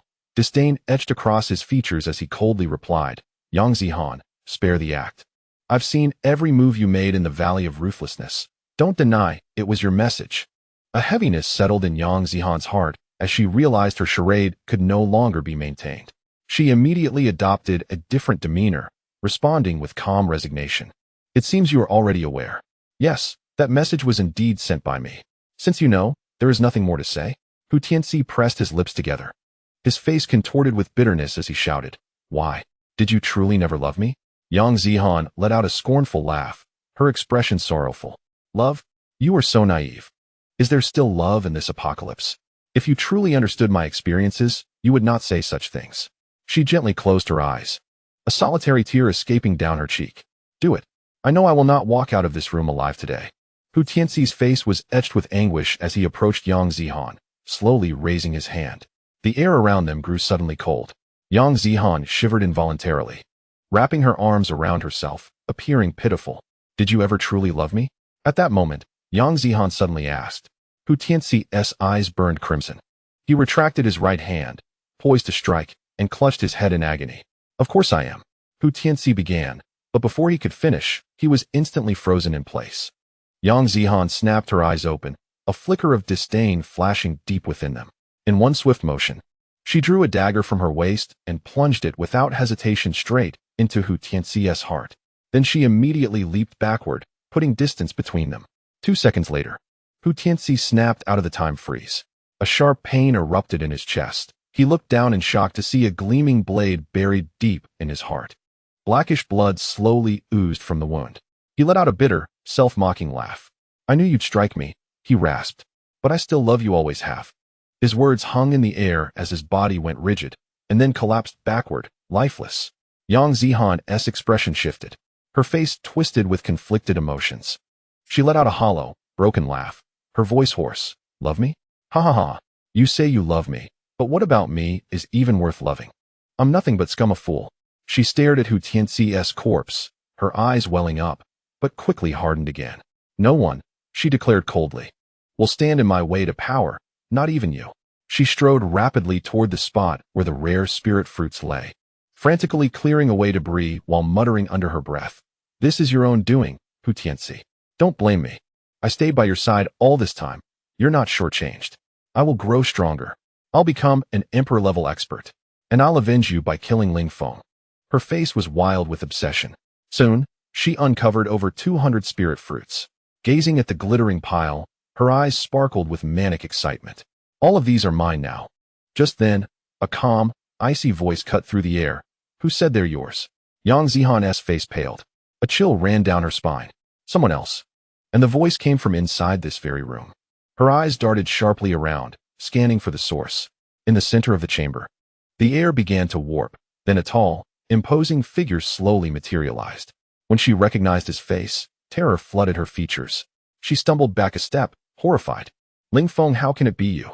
Ling Feng gave a light chuckle, his voice carrying the edge of a storm. Why can't it be me? Long time no see, Yang Zihan. Yang Zihan stared at the man she both loved and loathed, her eyes brimming with seething hatred. This was the first time since the apocalypse that she'd been this close to him. If not for Ling Feng, she would never have become what she was today. If only he had taken her in back, then she wouldn't have fallen so far, degraded herself like this. I hate you, Ling Feng, she snarled, her voice dripping with venom. Ling Feng just looked at her, utterly baffled. He frowned. Hate me? Hate me for not taking you in? Yes. It is precisely due to your indifference that I have endured such torment, transforming into this state. Yang Zihan glared fiercely at him as she spoke. Ling Feng let out a derisive laugh and shook his head in resignation. It is my prerogative not to shelter you. I had previously advised you to stockpile resources before the apocalypse, yet you disregarded my counsel. All of this is of your own making. Merely because I did not take you in, you harbor resentment towards me, and the troubles you have caused me warrant tenfold retribution, Ling Feng proclaimed sternly. Yang Zihan, upon witnessing the unmasked intent to kill in Ling Feng's eyes, felt a tremor of fear course through her, blanching her face. Ling Feng, we were once friends. Do you truly intend to take my life? I can offer you all the exotic fruits here. Please, spare me, she pleaded, her eyes glistening with tears. Ling Feng remained unmoved, a smile spreading across his face as he regarded her coolly. Do you mistake me for that fool Hu Tianxi? Save your subterfuge. Yang Zihan narrowed her eyes and, without warning, activated her ability. Time froze. Ling Feng was instantly immobilized. Yang Zihan trembled with excitement, her heart soaring. She swiftly approached Hu Tianxi's corpse, withdrew the dagger from his body, and turned to stab Ling Feng in the back. Chapter 273. Yang Zihan's demise. Yang Zihan infused all her hatred into the dagger, which effortlessly sliced through Ling Feng's clothing. Elation washed over her as she realized she was truly about to end Ling Feng's life. She could not help but marvel. No one could escape her time-stopping ability. Not even someone as formidable as Ling Feng. However, her glee was short-lived. After piercing his clothing, the dagger could advance no further, failing to breach even Ling Feng's skin. How impenetrable! It felt as though her dagger had struck a steel plate, unyielding and robust. How could this be? His skin's defense is astonishingly strong. Yang Zihan's expression turned frantic. After her initial failure, she swiftly pivoted and fled, recognizing that Ling Feng's power was far beyond her own. Retreat was the wisest course. Just as she reached the doorway, she discovered she was unable to move. Ling Feng, having regained mobility, realized he had been briefly immobilized. Thankfully, his defenses were formidable, otherwise, he would have truly met his end today.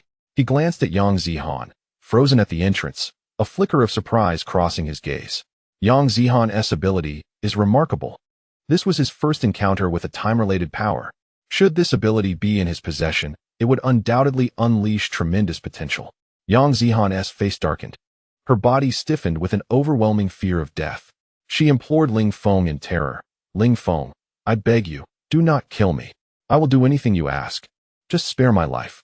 Ling Feng responded with a cold smile, his voice indifferent. You may rest assured, I desire nothing but your life. With that, he struck the air in Yang Zihan's direction.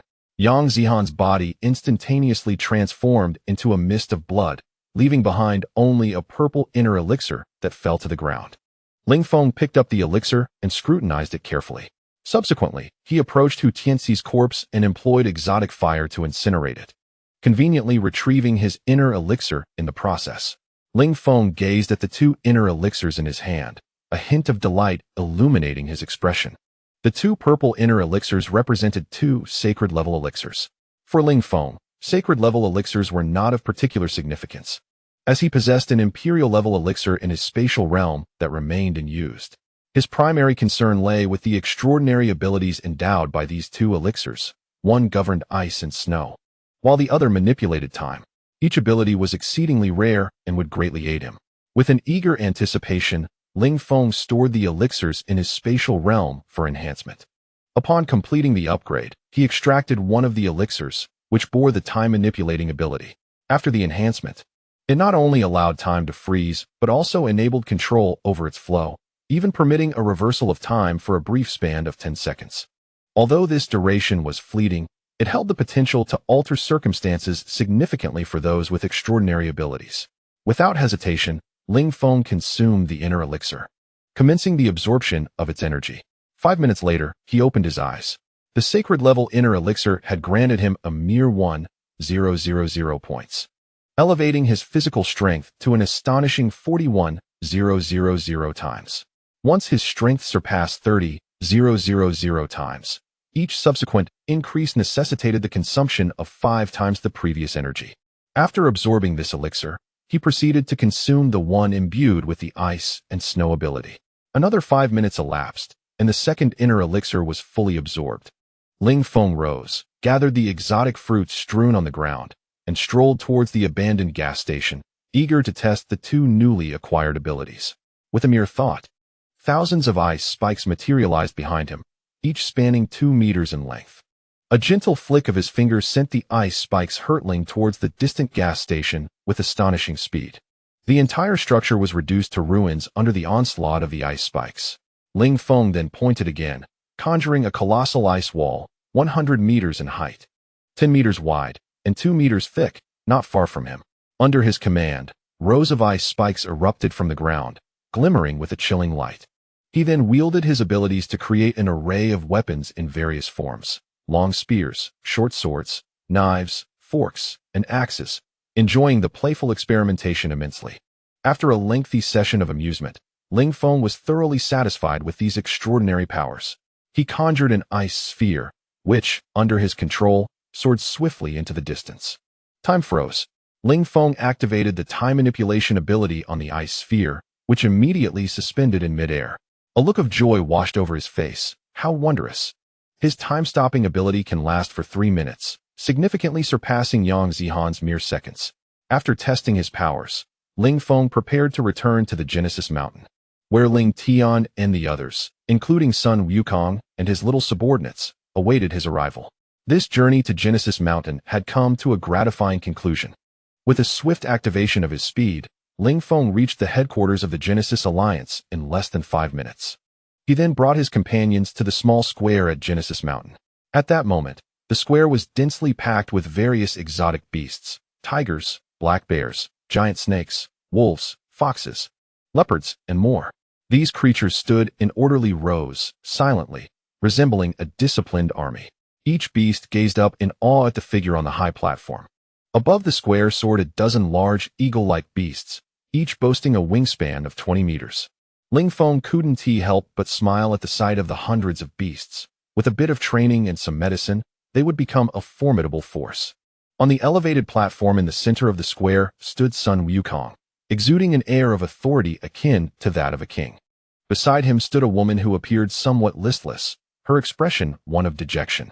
This woman was Qingfu Yuko, a high-ranking member of the Dragon-Slaying Society, captured by Ling Feng. As Ling Feng approached the square with his companions, Sun Wukong noticed them and waved his hand at one of the exotic beasts. Instantly, the creatures parted to create a pathway for Ling Feng's entrance.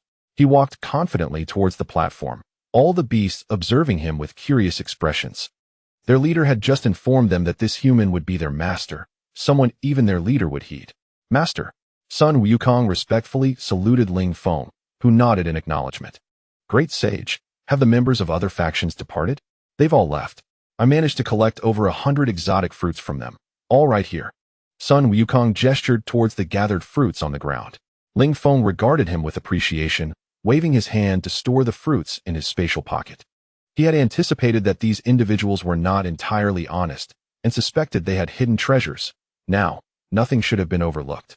Chapter 274. The unfortunate Su Hu, your subordinates should all be present now, Ling Feng remarked, observing the exotic beasts below. They're all here, though their numbers have diminished. Many of the brethren have been slain by humans, primarily those below the royal rank. We currently have 3 at the holy level, 8 at the royal level, 50 at the king level, and approximately 214 below that, he replied. Ling Feng nodded in satisfaction, patting his shoulder in commendation. Well done. You have handled this task admirably. Prepare yourself, we can set off soon. At this moment, the Black Panther emerged from the throng of exotic beasts. Yet this time it refrained from mimicking the human gait, opting instead to traverse on all fours with a humble demeanor. It affectionately rubbed against Ling Feng's pant leg, then proudly gazed down at the assembly of exotic creatures before it. Only moments ago, it had proclaimed itself as Ling Feng's most favored beast, and its companions had dismissed it as boastful. Now, it was time to prove its worth. Upon witnessing the Black Panther's actions, a flicker of reverence swept through the eyes of the surrounding beasts. Ling Feng gave the panther a gentle pat on the head. Black Panther, it's time to return home. The Black Panther immediately responded with an excited call, its form swelling as it reverted to its full size. Ling Feng leaped onto the panther's back and waved at Ling Tian and the others, who promptly rushed over. Ling Tian clasped his hands together in greeting, saying, "Black brother. My apologies." The Black Panther nodded in acknowledgement. One by one, they climbed onto the back of the Black Panther, with Qingfu Yuzi also being drawn near by Ling Feng. With a resounding cheer, Ling Feng declared, "Let us set forth. Great sage. Follow me back to the base." The Black Panther joyously shouted in response, bounding towards home with exuberant strides.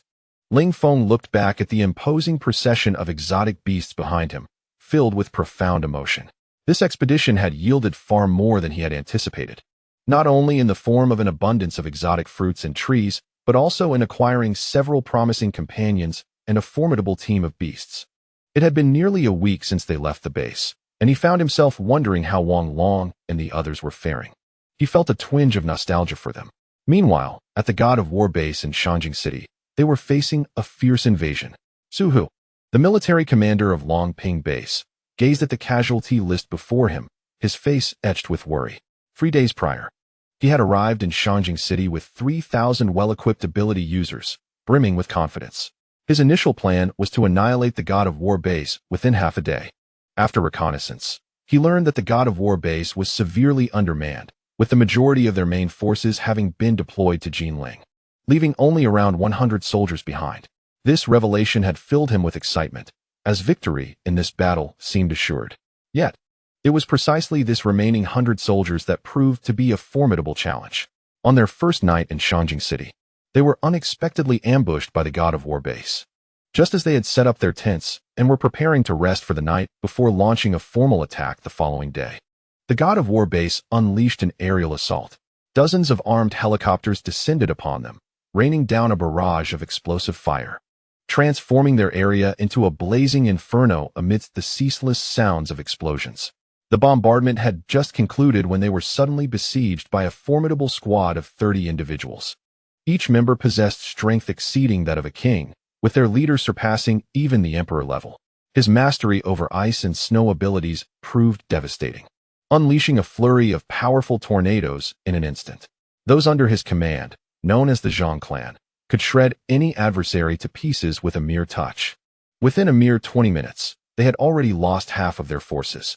Fortunately, as they managed to stabilize the situation, they began to mount a counterattack, causing the casualty numbers to gradually decline. Upon realizing that they were being counterattacked, the squad swiftly retreated. This ambush incensed Su Hu, for the warriors of the War God base had perpetrated a massacre here without suffering a single casualty. This was a profound humiliation for the Longping base, which had never before endured such a catastrophic defeat. The subsequent 2 days, however, tested his resolve further, as they faced sporadic airstrikes and small-scale assaults. In just 2 days, their morale plummeted. Of the 3,000 capable warriors, fewer than 500 remained. Su Hu silently lit a cigarette, his brow furrowed. Having lost so many men, they had yet to even glimpse the gates of the War God base. Were it not for Long Aotian's strict orders, he would have retreated long ago. Damn it! That wretched Long Aotian has led me astray. Su Hu cursed under his breath. Just then, a soldier hurriedly approached him, whispering, "Commander, we have received orders from headquarters to retreat immediately. It's a directive from above." "What? Are you certain?" Su Hu's heart soared with joy. He had been pondering how to find a reason to withdraw. He could hardly believe that headquarters had decided to retreat on their own. Truly, a blessing from the heavens. But wait, was this truly an order from Commander Long? "Show me the message from headquarters," Su Hu said, his expression laden with skepticism. The soldier promptly retrieved his phone, handing it over with both hands. Su Hu discarded his cigarette and scrutinized the message several times, his smile widening with each glance. At that moment, the soldier leaned in closer, whispering, "Commander, I've heard a rumor that Commander Long perished at Genesis Mountain." He then regarded Su Hu with a knowing look. Su Hu's expression shifted to one of realization.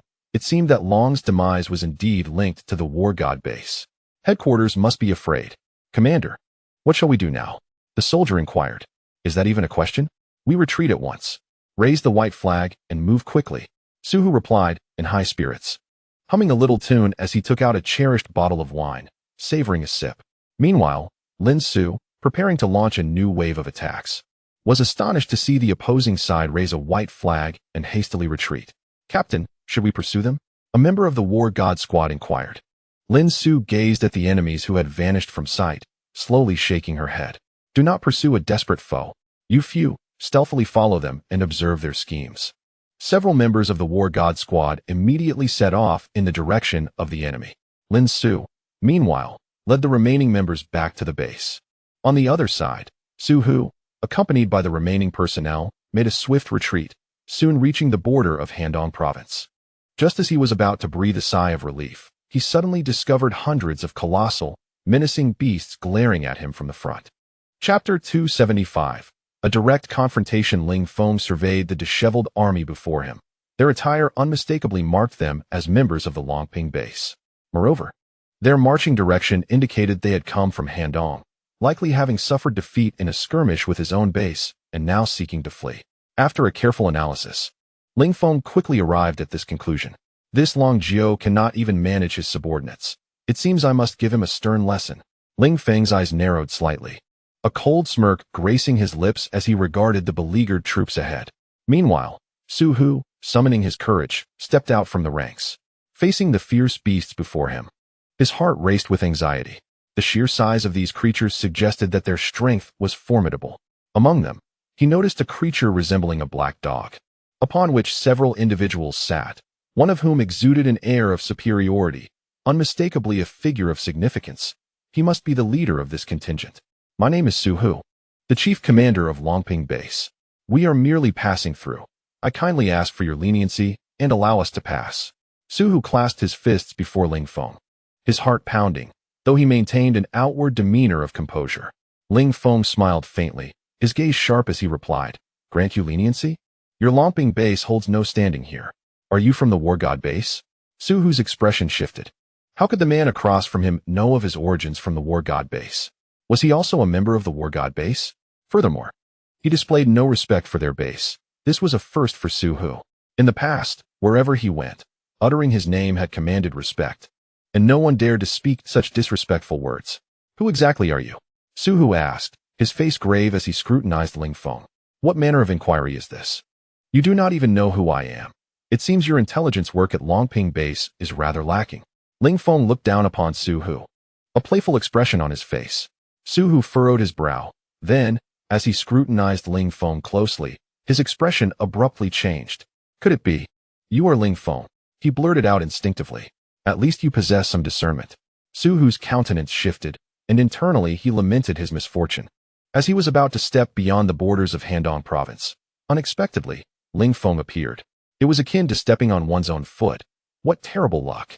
Su Hu swallowed nervously, forcing a smile as he humbly said, "Ah, Commander Ling, my apologies, my eyes were deceived. I owe you an apology for my oversight." Internally, Su Hu was filled with trepidation. Ling Feng was notorious for his merciless nature. Even their strongest member was merely at the imperial level, hardly enough to withstand the ferocity of these exotic beasts. He felt utterly powerless to stand firm in the face of such a formidable opponent. Ling Feng regarded him with a piercing gaze and remarked, "You possess quite the audacity to come to my War God Base seeking trouble. Do you not know how to spell death? Now, take me to Longjiao." Su Hu trembled at the intensity of Ling Feng's aura. Just one glance from those sharp eyes sent beads of cold sweat trickling down his back. Moreover, Ling Feng's familiarity with their base's esteemed leader's name suggested a prior connection. There was no way he could know the name of Lord Zhou otherwise. He hastily nodded in agreement. "Very well, I shall take you there at once." Ling Feng gestured to Zheng Sanbao, instructing him to lead the main force back to the base while he and Black Panther would visit Longping Base. The others raised no objections, following Zheng Sanbao's lead. "Su Hu, let's go," Ling Feng said coolly. Yes, yes," Su Hu replied, carefully trailing behind Ling Feng. He answered all of Ling Feng's inquiries without hesitation, fearing to entertain any ulterior motives. Ling Feng's willingness to accompany him to the base spoke volumes of his unwavering confidence in his own strength. Su Hu traversed what felt like the longest journey of his life alongside Ling Feng. 3 hours later, upon reaching the entrance of the base, Su Hu exhaled a long sigh of relief, inwardly thinking, "Finally, we have arrived." Ling Feng remained silent, standing quietly beside him. "Commander Ling, we have arrived." Let us proceed directly to meet someone." "Understood." Su Hu dared not hesitate, and swiftly led Ling Feng deeper into the base. The guards, witnessing Su Hu's subservience beside Ling Feng, wore expressions of astonishment. The normally arrogant commander was exhibiting such humility today. Following Su Hu, Ling Feng arrived at a secluded corner of the base, where a stark white iron door stood prominently. Upon entering through the door, they passed through a series of gates before finally reaching a grand hall. "Commander Ling, this is the upper-level office of our base. I shall report in." Ling Feng nodded. Su Hu hurriedly dashed over to a soldier, engaging in a hushed conversation that lasted several minutes. Growing impatient, Ling Feng approached them directly. "What is the delay?" he coldly inquired, fixing his gaze upon Su Hu. "Ling Shuai, Ninth Master, and the others are currently in a meeting. You will have to wait a while," Su Hu said to Ling Feng with a hint of fear in his expression. Ling Feng's face turned cold. This Dragon 9 has quite an audacious demeanor. "Summon him to meet me at once," or I shall dismantle your lair. Who do you think you are, speaking so arrogantly? Are you not afraid that the wind might slip your tongue? The soldier who had just spoken with Su Hu sneered. Ling Feng turned his gaze towards this soldier, whose fair complexion and nonchalant posture exuded an air of defiance, lacking any semblance of a military bearing. He must be connected to some high-ranking official. Su Hu, is this the esteemed guest you spoke of? He does not appear impressive to me. So, you are Ling Feng? You've been rather arrogant lately. We have yet to settle accounts for the lives you took from our base. Stay here quietly and await your fate. Ling Feng chose not to waste words and struck directly. Bang! The soldier, previously so boastful, was reduced to a mist of blood. Su Hu's face turned pale, his legs trembling. The one Ling Feng had slain was not merely a common soldier. Despite his lack of personal strength, his lineage was significant. His father was Elder Yang Lin, the second elder of the Elders' Council, a figure of considerable authority and one of the 5 imperial powerhouses of the base. Without this connection, he would not have been compelled to speak humbly to an ordinary soldier. Yang Lin was deeply fond of his only son, and now, with a single slap, Ling Feng had taken his life. Ling Feng had landed himself in trouble. Ling Shui, this individual has a formidable background. Your actions may lead to complications. Su Hu wiped the cold sweat from his forehead. Ling Feng scoffed. You need not concern yourself here. You may leave. He then strode directly towards the interior. Chapter 276. Accidentally killed your son. Ling Feng was utterly unconcerned with the soldier's connections. Anyone who dared to provoke him would meet their end, regardless of their identity. Based on Su Hu's description, he made his way to the conference room. Meanwhile, the Elder Council of Longping Base was convening a secret meeting. The 5 elders comprised the highest decision-making body of Longping Base, and they represented its foremost combat strength. Seated in the leading position was the Grand Elder Long Si, who bore a resemblance to Long Jiao, yet his imposing presence far surpassed that of Long Jiao. The atmosphere of the meeting was palpably tense. Long Jiao, you must be terrified by that Ling Feng to utter such words as abandoning Handong province. The second elder Yang Lin remarked with a mocking tone. Indeed, old Si, is Ling Feng truly that formidable? No matter how powerful he is still but an imperial powerhouse. Surely, we can overcome him together? The speaker was a middle-aged man clad in a suit, the third elder Qin Jun, whose square face exuded authority. Long Jiao's expression was grave as he sighed. I do not intend to diminish others' ambitions, but this Ling Feng possesses unfathomable strength. It is likely that even our combined efforts may not suffice to defeat him. Moreover, having obtained great fortune at the Creation Mountain, his power will undoubtedly ascend to new heights, rendering us even less capable of confronting him. Thus, I propose that we cultivate a friendship with him to avoid unnecessary conflict. Yang Lin chuckled derisively, a glimmer of disdain flashing in his eyes. Long Jiao, I must confess, I am beginning to suspect that you have been bought by Ling Feng to utter such words. Your argument lacks any persuasive weight. Furthermore, I had initially stated my intention to go to Creation Mountain, yet you insisted on accompanying me, resulting in your inevitable failure. Since that fortune has fallen into Ling Feng's hands, we must pursue him even more vigorously. How can we allow an outsider to claim what rightfully belongs to Handong province? Do you all agree with my perspective? Elder Qin Jun, the third elder, nodded slowly in agreement. The only woman among the 5, elderly Xiu'er, also voiced her concurrence.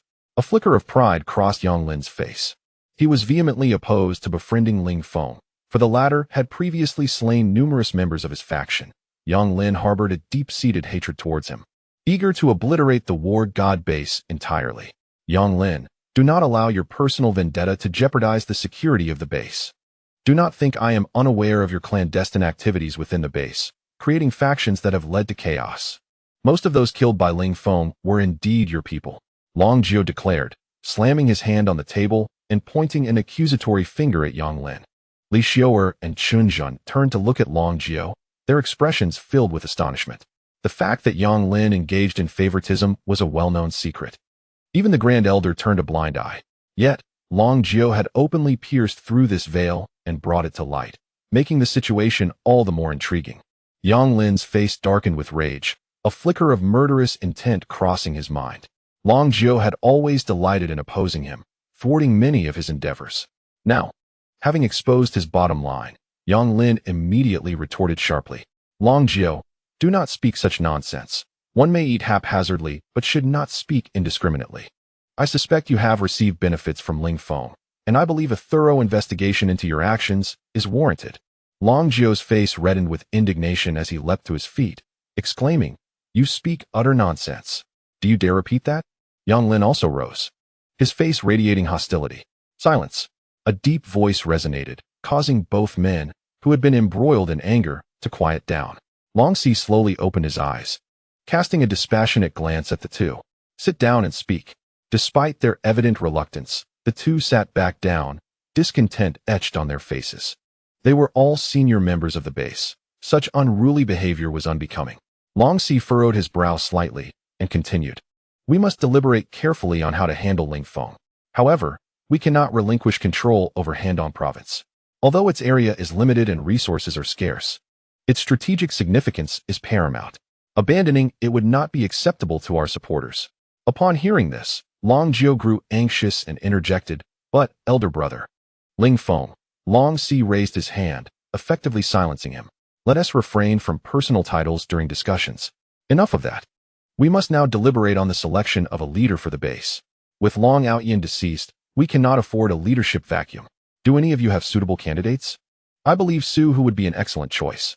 He is diligent and possesses good interpersonal skills," Yang Lin asserted, presenting his own candidate while casting a provocative glance at Long Jio, inwardly smirking at the challenge it posed. "See, I have put forth my nominee. What can you do about it?" Long Jio clenched his fists tightly. With individuals like this in the base, Longping base was doomed to disaster under such leadership.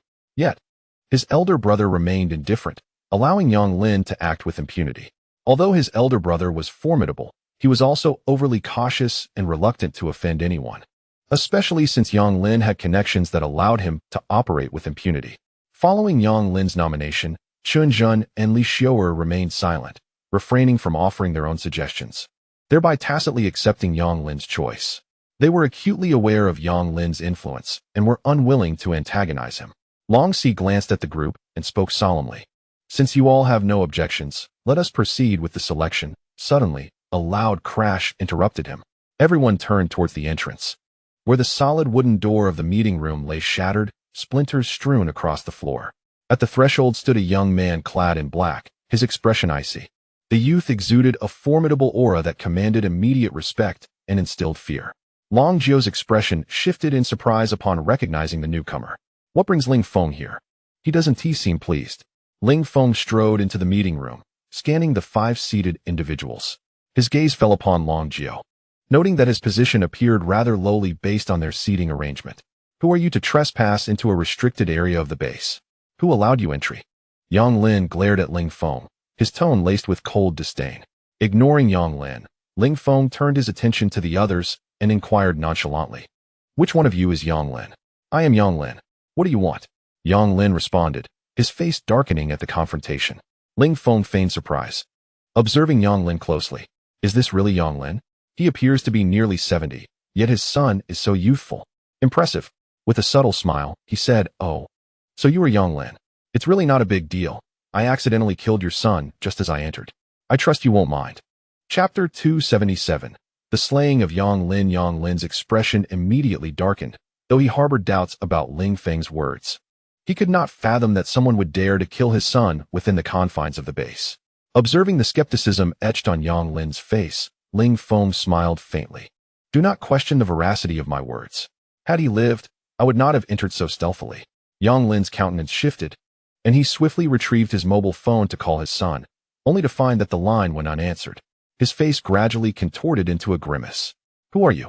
The veins on Yang Lin's forehead throbbed, and an uncontrollable aura of murderous intent enveloped the space, causing the temperature to plummet. At 75 years of age, Yang Jun was his sole offspring. Having been blessed with a child in his later years, he had showered his son with boundless affection, bestowing upon him only the finest treasures. After the apocalypse, he had devoted immense resources to help him awaken his powers, fearing for his safety and keeping him close. Yet, despite his efforts, tragedy had struck. "Who are you to be so audacious as to commit murder in my Longping base?" Elder Wu's expression darkened slightly. From Yang Lin's demeanor, she had already deduced the grim outcome. His son was most likely dead.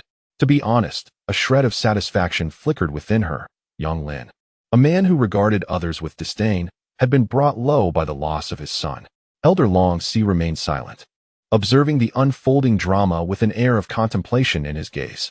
Ling Feng surveyed the varied expressions of the onlookers before locking onto Yang Lin's predatory glare, realizing that this man likely had few allies. With a playful glint in his eyes, he regarded Yang Lin and remarked, "I am Ling Feng, the founder of the War God Base." The crowd was taken aback, their astonishment palpable. Just moments prior, they had been discussing Ling Feng, and now he stood before them. Long Jiu wore an expression of regret. Ling Feng's arrival in such a manner indicated that someone from their base had offended him. "What? You are Ling Feng?" Yang Lin seethed, his teeth clenched as he glared at Ling Feng with intensified fury. Not only had Ling Feng slain many of his trusted subordinates, but now he had also taken the life of his son, a vendetta that transcended all bounds. "Ling Feng, I will capture you and make you experience unimaginable suffering." Ling Feng appeared unfazed, scratching his chin nonchalantly. "I rather enjoy being threatened. All those who have dared to threaten me are now dead, and you shall be no exception." Yang Lin revealed a sinister smile. "Then let me witness whether your strength matches your boastful words."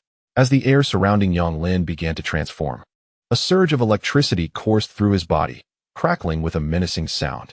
Each bolt of blue lightning harbored an aura of terrifying energy, rendering him a formidable figure akin to a deity of thunder, ensnared by a multitude of lightning strikes, exuding an unparalleled majesty. The onlookers collectively gasped, profoundly astonished by Yang Lin's formidable prowess. It was only at this moment that they grasped the true extent of his might, which seemed to reach the pinnacle of the imperial level. Previously, Yang Lin had only revealed his capabilities at the mid-imperial stage, concealing his true strength until now. Had it not been for Ling Feng's reckless provocation, they would have remained oblivious to Ling Feng's actual power. Long Si's brow furrowed deeply. Yang Lin's displayed strength was now on par with his own, instilling a palpable sense of crisis within him. His position had been secured due to his ability to dominate several imperial-level warriors, but with Yang Lin's emergence as a rival, his standing felt precariously threatened. He secretly wished for Ling Feng to vanquish Yang Lin, for that would not only solidify his own position, but also allow him to avoid direct involvement. Even if blame were to fall upon him from above, he could easily shift the responsibility onto Ling Feng, a perfect win-win scenario. He continued to scrutinize the unfolding situation with a furrowed brow. Meanwhile, Ling Feng observed Yang Lin's display of strength with disdain. Yet he was intrigued by Yang Lin's unique ability, lightning manipulation. Such an ability was indeed impressive, aligning perfectly with his desires. Yang Lin must perish today. Even divine intervention would not save him. With a sinister smile, Yang Lin extended his hands, unleashing two torrents of potent lightning that erupted from his palms, casting a dazzling light that compelled the audience to shield their eyes. The overwhelming current caused all electronic devices within the room to falter, filling the air with the acrid scent of burnt circuitry. The speed of the lightning was astonishing, reaching Ling Feng's chest in an instant. Seeing his strike land successfully, Yang Lin let out a cold laugh. "How does the taste of my lightning feel, boy?" Long Si and the others quickly opened their eyes, only to find that Ling Feng had been struck. Their expressions shifted in disbelief. Was Ling Feng truly defeated so swiftly? This was astonishing. After all, Ling Feng was also an imperial-level warrior, yet fell to a single blow. Long Si felt a surge of anxiety. Yang Lin's displayed strength had indeed surpassed his own, and it seemed his position as the esteemed elder was now at grave risk. Meanwhile, Ling Feng gazed at his singed garment, a frown etched upon his face. This attire was his favorite, and now it lay ruined by that old fool's actions. How could he possibly wear it again? Nevertheless, the old man's lightning ability proved to be rather lackluster. Aside from a slight tingling on his skin, he felt no pain whatsoever. Such a remarkable power, squandered in the hands of this individual. Ling Feng could only scoff at the ineffectiveness of the ability. "I felt nothing. Your power is utterly pathetic," he remarked derisively at Yang Lin. Yang Lin's smile faltered, disbelief etched across his features. "How could you withstand my lightning technique without harm? Its lethality is formidable. It should have caused you some injury." Ling Feng chuckled dismissively. "You certainly know how to boast. It's merely trash." With a wave of his hand, he dismissed Yang Lin's claims. Yang Lin felt a chill creep down his spine, his expression morphing into one of terror as he dissolved into a mist of blood. Ling Feng effortlessly caught his inner Dan, tossing it into his spatial realm without a glance. The remaining individuals in the room were still in a state of shock. The impact of Ling Feng's display was even more profound than that of Yang Lin, rendering Yang Lin truly insignificant in comparison. Chapter 278. Request for compensation. The power displayed by Ling Feng instilled a sense of fear even in Long Si. He had witnessed such strength only once before. Among the members of the dragon group, each of them possessed the ability to annihilate an emperor-level opponent in an instant, shrouded in an aura of mystery. Even he knew only a name. He recalled an incident when an emperor-level warrior from the land of the rising sun infiltrated a classified area in the Dragon Nation, where the leaders of major bases convened for a secret meeting. That warrior assassinated a base leader and, after disguising himself, was discovered during an identity verification by the dragon group, who eliminated him with a single strike. It was then that he became aware of the dragon group's existence and its formidable strength. Yet today, he sensed within Ling Feng a power akin to that of the dragon group members, a force so overwhelming it was terrifying. Long Si steadied his emotions, forcing his trembling hands to remain calm. With a hint of nervousness, he spoke slowly. Esteemed brother, I am Long Si, the highest leader here. You have just slain an elder of our Long Ping base. While he deserved his fate for offending you, his connections are beyond our influence. Please brace yourself for the consequences. Ling Feng turned his gaze upon Long Si, coldly inquiring, what is your relationship with Long Jiao? Long Si, taken aback, had not anticipated such a question. After a moment of hesitation, he quickly replied, Long Jiao is my biological brother. I am the elder brother, and he is the younger. Ling Feng gazed at Long Si, recognizing that this individual was far more cunning than Long Jiao. He had just discerned that Long Si intended to eliminate Yang Lin by his own hand. Nevertheless, Ling Feng was unfazed. The demise of an imperial-level killer posed no significant concern. He approached a chair and settled into a comfortable position, his expression unperturbed as he spoke. There is no need for you to elaborate. I have no desire to know. I have come to discuss your incursion into our war god base. Long Si's countenance shifted, aware that Ling Feng's visit heralded no good tidings. Ling Commander, regarding the previous incident where individuals from our base invaded the war god base without our consent, we indeed acknowledge our wrongdoing. I apologize on behalf of our organization. It was a grave oversight on our part. After bowing deeply to Ling Feng, Long Si straightened. Yet Ling Feng cast a sidelong glance at him, noting how adeptly he sidestepped accountability, exonerating himself completely, truly a seasoned survivor. Ling Feng remarked with a knowing tone, Long Si, do not attempt to play tricks with me. Without your approval, would they have dared to invade our Handong province? Do you think my concerns are limited to the war god base? Long Si's expression faltered, feigning ignorance as he replied, Ling Commander, I genuinely do not grasp your meaning. We have not invaded Handong province. We were merely acting upon directives from above to reclaim administrative authority over Handong. Ling Feng regarded him coldly, a glint of frost flickering in his eyes. Since you claim ignorance, allow me to reiterate, I care not for your affiliations. Handong province is the domain of our war god base. We shall not permit any base or faction to encroach upon it. Do you comprehend? Long Si's heart sank. Ling Feng was making his stance abundantly clear, leaving no room for ambiguity. The commander's ambitions were audacious, aspiring to claim an entire province. Should he report this matter, it would undoubtedly provoke the ire of higher authorities. Ling Feng was excessively arrogant. Did he truly fathom the formidable adversary he would confront? For the time being, however, Long Si resolved to bide his time, allowing the upper echelons to handle Ling Feng. His immediate priority was to expel this troublesome figure. I understand. I shall faithfully report your sentiments and ensure my personnel refrain from entering the Handong region. How does that sound? Long Si said, donning a conciliatory smile. Ling Feng nodded. Very well, let us set this matter aside for now. Now, regarding the second issue, your assault on my war god base has resulted in significant casualties and severe property damage. How do you intend to compensate us? Long Si's expression shifted, inwardly cursing Ling Feng's audacity. To his knowledge, their recent attempts against the war god base had all ended in dismal failure, suffering considerable losses of ability users, including many high-ranking combatants. Their own base had also endured an aerial assault, resulting in devastating consequences. On the opposing side, it appeared there were no casualties. Ling Feng was evidently attempting to extort. However, if he did not shed some blood today, it would be quite challenging to send Ling Feng away. Gritting his teeth, he forced a smile and proposed, Ling, How about this? I will compensate you with 100,000 pounds of grain and 20,000 pounds of meat. Ling Feng scrutinized him with a discontented expression and retorted, Are you trying to insult me? I have suffered substantial losses in elite troops and resources, and you offer me this paltry sum? Do you take me for a fool? I demand at least 2 million pounds of grain and a minimum of 500,000 pounds of meat. You can give me less than 100 million grains or an ounce of meat. Long Si nearly sputtered blood upon hearing this. Ling Feng was simply a bandit.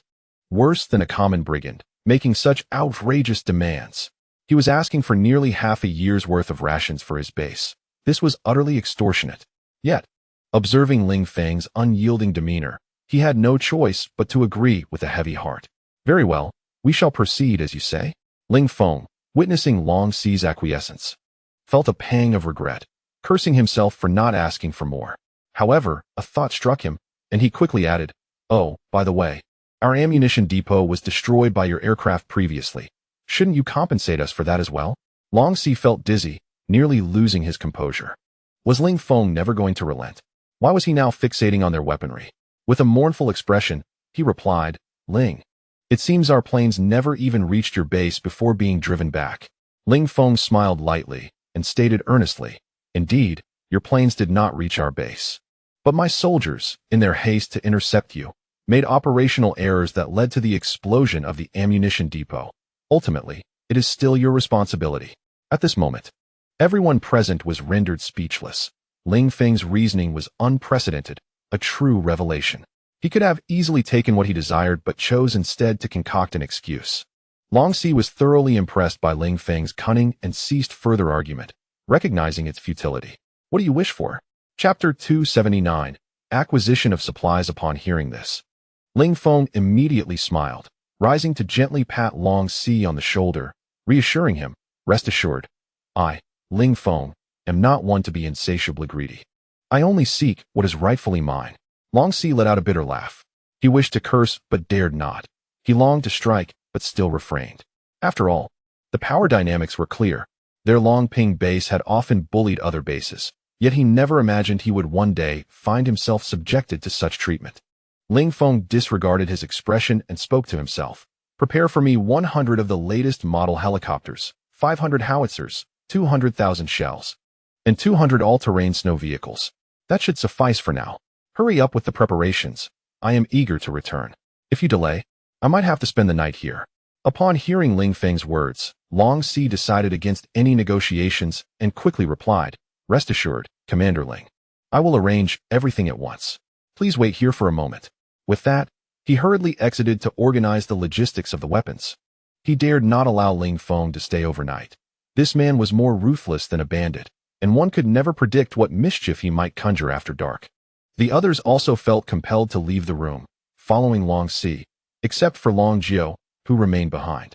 Commander Ling, it was my oversight that I could not prevent the assault on the war god base, Long Jiao said apologetically, his gaze fixed on Ling Feng. Ling Feng waved his hand dismissively, replying nonchalantly, This is not your fault. It is beyond your control. Long Jiao nodded heavily, a look of helplessness on his face. You see, although our Longping base is formidable, there are hidden agendas at play. Even my brother is ineffective in his duties. I am powerless in this situation. Alas. Ling Feng fell silent for a few seconds, his demeanor turning serious as he stated, Your base has significant issues. You must pay close attention to the infiltration of spies from other nations. Your management is far too chaotic, making it easy for them to blend in. Long Jiao nodded slowly before cautioning Ling Feng. The individual you killed had an impressive background. He is said to be a direct descendant of a high-ranking official with close ties. I fear the person above him will not let this go easily. Ling Feng scoffed. A smirk on his lips, It's of no concern. If he dares to come, I shall not hesitate to eliminate him. Seeing Ling Feng's confident demeanor, Long Jiao chose to remain silent. The aura of confidence emanating from him instilled an undeniable sense of trust. As they engaged in casual conversation, Ling Feng gleaned some insights regarding the official state of affairs. It turned out that in the aftermath of the apocalypse, the government faced monumental challenges, with implications for the security of Long Kingdom. In response to this crisis, the authorities rallied all their elite forces, resulting in a shortage of personnel within the government, which diminished their control over various regions. This gap in power allowed several prominent families to rise, becoming local tyrants. Foreign powers also seized the opportunity, attempting to invade Long Kingdom. However, the government began to implement countermeasures against these external threats, dispatching members of the Dragon Team to combat the invading enemies. Currently, the nations most active within Long Kingdom include Japan, the United States, the Cosmic Nation, India, and the neighboring monkeys to the south. Even the Bay Island has recently been stirring, growing closer to Japan and the United States. Ling Feng's mind was preoccupied with Long Jiu's words, and he had gained a rough understanding of the current domestic situation. He never anticipated that this little rascal would be so audacious recently. Upon my return, I shall take a moment to recuperate and then, with Qingfu Yuko by my side, eradicate all the dragon-slaying society bases within the borders of Longhua. Ling Feng had also devised a plan for his forthcoming endeavors. Just then, Long Si burst into the room, a broad smile adorning his face as he exclaimed, "Commander Ling, I have prepared all the supplies you requested, and you can take them now. Would you prefer that I send a vehicle to deliver them? Or will you come to collect them yourself?" Long Si exhibited an unexpected warmth that left Ling Feng somewhat disconcerted. How could this old fellow have transformed so dramatically in such a short time, becoming so affable? Surely, he must be scheming something nefarious. However, Long Si's demeanor was genuine this time. Immediately after leaving the room, he promptly reported Ling Feng's affairs to his superior, including the details of Ling Feng's elimination of Yang Lin, his requisition for supplies, and his assertions regarding the situation in Handong Province, all of which were duly conveyed. Upon hearing this, his superior erupted in fury, but the moment Long Feng's name was mentioned, his attitude shifted entirely. He instructed that all of Ling Feng's demands be met, including matters concerning Handong Province, which would be decided by Ling Feng. Furthermore, he ordered that Long Si cooperate fully with Ling Feng's tasks, even to the extent of sacrificing the interests of Long Ping base, if necessary. This pronouncement left Long Si utterly astounded, as his superior was notoriously intolerant of any form of compromise. The reason behind this sudden concession remained unspoken. With only a brief remark, Ling Feng has formidable connections. He is under the protection of powerful figures. After concluding the call, Long Si remained in a daze for several minutes before finally urging his subordinates to expedite the preparation of the supplies. "Commander Ling, upon reflecting after my return, I believe the supplies you mentioned were somewhat insufficient, so I took the liberty of increasing them by half. I hope you won't mind," Long Si said with an exaggerated grin, his tone laced with a hint of flattery. Long Si's words left Ling Feng utterly baffled. He could not discern the true intent behind this man's actions. "What do you mean by that, Long Si? You seem a bit off." "Don't play tricks on me," Ling Feng scrutinized him, speaking in a low voice. Long Si, catching the look of suspicion on Ling Feng's face, quickly realized that he had been misunderstood and promptly clarified, "Commander Ling, please rest assured, I harbor no ill intentions. I have just received orders from above, approving all your requests, including the management of Handong Province, which is now under your purview. Furthermore, should you require our assistance in the future, do not hesitate to ask. We shall do our utmost to oblige." He then leaned closer to Ling Feng, whispering conspiratorially, "I had no idea that you had such powerful connections, Brother Ling. If you had mentioned this earlier, we could have avoided so many misunderstandings, don't you think?" Confounded, Ling Feng pondered over his lack of connections. Did someone assist him from the shadows? Furrowing his brow in contemplation, he could not discern any formidable background he possessed within the official realm.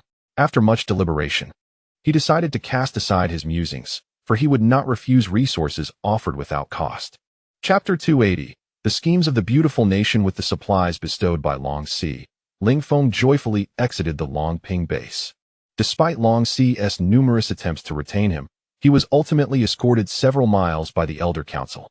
Growing increasingly impatient, Ling Feng leapt onto the back of the Black Panther, departing without a backward glance.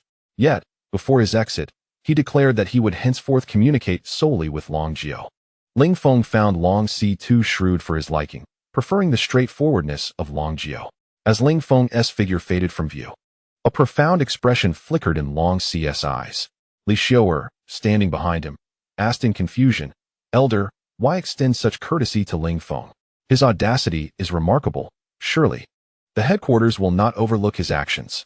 Long Si regarded Li Xiu'er with a solemn gaze, admonishing her, Ling Feng's strength and backing are beyond our influence. Henceforth, treat him with respect. It will benefit you all to build rapport with him. You have also heard that Ling Feng will only liaise with Long Jiao from now on. Long Jiao, you shall be solely responsible for coordinating with Ling Feng. You will make the decisions without needing to report to us. After a lengthy discussion, Long Si departed, hands clasped behind his back. Chun Zheng and Li Xiu'er gazed enviously at Long Jiao, realizing that their expedition to Chuangshe Mountain had introduced him to a formidable ally. Regret washed over them for not joining the venture. Simultaneously, within a concealed mountain in the northern reaches of the beautiful nation, a dozen members of the Mingguangui Elder Council sat in a dimly lit chamber, their expressions grim. The Grand Elder, Wade, was particularly incensed, nearly shattering the table with his fury.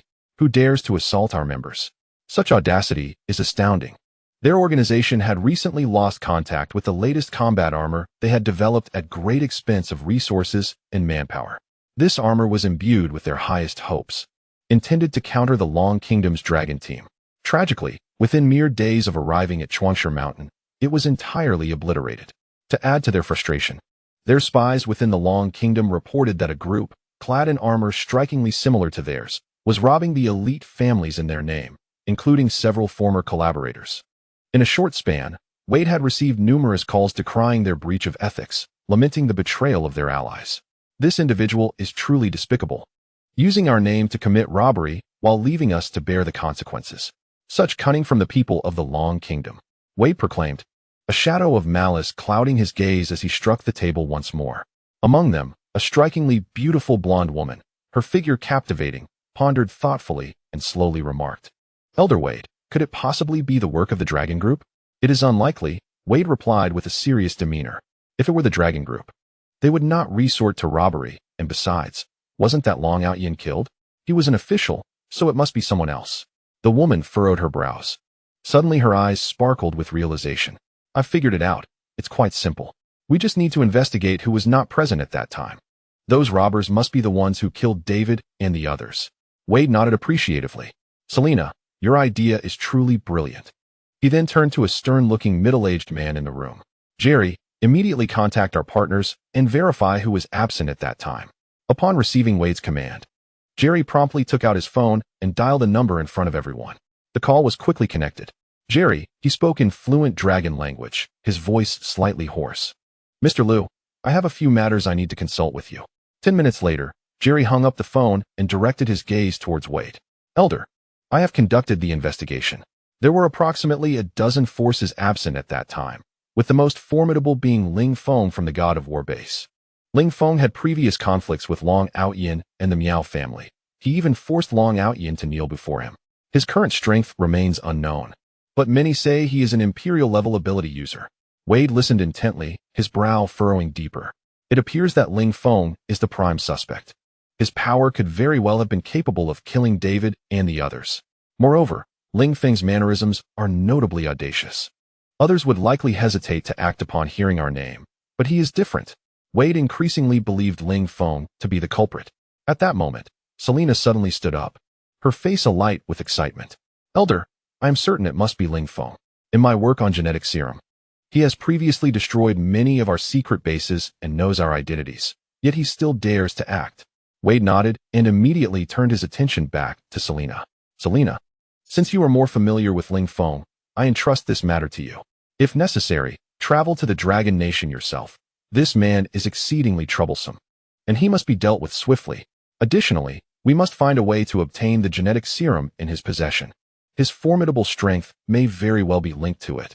If you need more personnel, you may enlist Park Il-chan from the Cosmic Nation to assist you. He has been eager to prove himself in the Dragon Nation, and this could be a perfect opportunity to test Ling Feng's true capabilities.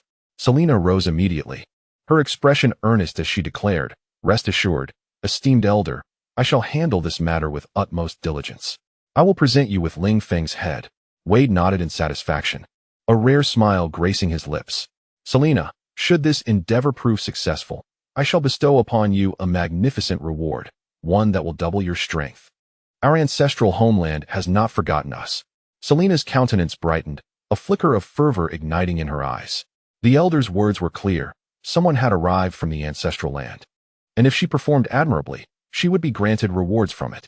The power of their ancestral homeland was well understood by all present, and they gazed at Selena with envy. If she succeeded, her standing within the organization would undoubtedly soar. Elder, to prevent any unforeseen complications, I shall attend to this matter at once. With that, Selena strode confidently towards the exit. Selena retrieved her phone and called Park Yixing from the Cosmic Nation. Chapter 281. The new base. Park Yixing was in high spirits today. His esteemed father had contacted him, assigning him a most significant task to infiltrate the Dragon Nation and eliminate a certain Ling Feng. Upon receiving this news, he was so exhilarated that he could not sleep the entire night. As the most formidable psychic in the Cosmic Nation and the sole imperial-level powerhouse in the country, he commanded a host of elite soldiers, ruling over all the nation's bases. Yet, he felt an overwhelming sense of loneliness, an insatiable void. No one had ever bested him in combat, and despite his daily indulgences of kimchi, ramen, and fine liquor, while watching girl groups perform enticing dances before him, he remained unfulfilled. He yearned for greater power, convinced that his strength was as boundless as his country's name, invincible in the cosmos. Just as he felt his unmatched abilities were without purpose, an opportunity emerged. The beautiful Selena from the United States had called him. He believed his chance to invade the Dragon Nation had arrived. With his unparalleled strength, he could lead his army to sweep through the entire nation.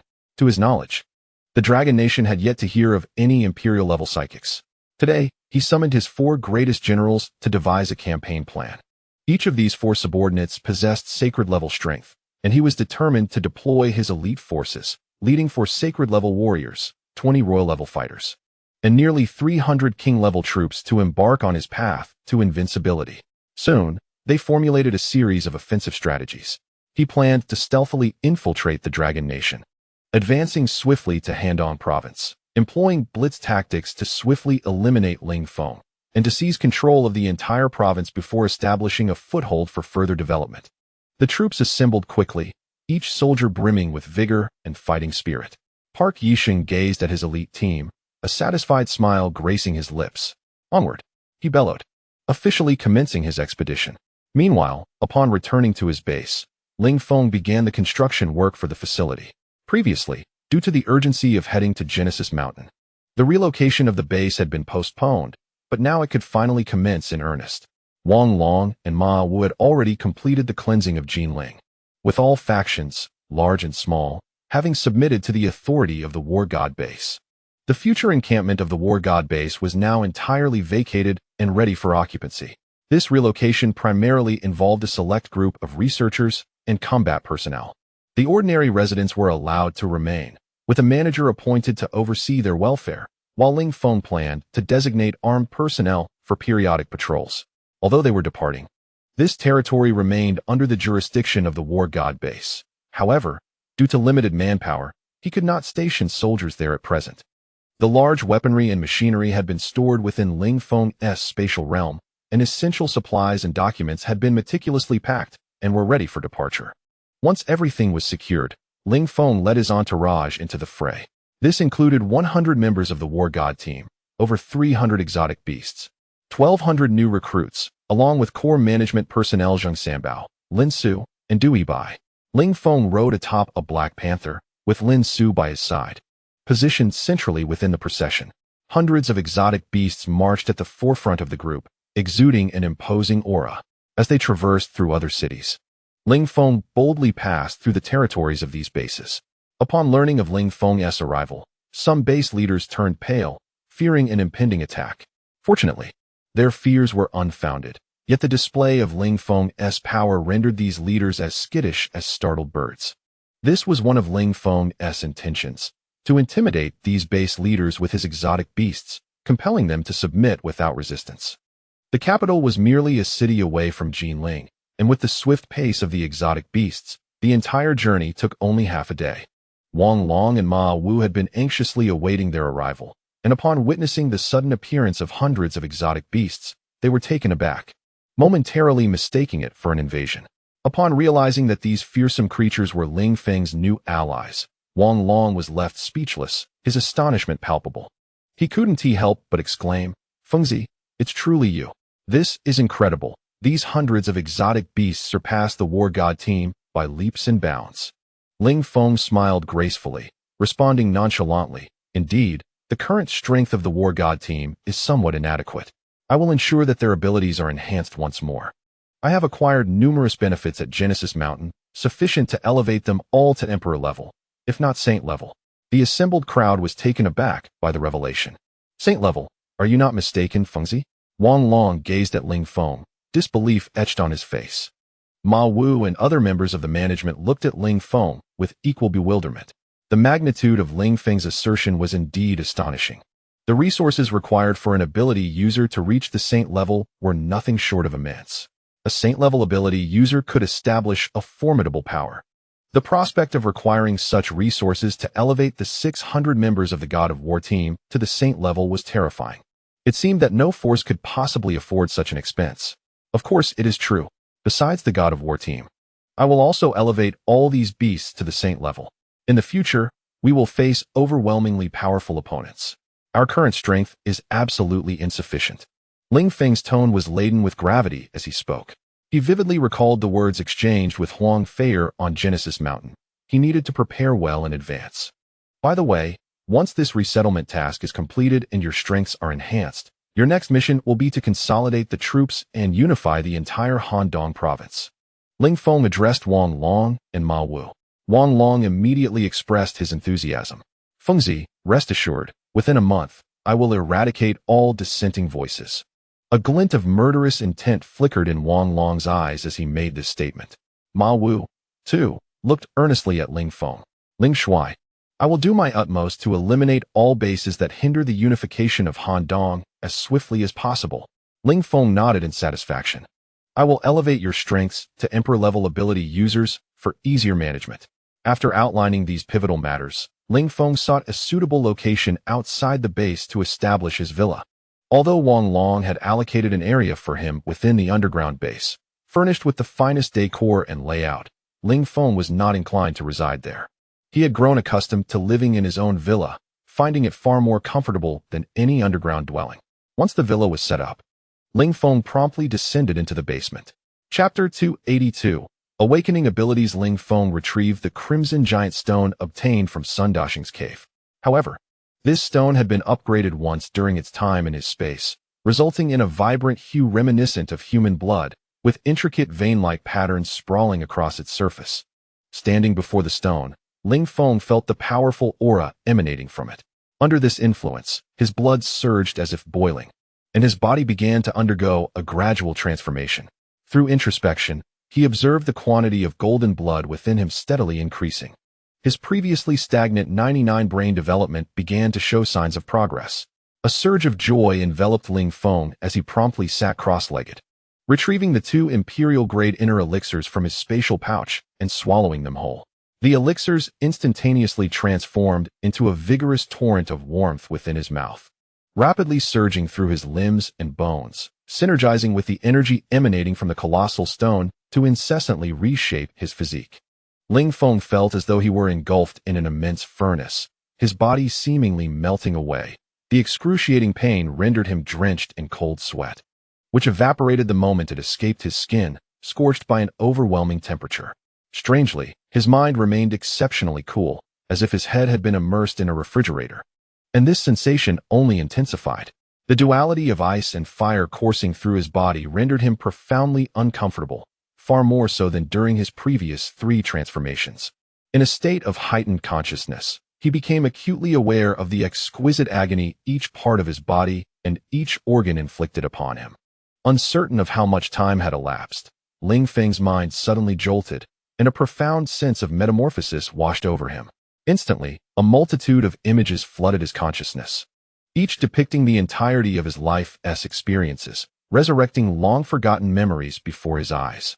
In mere seconds, he relived the entirety of his existence from a godlike perspective, leaving him in deep reflection. Ling Feng's mindset underwent a subtle transformation, his gaze now imbued with a hint of weariness. Meanwhile, the process of his physical transformation drew near its conclusion. After 10 minutes, Ling Feng slowly opened his eyes, taking a moment to assess his body. The energy absorption had wrought monumental changes, primarily in terms of strength. The 2 imperial-grade inner elixirs and the Crimson Stone had elevated his physical prowess to a staggering 80. 000 points. He raised his hands, feeling an inexhaustible power coursing through his fists with just a gentle clench. I could effortlessly shatter mountains with a single punch. Through introspection, he discovered that his blood had entirely transformed into a golden hue, and his internal organs had similarly adopted this radiant color. Each beat of his golden heart resonated with a crisp, rhythmic sound, imbued with a mysterious essence. Furthermore, he realized that every pore of his body could now effortlessly absorb the anomalous energy present in the air, exhibiting an exceptionally high conversion efficiency. Have I awakened my own extraordinary abilities? What might they be? Ling Feng pondered, bewildered. Previously, he had been incapable of absorbing the energy from the air, reliant solely on the system. Yet now, he could draw it in autonomously. The most significant advancement was within his mind at the moment of his breakthrough. He felt as if he had entered an ethereal realm devoid of any materiality, an expanse of empty space approximately the size of 10 football fields. Ling Feng felt as though he were a deity surveying the realm below. With a mere thought, a towering mountain surged forth, reaching toward the heavens, accompanied by a crystal-clear river and lush forests. Under the influence of Ling Feng's will, he possessed the ability to conjure any object. However, the creation of life eluded him, even the simplest of insects. This must be my spiritual domain. Is this truly my extraordinary ability? Ling Feng sensed a profound transformation in his mental prowess. His psychic attacks could not only affect the physical form, but also penetrate the very fabric of the mind. In comparison, other abilities paled dramatically against his own. His mental strength far surpassed his physical capabilities. With a single thought, even the mightiest of beings could be reduced to mere mist. Ling Feng stretched his body, producing a symphony of cracks and pops. Glancing at the time, he was taken aback to discover that 2 days had elapsed. He had thought only a couple of hours had passed.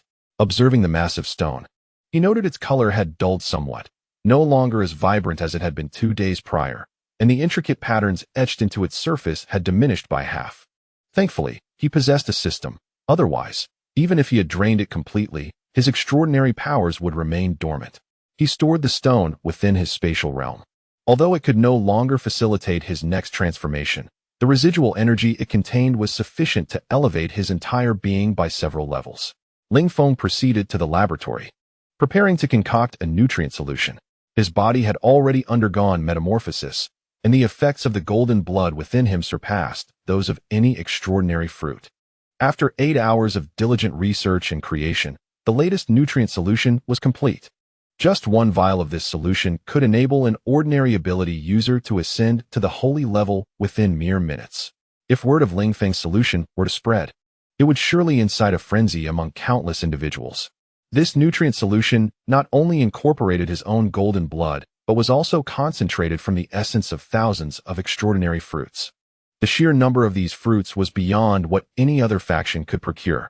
Ling Feng stored the 100 vials of nutrient solution in his space for a 120-fold replication. Exiting the basement, he found Lin Su waiting anxiously at the door.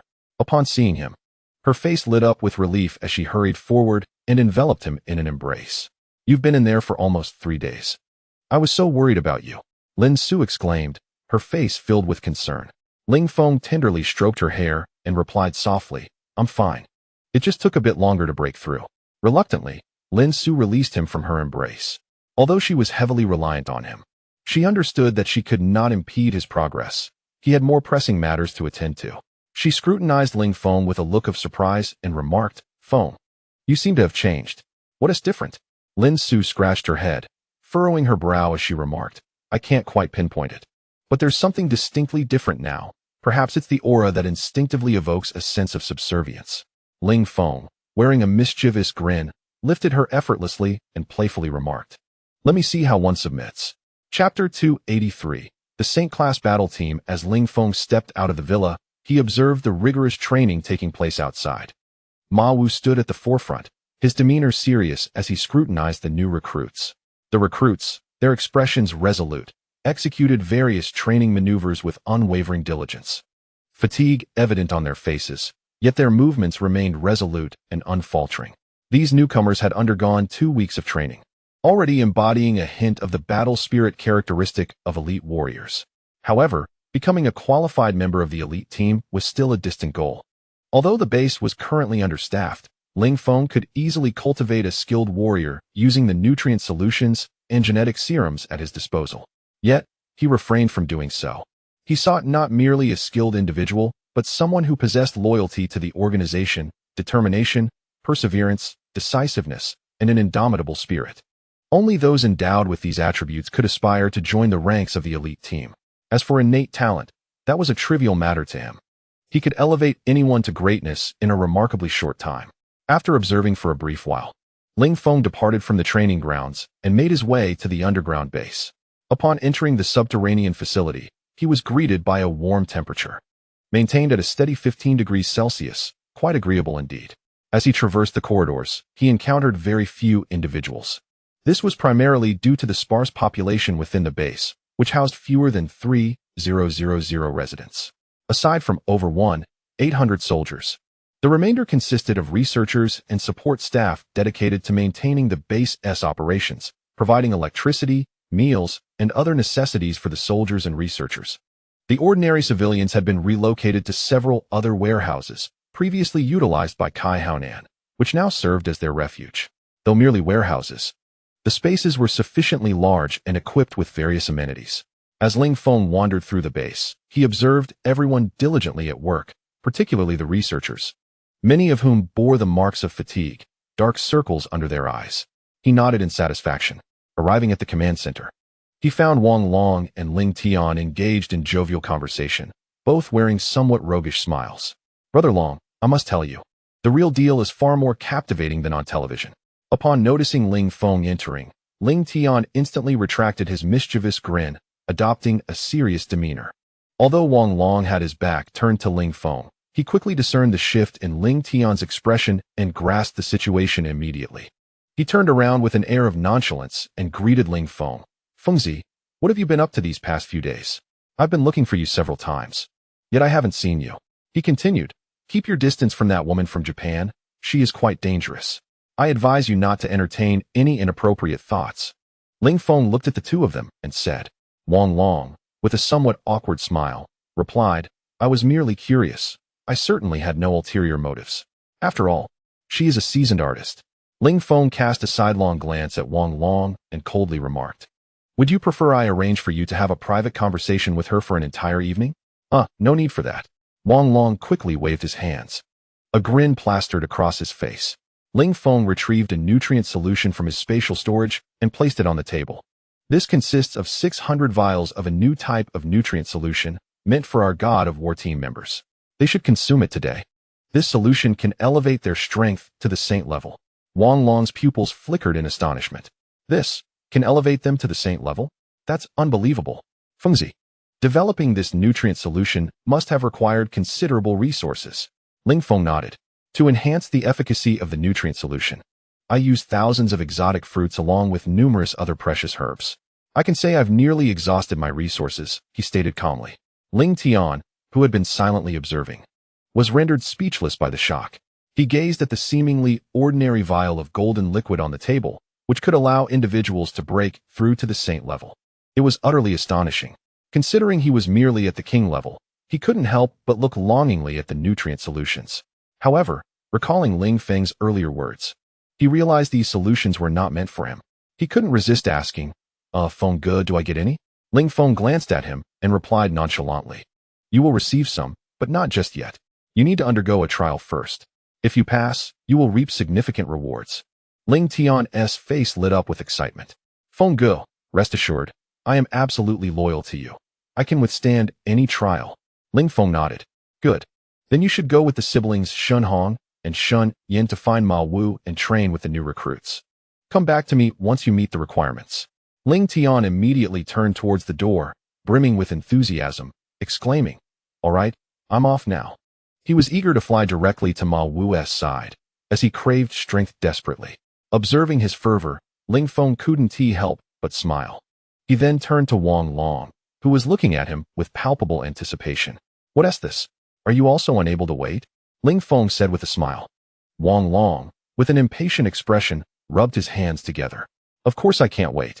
The God of War team members are all at the saint level. What about us in management? We ought to be at the emperor level. This peak royal level I currently possess is indeed somewhat insufficient. Ling Feng stood up, a mysterious expression adorning his face as he proclaimed, "You are about to experience a tremendous opportunity. Not only will I elevate you to the rank of emperors, but I shall also awaken the latent powers within those among you who possess none." He instructed, "First, facilitate the breakthrough for the war god team. Later this evening, all of you are to convene at the villa to meet me." With that, Ling Feng swiftly departed, leaving Wang Long in a state of astonishment. After a few moments of contemplation following Ling Feng's final words, the notion of awakening their powers resonated within him. How could Ling Feng possibly assist them in such a remarkable endeavor? Meanwhile, after leaving the underground base, Ling Feng returned to the surface, intent on seeking out Sun Wukong. It would be remiss to neglect the enhancement of their strength without considering these extraordinary beasts, as they would serve as vital allies in his future conquests. Ascending the small hill at the rear of the base, he found that due to the considerable size of these beasts, he could only position them around the perimeter of the base, where they could also function as sentinels. Sun Wukong resided in a modest dwelling he had constructed atop the hill, preferring to remain outside the confines of the base to be closer to nature and keep watch over his subordinates. Upon Ling Feng's arrival, Sun Wukong was engrossed in a book within his humble abode. Upon noticing Ling Feng, he promptly rose to greet him. "Master, what brings you here?" Ling Feng smiled faintly, retrieving a red staff from his spatial storage and presenting it to him. Chapter 284. Enhancing Base Strength. Sun Wukong accepted the staff with evident delight. This staff had been gifted to him by his mentor, Huang Feier. Although he was unsure of its material, its durability was remarkable, capable of withstanding his immense strength even after his ascension to emperor level.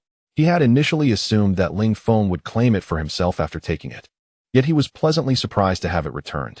As he grasped the staff, he felt a surge of energy emanating from it, seemingly more potent than before. With a look of astonishment, he inquired, "Master, what is the nature of this staff?" Ling Feng casually took a seat on a nearby chair and replied, "It is still your staff. However, I have upgraded it.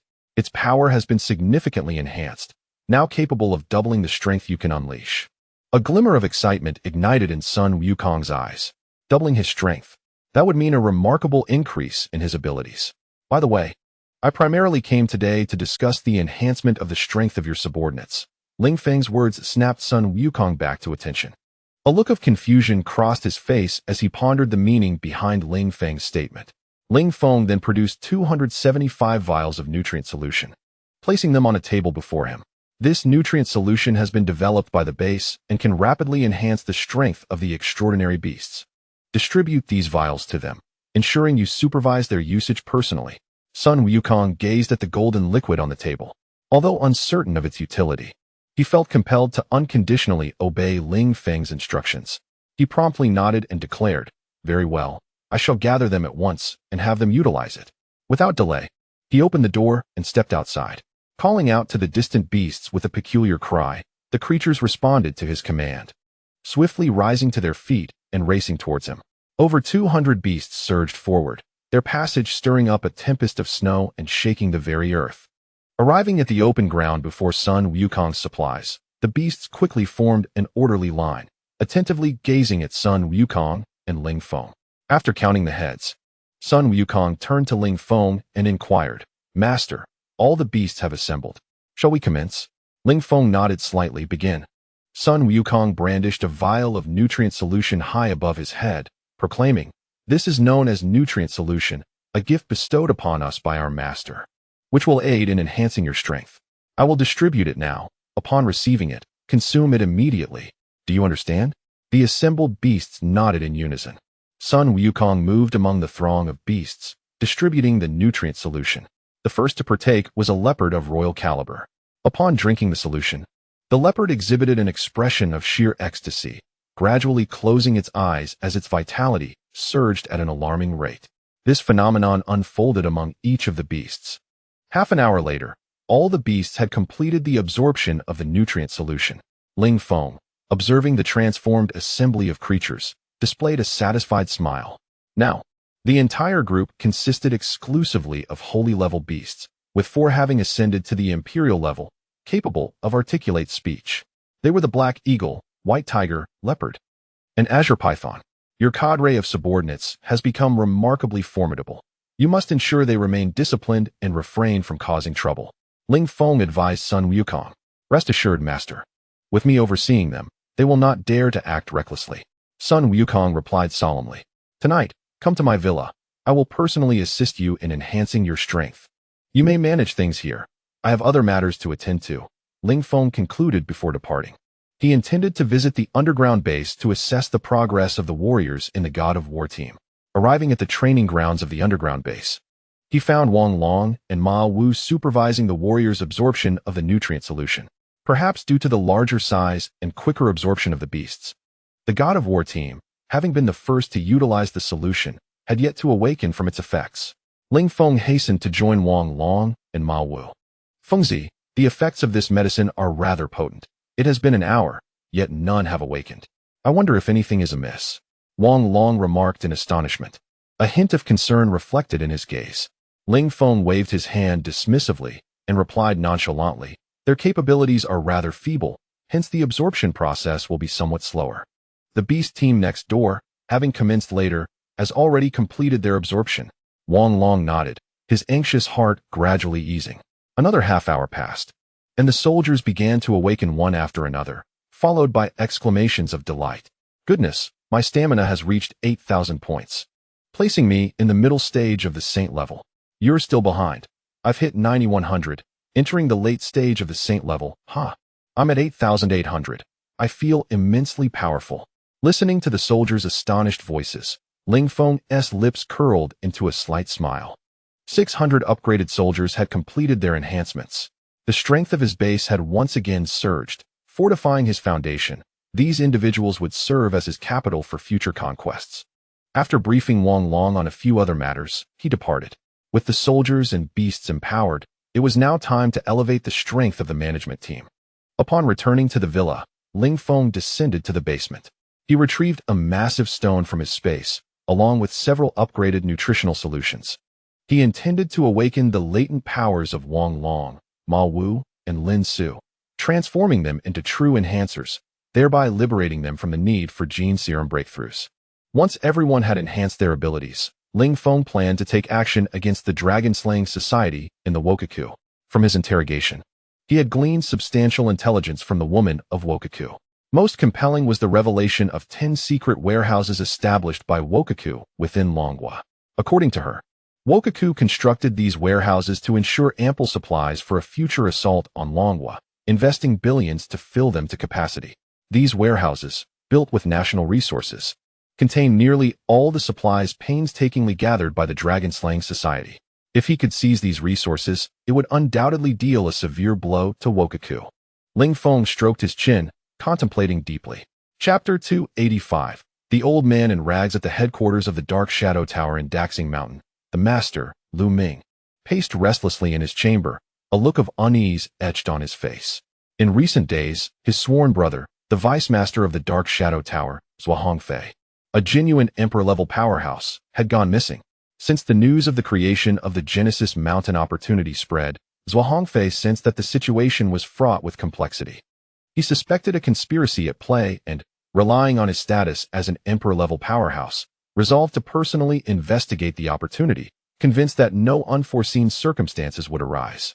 Lu Ming dialed Zhua Hongfei's number once more, but the result remained unchanged. The call could not be answered. Was something truly amiss? Lu Ming furrowed his brow, his expression darkening considerably. The demise of an emperor-level powerhouse represented a colossal loss for the Shadow Building, and their standing in the Genesis Mountain would undoubtedly suffer a significant decline. My elder brother is an emperor-level powerhouse. Who could have possibly slain him? Moreover, he is inherently cautious and has a penchant for ambush. How could he have fallen? Lu Ming racked his brain, but could not fathom the identity of his brother's killer. At that moment, his phone rang. He swiftly checked the caller ID, and upon recognizing the number, his countenance shifted dramatically. Clearing his throat, he finally answered the call. Old Wu, what an unexpected pleasure to receive a call from you. An aged voice, tinged with fury, emanated from the other end. If I don't call you soon, it seems your shadow building will soon become a base for the Japanese, wouldn't it? Lu Ming's expression changed. The implication of the word suggested he was being regarded as a traitor. He had not engaged in any acts that would jeopardize Genesis Mountain. While it was true that some individuals from Japan had approached him previously, seeking collaboration, he had firmly rejected their overtures. Old Wu, perhaps there has been a misunderstanding. I assure you, I have never engaged in any actions that would betray our Genesis Mountain. Lu Ming protested, a hint of indignation in his voice. Humph. You may not have, but your deputy, Zhua Hongfei, has conspired with the Dragon-Slaying Society and nearly caused a catastrophe. You are to come see me immediately, and you may as well relinquish your position as leader. The fury in Old Wu's voice was palpable, and before Lu Ming could respond, the call was abruptly terminated. Setting down his phone, Lu Ming's expression oscillated between tumult and concern. Old Wu's demeanor today was markedly different, his usual benevolence replaced by palpable rage, and his words were devoid of any compassion. Furthermore, the dismissal of Lu Ming from his leadership role was unprecedented. Old Wu, despite being the Grand Elder of the Genesis Mountain Alliance, had never before deposed a gang leader. Was he perhaps under threat, compelled to make such statements? The thought sent a chill down Lu Ming's spine. Old Wu was an emperor-level powerhouse, with strength surpassing all but 3 individuals in the entire Genesis Mountain. If even he was receiving threats, Lu Ming was certainly no match for them. After much contemplation, Lu Ming ultimately resolved to go see Old Wu. After all, running away was not an option. On the other side, Old Wu gazed respectfully at the elders seated before him, clad in simple linen attire. The elder displayed no visible emotions, appearing to be an ordinary old man. Yet, an intangible aura emanated from him, causing an involuntary shiver within those who beheld him. Behind the elder stood a breathtakingly beautiful woman, her beauty so ethereal it seemed almost unreal. The elder, his eyes slightly closed, sipped his tea with an air of serene composure. Old Wu, visibly tense, dared not exhibit any insolence. Senior, I have made the call as you instructed. What remains is. The elder slowly opened his eyes and replied in a calm tone, there are currently no significant issues with the Shadow Tower. A gentle reprimand will suffice. The primary reason for my visit today is to remind you to remain vigilant regarding the infiltration from Japan. You are situated close to Japan and are a primary target for their infiltration efforts. Do you understand? Old Wu promptly responded with utmost respect. I understand. I will be cautious from now on. Very well, the elder concluded before vanishing into thin air, taking the woman with him. Wiping the cold sweat from his brow, Old Wu felt as if he had narrowly escaped a calamity. Master, did you not say that the one surnamed Wu is affiliated with Japan? Why have you let him go? Why inform him about Ling Feng's elimination of numerous Japanese? Huang Feier questioned her master, her face etched with confusion. The elder smiled faintly. I needed to provoke him to reveal his true intentions. He will undoubtedly send someone to eliminate Ling Feng now. Ling Feng requires growth. If he cannot handle such minor troubles, he is unworthy of our full support. Meanwhile, in the basement of Ling Feng's villa, Du Yibai, Wang Long, Ma Wu, Lin Su, Zheng Sanbao, and Sun Dasheng were all gathered together, while the newly joined Ling Tian and Shun Hong and Shin Yin were not summoned. Ling Feng firmly believed they needed further honing, and he wished to assess them more thoroughly. Granting them such formidable power at this stage would be unwise. The group stared in awe at a massive red stone laid out before them. From the stone, they sensed a surge of tumultuous energy. While this energy might not faze Ling Feng, it posed a significant challenge to the weaker Wang Long and the others. To prevent them from being overwhelmed by the excessive energy, Ling Feng, after a period of exposure, retracted the red stone into his spatial domain, utilizing the residual energy in the air to facilitate their breakthroughs. He distributed vials of upgraded nutrient solution to each of them. Absorb these nutrient solutions first. Once your strength has increased, you may then draw from the stone's energy. After consuming the nutrient solutions, they began the absorption process, while Ling Feng settled onto a sofa, closing his eyes to meditate. 3 hours later, Wang Long exclaimed with exhilaration, Haha, I too have become an emperor-level ability user. As he gazed at a flicker of lightning dancing at his fingertips, the rest of the individuals were equally imbued with excitement. Everyone present had transcended to the realm of imperial-level strength, and each possessed more than 20,000 ability points. I never imagined I would have the opportunity to become an imperial-level powerhouse in this lifetime, Zheng Sanbao could not help but exclaim. Upon breaking through to imperial level, an ability user's power experiences a rapid enhancement. The disparity between an imperial level and a saint level is akin to heaven and earth. A newly ascended Imperial-level user can easily vanquish 10 Saint-level users. Furthermore, the power among Imperial-level experts varies significantly. Chapter 286. The Dragon-Slaying Society's Warehouse. An Imperial-level ability user with ability points exceeding 10,000 is classified as a first-tier Imperial. Upon reaching 20,000 points, they ascend to second-tier Imperial. Following this progression, at 90,000 points, one achieves 10th-tier Imperial status. Currently, Ling Feng's ability points exceed 90,000, placing him at 10th-tier Imperial. The differences in strength between each tier are profound, making it nearly impossible to engage in combat beyond 1's tier. In the current major bases, most Imperial-level powerhouses are typically first-tier, with very few at second-tier. Wang Long and his companions currently possess second-tier Imperial strength, while Sun Dashing, previously an Imperial-level user, has directly advanced to 4th-tier Imperial, making him the second strongest in the entire base. Ling Feng was relatively satisfied with their power enhancements. Second-tier Imperial strength is sufficient to dominate the majority of Imperial-level ability users across bases at this stage. Naturally, as time progresses, the number of second-tier Imperials will increase, and Ling Feng aims to suppress the rise of other bases, utilizing his absolute power and vast resources to elevate the strength of his subordinates swiftly, ultimately establishing an undeniable supremacy. Observing the exhilaration and burgeoning confidence among his peers, Ling Feng seized the moment to announce his forthcoming plans. Now that everyone's strength has been bolstered, I shall outline our next course of action. Upon hearing his words, all eyes turned to Ling Feng. Our current strength enables us to continue our campaign. Our first step is to unify the Handong province.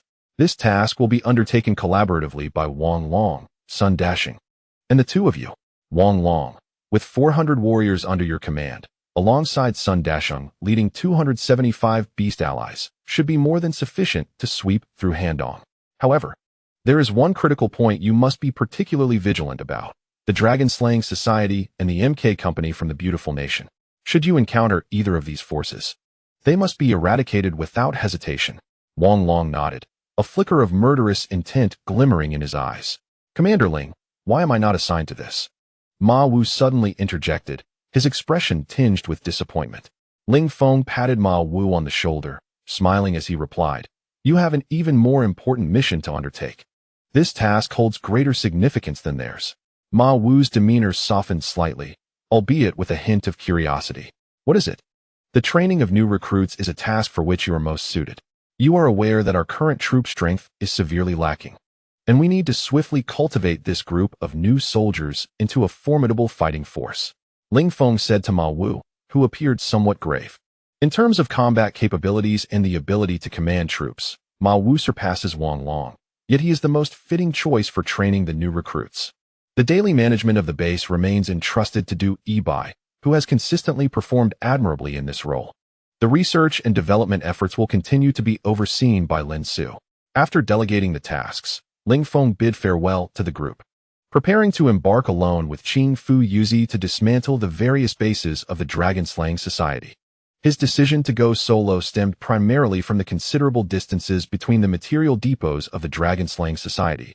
Bringing troops would easily alert the enemy and significantly reduce mobility. Alone, he could swiftly gather resources and remain concealed, infiltrating without a trace, free from the fear of detection. His prowess was such that he could eliminate an entire base's personnel in an instant. Ling Feng's gravitational field now reached a staggering 60,000 times, capable of transforming a 5-kilometer radius into a lethal zone at a mere thought. Ling Feng arrived at a small room in the basement of a villa, where Qing Fu Yuzi was confined. Since returning to the base, she had been held here. As an Imperial-level powerhouse, she was not only exceedingly cunning but also wielded an extraordinarily elusive ability, making her difficult to guard against. Ordinary supervision would likely prove inadequate. Hence Ling Feng opted to confine her in this manner. Upon seeing Ling Feng enter, Qing Fu Yuzi's gaze dimmed, and she trembled as she spoke. "Have you come to kill me?" Ling Feng strolled into the room, casting her a casual glance as he replied, "I do not intend to kill you. I plan to investigate several of your warehouses.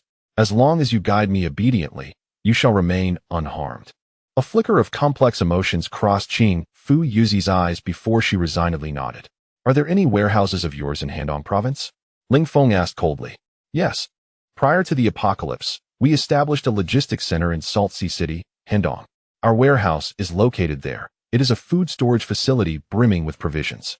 The guards there are few, yet each is formidable, comprising approximately 100 king-level ability users, 10 emperor-level, and 5 saint-level, all stationed in secrecy. Qing Fu Yuzi divulged all that she knew in one breath. Ling Feng cast a satisfied glance at her and declared, "Let us proceed. I shall take you back to revisit the site." He stepped forward, grasped her arm, and in an instant, they vanished from their location, reappearing 20 kilometers away from the base. Ling Feng had intended to test the extent of his teleportation distance, and the result exceeded his expectations, achieving a remarkable 20 kilometers in a single leap. Qing Fu Yuzi was taken aback, her expression one of sheer astonishment. In the blink of an eye, she had been transported from the confines of her room to the great outdoors, and it appeared she was a considerable distance from where she had just been. The prowess of Ling Feng was truly terrifying. She dared not harbor even the slightest thought of resistance.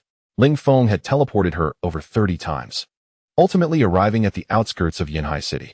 Qing Fu Yuzi was once again left speechless. In a mere half a minute, they had traversed from Jinling to Yanhai. What astounding speed! Her concern now extended beyond the dragon-slaying society. She was increasingly apprehensive for her nation. With such a formidable adversary, Japan would surely face a nightmare. Following the location marked on Qing Fu Yuzi's phone, Ling Feng swiftly made his way to a suburban area of Yanhai City. After wandering for a brief while, he finally spotted a cluster of buildings constructed from ice.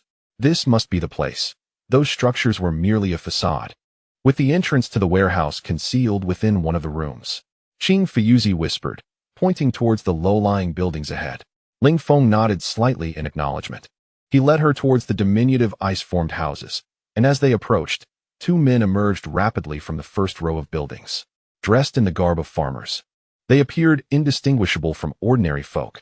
However, Ling Feng discerned at once from their eyes and features that they were not from the Dragon Kingdom, but rather genuine Japanese. Chapter 287. The source of all toxins. The 2 men approached Ling Feng, speaking in authentic Dragon Kingdom dialect. Without uttering a word, Ling Feng focused his thoughts, his mental powers swiftly infiltrating their minds. The men's expressions froze, and they stood motionless. Ling Feng utilized his psychic abilities to seize control of their brains. This was but a minor application of his extraordinary powers. With a mere thought, he could bring about their instant demise. "Take me to your highest leader," he commanded them, and they mechanically nodded, turning to lead him towards the largest building in the vicinity. Ling Feng intended to subdue the highest authority here, ascertain the location of their warehouse, and then eliminate them all. Following the 2 men, he arrived at the entrance of a building, faint laughter echoing from within, voices both male and female. The door was ajar, not fully closed. "You 2 wait here," Ling Feng instructed them before stepping inside. At that moment, the occupants within remained blissfully unaware of the impending danger, continuing to revel in their merriment while enjoying the company of beautiful attendants. The individuals within were the 5 formidable saints of this secret warehouse, stationed here for the past 3 months. During this time, the location had felt exceedingly secure, with a life of utmost comfort. An abundance of food and endless fine wine rendered their existence almost divine. Bao Guzhini is the leader of these formidable saints and the most powerful individual in this locale, having reached the pinnacle of saintly strength. As the others gazed upon the towering mountains, Ling Feng boldly pushed open the door and entered. Inside, there were 9 individuals, 5 men and 4 women, each clad in revealing attire. Their hair disheveled, and an indescribable scent permeated the air. Ling Feng frowned, and the occupants of the room regarded the sudden appearance of a stranger with astonishment. Bao Guzhini immediately eyed Ling Feng with suspicion and coldly inquired, "Who are you, and why have you intruded upon our home?" The others also regarded Ling Feng with ill intent. Ling Feng smiled slightly and remarked, "You must be the person in charge here." A flicker of surprise crossed Bao Guzhini's eyes. Could this person from the Dragon Kingdom have discerned their true identities? Had their hidden stronghold been compromised? "What are you talking about? We are merely ordinary villagers. There is no one in charge here. We are all friends." Ling Feng maintained a cheerful demeanor as he observed the group, choosing not to engage in further trivialities. With a mere thought, he swiftly exerted his mental prowess. rendering all present with vacant stares. He then directly addressed Bao Guzhini. "Lead me to your concealed supply depot." Bao Guzhini slowly nodded and stepped outside, bare-chested. Following him outside, Ling Feng concentrated, and the individuals he had just controlled abruptly lost their vitality, succumbing silently to death. Qing Fuyuzi, who had been closely trailing Ling Feng, bore a look of shock. Within mere days, Ling Feng's strength had undergone a remarkable transformation. Ling Feng accompanied Bao Guzhini to an inconspicuous corner of the small village, eliminating every individual he encountered along the way with swift mental strikes. In the corner stood a small, modest house, arguably the most unadorned of all. Upon reaching the entrance, Bao Guzhini was met by a dozen or so superhumans emerging from the sides of the dwelling, encircling both him and Ling Feng. Ling Feng regarded the sudden arrivals with surprise. "Ling Feng, we have finally awaited your arrival." At that moment, a middle-aged man emerged from the room. His face was marred by scars, and he sported a bald head, giving him a fearsome appearance. Upon noticing Qing Fuyuzi behind Ling Feng, a flicker of anger crossed his visage. "Qing Fuyuzi, why are you still alive? You should have perished for His Majesty, not betrayed your own nation." Qing Fuyuzi lowered her head, her expression darkened. Ling Feng scrutinized the scarred man before him. This individual seemed to recognize him. Had he been specifically waiting for Ling Feng's arrival? "You know me?" Ling Feng inquired, a perplexed look upon his face.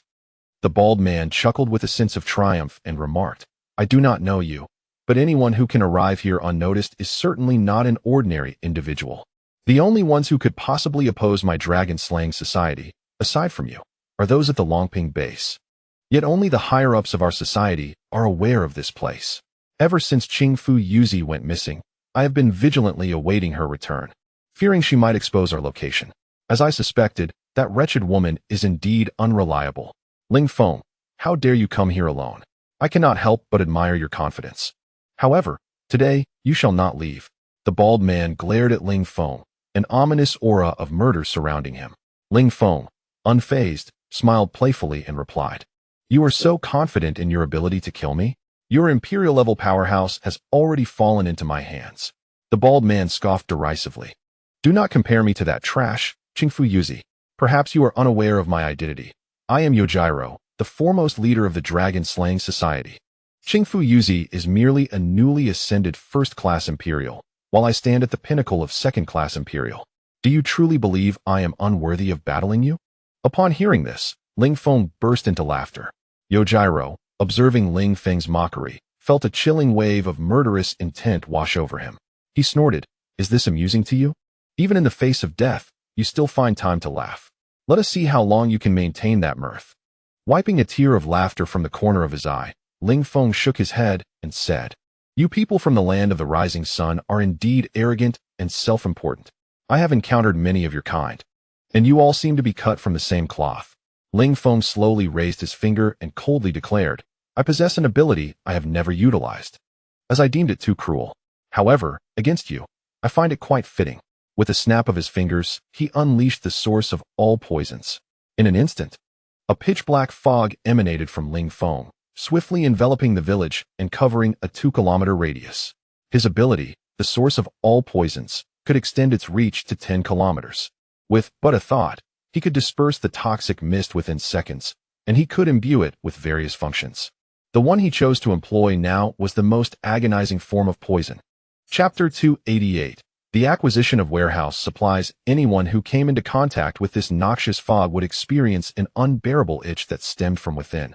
While the external irritation could be alleviated by scratching, the inner torment must be endured. Yojiro, witnessing the sudden emergence of the black mist, felt a tremor of concern in his eyes and furrowed his brow, saying, "Ling Feng, I advise you not to resort to any tricks." As soon as his words fell, his numerous subordinates began to cast aside their weapons, unleashing a cacophony of anguished cries. Some rolled on the ground, frantically clawing at their own bodies. Why is it so itchy? I feel as though thousands of ants are biting me, causing both pain and itchiness. I can't bear it any longer." Yujiro observed the pitiful state of his men, his expression turning icy. He too felt the creeping sensation of itchiness. "Ling Feng, what in the world is happening?" A flicker of terror crossed his eyes as he lost control of his hands, which began to scratch feverishly at his own skin. Others fared even worse. Some had stripped themselves of clothing, their skin bloodied from relentless scratching. To make matters worse, the itchiness from within was torturous. Those still armed began to use their blades to carve into their own flesh, yet their efforts proved futile. Unless death intervened, they would endure this excruciating torment indefinitely.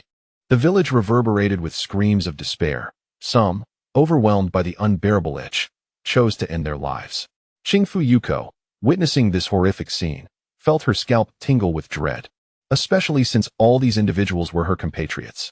In that moment, Yujiro was stripped of the pride and dignity befitting an emperor-level powerhouse. He collapsed to the ground. His clothes discarded, his once polished bald head now a gruesome sight, bloodied with patches revealing bone, a truly horrifying spectacle. Ling Feng, kill me. Yujiro thought in terror, begging for mercy. Feeling that life was worse than death, desiring to end his suffering yet unable to do so, Ling Feng looked at him with a mocking expression and said, "Die. If I were to let you perish so easily, it would be too merciful.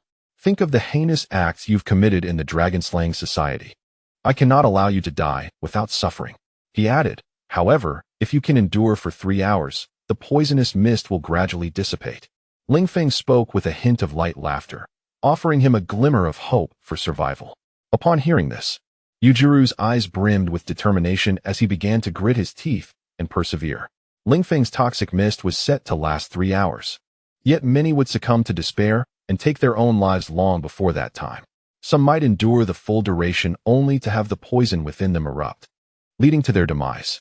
Ling Feng, accompanied by Qingfu Yuko, made his way into a room where 2 individuals lay on the floor, their faces contorted in anguish. Beneath the 2 individuals lies an entrance to an underground space, its imposing door measuring an impressive thickness of 1 meter. The material of the door bears a striking resemblance to that of Ling Feng's villa, likely composed of titanium alloy. Such a formidable barrier would pose a significant challenge even for an emperor-level warrior. However, for Ling Feng, it was merely a trivial obstacle. With a gentle touch, he caused the sturdy door to tremble violently before it was flung aside. Before him appeared a vast underground entrance, faint light emanating from within the depths. A flicker of excitement coursed through Ling Feng's heart as he hastened towards the subterranean realm. He sensed that he had descended nearly 20 meters underground and, after traversing another titanium alloy door, he finally entered an expansive chamber. A cursory glance granted him a fundamental understanding of this resource depot, which was connected to the previous logistics center. The supplies within, he surmised, had largely been sourced from that very center. According to the signage at the entrance, the entire repository consisted of 3 levels, each brimming with food supplies. The first floor housed grains, such as flour, rice, cornmeal, and various cereals. The second floor was dedicated to vegetables and meats, encompassing a vast array of market-fresh products, including seafood. The third level contained an assortment of snacks and frozen foods. The total value of the provisions stored in this facility easily surpassed 100 billion yuan, sufficient to sustain an army of 100,000 for a decade. As Ling Feng surveyed the warehouse, he noted the meticulousness of the Japanese, for every type of supply was distinctly labeled, facilitating easy retrieval. In a mere 5 minutes, he had collected all the resources into his system space. Gazing at the now empty warehouse, he felt a profound sense of satisfaction. The materials had been replicated by the system, resulting in an immense bounty of food. The extent of his supplies was unfathomable, far beyond his ability to count. It was so extravagant that even the warriors at the God of War base would not consume even 1% in a millennium. Throughout the entirety of the Dragon Kingdom, or even the Blue Star, it was unlikely that anyone possessed a comparable stockpile of resources. After gathering the supplies, Ling Feng returned to the surface, where he found that only Yujiro remained alive among the warehouse guards. The others had succumbed to their suffering and taken their own lives. Upon seeing Yujiro, Ling Feng was taken aback by the transformation. The man was now unrecognizable, drenched in blood, with not a single intact piece of skin visible. The ground was entirely stained crimson with his lifeblood. In that moment, he continued to endure, holding on for the slim chance of survival that awaited him after 3 grueling hours. Ling Feng sighed softly and said with a hint of melancholy, "You need to cease your stubbornness. It is utterly meaningless. Even if you endure for 3 more hours, you will still succumb to the poison. I was merely deceiving you." Yuanziru's expression shifted dramatically, a flicker of terror flashing in his eyes. After persevering for so long, The grim reality of death awaited him. "Ling Feng, are you?" he cried out, rolling on the ground in a frenzy, his face contorted in anguish. As time progressed, the effects of the toxic mist intensified, pushing him to the brink of both physical and psychological collapse. In desperation, he crawled to a nearby corpse, seized a dagger, and with every ounce of strength left in him, plunged it into his own chest. Yuanzhu felt his life ebbing away, the incessant itch in his body finally subsiding, and a look of profound relief graced his face. Chapter 289. The arrival of a master. Ling Feng observed the lifeless Yuanzhu, and with a gentle gesture, a golden inner elixir floated away from the deceased. With his eyes slightly closed, Ling Feng harnessed his mental energy to gather all the inner elixirs. Casting a glance at Qingfu Yuko, he spoke in a calm tone, "Let us proceed to the next location." With that, Ling Feng activated his teleportation once more, leading Qingfu Yuko to a modestly sized pharmaceutical warehouse. Though the selection of medicines was extensive, they held no value for those with extraordinary abilities. Yet, Ling Feng resolved that since they were there, they could not leave empty-handed. Additionally, these were items from the land of the rising sun, and he felt compelled to take them regardless of their utility. This warehouse was situated in a small, obscure city adjacent to Handong, guarded by merely 2 saint-level protectors and 5 emperor-level ones. Clearly, the dragon-slaying society placed less importance on this location compared to the first warehouse. To expedite his mission, Ling Feng employed a gravitational field, instantly reducing the guards to mere pulp under its immense pressure. After swiftly collecting the resources within, he hastened to his next destination. For the next 2 days, Ling Feng traversed from one warehouse to another, completely depleting the resources from 10 warehouses. Alongside these supplies, every single guard was eliminated without exception. The 10 warehouses collectively contained all manner of essential provisions, including food, clothing, fuel, medical supplies, and transportation. Ling Feng could only imagine the fury that would ensue in the land of the rising sun upon discovering the complete depletion of their resources. This operation, which dismantled 10 warehouses, equated to a significant blow to their fundamental operations in the Dragon Kingdom. Ling Feng's next plan was to eradicate all bases of the dragon-slaying society. "I have secured all the warehouses for you. What do you intend to do with me next?" Qingfu Yuko gazed at Ling Feng, her eyes filled with a pleading expression. Ling Feng cast a cold glance at him and said quietly, "I can grant you a pain-free departure, which could be considered a reward for your performance these past few days." Qingfu Yuzi shook her head with a bitter smile, knowing she could not escape death. "Very well, then proceed," she said, slowly closing her eyes, her face reflecting a hint of composure. Ling Feng unleashed a mental assault directly at her, causing her expression to stiffen as she immediately bowed her head. He retrieved his inner core and walked away without looking back. Upon returning to the villa, after days of relentless running and maneuvering among various factions, he finally found a semblance of respite. With Wang Long and Sun Dashing overseeing external expansions, and the affairs within the base no longer his concern, he could simply act as a detached overseer. Ling Feng reclined on his long-lost sofa, turned on the television, and picked up the game controller. Lin Su emerged from the kitchen, presenting him with a fruit platter and a chilled cola. As Ling Feng indulged in his game, Lin Su sat behind him, occasionally feeding him pieces of fruit. "Now this is what life is all about," he couldn't help but exclaim. Reflecting on his carefree days at the onset of the apocalypse, he felt a glimmer of that bygone essence. Yet, the current situation forced him to keep moving, rendering this lifestyle a rare indulgence. Meanwhile, tensions were rising in Japan, where a secret base on one of its islands was brimming with fury. Murakami Taichi, a high-ranking officer of Japan, was seething with rage. He had single-handedly established the dragon-slaying society, which had rapidly advanced within the Dragon Kingdom over a mere few decades, achieving significant milestones.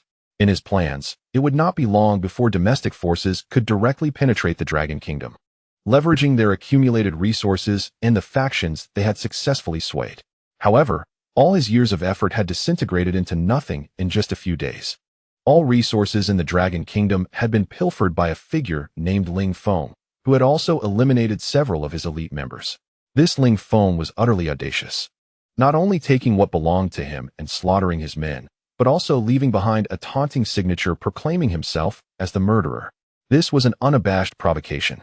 Murakami Taichi shattered a dozen teacups in his fury, his eyes blazing red. "Ling Feng, I will surely kill you," he declared coldly, rising abruptly and storming out. He stepped out of the base and arrived on a small, desolate island, devoid of any belongings, save for a man with his upper body bared. The man sat cross-legged atop a massive boulder, his eyes gently closed, resembling a statue, utterly motionless. This individual was the formidable warrior from Japan, Miao Guang, a fourth-tier imperial powerhouse and the foremost champion of the dragon-slaying society, as well as his senior brother. However, he preferred to refine his own strength rather than engage in management. Murakami Taichi approached Miao Guang with a respectful demeanor and said, "Brother, I have come to see you." Miao Guang slowly opened his eyes and coldly replied, "It seems you have no reason to visit unless you have something to discuss. Speak plainly." Murakami Taichi, feeling a bit awkward, forced a smile and said, "You understand me well, brother. I shall be direct. I wish for your assistance in eliminating a certain individual. His name is Ling Feng, an imperial-level ability user from the Dragon Kingdom. He has destroyed several of our resource depots there, reducing years of our hard work to ashes.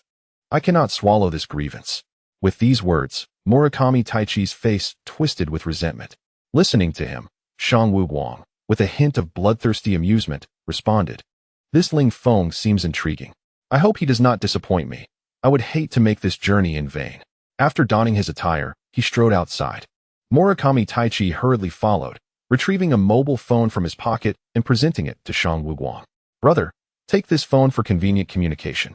It contains information about Ling Feng and an introduction to the war god base under his command." Miao Guang impatiently accepted the phone, coldly stating, "Understood. One Ling Feng is of no concern. I will handle him for you." With that, he turned and left without a backward glance.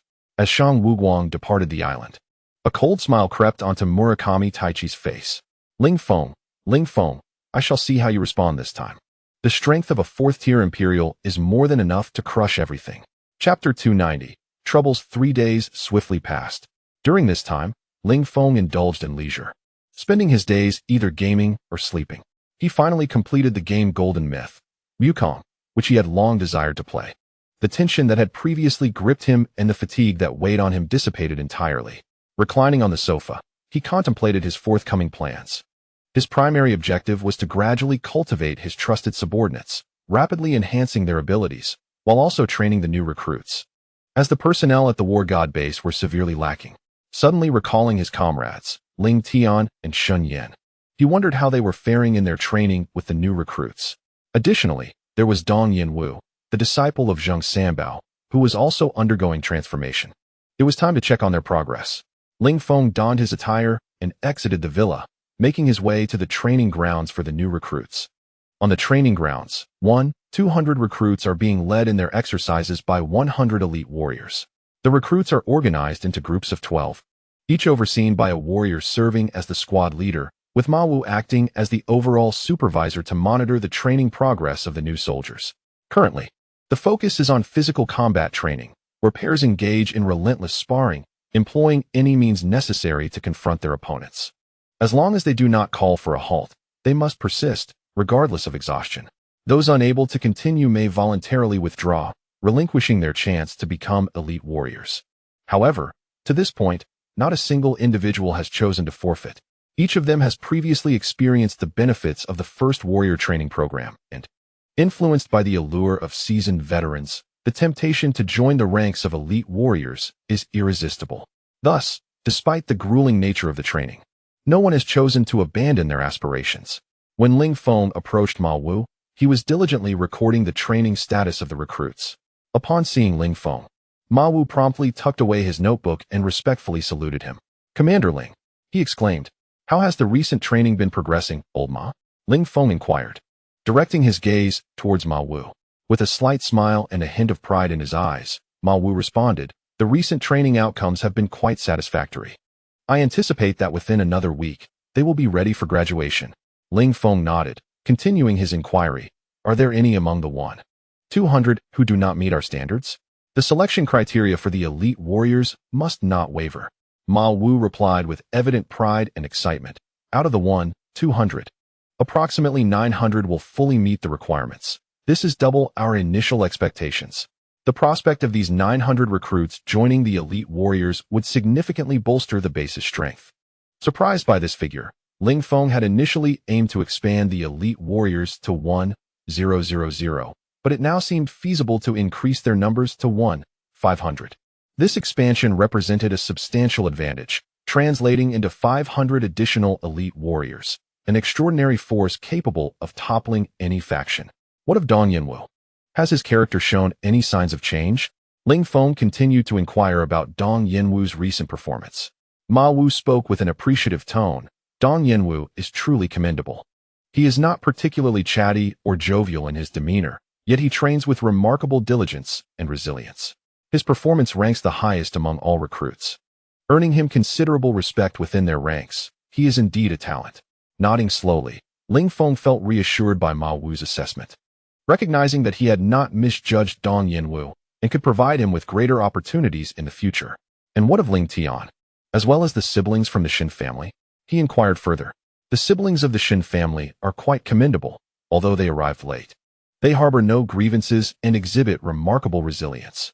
The younger one, though still quite young, possesses impressive strength, nearly rivaling that of the adults.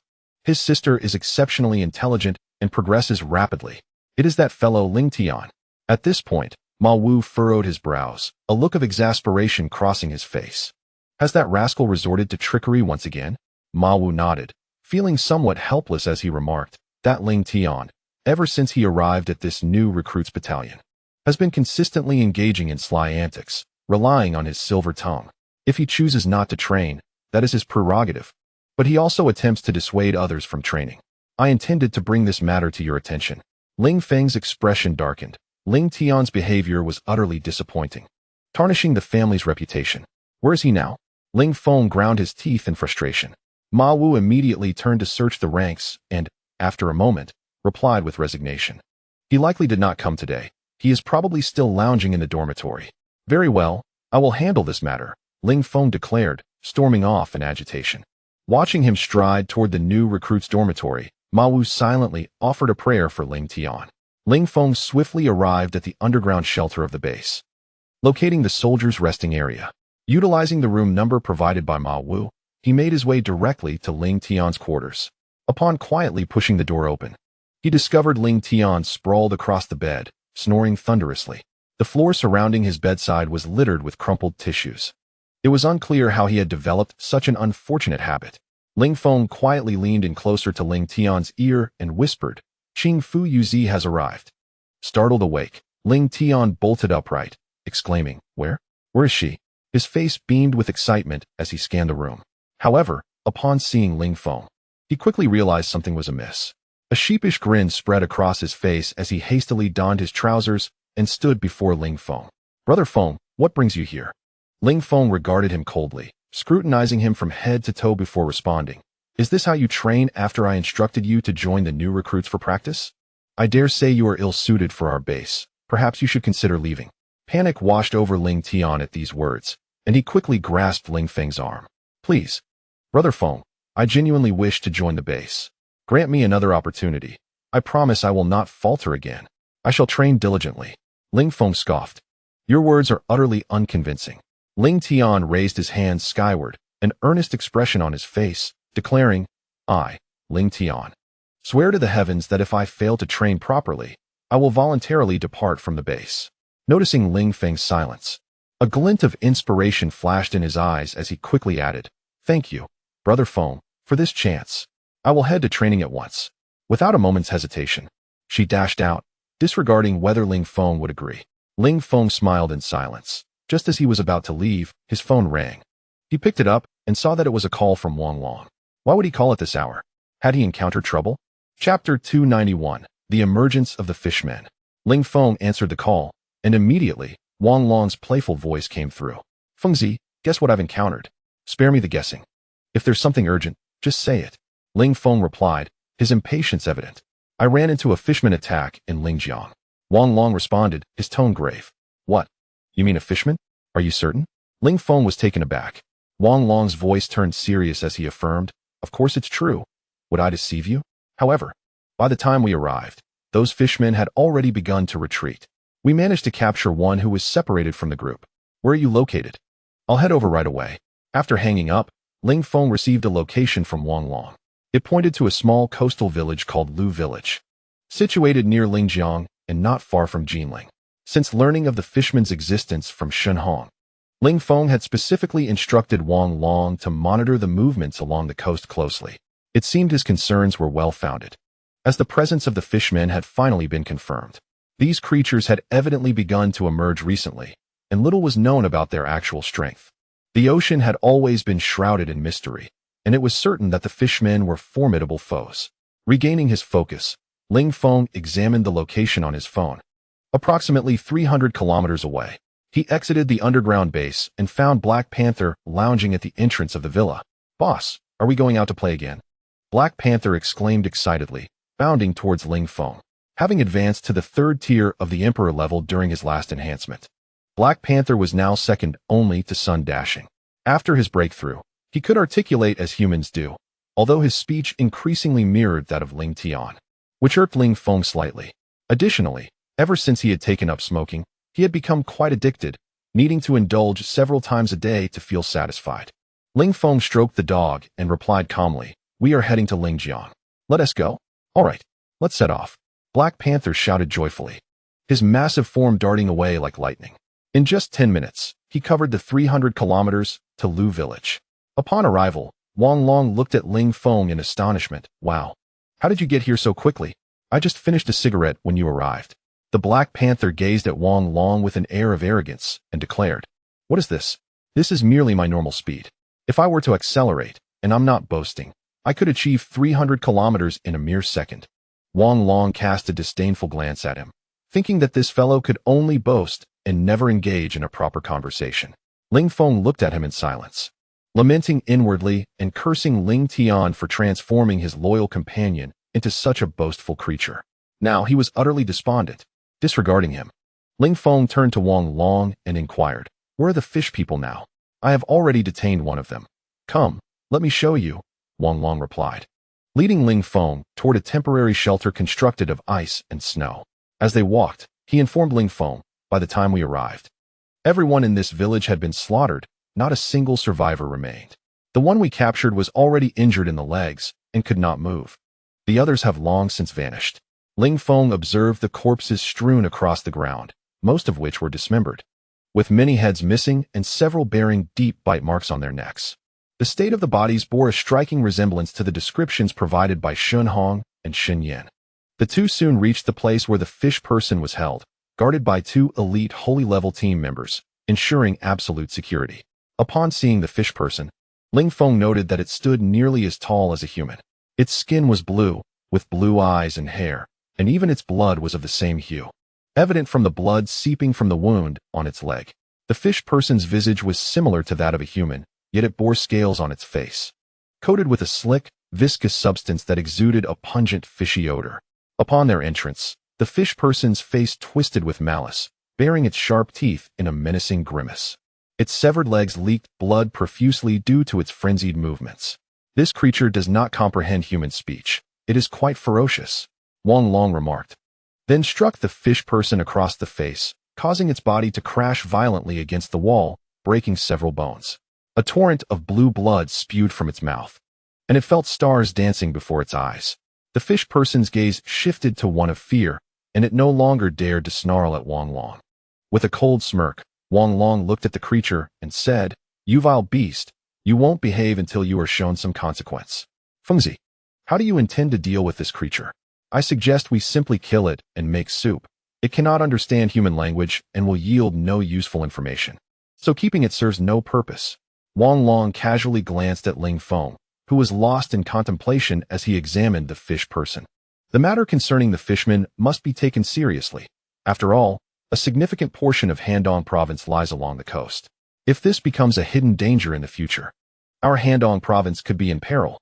Wang Long, you and your brothers should continue with your work. There is no need for you to concern yourselves with this matter. I shall handle what comes next. And what about this fellow? Wang Long pointed to the trembling fishman in the corner. You need not worry about him either. I will take care of it myself. Now hurry along to your next destination. Very well, I shall take my leave.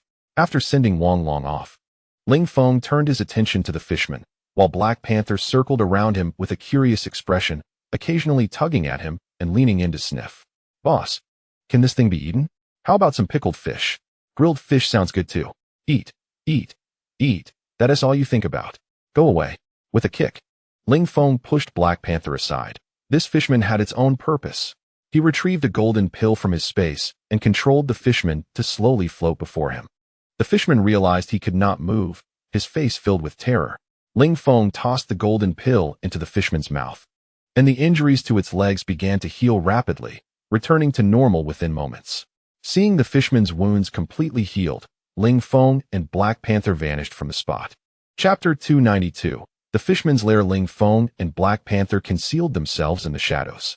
His strategy was straightforward: follow the fishman to its gathering place. The fishman's language was incomprehensible to him, and even if he controlled the creature's mind with his mental power, he would still be unable to extract useful information. Ling Feng gave a light pat on Black Panther's neck and whispered, "Black Panther, I am going to follow this fishman to their lair. You must wait here patiently." Black Panther, reluctant to be left behind after finally getting out, immediately replied, "Boss, I can manage. Take me with you." Ling Feng cast a sidelong glance at Black Panther and replied coolly, "You have a more critical task at hand. After I leave, keep a close watch over this sea area. Another group of fishmen may emerge from the ocean, and you must be vigilant." Black Panther's eyes brightened, and his previously lackluster expression regained its vigor. "Boss, with me here, there is no cause for concern," he declared confidently. Ling Feng regarded him with appreciation before activating his cloaking ability, causing his form to vanish instantly. Ling Feng approached the location where the fishman had been confined. Once the fishman's injuries had healed, a look of joy spread across its face. It cautiously flexed its limbs and glanced around, finding nothing amiss. The fishman's eyes flickered, and it quickly dashed toward the distant shore. Ling Feng stealthily followed behind. Once the fishman reached the surface of the sea, it sprinted swiftly across the ice, its speed comparable to that of a king-level ability user. The merman was merely an ordinary supernatural being, yet his speed was truly astonishing. Furthermore, the physical prowess of this merman was formidable. If matched against an equally ranked human supernatural, he could easily vanquish his opponent. Ling Feng felt a weight in his heart at this realization. Should these mermen invade the surface in large numbers, it would spell disaster for humanity, leading to the annihilation of ordinary people. The immediate priority was to ascertain the origin of this merman tribe, the size of their population, and their combat capabilities.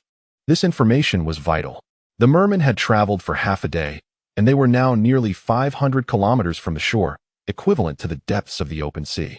Such locations are seldom visited by anyone, given the vast expanse of the ocean surface, devoid of anything precious or edible, rendering it virtually undetectable. The merman arrived at a reef where the ice layer was not particularly thick, in contrast to other sea areas with ice thickness of 5 to 6 meters. This layer was only about 1 meter thick, clearly having been breached before.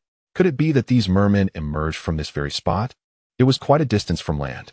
Ling Feng observed the reef, marking its coordinates in his mind.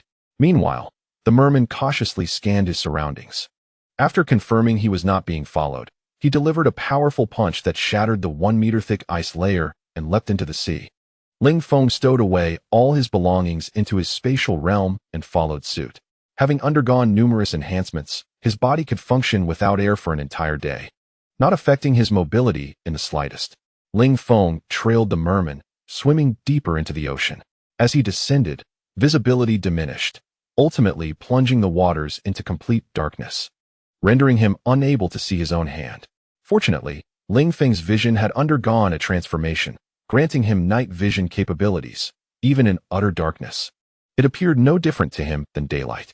The merman continued his descent, oblivious to the fact that he was being followed. Ling Feng felt he had swum down over 2,000 meters, and the surrounding marine life gradually diminished, leaving behind only a few soft-bodied creatures. At this depth, the water pressure was immense. Even a superhuman would be crushed into a pulp. Suddenly, the merman halted his descent, opening his mouth to emit a peculiar sound, reminiscent of a child's cry. Moments later, 2 mermen swiftly approached from the distance. They appeared significantly more robust than the initial merman. Upon arrival, they chattered excitedly to the first merman, the content of their conversation lost on Ling Feng. Subsequently, the The two mermen led the initial one in another direction. Ling Feng followed them to an underwater mountain range, where he was astonished to discover structures reminiscent of houses, resembling a small ancient city. Could these buildings be remnants of ancient architecture? As Ling Feng gazed upon the city, a sense of awe washed over him. He observed that the structures were inhabited entirely by mermen, who were currently in slumber, standing at the seabed with their eyes tightly shut. Ling Feng explored the underwater surroundings, growing increasingly alarmed with each passing moment. After swimming a considerable distance around the mountain range, he realized that the population of mermen had surpassed 100,000, and each possessed unique abilities, a rather ominous revelation. Given the vastness of the underwater realm, who could say if other tribes existed? In the heart of this community, Ling Feng spotted an imposing edifice. Numerous mermen were stationed outside, each wielding a spear-like implement. These mermen were robust in stature, towering over those he had encountered earlier. Ling Feng surmised that this structure housed the leaders of the mermen. He swiftly swam toward the building with determination. Despite being cloaked in invisibility, the movement of his body still stirred the surrounding waters. The spear-wielding mermen immediately sensed an anomaly, emitting strange sounds. Although Ling Feng could not comprehend their language, the fear in their eyes was unmistakable, and they continually glanced toward the interior of the building. What could possibly instill such dread in them? Ling Feng pondered for a moment before deciding to investigate further. He boldly approached the entrance, and although the guards sensed the disturbance in the water, they could not locate the source. In a frenzy, they scoured the vicinity like ants on a hot griddle. Meanwhile, Ling Feng had already entered the grand structure, which appeared to resemble an ancient site of worship. For columns adorned the exterior, each intricately carved with different mythical creatures. As Ling Feng examined the columns, he noted the depictions of a dragon, phoenix, tiger, and tortoise, though the passage of time had obscured some details. His curiosity about the building intensified, and he slowly pushed open the grand door, stepping inside. Upon entering, he found that the interior was not shrouded in darkness, but rather illuminated by a faint glow. At the far end of the space, on a raised platform, sat a merman in a meditative posture, eyes gently closed. This merman was the largest Ling Feng had ever seen. Even while seated, he towered over 2 meters. If he were to stand, he would likely reach a height of 3 meters. Ling Feng discerned from the physique of this creature that the fishman was likely the leader of his tribe. Approaching the fishman, Ling Feng observed that he was clutching a white orb, approximately the size of a football. An energy fluctuation emanated from the orb, igniting a glimmer of excitement in Ling Feng's eyes. An extraordinary treasure. It was no wonder this fishman had grown so large. He had been sequestered here daily, absorbing the essence of this rare artifact. In a swift motion, Ling Feng utilized his mental prowess to seize the treasure, drawing it into his own spatial realm. The fishman, who had been in the midst of absorbing the orb's energy, was abruptly jolted awake. Realizing that the precious artifact had vanished from his grasp, he let out a furious roar, an aura of savage, murderous intent radiating from him. Rising swiftly to his feet, his imposing stature exuded a palpable sense of intimidation. His deep blue eyes scanned the vast space multiple times, yet he found no trace of the intruder. With a bellowing cry, the fishman summoned his guards stationed outside, who promptly rushed in. The leader communicated hurriedly with his fellow fishmen in hushed tones, their bodies trembling visibly. Soon after, several of them scurried out, presumably to rally reinforcements. Ling Feng chose to remain concealed, trailing behind the fishman leader to ascertain their intentions. The fishman leader retrieved a massive harpoon from a corner of the chamber, perfectly suited to his size. With a stern countenance, he propelled himself swiftly towards the exit, his speed astonishing. Based on the fluctuations of the leader's aura, Ling Feng surmised that his power was at the saintly level. The leader's velocity was nearly comparable to that of an emperor-level being. Arriving at a site resembling a sacrificial altar, the fishman leader was soon surrounded by an influx of his kin, numbering in the hundreds of thousands. The open space below the altar quickly became congested with fishmen. Observing the throng below, Ling Feng felt a surge of inspiration, given their congregation. It would be a missed opportunity to spare them. A faint smile curved his lips as he contemplated bestowing upon them an unforgettable memory. Meanwhile, atop the altar, the fishman leader seethed with rage. The extraordinary treasure he had painstakingly acquired from the abyss, having fought against other tribal leaders for it, had just begun to be absorbed before it inexplicably vanished. He was incensed, determined to uncover the audacious thief who dared to pilfer his possession on his own territory. With a fierce resolve, he turned to his subordinates and issued a command. Whale 5, you and your men are to block the entire western side of the clan. A merman wielding a harpoon immediately stepped forward to bow in acknowledgement. Whale 4, lead your team to the east. Ling Feng observed the merman leader above, who seemed to be issuing orders to his subordinates. This group of mermen, armed with harpoons, likely consisted of squad leaders. Without hesitation, Ling Feng directed a mental assault at one of the merman squad leaders. With a resounding crash, Whale 5 was instantly transformed into a cloud of blue blood mist, slowly dissipating in the water. Panic erupted among the crowd. What just happened? Our leader has exploded. There must be a malevolent spirit at work. The merman leader, equally astonished, could hardly comprehend the situation. Whale 5 was the second strongest in their ranks, second only to him. How could he have perished so suddenly? As he pondered how to respond, another squad leader succumbed to the same fate, followed by a third, a fourth. And soon a growing number of mermen silently transformed into blood mist. The atmosphere thickened with escalating fear, and the crowd grew increasingly restless. The merman leader found himself in a state of alarm. He still could not discern the source of the attack. Could it be the abyssal demons? The mere thought sent a chill down his spine, causing his legs to tremble slightly. The terror instilled by the abyssal demons surged back to the forefront of his mind. Everyone flee. It's the abyssal demons. A voice called out from the crowd, and the atmosphere shifted dramatically. Upon hearing the ominous mention of the abyssal demons, expressions of dread spread across the faces of all. In an instant, tens of thousands of mermen began to scatter in all directions. Ling Feng watched as the mermen, in a frenzy of desperation, rushed to escape. A cold smile crept across his face. Having finally gathered them together, he could not allow them to flee. Such an opportunity might never arise again. Without delay, he activated his gravitational domain. The sea within a 10-kilometer radius trembled violently. Under the crushing weight of gravitational forces thousands of times greater, tens of thousands of mermen were instantaneously reduced to a cloud of blood mist. In that fleeting moment, the water was gradually stained a deep blue. Ling Feng regarded the merman leader on the sacrificial platform, having deliberately withheld pressure from him, sparing his life. Otherwise, he too would not have survived. Ling Feng was curious to observe the leader's subsequent actions, to ascertain whether there were higher authorities or allies among them. Meanwhile, the merman leader gazed down at the now empty ground beneath the sacrificial platform, instinctively swallowing hard. Fear gripped him. How terrifying it was. In the brief span of a single breath, tens of thousands of his kin had perished. What kind of power could accomplish such a feat? This was beyond his capacity to confront. He had no choice but to seek the king. He is now consumed by a singular thought, to flee swiftly. Yet, fear grips him, for he knows these demons lurk nearby.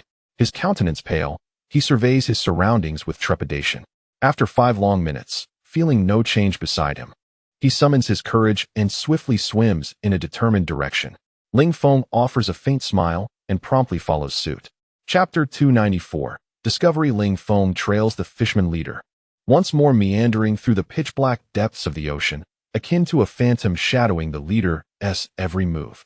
At this moment, the fishman leader, thoroughly terrified, bolts frantically, his pace only gradually diminishing after what feels like an eternity of flight. Ling Feng himself is uncertain of his whereabouts, yet he senses that he is descending deeper into the abyss. Gradually, figures of fishmen begin to materialize around him, alongside remnants of dilapidated structures. Upon spotting his kin, the fishman leader's expression visibly relaxes, the fear in his eyes dissipating. He has finally reached the royal capital, a realm teeming with formidable beings, where even the abyssal demons would hesitate to intrude recklessly. Ling Feng follows closely behind the fishman, arriving at this new locale, a significantly larger gathering of fishmen, with numbers multiplying several-fold compared to the previous tribe. Moreover, it is evident that the fishmen here possess a far greater stature. Powerful individuals of royal caliber are ubiquitous, with at least 200 to 300 of saintly prowess, and Ling Feng even spots 7 or 8 of imperial rank. He cannot help but inhale sharply. The strength of these fishmen is indeed formidable. Should they launch a full-scale assault on land, which faction could withstand such an onslaught? Their sheer numbers alone, employing a strategy of attrition, would suffice to overwhelm any opponent, and their intellect is not vastly inferior to that of humans.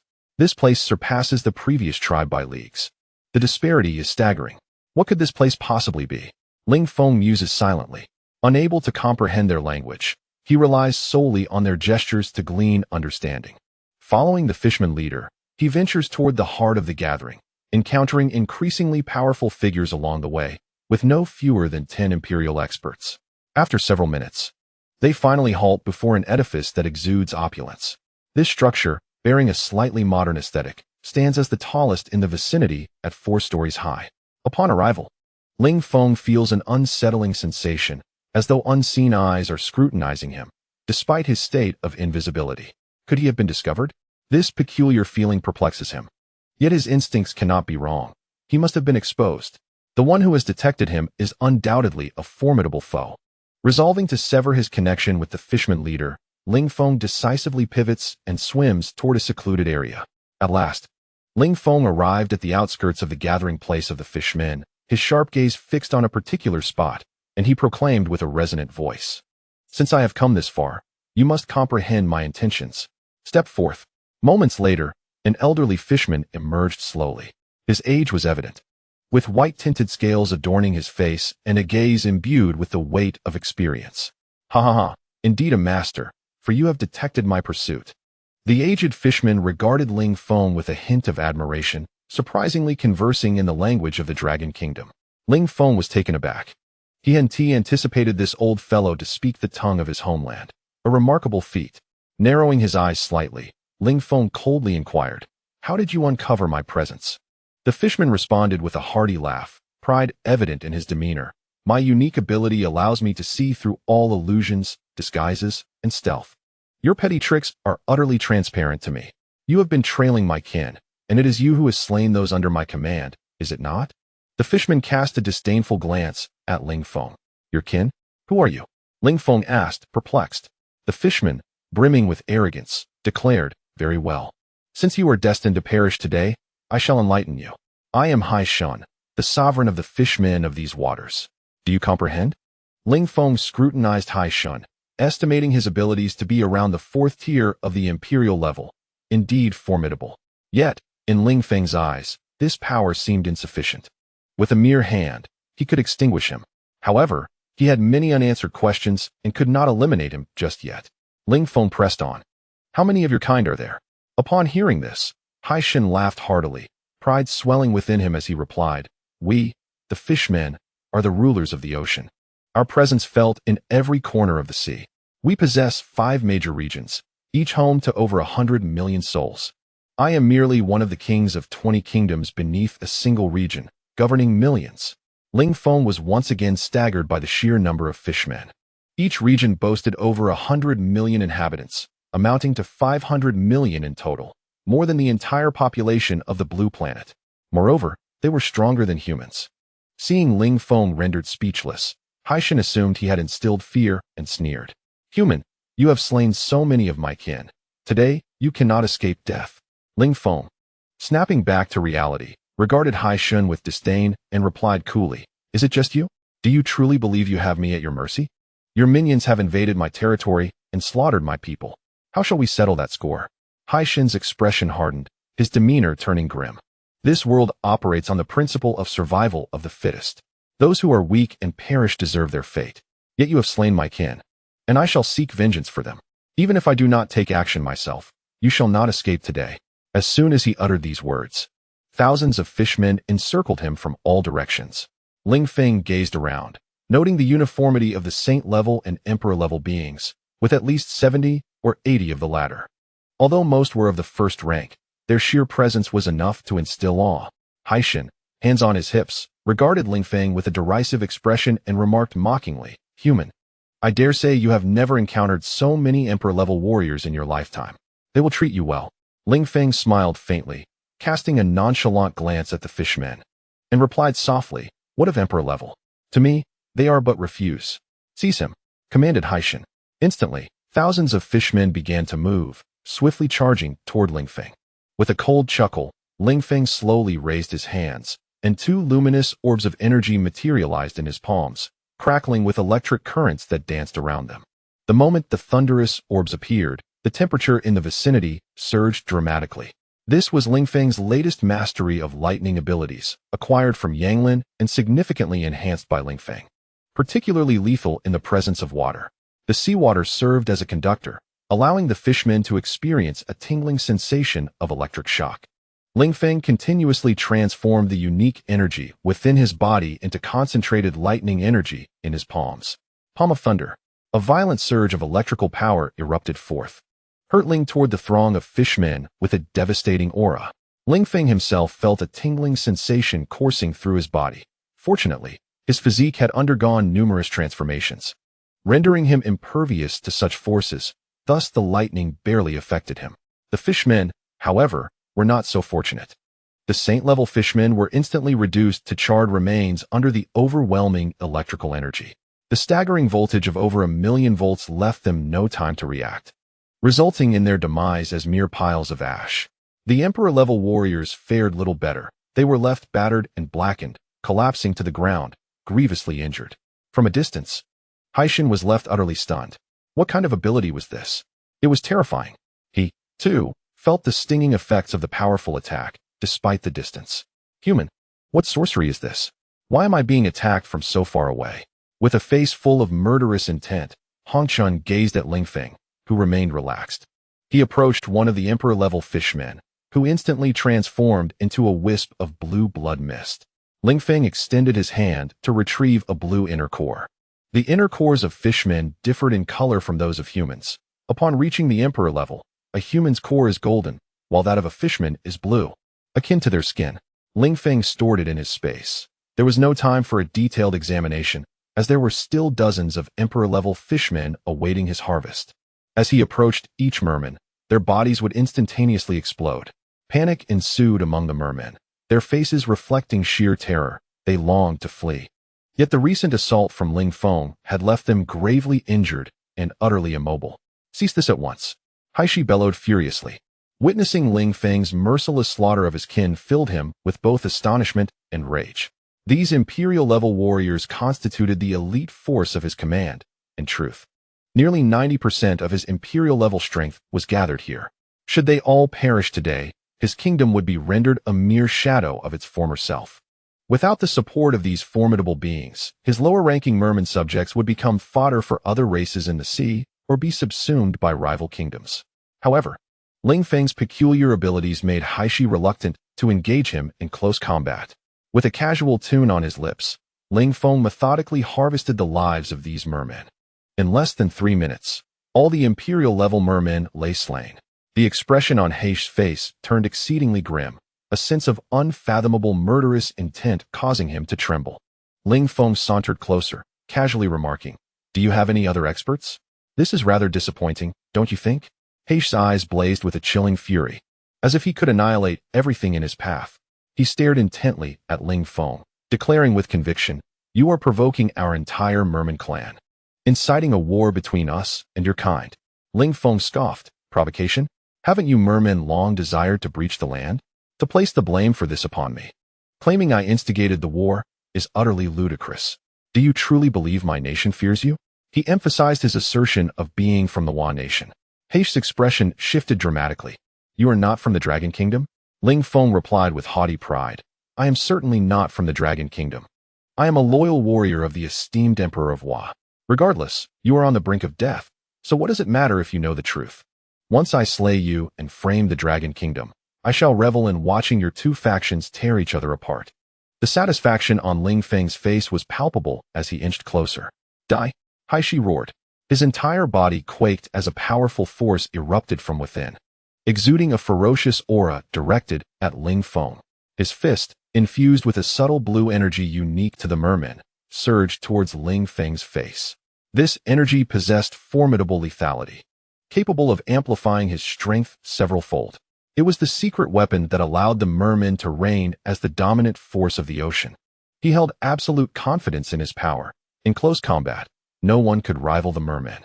Yet, facing Shin's tempestuous onslaught, Ling Feng merely smiled disdainfully. He struck the air with a resounding clap. With a sharp crack, Shin was sent hurtling backwards, colliding with the mountainside behind him. His face was a mask of horror as he gazed at Ling Feng, blue blood spilling from his mouth in great gouts. He felt as though every bone in his body was about to shatter. The power of his opponent was overwhelming, and the nature of the attack was utterly baffling. Ling Feng regarded him coldly, his voice devoid of compassion. "You may as well die." Shin's complexion paled, and he swiftly turned to flee towards his palace. Ling Feng offered a faint smile, donning a mask retrieved from the depths of space, and pursued him. Shin dashed through the throngs of people, while Ling Feng leisurely unleashed his abilities, systematically slaughtering the fishmen. Amidst the chaos, Shin cried out to his people, "All my subjects, remember this. The one who seeks to slay me is a formidable warrior from the Yamato nation. You must spread this message far and wide, and avenge me." Ling Feng, trailing behind at a leisurely pace, caught snippets of the words Yamato nation and understood the ruse at play. In order to facilitate this charade with the Fishman King, he deliberately slowed his pursuit. Simultaneously, he continued to eliminate the fishmen, ensuring that no loose ends remained in this performance. Ling Feng advanced relentlessly, pursuing Shin to the very gates of the palace. "Do you truly wish to exterminate every last one?" Shin's eyes glimmered with a flicker of desperation. Ling Feng stroked his chin, contemplating for a moment. "I may spare you from total annihilation, provided you are willing to exchange treasures for your life. Is that truly the case?" Shin regarded him with deep suspicion, his gaze laden with caution. Ling Feng feigned anger, a chill in his eyes. "Are you questioning the integrity of the Yamato people? We are known for our unwavering word." Observing Ling Feng's seemingly truthful demeanor, Shin slowly nodded. "I shall place my trust in you this once." Chapter 296, An Encounter with the People of the Cosmic Nation. "Now you're speaking sense." Ling Feng approached with a smile, adopting a familiar tone. "What treasures can you present for my inspection? You are aware of the consequences should they prove insufficient." Ling Feng cast a threatening glance at Shin. Shin's eyelids fluttered, his anxiety palpable. "Our treasures are all within the palace. Follow me, and I shall show you." With that, he turned and made his way toward the palace, Ling Feng closely in tow. Upon entering the palace's interior, Ling Feng was momentarily taken aback by the opulent decor. The walls were adorned with countless luminous pearls, which emitted a soft glow in the pitch-black depths of the ocean. The sheer multitude of these pearls illuminated the entire palace, transforming it into a beacon of light. Ling Feng followed Shin to the pinnacle of the palace, a place, as claimed by Shin, that had remained untouched by anyone else. Upon entering the expansive top floor, Ling Feng observed its stark emptiness, devoid of any ostentatious decorations. Save for rows of shelves, each shelf was adorned with an array of peculiar artifacts. As Ling Feng employed his mental acuity to scrutinize the items, a chill washed over his countenance. "Are you jesting with me? Everything here exudes no energy fluctuations. It is merely a collection of worthless debris. What use could I possibly derive from this?" Upon hearing this, Shin's expression fell, and with a pitiful tone, he implored, "We truly possess nothing else, I assure you. The value of these items is quite significant." Ling Feng, with a cold sneer, seized Shin by the throat. "I detest being trifled with. Should you refuse to cooperate, then perish." Desperation washed over Shin as he gasped for breath, Ling Feng's grip akin to iron, rendering him immobile and drawing him ever closer to the brink of death. In haste, he begged for mercy. Ling Feng released him, casting him to the ground with disdain. "This is your final opportunity." Shin took deep breaths, gradually regaining his composure, and rubbed his neck as he stood slowly. "I shall retrieve it now." He approached one of the shelves and forcefully pushed it aside, revealing a hidden compartment beneath. Inside, a dozen or so blue orbs, each the size of a chicken egg, were meticulously arranged, emanating a ghostly blue luminescence. Even from a distance, Ling Feng could perceive the formidable energy fluctuations radiating from the orbs. In an instant, Ling Feng teleported to stand before Shin. "My lord, these are called nether pearls. The energy within is extraordinarily potent, capable of significantly enhancing one's strength upon absorption. These are premium nether pearls, entirely devoid of impurities, originally intended as tribute for our domain's ruler." Ling Feng examined one of the nether pearls, noting its similarity to the one he had previously seized from the fishman leader, yet the energy of this orb was evidently far superior. Without hesitation, he gathered all the nether pearls into his spatial storage. Shin watched in agony as his treasured nether pearls were unceremoniously taken, his face contorted in anguish. He had expended considerable effort to acquire these orbs, hoping to curry favor with his superior for better treatment, and now it was all for naught. My lord, you have now obtained the most precious treasures I possess. Will you not spare me? Shin gazed at Ling Feng with reverence. Ling Feng smiled faintly and replied, Now you understand that I hail from the land of the rising sun, do you not? Yes, I am aware. Your people are renowned for their integrity. Shin, with a sycophantic grin, lavished praise upon Ling Feng. Ling Feng nodded in acknowledgement. You are aware, and that suffices. If I were to release you, I would cease to resemble the people of Japan. Upon uttering these words, he swiftly struck, reducing the foe to a mist of crimson. You are humanity's sworn adversary. How could I possibly grant you freedom? Should you seek vengeance, direct your efforts towards Japan. Ling Feng remarked coolly as he observed the vanishing figure of Shin. He retrieved the inner elixir from the ground and made his way outward. At that moment, chaos reigned among the fishmen outside. They were engulfed in terror, fleeing in disarray. The elite warriors had been decimated, and the fate of their king remained uncertain, leaving the ordinary fishmen with no recourse but to escape. Ling Feng surveyed the panicked fishmen and commenced a ruthless onslaught. The more he slaughtered, the deeper their resentment towards Japan grew. Utilizing his gravitational powers, he dispatched thousands of fishmen within mere seconds, turning the gathering place into a sea of blue. After vanquishing a significant portion of the fishmen, he rendered himself invisible and departed, leaving the remainder to fate. It was possible that Japan might face a cataclysm as a result. Ascending towards the surface, he swam upwards, where the light grew ever brighter, eventually surfacing. After marking his current position on his device, he promptly donned his technological armor. Ling Feng swiftly soared towards the land, intent on relaying information concerning the fishmen to the personnel at base, urging them to prepare for reconnaissance of the ocean and remain vigilant about its movements. He contemplated whether to inform Longjiu about the fishmen, considering that Jiangnan province has more coastal cities than Handong province. After much deliberation, he deemed it necessary to communicate, as Jiangnan's strategic position was critical, bordering several cities of Handong. Should Jiangnan fall, he would find himself besieged on all fronts, which would be detrimental to his interests. Hence, he resolved to first visit Jiangnan province.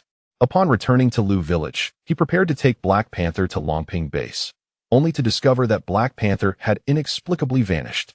Ling Feng piloted the armor into the air and soon spotted Black Panther, who was trailing a group of uninvited guests. At that moment, Black Panther excitedly exclaimed upon seeing Ling Feng, "Boss, I have made a significant contribution this time. This group appears to be heading towards our base, but I cannot ascertain the specifics. Their speech is incomprehensible to me, just a jumble of sounds." Ling Feng scrutinized the distant group. Their features did not resemble those of either the Dragon Kingdom or Japan, but bore a resemblance to individuals from a cosmic nation. What could the cosmic nationals be doing here? I do not recall any prior grievances with them. Ling Feng pondered, stroking his chin as he reflected on his past experiences. Could it be that they were dispatched by the United States? They have always regarded the Americans as their patrons. Perhaps this time it is indeed a delegation sent by their benefactor. Having concluded his analysis, Ling Feng felt his conjecture was not far from the truth. Ling Feng gazed at the distant procession, inspiration igniting within him. Chapter 297, The Temptation of Barbecue. Ling Feng stowed away his armor and swiftly positioned himself along the path that the group of foreigners would traverse. He donned a simple attire, retrieved a table and a barbecue grill from his spatial realm, along with an array of meat skewers and vegetables. Next, he produced a small green vial, a prize he had seized from one of the 5 great families, rumored to possess remarkable restorative properties. Once he set up the grill, he commenced the grilling process, and soon the tantalizing aroma of barbecued meat wafted through the air.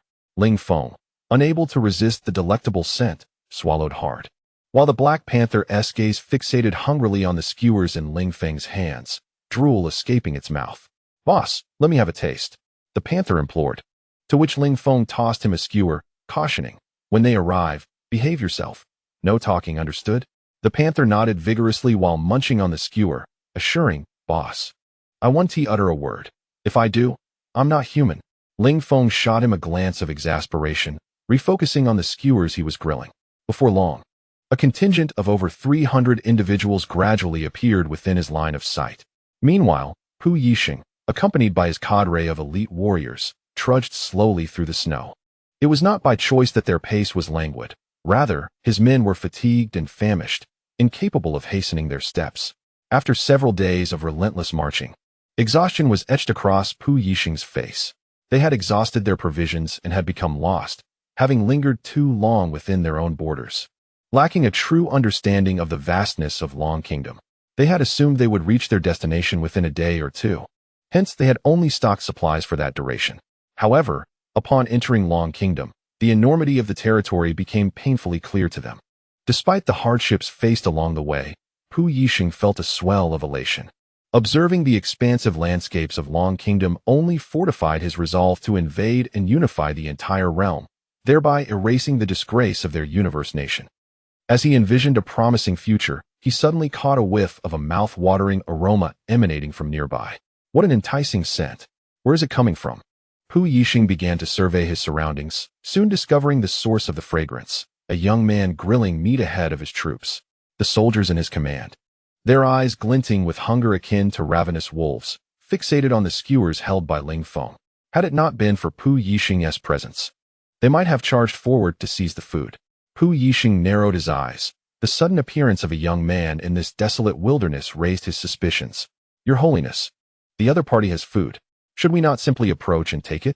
One of the venerable generals, unable to resist salivating at the sight of the barbecue, suggested to Pu Yixing. Pu Yixing waved his hand dismissively. Do not act recklessly. I shall approach him first. Follow closely behind me. After speaking, he swaggered towards Ling Feng's barbecue stall, and as he drew closer, the tantalizing aroma of grilled meat intensified. Ling Feng, while grilling meat, leisurely savored the already cooked skewers, wearing an expression of utmost relaxation. Observing a middle-aged man striding towards him with an air of arrogance, nostrils flaring with disdain, Ling Feng furrowed his brow and said, Who are you? Can't you see there's someone here? Quickly move along. Park Yixing let out a cold laugh. How dare this Dragon Kingdom native speak to him in such a manner? He immediately responded in halting Dragon Kingdom dialect, his tone menacing. Greetings, I am Park Yixing, the sovereign of the cosmic nation. Shouldn't you pay your respects upon meeting me? Park Yixing? That's quite an amusing name. Ling Feng replied with a look of surprise. Hello. Park Yixing, I am Park Buin, he said with a broad smile. Furrowing his brow, Park Yixing sensed an insult but lacked the evidence to confront it. What brings you here? He inquired, adopting an authoritative tone. Ling Feng shot him a cold glance, irritation evident in his voice. What I do here is none of your concern. What business do you have here, you foreigner? What business? Naturally, I intend to conquer your nation. I, the sovereign, am an imperial-level powerhouse, invincible under heaven, and I have come to rule over you. Park Yixing declared, hands clasped behind his back, an expression of haughty confidence on his face, his eyes glinting with contempt as he regarded Ling Feng. However, upon witnessing Park Yixing's demeanor, Ling Feng's intentions shifted. Initially, he had planned to toy with these foreigners, but now he felt compelled to teach them a lesson, ensuring their punishment was far from simple. Isn't your cosmic nation merely a lapdog of the beautiful nation? Without your patron's orders, would you dare to come here? He mocked Park Yixing. You speak nonsense. The beautiful nation is nothing. We, the cosmic nation, are the best in the world. Why should I bow to them? What a joke. Park Yixing vehemently denied, as Ling Feng's words struck a nerve, reminding him of the shadow under which he had long lived. Yet, after the apocalypse, he had gained unprecedented power and yearned to break free from the beautiful nation's control. Ling Feng continued to enjoy his barbecue while glancing at the boastful Park Yixing. Care for a skewer? He casually offered a lamb skewer to him. Park Yixing, captivated by the enticing skewer enveloped in spices, felt a flicker of temptation. What? Afraid I might poison you? Ling Feng teased as he observed Park Yixing's bemused expression, then withdrew the offered skewer and devoured it in a couple of bites. This skewer is exquisite, he exclaimed, eyes slightly closed in enjoyment. Seeing a few more cooked lamb skewers on the grill, Park Yixing hurried over and snatched them all up in one swift motion. He picked up a skewer, his eyes gleaming with anticipation. It had been several days since he had savored meat, and this skewer looked utterly delectable. Slowly, he brought the skewer to his mouth, closing his eyes to savor each bite. It was simply exquisite. In no more than a minute, he had devoured the 10 or so skewers in his hand with remarkable speed. In the distance, his subordinates watched enviously as their leader indulged in such a delightful treat. While they could merely observe, After finishing the skewers, he immediately set his gaze upon the several skewers that Ling Feng was grilling, licking his lips in eagerness. Ling Feng chuckled to himself. These boastful fellows had never truly experienced the delights of fine cuisine. With deft movements, he expertly turned the skewers, and soon enough, another batch was ready. He placed them aside, and without hesitation, Pu Yixing lunged forward, casting a challenging glance at Ling Feng. Chapter 298. The Eruption. Ling Feng, unaffected by Pu Yixing's provocation, merely wore a knowing smile. Yet, at that moment, Pu Yixing could think of nothing but the skewers, leaving no room for any other thoughts. In under 2 minutes, he once again polished off the freshly grilled skewers with fervor. Ling Feng ceased his grilling and watched Pu Yixing with a bemused expression. Why have you stopped? Continue grilling. I am still not satiated. Hurry up. Or don't blame me if I get rough with you. Ling Feng's smile gradually turned icy. Do you think my barbecue is something you can just devour at will? Pu Yixing, taken aback, looked at him suspiciously and asked, What do you mean? Explain yourself. Otherwise. Before he could finish his sentence, a loud noise erupted. Pu Yixing's expression changed dramatically. He felt an unexpected warmth in his trousers, an oddly comforting sensation, akin to an uncontrollable urge. Oh no! Pu Yixing quickly clutched his abdomen, yet there was no pain to be felt. He was bewildered as to why this sudden occurrence had transpired. Though he felt embarrassed, he maintained an air of arrogance. Determined that no one should discover his predicament, his entire reputation was at stake. Especially with his hundreds of soldiers, he could not let them find out. Ling Feng stifled a laugh, observing Pu Yixing with a teasing tone. Oh dear, great leader, what's wrong? Surely you haven't? Pu Yixing's expression turned cold. A fierce glint in his eyes as he warned. I suggest you refrain from making such remarks. However, as soon as Pu Yixing uttered those words, he could not help but succumb once more. He was now utterly terrified to speak. Any slight relaxation of his lips would unleash a torrent. Ling Feng slowly approached Pu Yixing, pinching his nose as he scrutinized him from head to toe. He remarked nonchalantly, I say, Pu Yixing, indulging yourself without inviting your brothers over is rather inconsiderate, wouldn't you agree? After speaking, Ling Feng playfully patted Pu Yixing's shoulder. With a sudden jolt, Pu Yixing felt a tingling sensation in his shoulder, causing him to involuntarily relax, resulting in a cacophony of sounds. His face flushed crimson as he gritted his teeth in agony, harboring a deep resentment towards Ling Feng, whom he suspected was the source of his current distress. Thankfully, the leather pants and boots he wore contained the odor, or he would have faced utter humiliation that day. Ling Feng's eyes gleamed mischievously as a smirk graced his lips. He gestured to Pu Yixing's subordinates, beckoning them over while brandishing a skewer of meat from the grill towards them. The soldiers, upon hearing this, promptly made their way over, forming a line of several hundred behind Pu Yixing. The 4 generals exchanged puzzled glances, observing Pu Yixing, who was drenched in sweat and visibly agitated. One bald man, displaying genuine concern, asked, Saint, what troubles you? Your complexion appears rather unwell. Pu Yixing, teeth clenched, managed a pained shake of his head. Ling Feng, with a playful grin, stepped closer to the bald man and quipped, Your saint has just indulged in a feast, and is now savoring the aftertaste. Isn't that right? He shot a mocking glance at Pu Yixing. Pu Yixing began to respond, but quickly silenced himself. A series of sounds erupted, leaving those around him in astonishment as their gazes turned towards him. Simultaneously, a foul odor began to emanate from his direction. Though his subordinates dared not speak openly, they whispered among themselves, Surely, the saint hasn't tea, could it be the scent of excrement? Oh dear, no wonder his leather pants appear so bulging, one murmured. Realizing the unfortunate truth, Pu Yixing's countenance darkened further, each whispered comment piercing his pride like needles to his heart, rendering him utterly miserable. A man of considerable vanity, he felt as though he could never again hold his head high. Fortunately, their discreet murmurs spared him some dignity, allowing him an avenue for retreat. Just then, Ling Feng boomed, Your saint has soiled himself, and you lot should be hurrying to fetch him a clean pair of trousers. How lacking in perceptiveness you are. The atmosphere became instantly hushed, with everyone staring at Ling Feng in disbelief. How dare he utter such words? Did he seek to endanger himself? The crowd lowered their heads, pretending not to hear. Ling Feng continued to stoke the flames of chaos. He approached the bald man from earlier, his voice laced with indignation, and exclaimed, What is the matter with you? Are you so numb to the situation? Your lord has soiled himself, Can't you see? If you do not take action soon, he will no longer be able to conceal his disgrace."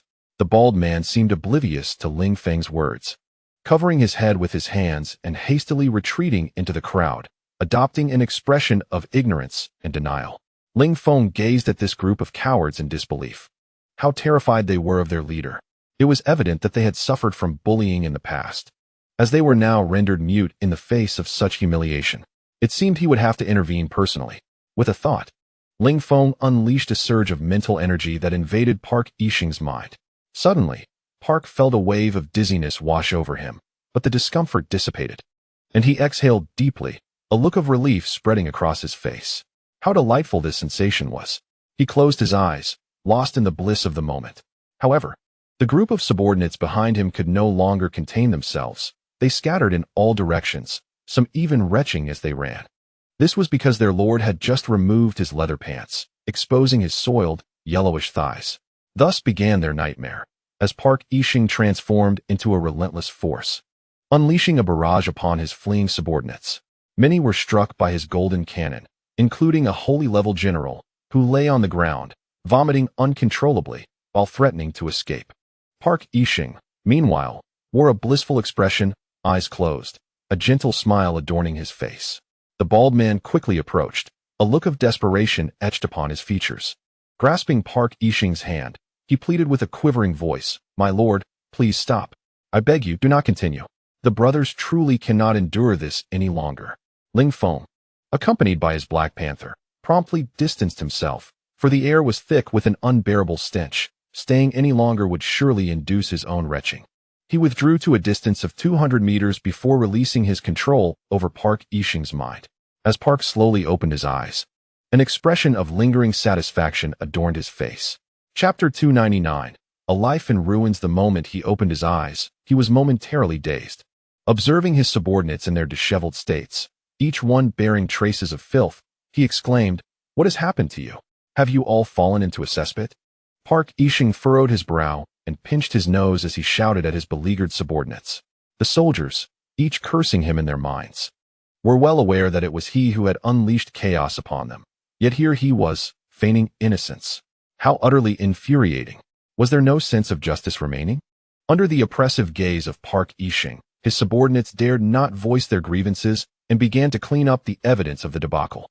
"Humph, a bunch of useless fools." Park Yixing sneered quietly to himself. Suddenly, a chill wind swept through, bringing an icy draft that sent shivers coursing through him. A discomforting sensation that made him acutely aware of his predicament. Park Yixing's eyes widened in shock, as a disconcerting thought surged within him. He recalled his earlier predicament and wondered why he no longer felt the discomfort of his earlier ailment.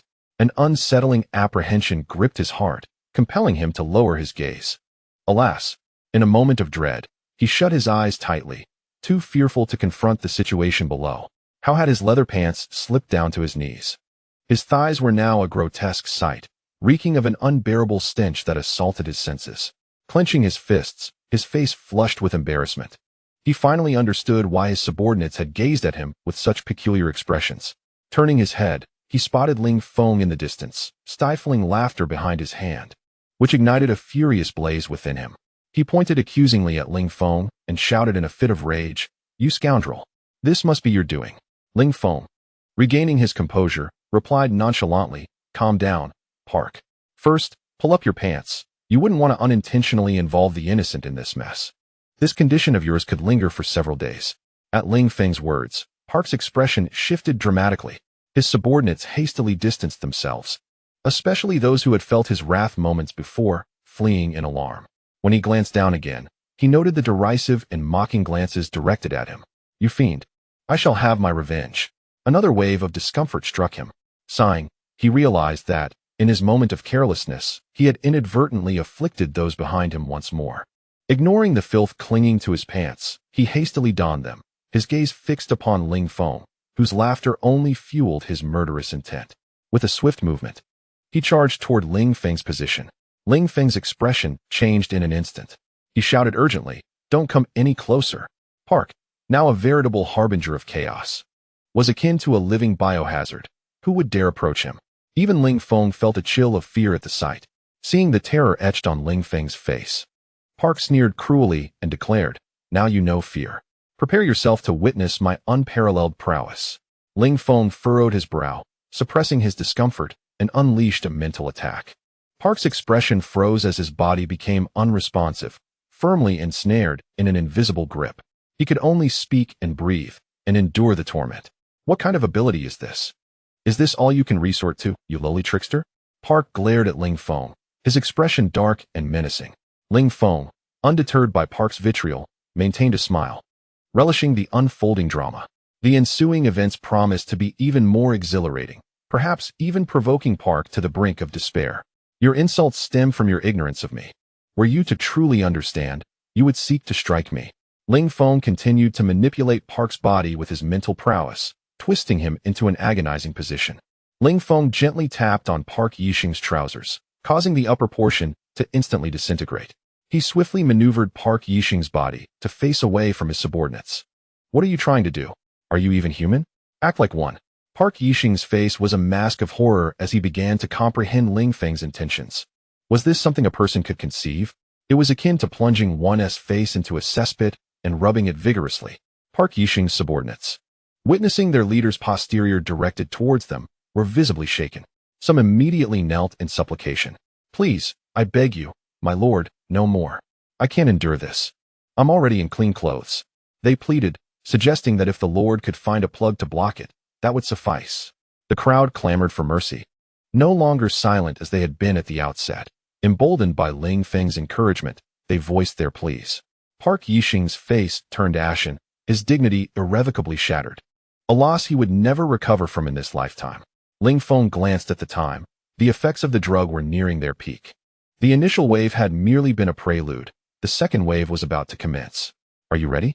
Ling Feng asked, his expression earnest. "I'm prepared for you," Park Yixing retorted, unleashing a torrent of expletives directed at Ling Feng, hurling every vulgarity he could muster. In response, Ling Feng forced a handful of medication into his mouth, compelling him to swallow. "What have you made me consume?" Park Yixing looked at Ling Feng in terror. No sooner had he spoken than he felt an unbearable pain in his abdomen, a tumultuous uproar echoing from within. "I can't hold it anymore." Park Yixing grit his teeth, ultimately unable to withstand it any longer. A torrent of golden liquid erupted with tremendous force. This was followed by gasps and curses from the crowd. "I can't take this anymore. I want to go home. I can't endure this any longer." The Lord's relentless bombardment was too much to bear. It's like he's firing a machine gun, without a moment's pause. How much excrement can he possibly have? People are made of water. He must be made of filth. Suddenly, a young man, a saint-level powerhouse, stepped forward. Indignation etched on his face as he addressed the other three saint-level abilities. "This is all the doing of that Dragon Kingdom individual. We must act together to rescue the Lord." The others exchanged glances, remaining silent. Noticing their reticence, the young man, now tinged with anger, exclaimed, "Why are you silent? Do you wish to stand by and do nothing? Have you forgotten the Lord's patronage?" At this moment, one of the saint-level warriors could no longer contain himself and exclaimed, "It is not that we are unwilling to save him. Just look at our leader, a powerful emperor-class being toyed with like a child. Do you truly believe we stand a chance against him?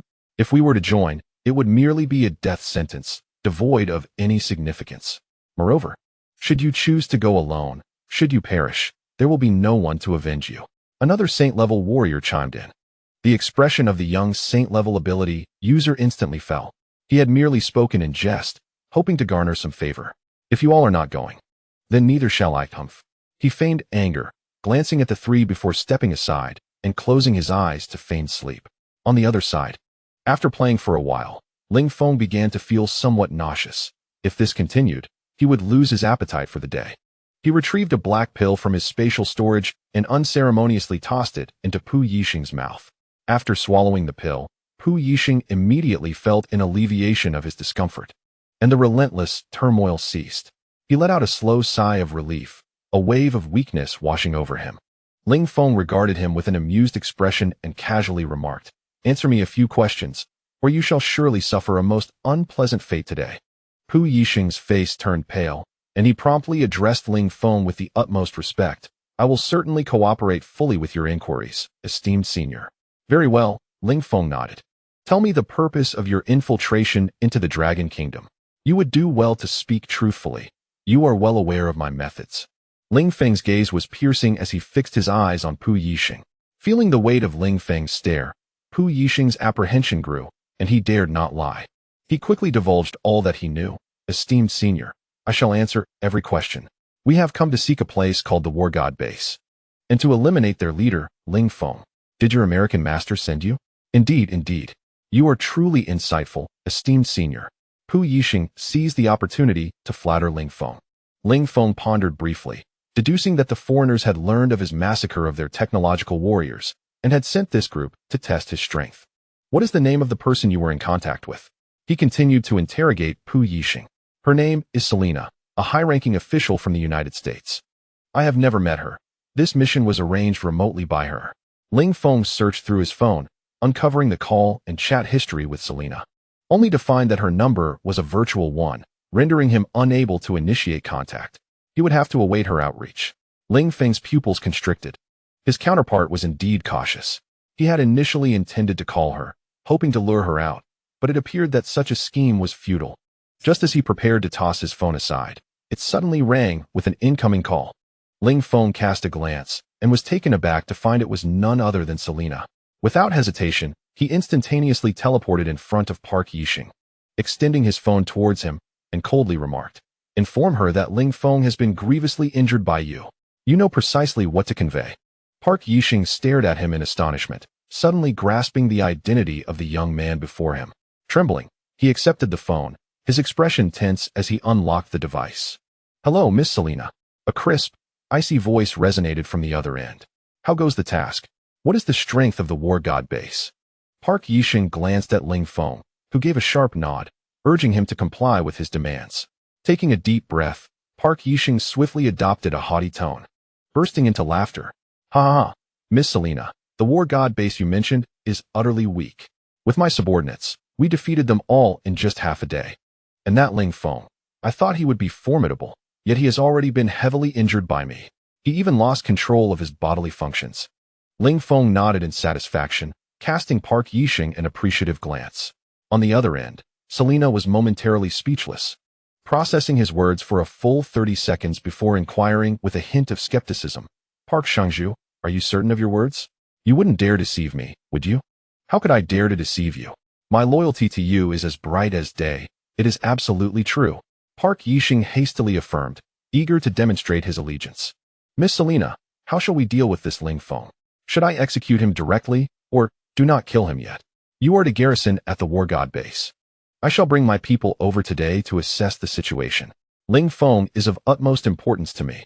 After hanging up the call, Park Yixing cautiously regarded Ling Feng, stating, "Senior, I spoke as you instructed. He said he would come." Ling Feng nodded, coolly replying, "You performed adequately. For now, your life is spared." Upon finishing, Ling Feng turned to his subordinates, and with a mere thought, bang, a deafening sound erupted. His elite soldiers, the foremost esteemed saint-level warriors he valued, were instantly reduced to a cloud of blood mist. Park Yixing felt his entire body weaken, collapsing onto the ground. His mind was blank. All his resources, his pride, and his world-conquering forces had vanished. In a heartbeat, they had been erased from existence. This Ling Feng was terrifying. How could he have ever contemplated invading Long Nation? It was nothing short of a farce. Tend to your appearance. At your age, one should not be so careless. Ling Feng pinched his nose, expressing his disdain. Park Yixing wore a face of grievance. Ling Feng was turning the tables on him. Were it not for Ling Feng, he would not have found himself in such a predicament. Yet, he could not display his feelings, for offending Ling Feng might very well lead to his own demise. After Ling Feng collected the inner elixirs at the scene, he prepared to return to the base. Originally, he intended to visit Longping Base to discuss the matter of the fishmen with Long Jiao, but first, he needed to deal with this Selena. Ling Feng, accompanied by the already treated Pu Yixing, set off towards the base. As he neared the base, he encountered a man blocking his path on the road ahead. His back turned towards Ling Feng. Ling Feng halted, shifting his gaze towards the figure. Sensing his presence, the man slowly turned around. Ling Feng's expression turned slightly cold as he beheld the individual before him, clad in traditional Japanese samurai attire. The man was of short stature, with arms crossed over his shoulders, cradling a katana in his embrace. He appeared to be no less than 60 years old, with graying hair and a weathered face that bore a resolute demeanor. Observing the calloused hands of the samurai, Ling Feng deduced that he must be a master swordsman. Upon recognizing Ling Feng, the samurai spoke first, his voice deep and devoid of emotion. "You must be Ling Feng of the War God base. I have been waiting for you here for quite some time." Ling Feng's pupils constricted as he coldly regarded the man. "Who are you? And what do you seek from me?" Chapter 301. The Slaying of Shang Wuguang. Ling Feng's gaze hardened as he regarded the distant samurai, a fleeting glimmer of murderous intent flashing through his eyes. His attitude towards the Japanese was singular, to kill. Meanwhile, the samurai, upon confirming Ling Feng's identity, allowed a trace of joy to flicker across his otherwise stiff visage. He had journeyed across great distances to reach Long Country, solely for Ling Feng. Now that he had found his target, he felt a sense of accomplishment in completing half of his mission. With determined strides, he walked slowly across the snowy ground, each step imbued with an inexplicable grace. Adopting a relaxed demeanor, he began to introduce himself. "Allow me to introduce myself. I am Shang Wuguang, the Vice President of the Dragon Slaying Society. I believe you are already aware of the purpose of my visit today." Ling Feng's expression shifted to one of realization. "I initially thought you were a big fish. I wonder if the highest combat strength of the Dragon Slaying Society is indeed you." Shang Wuguang let out a cold laugh, his tone laced with disdain. "Ling Feng, you are indeed quite arrogant, and you possess the capacity for such arrogance. However, before me, you still fall short. I can unequivocally inform you that I am the foremost expert of the Dragon Slaying Society. If you were to kill me, the society would wither away." Ling Feng's eyes gleamed with intrigue. He had not anticipated the high status of his opponent. Today seemed fortuitous indeed. Not only had he taught a lesson to the universal nation in Japan, but soon, individuals from the great beautiful nation would arrive and would not escape his wrath either. This day was truly auspicious, and you certainly chose your timing well. "I shall ensure that your demise is swift and painless," Ling Feng coldly remarked to Shang Wuguang. Upon hearing this, Shang Wuguang let out a hearty laugh. "Ha ha ha, Ling Feng, your confidence is indeed commendable, yet you are undeniably a fool. My prowess is beyond your reach. Have you ever encountered the might of a fourth-tier emperor?" He gazed at Ling Feng with an air of arrogance, eagerly anticipating the shock and fear that would mar Ling Feng's expression. Beside Ling Feng, Park Yixing was taken aback by the revelation, his face betraying sheer astonishment. "You are a fourth-tier emperor," he stammered, pointing at Shang Wuguang with a trembling hand, disbelief etched across his features. Shang Wuguang cast a sidelong glance at him, a hint of pride illuminating his countenance, the corners of his mouth curling into a smirk, yet he remained silent. "Senior, this person's strength is extraordinary. He is indeed a fourth-tier emperor. You must proceed with caution," Park Yixing remarked to Ling Feng, his tone laced with concern. This concern, however, stemmed not from genuine care for Ling Feng, but rather from an age-old enmity with the Japanese. Given the historical grievances between their nations, he would prefer Ling Feng to emerge victorious. Ling Feng regarded Park Yixing's sudden display of concern with a nonchalant glance. "What of the fourth tier? Even the eighth tier must stand and receive punishment before me," he declared dismissively. Shang Wuguang caught wind of Ling Feng's words and let out a derisive laugh. Shaking his head as if he were observing a mere jester, he slowly unsheathed his katana, delicately caressing its blade, murmuring to himself, "Old friend, it has been too long since we last fought together. This time, we shall unleash our full potential and avenge our fallen comrades." With both hands gripping the sword, his expression transformed into one of fierce determination. "Ling Feng, prepare to meet your demise. Behold my blade," he bellowed, his figure suddenly blurring, before vanishing entirely, leaving behind a mere afterimage. When he reappeared, he stood a mere 2 meters from Ling Feng. Yet, Ling Feng remained unperturbed, standing resolutely without even a flicker of movement. Shang Wuguang smirked coldly, energy surging rapidly through him. His katana emanated waves of terrifying sword energy, slicing through the very air around him. The icy ground beneath him was marred by hundreds of deep gashes, each a testament to the ferocity of his blade's aura. Park Yixing's expression dimmed as he witnessed Shang Wuguang's fierce assault. Could he withstand even a single strike? Had the strength of the Japanese grown so formidable? As the foremost expert of the cosmic nation, he found himself outmatched. If Ling Guang were to return alive, his nation would surely be in peril. He could only place his hopes upon Ling Feng, though he harbored doubts about Ling Feng's ability to contend with such an adversary. Nevertheless, he yearned for Ling Feng to triumph. In that moment, Ling Guang felt his state reach its zenith, his most potent strike poised for execution. The wind howled around him, the sharp blade cutting through the air with an unyielding momentum, hurtling towards Ling Feng's brow with deadly intent. Ling Feng slowly raised his hands and reached towards Ling Guang's neck. Ling Guang's expression shifted, and an overwhelming fury towards Ling Feng's arrogance surged within him. He immediately redirected his long knife, aiming to slash at Ling Feng's arm. Yet, despite the apparent slowness of Ling Feng's movements, his speed was such that Ling Guang found it utterly impossible to evade. In the next moment, he felt a powerful grip tightening around his neck. His legs lifted off the ground, and his arms lost all strength, causing the long knife to clatter to the floor.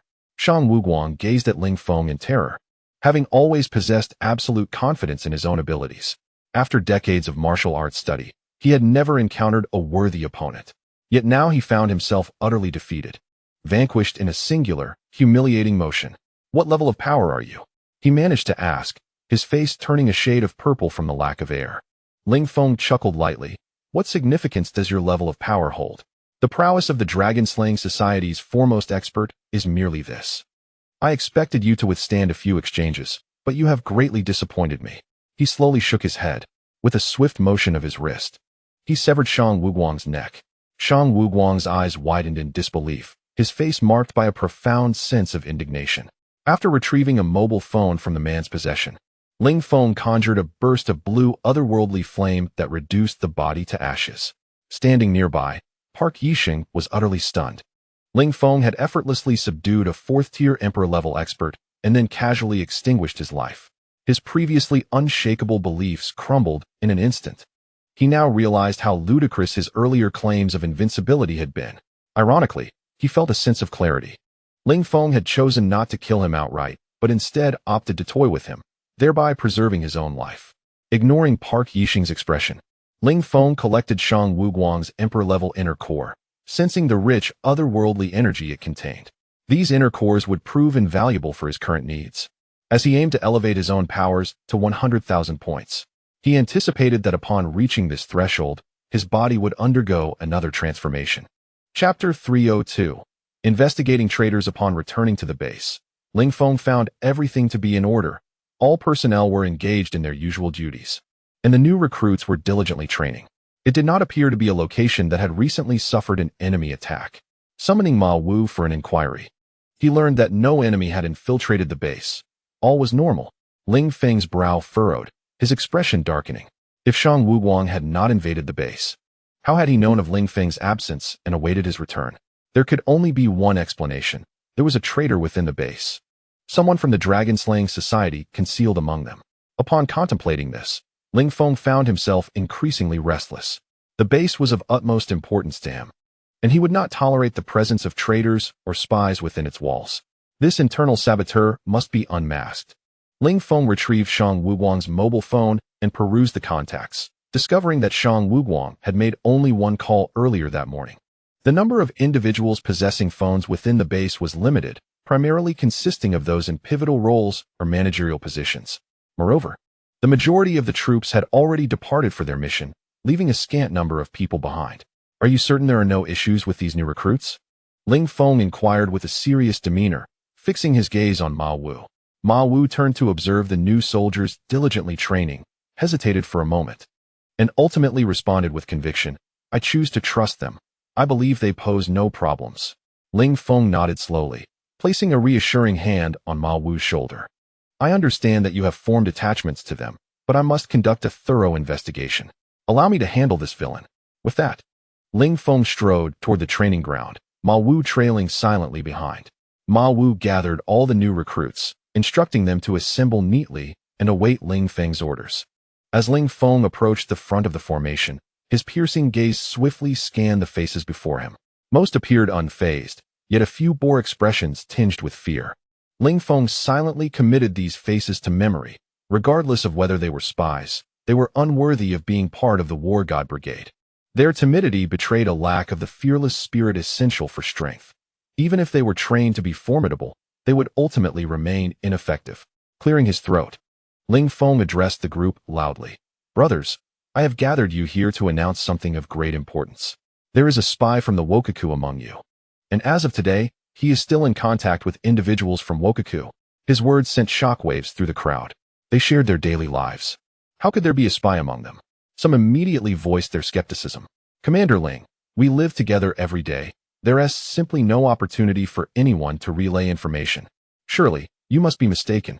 Ling Feng cast a cold glance at the speaker and asked, What is your name? Reporting, Commander Ling, my name is Huang Tao. The soldier replied with a booming voice. Huang Tao, are you not aware that one must obtain permission from superiors before speaking information? Who permitted you to speak out of turn? Such a lack of organization and discipline disqualifies you from the War God Brigade. Ling Feng declared sternly. Huang Tao stood frozen, his expression vacant. Though he felt a twinge of defiance, he recognized his breach of discipline. The thought of losing his soaring opportunity left him feeling dizzy. Ling Feng cast a glance at him and chose to disregard him entirely. Such a disorganized and undisciplined individual, regardless of his talents, was not one he desired. What he sought were individuals of strong organizational discipline and unwavering loyalty. Only by satisfying these criteria could Ling Feng transform anyone into a formidable being, even to the level of a saint or an emperor. Ma Wu, observing Ling Feng's evident displeasure, felt a mix of frustration and disappointment towards the new recruits below. How could they bring him such disgrace? Following the recent incident with Huang Tao, all the new recruits stood tall and straight. Ling Feng moved among the crowd, intending to scrutinize each recruit thoroughly. His method was simple. He employed his mental energy to probe their minds, uncovering the secrets hidden deep within. Ling Feng's pace of inspection was remarkably swift. Virtually all the soldiers, upon locking eyes with him, experienced a fleeting emptiness in their minds that lasted but half a second. Unbeknownst to the recruits, they merely exchanged glances with their commanding officer, remaining oblivious to the true nature of the event. Utilizing this technique, Ling Feng completed his inspection in less than 10 minutes. The results were astonishing. There were indeed spies among the new recruits, and not just one. Furthermore, these spies hailed from different factions. Ling Feng promptly relayed the names of the identified infiltrators to Ma Wu. Upon seeing the 4 names listed, Ma Wu's expression shifted dramatically. These were individuals he had never anticipated. He struggled to accept the reality, yet he knew Ling Feng would not unjustly accuse the innocent. Pointing at Ling Feng, he spoke gravely, Commander Ling, could it be that these individuals truly are? Ling Feng pressed his lips together and nodded solemnly. He too felt a surge of anger. Fortunately, he had conducted a thorough inspection today. Had these spies become members of the War God team and, with their assistance, reached the level of saints, the repercussions would have been far more severe. Thankfully, these individuals were still at the preliminary stages. Their abilities mostly at the level of superpowered individuals. Thus the impact was minimal, and they had yet to receive any critical intelligence. In no time, the 4 spies were apprehended by the War God team, one of whom was Huang Tao, the very individual who had stepped forward earlier. This man was a spy for the beautiful country, yet he had never relayed any information to the outside world, remaining hidden in the shadows. Why are you capturing us? We are not spies, Huang Tao exclaimed, his face contorted in anger, still making futile attempts to resist. Indeed, we have always been loyal to the base. How could we betray it? Another spy immediately echoed, vociferously proclaiming his innocence. Ling Feng offered a cold smile as he slowly approached them. With your petty tricks, you need not embarrass yourselves further. He approached one of the individuals, whose innocent demeanor belied any notion of malevolence. This man, named Shin, appeared somewhat simple-minded. As Ma Wu had remarked, often reticent, yet always willing to lend a hand, and he trained with remarkable diligence, cloaking his true nature effectively. This morning, you secretly messaged Shang Wu Guang. I am already aware of it, so there's no need for you to feign innocence, Ling Feng stated coolly, regarding him with an indifferent gaze. Shin forced a bitter smile, nodding in resignation. Ah, so you have uncovered my identity. He exhaled slowly, a hint of confusion crossing his face. At that moment, the innocence that once characterized his expression faded, replaced by a glimmer of cunning and ruthlessness.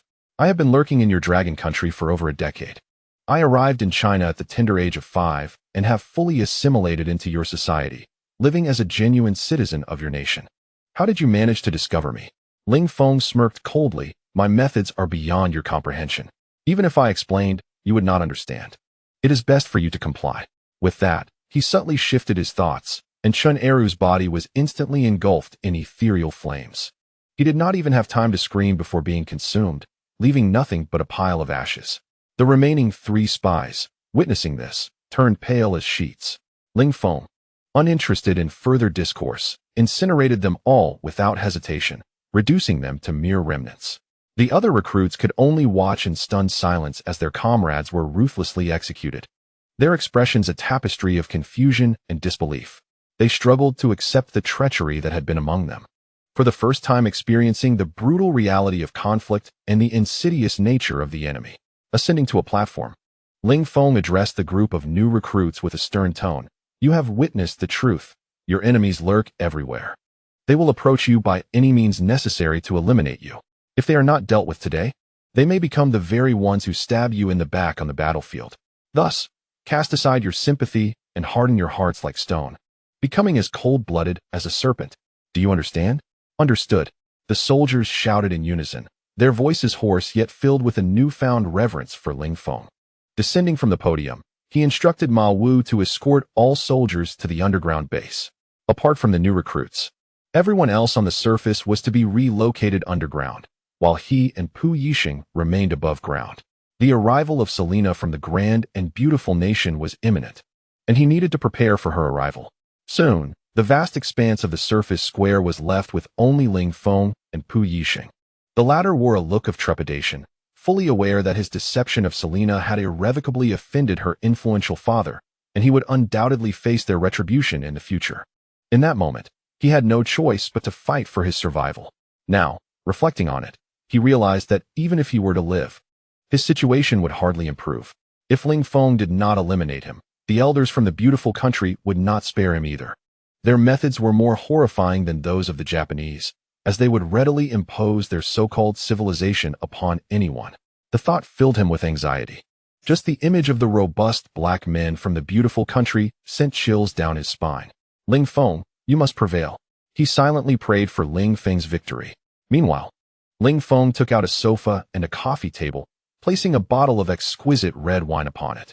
He poured himself a glass, savoring the rich flavor, and lit a cigarette, elegantly awaiting his adversaries. Elegance never goes out of style. After about an hour, as Ling Feng neared the end of his red wine, a dozen figures finally appeared in the distant sky. To his delight, all these technological warriors were clad in captain-level armor. A smile spread across Ling Feng's face. He was thoroughly pleased with their armor, especially after its system upgrade, which had amplified their combat power to an extraordinary level, making them virtually unstoppable at the Imperial tier. The technological warriors swiftly spotted Ling Feng and Park Yixing, who were already waiting for them in the square. They landed smoothly on the ground, and among them, one warrior, encircled by the others, seemed to be their leader. This individual slowly stepped forward, scrutinizing Ling Feng and Park Yixing before coldly stating, "You are Ling Feng?"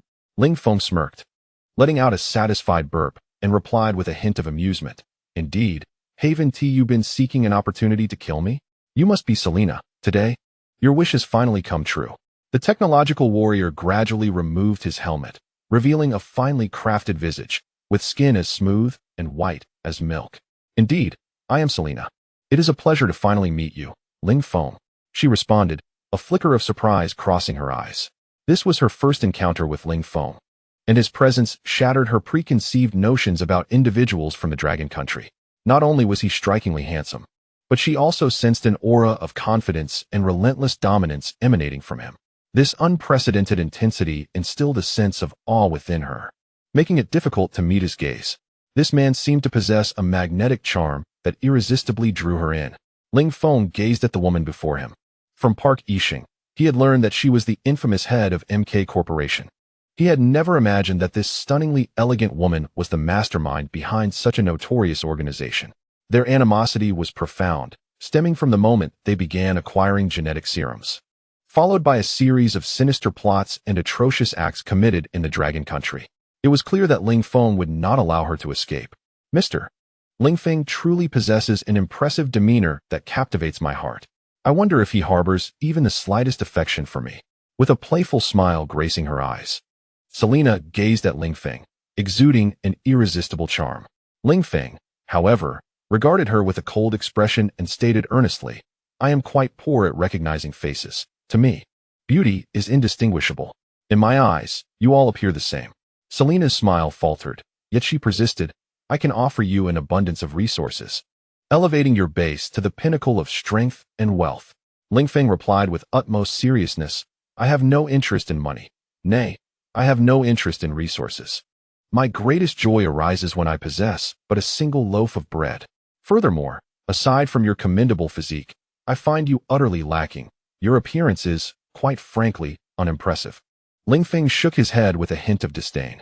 What did you say? Selena's tone shifted abruptly, glaring at Ling Feng like a disgruntled cat.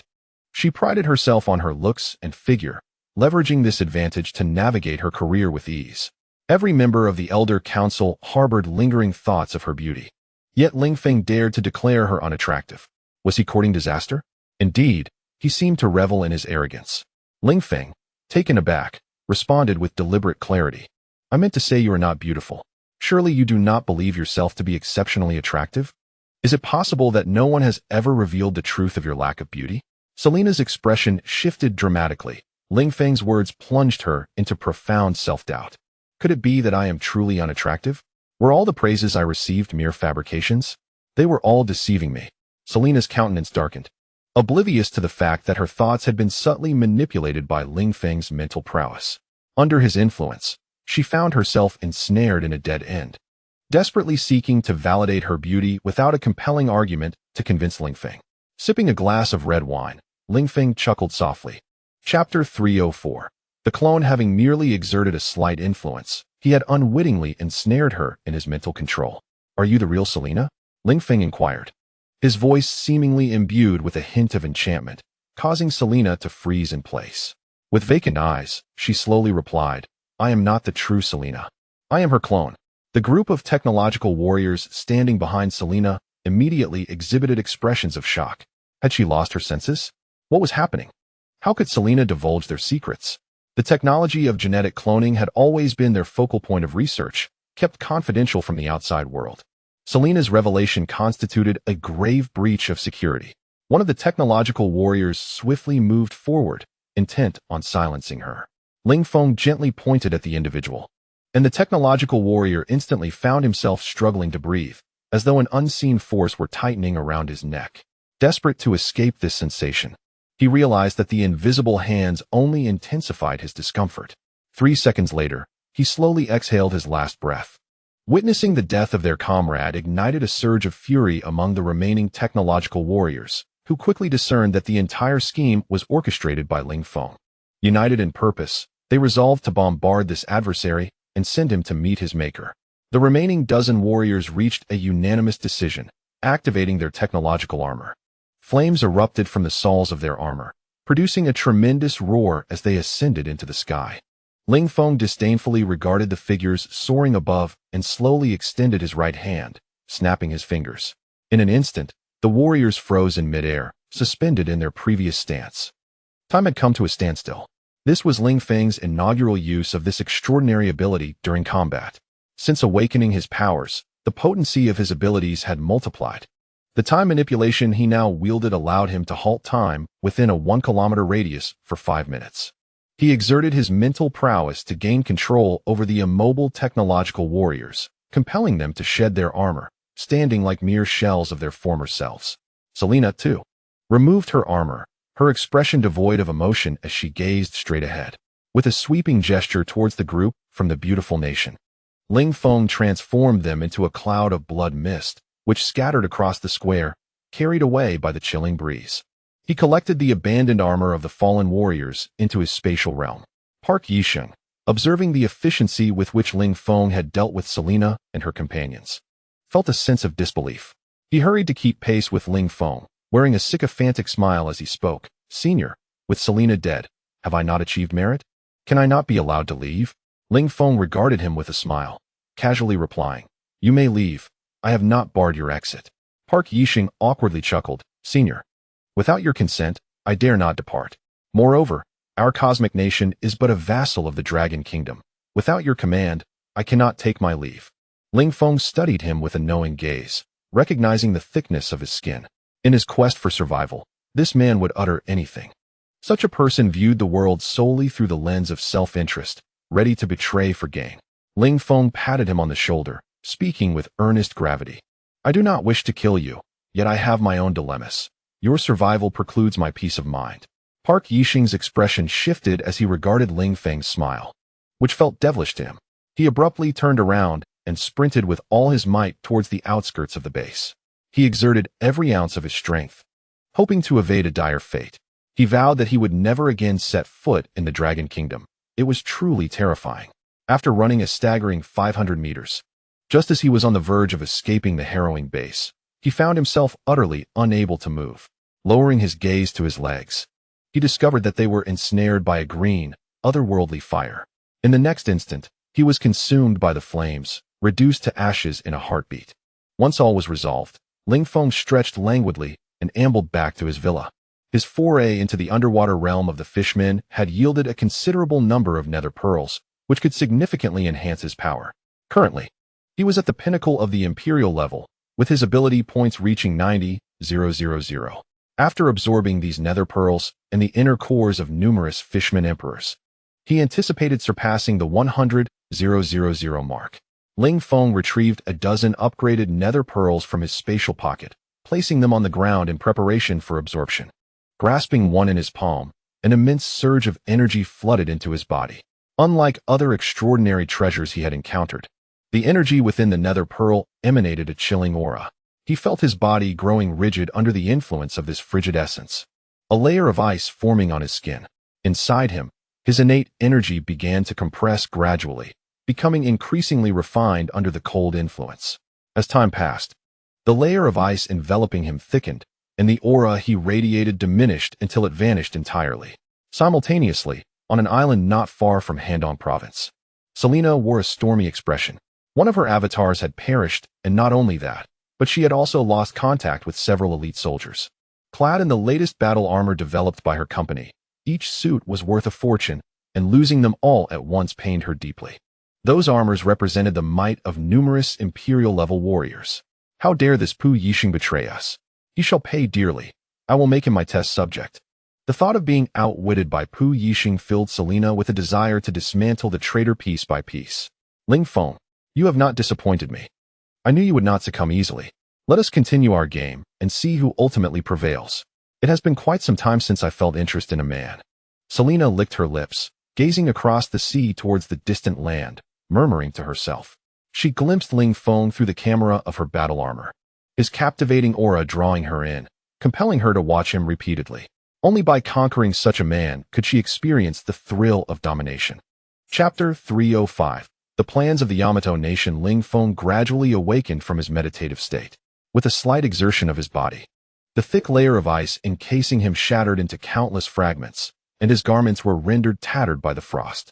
Rising to his feet, he began to stretch, his previously stiff limbs slowly regaining their mobility. Upon inspecting himself, he noted that his physique had significantly strengthened. Certain areas seemed to have developed further. That's a bit exaggerated. He had absorbed nearly all of the ethereal pearls, and their effects were truly remarkable. Had he been an ordinary person, he would have likely frozen into a popsicle. As Ling Feng assessed his physical condition, a faint smile began to grace his face. He had reached a power level of 100,000. He realized he had attained the pinnacle of the Emperor level, and one step further would lead him into an entirely new realm. However, he had yet to learn what the next tier beyond Emperor was. Upon absorbing 5 ethereal pearls, his extraordinary energy had already surged to 100,000, with the subsequent pearls continuously transforming the energy within him. He sensed his extraordinary energy being compressed, refined, and compressed again under the influence of the ethereal pearls, a cycle that repeated many times until his body reached its absolute limit, signaling the end of his absorption. Although his extraordinary energy had only increased by 10,000 points, he felt that his strength had multiplied at least tenfold. After absorbing the ethereal pearls, it seemed he had acquired a power of extreme cold, affecting both his extraordinary energy and mental fortitude. Extending a finger. A wisp of ghostly blue flame appeared at its tip. Ling Feng leaned closer to the ethereal fire, noting that it exuded not warmth, but an icy chill that penetrated to the bone. He retracted the ethereal flame, uncertain of how this transformation might influence his power in the future. Nonetheless, he acknowledged the significant enhancement to his abilities. Having assessed his newfound strength, Ling Feng resolved to continue his research on his genetic serum. With his physical limits now at 100,000, he needed to develop the formidable genetic serum number 5. Relying on the serum would enable him to break through without obstacles and continue to grow stronger. With this thought in mind, Ling Feng plunged into his laboratory, commencing his research. A month later, at a large shelter within the cosmic nation, a group of men clad in Yamato warrior garb gathered around a fire, each bearing an air of exhaustion and many sporting injuries. Despite their disheveled appearance, each man exuded formidable strength. They were all emperor-level warriors. Behind them lay numerous corpses, sprawled haphazardly across the ground. All of these bodies belonged to the psychics of the cosmic nation, brutally slain by this group of formidable warriors from the Yamato nation for their insubordination. The dozen or so psychics from Yamato encircled a middle-aged man, whose presence commanded respect without the need for anger. Every gesture he made radiated the aura of a sovereign. The imperial-level warriors surrounding him gazed upon him with profound reverence. "Your Majesty, for now, we must endure this situation." One of the imperial-level warriors spoke respectfully to the middle-aged man. He nodded slightly, his tone measured as he replied, "It matters not, as long as we have a place to reside. For now, we cannot return to our homeland. We can only wait for the right moment." As he spoke of his homeland, he gazed towards its direction, his eyes glistening with unshed tears. As the monarch of Yamato, the highest ruler of the nation, he found himself unable to return to his own country. Everything had transpired so suddenly. Initially, after entering the apocalypse, Yamato had seen an emergence of powerful figures and had made strategic plans with several neighboring countries and the formidable Dragon Nation, achieving considerable success. Yet, at that very moment, an unforeseen calamity struck. Being an island nation, their country was surrounded by the sea, which had once been a strategic advantage. But this time it brought about their utter devastation. Merely 10 days prior, their nation was unexpectedly besieged by monstrous beings with deep blue skin, resembling humans but covered in scales. These creatures possessed immense strength, with the weakest among them being super psychics, and hundreds of imperial-level warriors among them. They emerged from the ocean, launching a frenzied massacre upon Yamato from all directions. Such overwhelming power rendered Yamato utterly defenseless. In the span of just 10 days, the majority of their nation's strongmen were nearly annihilated, leaving only this small group of imperial-level warriors who fought valiantly to escort him to safety. "Taichi, you are the head of the Dragon-Slaying Society. How has the society fared in the Dragon Nation?" Ming Song inquired, directing his gaze towards Taichi Murakami. With his own nation now unreachable, he turned his attention to the Dragon Nation, a land not only vast, but also rich in resources. They had invested years in establishing a foothold there and had achieved notable results. If they could infiltrate the Dragon Nation and secure a territory, it would provide them the opportunity to gradually develop and thrive. Taichi Murakami's expression turned grim, cold sweat trickling down his brow. His senior brother, Wuko, had gone to the Dragon Nation a month ago to seek vengeance against Ling Feng, and since then, he had vanished without a trace. The outcome was all too predictable. Faced with the monarch's inquiry, he dared not conceal any details and recounted to the ruler the recent tribulations of the Dragon-Slaying Society, along with the events concerning Ling Feng. Upon hearing Taichi Murakami's report, Ming Song's countenance darkened, his agitation evident. "Ling Feng," he exclaimed, repeating the name multiple times, each utterance intensifying the murderous intent in his gaze. He cast a cold glance at the dozen or so imperial powerhouses and remarked, "This Ling Feng has repeatedly opposed our empire. As long as he lives, my heart will remain uneasy. Moreover, he possesses a substantial amount of resources that he has seized from us. We must eliminate Ling Feng and reclaim our assets." An elder with grizzled hair immediately stepped forward, his voice low and grave. "Sire, Ling Feng's strength is formidable beyond measure. I have heard whispers of his prowess. Even Selena from the beautiful nation has suffered at his hands. Our own strength has diminished significantly, and I believe it wise to refrain from provoking such a person. We should conceal ourselves and focus on strengthening our power. Revenge can wait." Ming Song furrowed his brow, his expression complex, clearly displeased by the elder's words. As a sovereign, he wielded supreme authority and despised being publicly contradicted. Yet, the elder spoke a truth. His current strength was indeed lacking, and a confrontation with Ling Feng could yield no favorable outcome. Contemplating this, his expression softened considerably. He turned to the elder, a hint of resignation in his demeanor. You speak with reason. Let us put Ling Feng aside for now and focus on the situation at Bay Island. Chapter 306. Transformation of Strength. Ming Song regarded the elder with an unassailable gaze. The elder nodded in agreement. Naturally, we have maintained a continuous thread of communication with them. Now that our allies have a bountiful feast, we must seize the opportunity to partake. I, Ko-Inu Ichiro, am willing to undertake this mission personally. Ming Song considered for a moment. Although Ko-Inu Ichiro appeared to be a frail old man, he was undeniably a formidable imperial powerhouse, ranked third in the land of Wa, and a master of the shinobi class. Thus, sending him seemed most appropriate. Very well, let this arduous task be entrusted to you. Ko-Inu, the honor of the empire rests upon your shoulders. Should you fail, you shall bear the consequences. The people of the beautiful nation will undoubtedly participate. So exercise caution. Ming Song solemnly instructed Ko-Inu Ichiro. Yes, I shall exert every effort. I depart immediately to seize the initiative.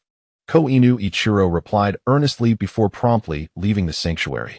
Ming Song watched his departing figure, letting out a slow sigh. Ling Feng, I shall eventually kill you. His gaze was as chilling as ice, seemingly capable of devouring a man whole. At last success. Ling Feng gazed at the vial of serum in his hand, his face alight with excitement. After a month of research and countless failures, he had finally triumphed. He had nearly exhausted all his genetic materials, yet ultimately succeeded in creating this serum, which he named God of War No. 5. This serum elevated the limits of the human body to an astounding 200,000 times.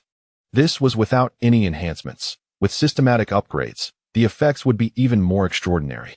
Ling Feng cautiously stored the serum into the system space and proceeded with the upgrade. In an instant, he held in his hand the enhanced serum. However, to his astonishment, the serum's limit reached only 1,000,000 times. It is noteworthy that his system is capable of upgrading by 120 times, and his serum is virtually flawless. Therefore, it should not be restricted to merely 1,000,000 times. What could this mean? Is it possible that the system's maximum limit is confined to 1,000,000 times? Or is the human capacity inherently limited to 1,000,000 times? Ling Feng was perplexed but had no time to ponder. He needed to enhance his strength first. He had not improved for a month, during which the others in the base had experienced rapid advancements in their abilities. He was stagnating, desperately in need of an upgrade. Without hesitation, Ling Feng injected the genetic serum directly into the area of his heart. In that moment, he felt his body beginning to undergo a gradual transformation once more. A warm sensation enveloped him, dispelling the chilling aura that had lingered since absorbing the nether pearl. That sensation was now slowly dissipating. Moreover, his formerly golden blood began a remarkable transition back to red. What is happening? My blood has reverted to red. This is truly extraordinary. Ling Feng marveled at the transformation of his blood, astonished yet devoid of any pain. Instead, he felt remarkably at ease. Every muscle in his body was gradually changing, and each drop of blood seemed to harbor boundless power. The previous sensation of stagnation was slowly fading away. The constraints within his body felt like a fragile membrane being gently punctured. He had finally broken through the imperial level, reaching a new echelon. Half an hour later, the genetic serum had been fully absorbed by his body, completing Ling Feng's metamorphosis. He slowly opened his eyes, a glimmer of golden light flashing within them. Rising to his feet, he raised his hand, feeling an unprecedented surge of strength, significantly greater than before. Ling Feng sensed that he could effortlessly defeat his former self. He was that powerful. This was an evolution at the level of life itself. Although his current ability was only 110,000, an increase of 10,000 from before, his strength had multiplied by more than tenfold. Ling Feng stretched lazily, ready to embark on the next phase of his endeavors. A month had passed, and the strength of the war god base had achieved an unprecedented enhancement. The recruits, after a month of rigorous training, saw 900 of them meet the criteria to become members of the war god brigade. The moment they were inducted, Ling Feng administered the serum and nutrient solution, elevating them directly to the ranks of holy-level warriors. Moreover, the likes of Ling Tian, Shin Hong, Shin Yan, and Dong Yinwu have all ascended to the esteemed level of imperial power. Notably, Dong Yinwu has experienced a remarkable surge, achieving a breakthrough to the 4th tier of imperial strength. However, this is evidently insufficient. Ling Feng seeks an abundance of formidable allies, more specifically, a greater number of imperial warriors. He extracted over 10,000 exotic fruits from his spatial storage, and, with practiced ease, commenced the process of bloodletting. 2 hours later, Ling Feng emerged from the basement, a faint smile adorning his visage. The newly concocted nutrient solution he had developed promised extraordinary effects. Once his loyal subordinates completed their absorption, the strength of his base would truly soar. Ling Feng made his way to the plaza of the base, summoning Ma Wu and Wang Long.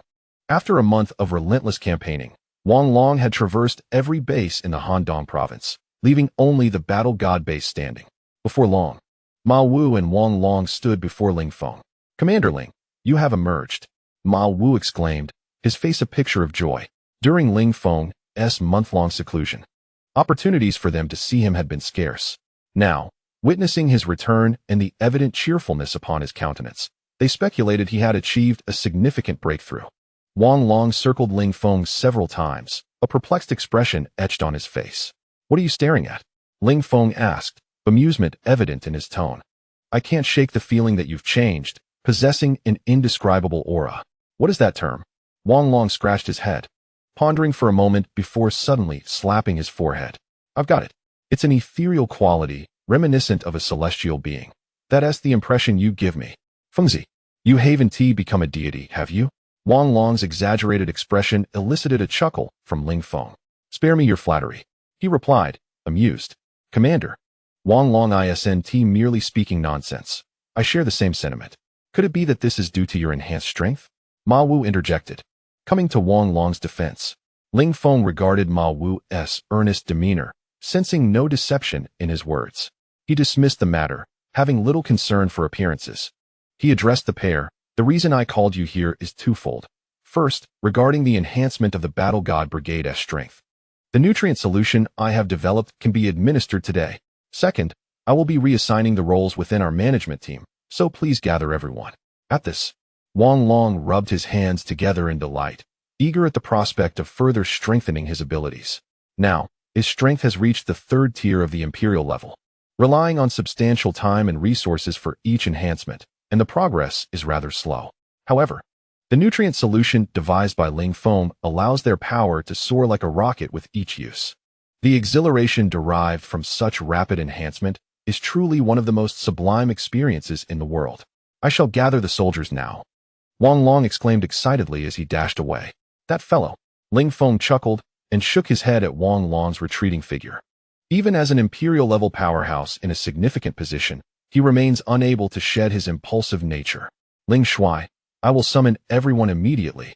Ma Wu maintained his characteristic composure, always facing challenges with calmness.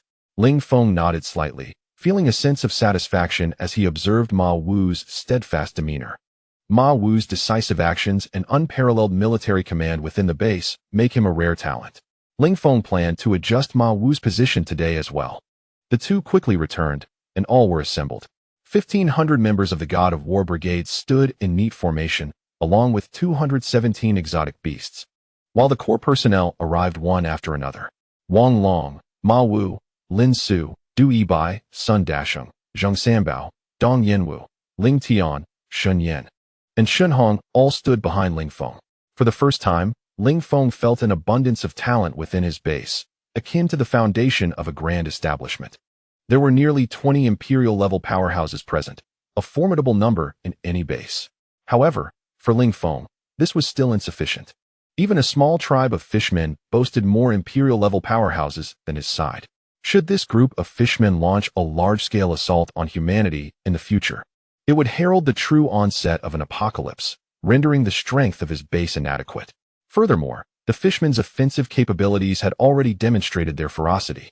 He had just learned from Long Jiu that Japan had been obliterated, with only their monarch and a handful of imperial-level powerhouses escaping, while the rest became prey for the fishmen.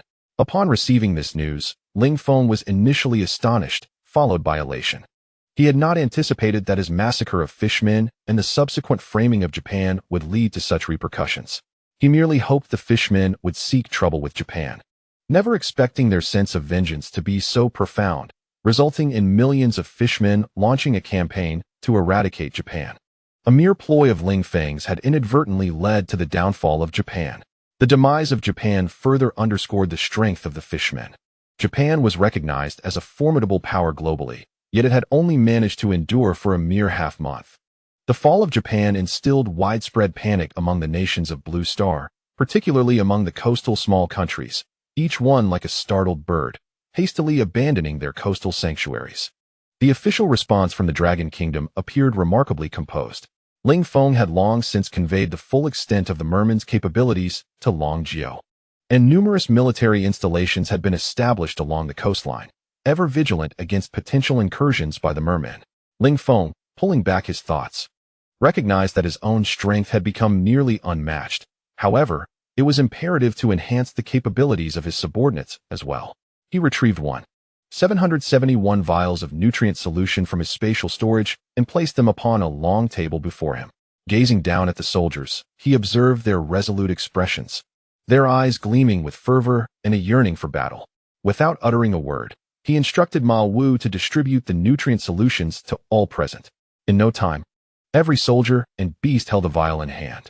A sense of excitement coursed through the ranks, particularly among the seasoned veterans, whose bodies had undergone numerous transformations and understood the significance of the small glass vial they possessed. Ling Feng regarded the assembly with solemnity and declared, "Brothers, after today, you shall rise as formidable emperor-level warriors. Do you not feel invincible?"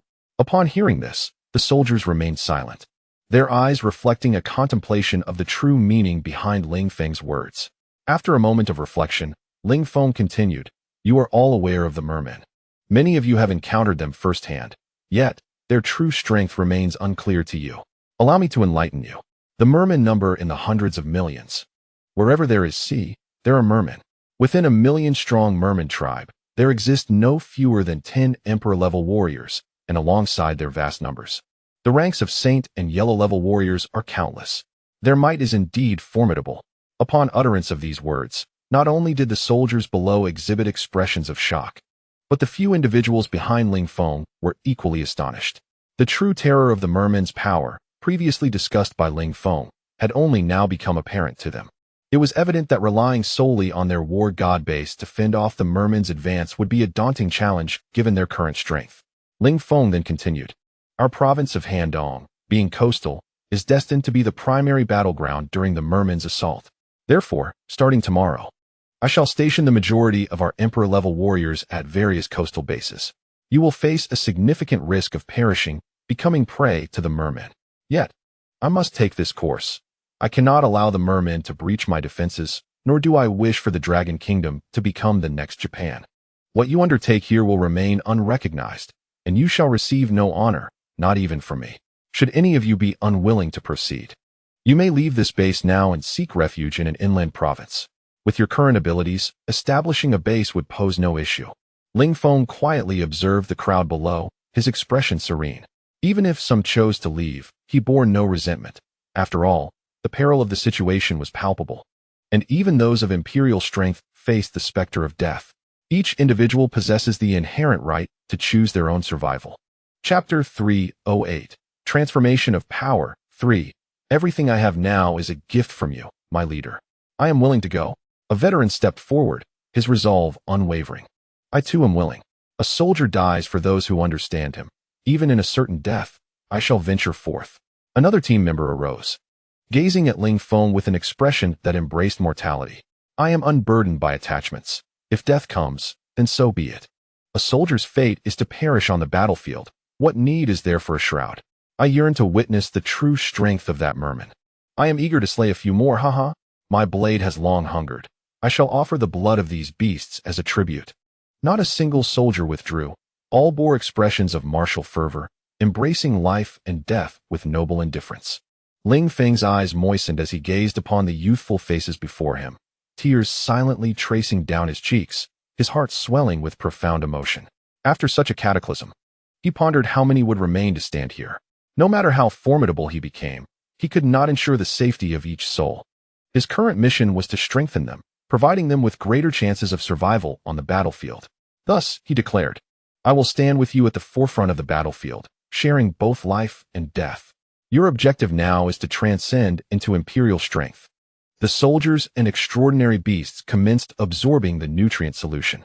Simultaneously, Ling Feng retrieved several vials of crimson liquid from his spatial realm, crafted specifically for these core members, utilizing a significant portion of his own essence.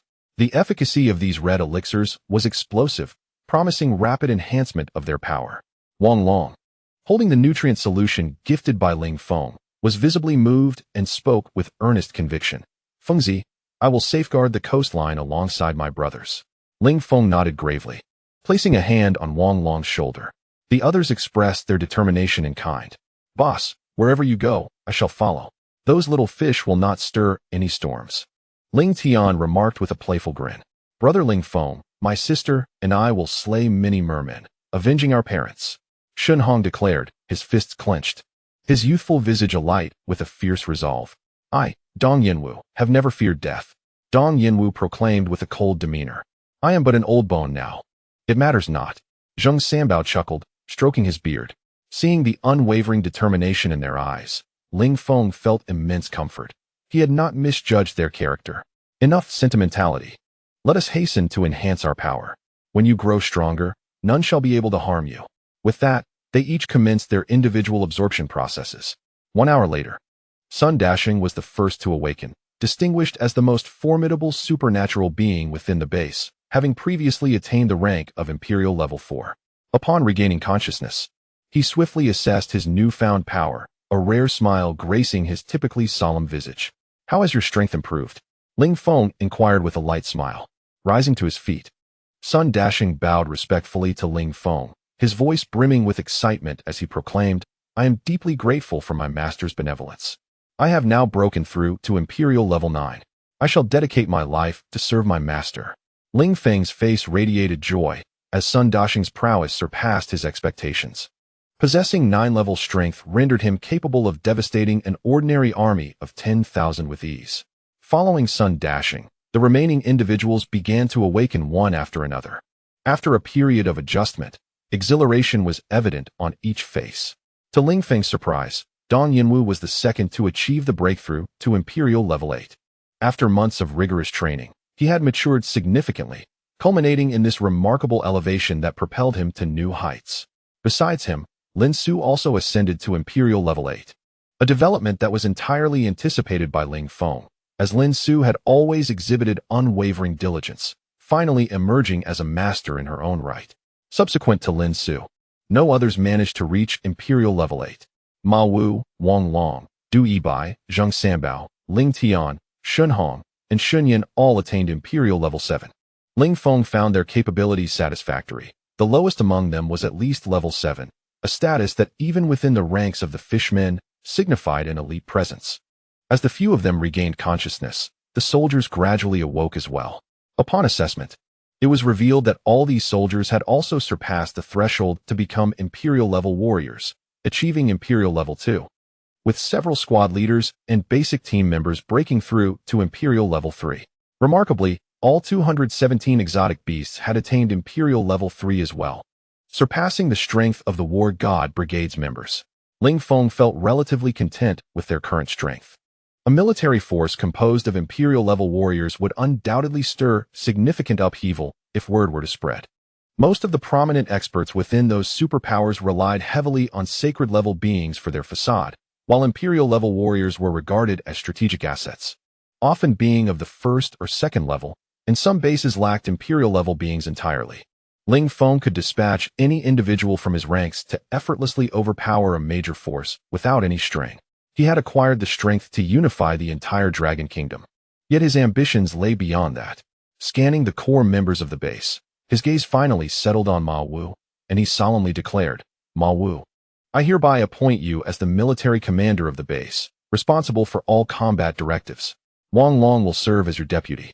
All others must unconditionally obey his command on the battlefield." The remaining individuals nodded in agreement, harboring no dissent. In their eyes, Ma Wu was akin to an elder brother, commanding their utmost respect. Ling Feng, observing their consensus, continued, "The War God Brigade is currently divided into 5 battalions, each comprising 300 personnel.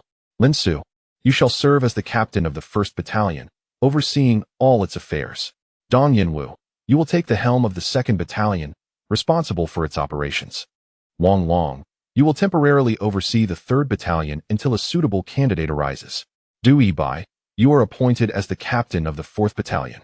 The daily management of the base can be entrusted to Shun Yan, whose composed demeanor makes her well suited for this role. Ling Tian, you will lead the 5th Battalion. And Lao Zheng, I trust you to keep an eye on him, as he tends to be somewhat unreliable. The distribution of duties among the brigade members will be under Ma Wu's full authority." Ling Feng conveyed his arrangements in one breath, with Du Yibai and Lin Su expressing the greatest delight. Both of them had consistently demonstrated commendable strength, but had lacked opportunities to showcase their abilities. Finally, they were poised to engage in battle.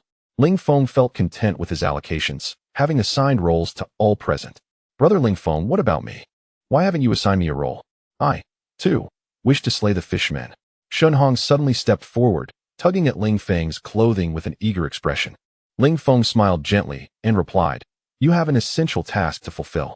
Shun Hong's face brightened with anticipation as he inquired, "What is my task?" Ling Feng regarded him earnestly and said, "I will lead the main force to the seaside, and I entrust you with ensuring the safety of the base. You must safeguard the personnel within. There are numerous researchers at the base, vital to its future development, and their safety is in your hands. Do you understand?" Upon hearing Ling Feng's words, Shun Hong nodded earnestly. "Brother Ling Feng, you can rest assured, I will protect them." Ling Feng affectionately ruffled his hair. "Very well. It is settled." At this moment, Ma Wu stepped forward, addressing Ling Feng. "Commander Ling, what about the other supernatural beings at the base? Their numbers reach 4 or 5,000. Ling Feng's expression shifted to one of realization as he tapped his forehead, nearly forgetting about them. After unifying the entire Handong province, all supernatural beings from the various bases were consolidated under Ling Feng's command for better management. By centralizing the supernatural beings, he ensured that the subordinates would not entertain any rebellious thoughts, thereby facilitating superior oversight of this group. Currently, the base housed nearly 4,000 supernatural beings. Yet their abilities remained rather feeble, merely at the level of ordinary practitioners. Tomorrow, take them all to the seaside and provide them with some training, treating them as a reserve team. The security work at the base can be entrusted to the guard squad. After contemplating for quite some time, Ling Feng ultimately resolved to relocate these individuals to prevent any unforeseen complications they might cause. The guard squad consists of the previous batch of recruits who did not join the War God Squad. Ling Feng gathered them all together to form a new organization, the Guard Squad. The primary responsibility of the Guard Squad is the daily security operations of the base. Each member possesses saint-level strength. Although not as formidable as that of the War God Squad, they are nonetheless quite capable. After hearing Ling Feng's arrangements, Ma Wu hurriedly departed, as the army was soon to mobilize and he still had much work to accomplish. The others also dispersed to attend to their respective tasks. Ling Feng prepared to return to the villa for a well-deserved rest before departing for Linhai City the following day. Just then, Sun Dashing approached Ling Feng, his expression marked by a hint of turmoil, seemingly wrestling with some inner conflict. Noticing his unease, Ling Feng immediately inquired, "Dashing, do you have something to discuss with me?" With a sigh, Sun Dashing slowly replied, "It's Master Huang Feier. She sought me out today and wishes to meet with you. She asked me to convey a message." Ling Feng chuckled lightly and responded, "Is that all? What is the big deal? Why the hesitation?" Sun Dashing earnestly replied, Sun Dashing, have already acknowledged you as my master. I feared you might think I have divided loyalties if I contacted others in private." Ling Feng shook his head in exasperation. "Do you think I am that petty? Where is Huang Feier? Take me to see her." "She is at the mountain behind the base. I will lead you there." Sun Dashing promptly guided Ling Feng towards the rear mountain of the base, and they soon arrived at a secluded foot of the mountain.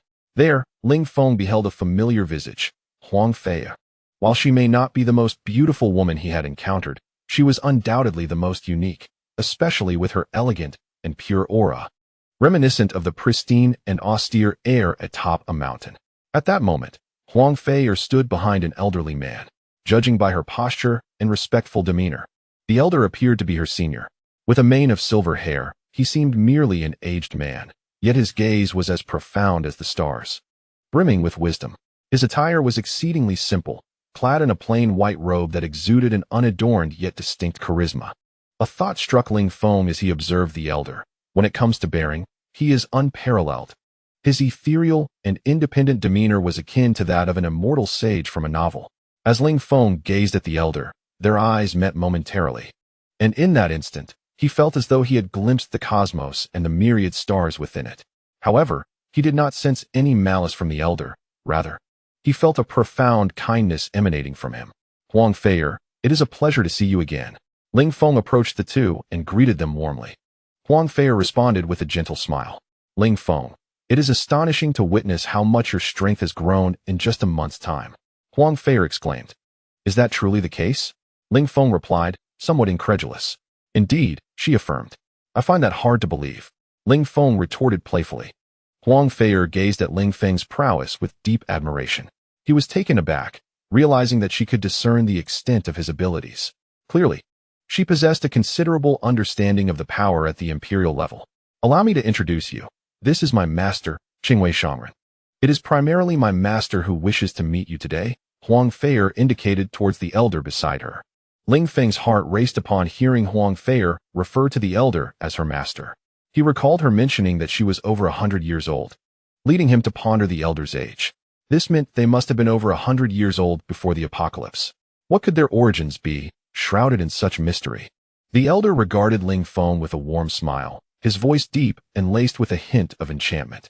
Ling Feng, my young friend, it has been far too long since I have heard your esteemed name. The elder saluted Ling Feng respectfully. Please, I am merely a junior. Ling Feng hastily returned the gesture.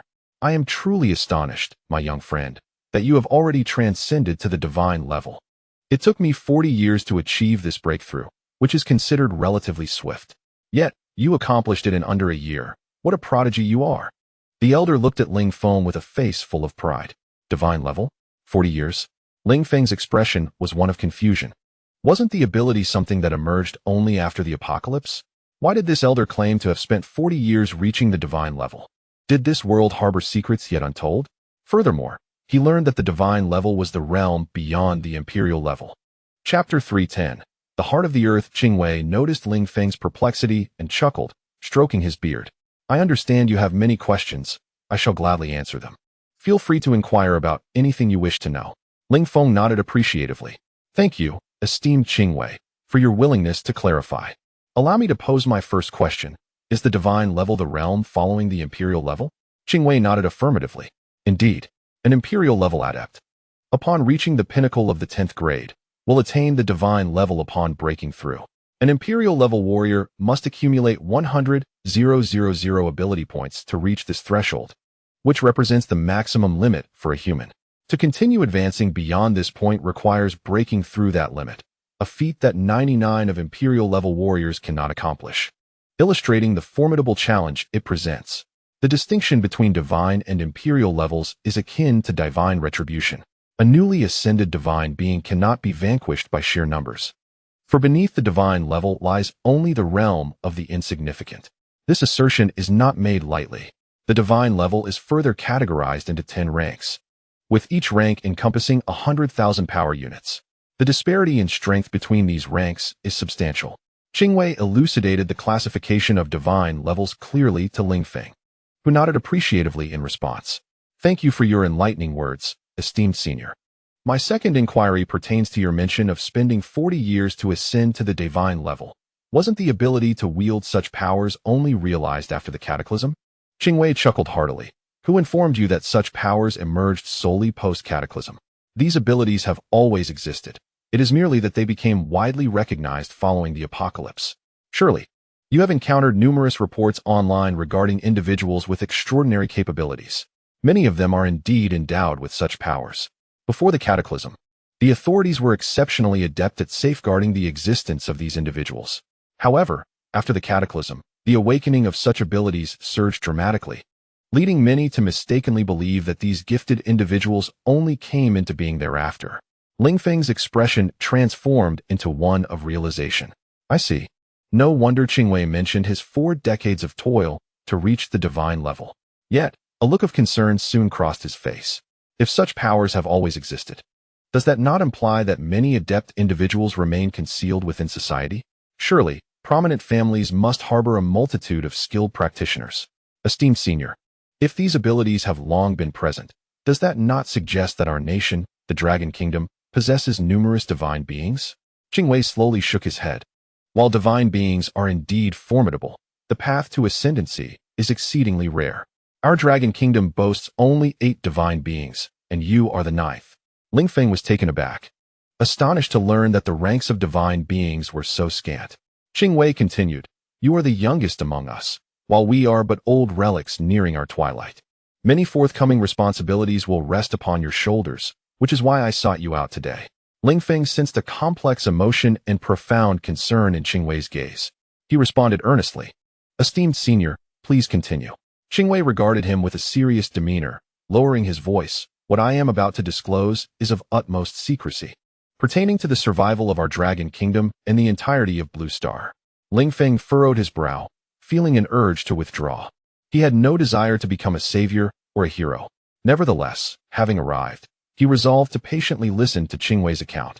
I recalled during our time at Genesis Mountain, Feier subtly hinted that my adversaries arose from below. However, at that time, your strength had not yet reached the divine level, so I refrained from elaborating. Now that you have ascended, I can divulge this truth. Our greatest adversaries are the earth demons, also known as the underworld dwellers. The underworld dwellers? Ling Feng's expression changed dramatically, and he instinctively spoke out. Qingwei nodded in response.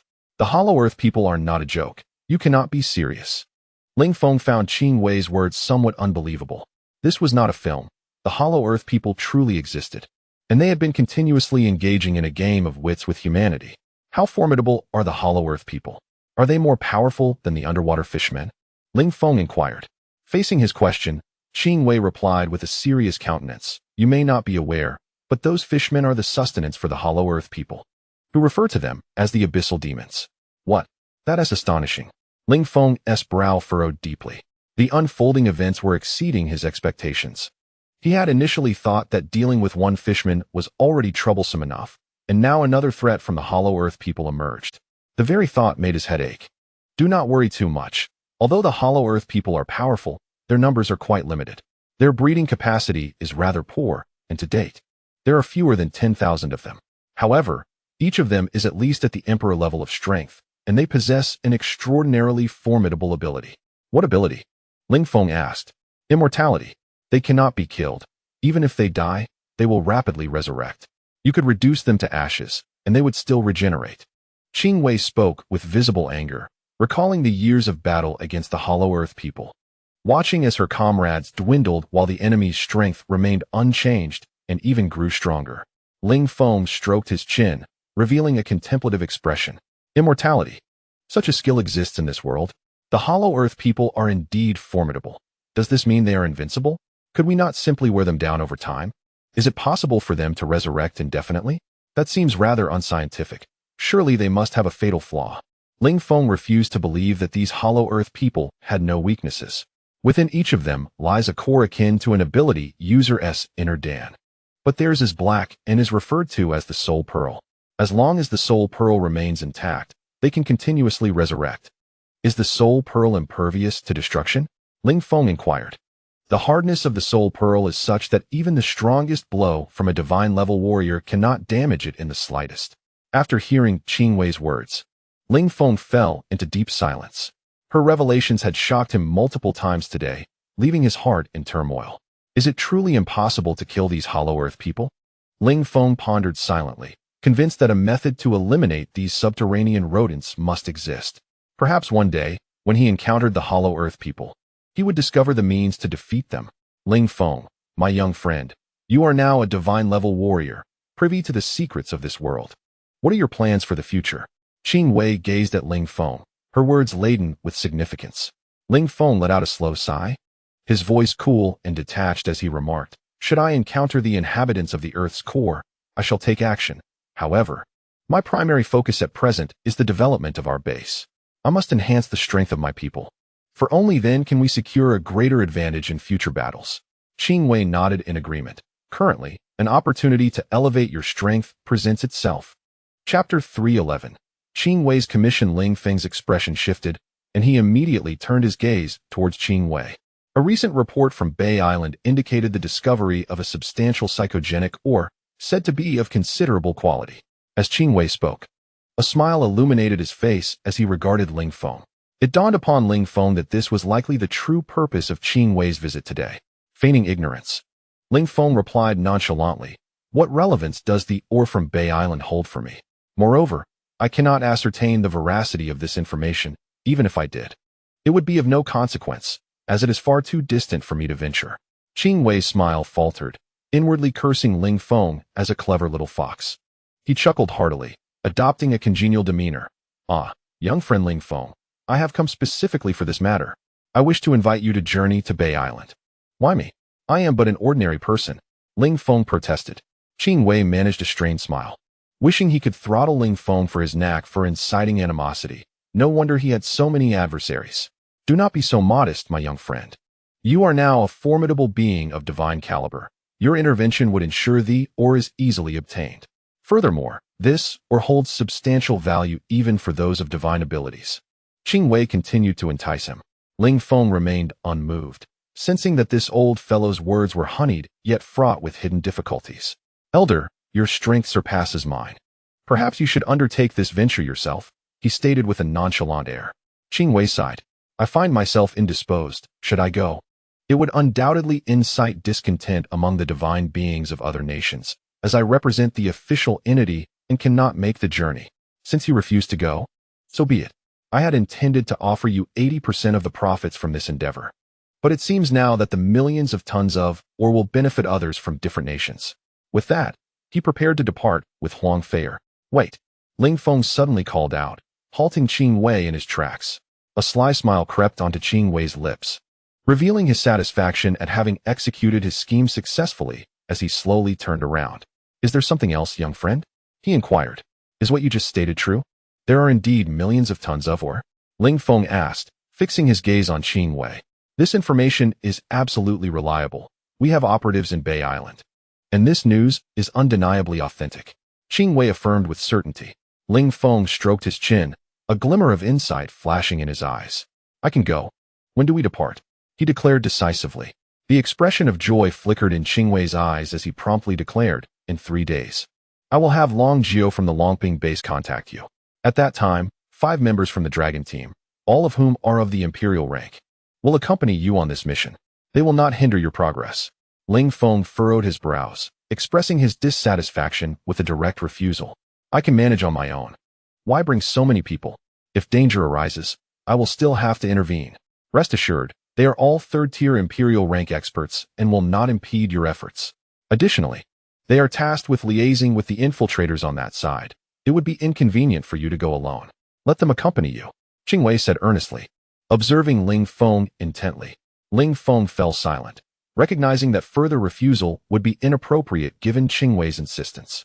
"Very well, but I must state clearly that if they cause trouble, I will not take responsibility. I have matters to attend to, so I shall take my leave." With that, Ling Feng departed with sun dashing. Qing Wei watched Ling Feng's retreating figure for a long while before turning away. "Master, is Ling Feng not a bit too arrogant? Might this lead to complications in the future?" Qing Wei snorted dismissively. What issues could possibly arise? He is a divine-level ability user. As long as he avoids recklessly plunging into the lair of the underworld dwellers, there should be no problems. If I had achieved divine-level strength at such a young age, I would be even more audacious. Youth is indeed a blessing. With that, he sauntered away leisurely. Huang Feier. Shortly after Ling Feng returned to the base, Long Jiao called, his voice laced with excitement. He would also participate in this operation, primarily responsible for coordinating with the infiltrators on Bay Island. They agreed to meet 3 days later at 9 in the morning at the Longping base to board a helicopter to Bay Island. After hanging up the phone, Lin Su, who was massaging his shoulders, gazed at him with a hint of anticipation. "Feng, are you going to Bay Island?" Ling Feng nodded and replied, "Yes. They have discovered energy ore on Bay Island, and I have established a collaboration with the Longping base. We will depart in 3 days. Can you take me with you? I wish to accompany you. Since the apocalypse, I have rarely ventured out, and now I possess the strength of an 8th-tier Imperial. Moreover, my abilities could assist you. Lin Su said eagerly, looking at Ling Feng with hopeful eyes. Ling Feng chuckled softly and assured her without hesitation, "No problem. If you wish to go, then let's go. With our capabilities, we can traverse anywhere in this world." Lin Su's face lit up with joy, and she promptly planted a kiss on Ling Feng's cheek. "Feng, you are really wonderful." Ling Feng gazed at Lin Su, whose smile was radiant, and warmth filled his eyes as he gently held her soft hand, leaning closer. At that moment, in a secret base on a small island in the Pacific, Selena observed the messages coming from Bay Island, a smile gracing her lips. To my astonishment, the Bay Island harbors such remarkable treasures and opportunities. How could I possibly miss out on this? I must hasten there to strategize. What splendid fortune has elicited such joy from you? At that moment, a pale-faced, alluring man approached. Upon reaching Selena's side, he brazenly wrapped his arms around her waist, a look of intimacy gracing his features. "Why are you awake at this hour? Is there something of great significance?" Selena's cheeks flushed slightly as she respectfully addressed the man. "Young Master, it appears that a supernatural energy mine has been discovered on Bay Island. I intend to participate in the contest for it. That island has always been under my dominion." Der nodded slowly. "Such an entertaining venture calls for my presence. With me there, the mine shall not escape." Selena's face lit up with excitement. Der, being a direct descendant of the ancestral land, possessed a terrifying prowess. His involvement in the contest for the mine on Bay Island was a guarantee of success. She pondered whether she might encounter Ling Feng. If he were to be present, she could finally redeem herself. Lost in her thoughts, Der suddenly lifted her, revealing a wicked smile. "It is time to rest. We shall address matters tomorrow." Chapter 312. Movements from all sides in a certain great nation in the southwest of the Dragon Kingdom. The news from Bay Island stirred restlessness. As the de facto leader of this nation, Gandhi had never wavered in his ambition to strengthen his country and dominate the world.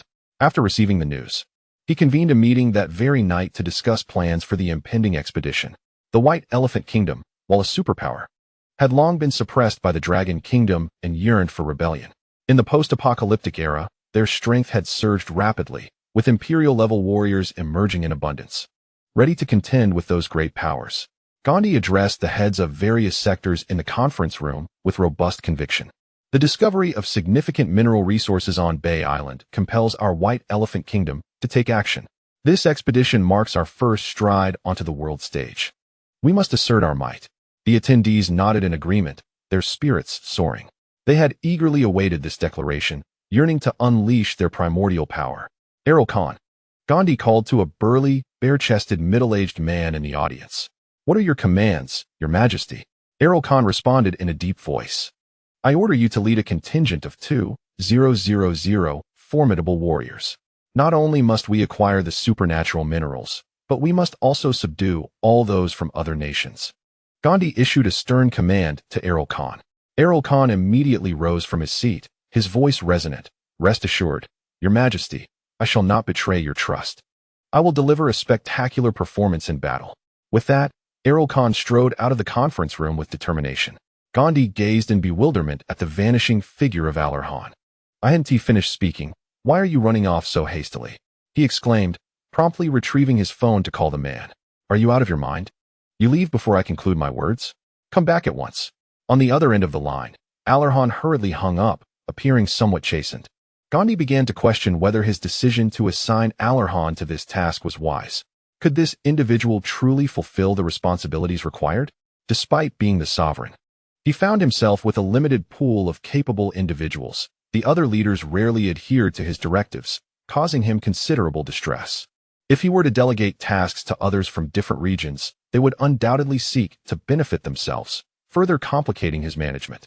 The other regional leaders erupted into laughter, seemingly amused by Gandhi's predicament. "Why not let me take on this role? I can handle it just as well."